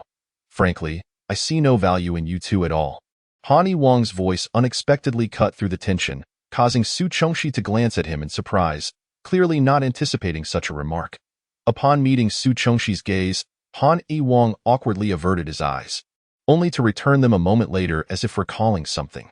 However, when Su Chongxi noticed his gaze shift, she too withdrew her attention, leaving Han Wang to wrestle with his own regret. You? Fine. You are impressive. Then we shall reluctantly accompany you. The baby-faced individual relented after repeating fine 3 times. Yet, Su Chongxi was not inclined to accept his concession. When did I ever say you could accompany us? You? Are you truly going to abandon us here? What if we encounter zombies? What's the matter? Have you lost your hands or broken your legs? If you run into zombies, can't you fight or at least flee? The author has a message. I've been a bit tired these past few days.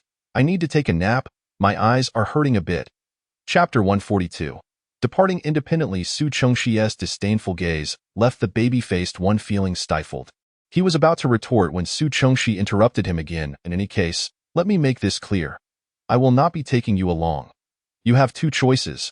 1, leave immediately, or 2, I am more than willing to personally assist you on your way. You are ruthless. You heartless and malicious woman, karma will catch up with you. Junior brother, Zhao Shixiang, spotting the narrowing of Su Chongxi's eyes, scolded the baby-faced one sternly. Professor Chen, do you wish to accompany us? Zhao Shixiang then turned to Chen Yizhou. Our task is to ensure Professor Chen's safety, so we cannot allow him to travel with you.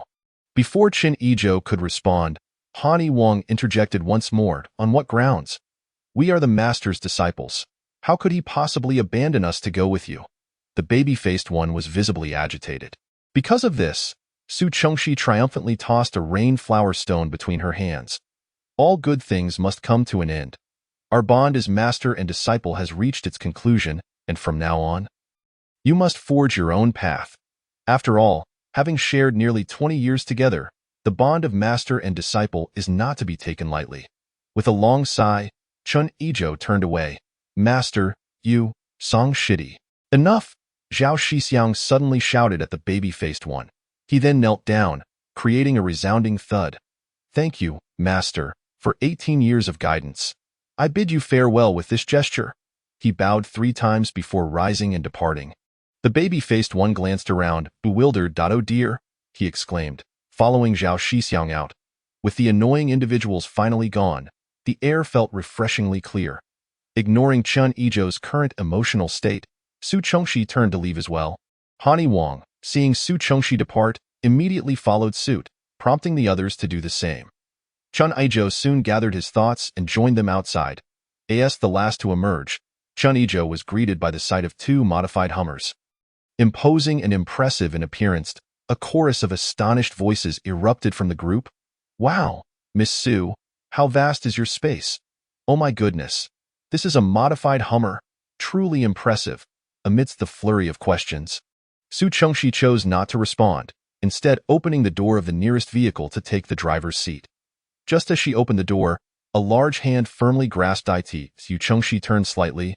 Puzzled. I'll drive. You take the passenger seat? Han Wang stated tersely. After a moment of thought, he added, passenger seat, for resting. Su Chongxi was momentarily taken aback. Ji Qian, watching from the side, was wide-eyed with anxiety. My goodness. Boss, what on earth are you doing? Listen to what you're saying. Your dry delivery and stiff tone. Can't you be a bit more pleasant? Chapter 143. A long road ahead. Clearly, he was concerned for Su Chongxi's well-being. Thinking it would be best for her to sit in the passenger seat so she could rest and they could have some space. Boss, you can't back down. If you're a man, you must step up. I'm not cursing you, but with an attitude like that, Your pursuit of her will be a long and arduous journey. Meanwhile, Ji Qian's internal musings went unnoticed by the two. Su Chengxi merely paused briefly before not countering his assertion. Since someone had willingly taken on the role of driver, why should she oppose it? However, resting, it seemed that the passenger seat was not the only option. With that thought, Su Chengxi's gaze drifted to the back seat. Seeing this, Ji Qian quickly pulled over Luan Ji and Bai Xiling, who were standing beside him, making a swift dash to the car door. He opened the door with dramatic flair, tossing the two inside before jumping in himself. "Oh, right," Ji Qian added just before getting in, casting a disappointed glance at Han Yiwang. A flicker of confusion crossed Han Yiwang's eyes.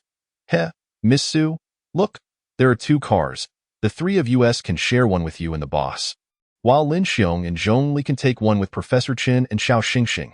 Perfect, right?" Ji Qian said cheerfully. A disgruntled meow sounded from Bai Shi. Right? There's also Bai Shi, who will join Xiao Xingxing and the others. Ji Qian hastily added. Initially, the two who had been pulled into the car wore perplexed expressions, but they were no ordinary individuals. Observing Ji Qian's cheerful demeanor and then glancing at Han Yiwang, who was gripping the car door, staring intently at Su Chengxi, as well as Su Chengxi looking somewhat dazed, they quickly pieced the situation together. It was clear that there was something brewing. A smile of understanding crossed Bai Xiling's face. Clearly enjoying the unfolding drama, as for Luan Ji, he silently contemplated the situation. Now that the boss has finally opened up, should I support this or that? My boss is outstanding in every regard, looks, abilities, you name it. And over these days, Miss Su has proven herself to be extraordinary as well. They actually seem quite compatible. Then he reconsidered. Wait. With my boss's dubious emotional intelligence, this isn't merely about support. I should help him win her over first. Glancing at Han Yiwang, who was still rooted at the car door, and Ji Qian, who was grinning foolishly, Luan Ji felt the weight of his responsibilities. Though Su Chengxi found Ji Quan's behavior somewhat peculiar, she did not dwell on it. Instead, she circled around and took her place in the passenger seat, opening the door and settling in. Upon noticing Su Chengxi occupying the front seat, Han Yiwei stretched his long legs and climbed into the vehicle as well. The remaining individuals exchanged glances, ultimately deciding to board another vehicle. Although the vehicles had undergone modifications, Han Yiwei, being a military man and a special forces operative, found driving such a modified Hummer to be child's play. In an instant, the two military green Hummers surged forth like arrows released from a bow. The cars sped along the road, quickly reaching the outskirts where the terrain became rugged and difficult to navigate. However, Han Yiwei's driving skills were remarkably steady, making the journey feel as smooth as walking on flat ground. Inside the vehicle, Su Chengxi felt no hint of turbulence. Chapter 144. Collecting the granary. The winding route consumed a considerable amount of time. Until at last, the vehicle halted before a granary that appeared neither too large nor too small. It must be said, the location of this granary was indeed hard to locate.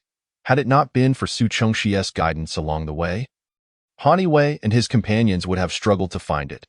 Constructed from galvanized and color-coded sheets, the granary was rectangular, oriented east-west, measuring 132 meters in length and 17 meters in width, with the tallest wall reaching 7 meters, comprised of rammed earth. Inside, there were 3 compartments, each 42.5 meters long, 14.5 meters wide, and with walls 1.5 meters thick, each featuring a door opening to the south, on the relatively intact northern wall of the granary.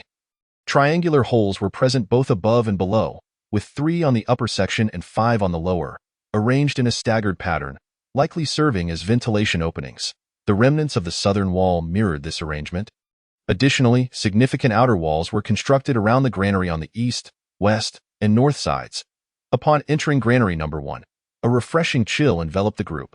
Despite it being midsummer, the internal temperature was a comfortable 25 C, creating a stark contrast with the sweltering heat outside. The interior was cool and dry, with the grain surface appearing level. Mounds of grain reached approximately 6 meters in height, their surfaces covered with a thick layer of rice husks, akin to a quilt, insulating the grain from the intense heat of the granary and reducing thermal exchange. Su Chengxi extended her delicate, fair hands, gently brushing over the mounds of grain. In an instant, the grain vanished from sight. Outside each compartment, belt conveyors and grain loaders were positioned, but due to a lack of electricity, these machines stood idle. Subsequently, they entered Granary Number 2, where the group observed it was completely filled to capacity. Ji Quan casually scooped up a handful of corn, noting its plump kernels, devoid of dust or impurities. "Miss Su, can your space still accommodate more?" Ji Quan inquired, unable to suppress his curiosity. Su Chengxi remained silent, responding to his question with her actions. After more than half an hour, Ji Quan gazed at the now empty compartments, his astonishment gradually shifting to a state of numbness. As expected, Su Chengxi had indeed made off with every last grain from the granary. Instantly, the entire granary appeared pristine. If Ji Quan were to describe it, he would say it was spotless. During this time, Ji Quan discreetly cast a glance at his superior, though the latter maintained a stoic expression. A fiery pride flickered in their eyes, radiating a sense of honor. Ji Quan felt an urge to slap his thigh. "I say, boss, could you tone down that intense gaze? With your expressionless face paired with such a fiery look. If it weren't for your good looks, you'd come off as a creep, you know? And what's with that proud demeanor? Yes, Miss Su has emptied the entire warehouse, but what does that have to do with you? Instead of pondering how to win her over, why flaunt your pride here?" With the mission accomplished and the granary thoroughly cleared, the group prepared to head back. However, their return route diverged from the way they had come. They opted not to return to the urban area of H City, but decided to take a direct route back to C City through the outskirts. Chapter 145. Returning to the C City base on the way back. Zhong Limu recalled the vehicle they had left at the entrance of H City, prompting him to mutter aloud. Upon hearing this, Su Chengxi slightly furrowed her brow. Sensing her discomfort, Han Yiwei immediately interjected. "I know of a small military base near Y City. We could gather some supplies there." After a moment's pause, he added, "Any modified vehicles can be stored in your space. Sitting in the back?" Ji Quan could not help but mentally exclaim in disbelief. Although it was a small military base, it was still a military installation, and his superior had casually divulged this information to Miss Su. He exchanged a knowing glance with Luanji. "Oh my. I have a premonition. If our boss truly ends up with Miss Su, he will undoubtedly be henpecked, don't you think? I bet 100 bags of compressed biscuits on it." Luanji, visibly unimpressed, replied, "Brother Ji, do I look like a fool to you? Knowing the outcome is a foregone conclusion, why would I bet on that?" The two modified Hummers sped down the deserted road. Kicking up clouds of dust in the blink of an eye, they arrived at the entrance of the C City base. However, through the car windows, the group quickly noticed something was amiss at the base today. The entrance was eerily quiet, devoid of the usual long queues, and even the soldiers on guard were reduced to a mere handful, truly a desolate sight. As the vehicle approached the base entrance, the guards halted them. Han Yiwei leaned out of the window, producing the previously issued pass. Upon seeing this pass, the guard immediately saluted with precision. One of the guards stepped forward respectfully, offering the pass back to Han Yiwei with both hands, saying, "Captain Han, welcome back. Commander Chu has specifically instructed us to ensure you see him at once. He has urgent matters to discuss with you." "Understood." Han Yiwei nodded, refraining from inquiring further as he accepted the pass and turned the steering wheel, driving the vehicle into the base. Upon reaching the underground parking garage, the group disembarked one by one, while Su Chengxi stored the two modified Hummers in her space. "Do we need to go together?" Su Chengxi inquired, though her question seemed somewhat out of place. Han Yiwei, however, understood immediately. He contemplated for a moment before responding gravely, "Not just yet. I'm not sure what Commander Chu wants to discuss, so I can go alone. You all head back to the Sihiyuan first." "Very well." Su Chengxi nodded in agreement. Thus, the group split once more, with Su Chengxi and her companions returning to the Sihiyuan while Han Yiwei went to see Commander Chu alone. Knock, knock, the sound of knocking echoed. "Come in." A voice, aged yet powerful, resonated from within. Creak. The door opened. "Commander Chu, we successfully completed our mission." Han Yiwei strode forward, coming to attention before the desk, saluting with military precision. The elderly man seated in the office chair stood up upon seeing Han Yiwei. "Captain Han, you have finally returned." "Commander Chu, what on earth has happened?" "The soldiers at the base entrance informed me you were urgently seeking me." "Alas, there is indeed a grave matter at hand. Just an hour ago, we received reports of a large horde of zombies gathering to the west, prompting an emergency meeting at the base. Chapter 146. The Zombie Tide. During the meeting, I advocated for a proactive approach before the zombie tide fully formed. To my dismay, the bureaucrats disagreed with my perspective. What a bunch of fools. They only know how to engage in theoretical discussions, insisting we must continue observing. Ridiculously, some even argued that if the zombies weren't targeting our base, wouldn't we be provoking them by taking the initiative? Commander Chu's voice grew increasingly agitated as he spoke, his face reddening with indignation. He continued, "It is undeniable that the political side holds significant advantages in this conflict. Wei Zhonghong has practically gathered all the ability users within the base under his command, yet they refuse to send anyone to confront the zombies. Clearly, our military personnel alone are insufficient to deal with this horde." Commander Chu slammed the table in frustration. And what happened next? Just half an hour ago, the scouts I dispatched returned with news that the zombie tide has indeed formed and is now advancing toward our base. Now they are in a panic and willing to deploy personnel. Commander Chu's tone dripped with disdain. Hearing the gravity of Commander Chu's words, even Han Wei was taken aback by the weight of the phrase zombie tide, which felt as formidable as a mountain.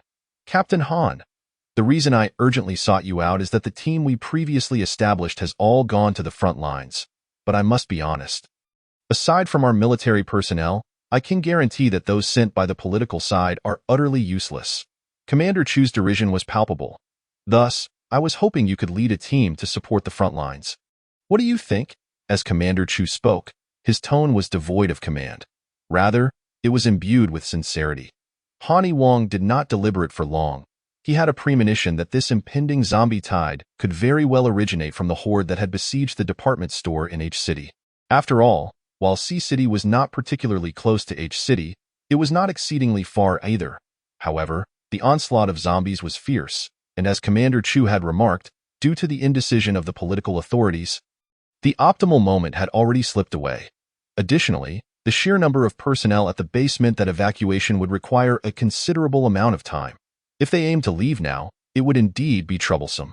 Thus, Han Wang ultimately acquiesced. Yet, he conveyed to Commander Chu that this was merely his personal decision and did not reflect the consensus of Su Chongshi and the others. He intended to return to the courtyard and confer with the others. Should they refuse, it would not pose a problem. He could brave the front lines alone, thereby granting Su Chongshi and the others more time to escape. Meanwhile, Su Chongshi and her companions had returned to the courtyard. However, instead of immediately retreating to their rooms, they gathered around the 8 Immortals table in the center of the courtyard. "What do you think the boss was called for right as he returned? Is it something urgent? Who knows? We'll find out when Captain Han is back, won't we?" A cacophony of speculation ensued regarding the reason behind Han Wang's summons. Su Chongshi, standing with her arms crossed, indicated her disinterest in their trivial discussions. That moment, the gate of the courtyard swung open, and Han Wang returned. Su Chongshi was the first to turn around, and upon seeing him, she asked in a tone that was neither warm nor cold, "You're back? Did Commander Chu summon you for something?" Chapter 147. Support for the front lines. Initially, Han Wang felt somewhat vexed. But upon hearing Su Chongshi's question, he was unsure of how to interpret it. He detected a hint of concern in her cool inquiry. Instantly, everyone observed as the tension in Han Wang's previously taught expression dissipated. He then fixed his gaze on Su Chongshi and recounted what Commander Chu had conveyed to the group. Under Han Wang's steady gaze, Su Chongshi felt a twinge of discomfort at first. However, after absorbing Han Wang's words, her expression turned grave. The Rainflower Stone had already been secured within her space. The zombies could no longer sense its presence, thus rendering this zombie tide an unforeseen incident. "Boss, we want to accompany you to the front lines." Upon Han Wang's declaration, Ji Xian and the others immediately voiced their opinions. Lin Mui and Bai Ziling, however, awaited Su Chongshi's decision, as they adhered to her every choice. After much contemplation, Su Chongshi finally resolved to head to the front lines together. "Brother Han, Sister Su, what about me? Can I go with you this time?" At that moment, Shun Xingqian unexpectedly interjected. "No, absolutely not." 2 voices chimed in unison. This time, their responses were not divergent. Rather, they echoed a singular sentiment. "The zombie tide is no trifling matter, and we truly cannot afford to look after you. The base is relatively safe, so I'm afraid we cannot take you along this time. Little dumpling, Su Chong, she explained patiently, to which Shan Xing Chen expressed understanding. He recognized the perilous nature of this zombie tide. It would be wiser to remain at the base than to create chaos for Brother Han and Sister Su on the front lines. Captain Han, I believe it would be prudent to leave someone at the base to protect the little dumpling. Su Chong, she suggested after a moment of thought. No sooner had she made her proposal than Han Yiwang nodded in agreement. In that case, Zhongli, you stay behind to safeguard Xiao Xingchen. Witnessing Han Yiwang's demeanor, Ji Xian shook his head helplessly. What an eyesore. Thus, apart from Zhongli Mu and Shan Xingchen remaining at the base, the others resolved to support the front lines. Consequently, they first proceeded to Commander Chu's location to retrieve the vehicles and weapons previously promised. Commander Chu was notably generous, allocating an abundance of weaponry to the group. Thus, Han Yiwang and his companions set forth with the team assigned by the esteemed Commander Chu. Inside a military pickup truck, Su Chong, she was admonishing Lin Muyi and Bai Ziling. I suspect this zombie tide is comprised of those very zombies we encountered in H City, the ones that surrounded the department store. Moreover, there will likely be even more of them this time. Previously, we chose to avoid them, but now we must confront them head-on. Do not falter. Do not allow yourselves to be bitten by the zombies instead. I will not come to your rescue if that happens. Su Chong, she delivered this harsh admonition with an impassive expression. After all, the zombie tide was indeed terrifying, alarming, and perilous at the department store. The presence of the Rainflower Stone had bewildered the zombies, allowing them to evade confrontation. But now, devoid of the Rainflower Stone or any means to deceive them, they were compelled to face the zombies directly. Author's note: wishing everyone a joyous May Day. During this short holiday, I present to you 5 ones: a star in the night, a blush of dawn, a white cloud in the blue sky, a flower on the earth, and a warm blessing. Chapter 148. A confession first? Rest assured, Miss Su, while we may not match your prowess, we guarantee we won't hinder you. Bai Ziling vowed earnestly. Lin Muyi nodded emphatically in agreement. Do not fear him. I will protect you. The moment those words left his lips, Su Chong, she was taken aback, feeling a subtle stirring in her heartstrings.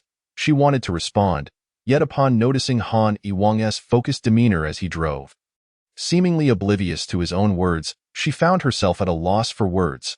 Unbeknownst to her, after uttering that statement, Han Yiwang tightened his grip on the steering wheel, his knuckles whitening, nearly losing control of the vehicle. Ji Xian, overhearing Han Yiwang's declaration, was so exhilarated that he nearly leaped in excitement.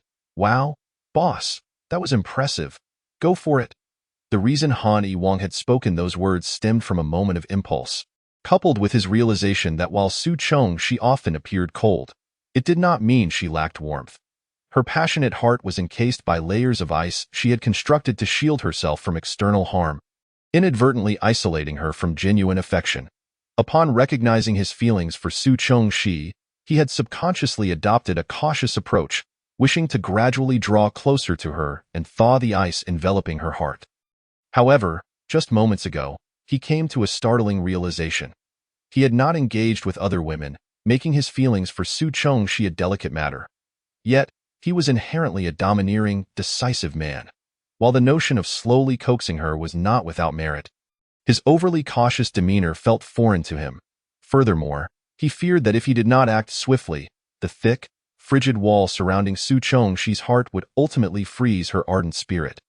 Thus, remaining an overly innocent little puppy in an effort to win her over would surely prove too slow. At times, he should revert to being the assertive wolf he truly was, opting for a more direct approach. As for the present, while he appeared engrossed in driving, his mind was already contemplating whether he should seize an opportune moment to confess his feelings. With everyone absorbed in their thoughts, the vehicle continued its journey until they beheld a row of military pickups ahead, accompanied by the cacophony of battle, gunfire, and the growls of zombies. Han Yiwang pulled the vehicle to the side, and Su Chong, she was the first to leap from the truck. Following suit, the others exited, laden with an assortment of weapons. The subsequent military vehicles arrived, halting as they observed Han Yiwang and his crew had come to a stop. Together, they forged ahead, leading the following group a short distance further, finally arriving at the scene of the confrontation. The sight was nothing short of harrowing. Soldiers clad in military garb were embroiled in combat against the zombies.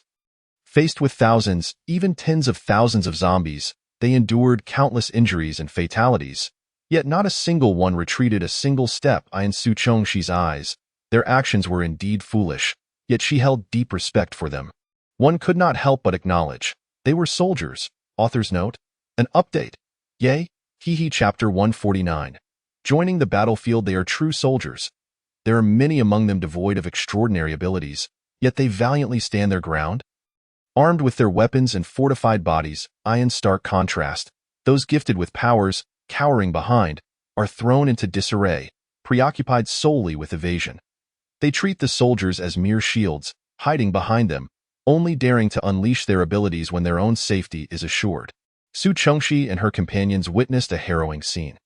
An ability user, cornered by a zombie, seized a nearby soldier and thrust him in front of himself as a shield. The soldier, lacking any powers, was engaged in a fierce struggle with the zombie and could hardly fathom that his demise would not come at the hands of the undead, but from his own kind. As the zombie's claws pierced through his body, extracting his blood-soaked heart, disbelief filled his wide-open eyes. Su Chongshi pondered what thoughts crossed his mind, wondering if he felt the same despair she had in her previous life at the brink of death. Whether one deemed her ruthless or cold-blooded, she remained utterly unmoved by the scene before her. She held deep admiration for these soldiers, who, despite knowing they could not prevail, refused to surrender. However, she would never be as foolish as they. She couldn't help but steal a glance at the man positioned diagonally in front of her, curious about his thoughts upon witnessing the unfolding tragedy. What was Han Yiwang truly thinking? When he saw the zombie's claws penetrate the soldier's body, he experienced only a fleeting moment of lamentation, quickly succumbing to apathy. He mused that, as Commander Chu had stated, the ability users recruited by the government were indeed worthless. Beyond that, what emotions could he possibly feel? Guilt? Rage? Sympathy? None at all. For this was the battlefield. This was the apocalypse. This was the ultimate test of humanity. Then, he sensed a gaze lingering on him from behind. Though brief, he recognized it as Su Chongshi's. The corners of his mouth curved upward slightly, and without turning around, he simply uttered, "Let us move," before striding into the fray. Those following swiftly kept pace. The group advanced from the outskirts of the battlefield for nearly 10 minutes, dispatching the zombies that confronted them along the way. They penetrated deeper into the inner sanctum, progressing toward the heart of the conflict. However, at this juncture, they were compelled to split into several groups to effectively combat the encroaching zombies. Su Chongshi and Lin Muyi made their way to the left, with Ji Quan following closely, gun in hand. As they faced only ordinary low-tier zombies, the trio dispatched them with ease, and soon the left area was cleared. Yet, despite the zombies' lower rank, their sheer numbers were overwhelming. Just as they finished cleaning up the left area, a horde of zombies surged forth, refilling the space. While battling, Su Chongshi sensed something amiss. Logically, the earlier swarm around the department store had been drawn there by the allure of rainflower stones. Not a genuine zombie tide. How could this current wave consist solely of these low-tier zombies? Chapter 150. A reminder of two crises. With this thought in mind, she took a moment to survey her surroundings. Indeed, in a region directly to her front right, a cluster of high-level zombies lurked. Han Yiwang and his group were engaged in battle within that very sector. It became apparent that Han Yiwang had also recognized this. As they began to gradually move out of Su Chongshi's line of sight towards the gathering of higher-level zombies. Consequently, Su Chongshi hastened her efforts in dispatching the zombies. "We head that way," she declared to her companions, swiftly toppling a zombie before resolutely advancing toward Han Yiwang's direction. However, Lin Muyi and Ji Quan, reacting a moment too slowly, found their path obstructed by a tide of zombies surging from behind.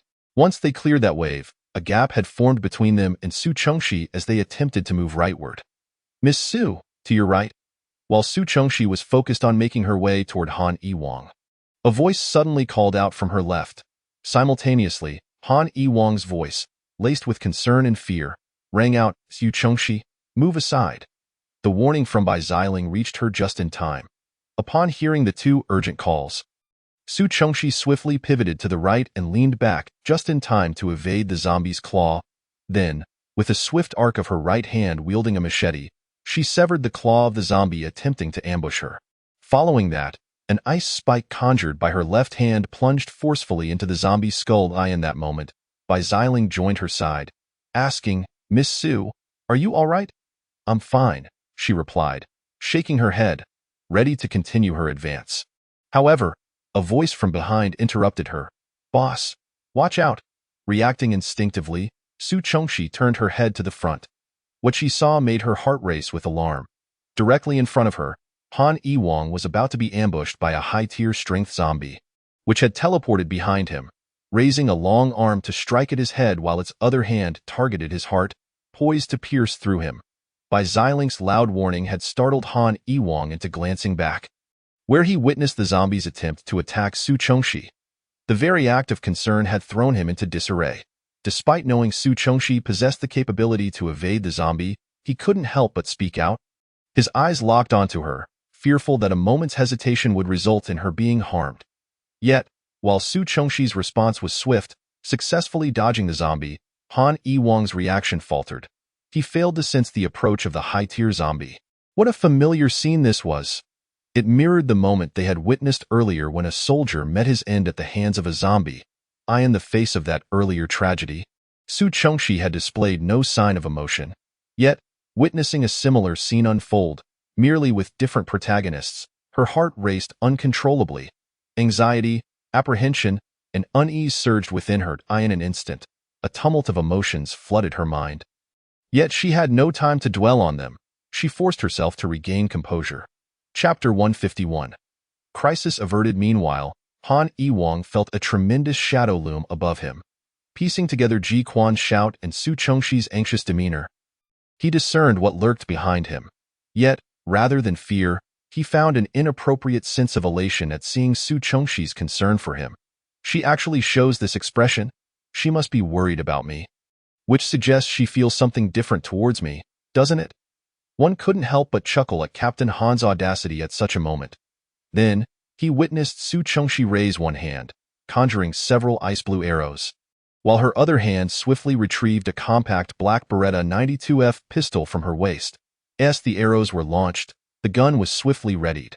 Following the trajectory, the arrows and bullets subsequently pierced through the head of the strength zombie.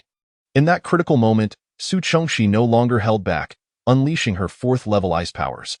The combination of her power and the bullet's impact resulted in a resounding crash as the zombie collapsed. Only then did Han Yiwang turn slowly, a smile gracing his face. Just as he did, Luanji, who had just arrived by his side, was taken aback by the cheerful expression on his face, causing goosebumps to rise all over her body. Then, under Luanji's watchful gaze, Han Yiwang turned to greet Su Chongxi. Once this crisis had been averted, Su Chongxi finally acknowledged her earlier surge of emotions as she spotted Han Yiwang rushing toward her. Bai Xiling, noticing Han Yiwang approaching, let out a teasing whistle, which earned him a fierce glare from Su Chongxi. His whistle seemed to dissipate the complexity of her feelings. She continued her dash toward Han Yiwang, with Bai Xiling trailing closely behind, and Lin Mui and Ji Quan following suit. When the group finally reunited, Su Chongxi said nothing and continued toward the gathering of high-level zombies. Observing Su Chongxi's determined stride, Han Yiwang smiled slightly and followed her lead. The others exchanged glances, silently following in their wake. As they neared the area brimming with high-level zombies, Su Chongxi instructed Ji Quan to remain behind to deal with the ordinary zombies.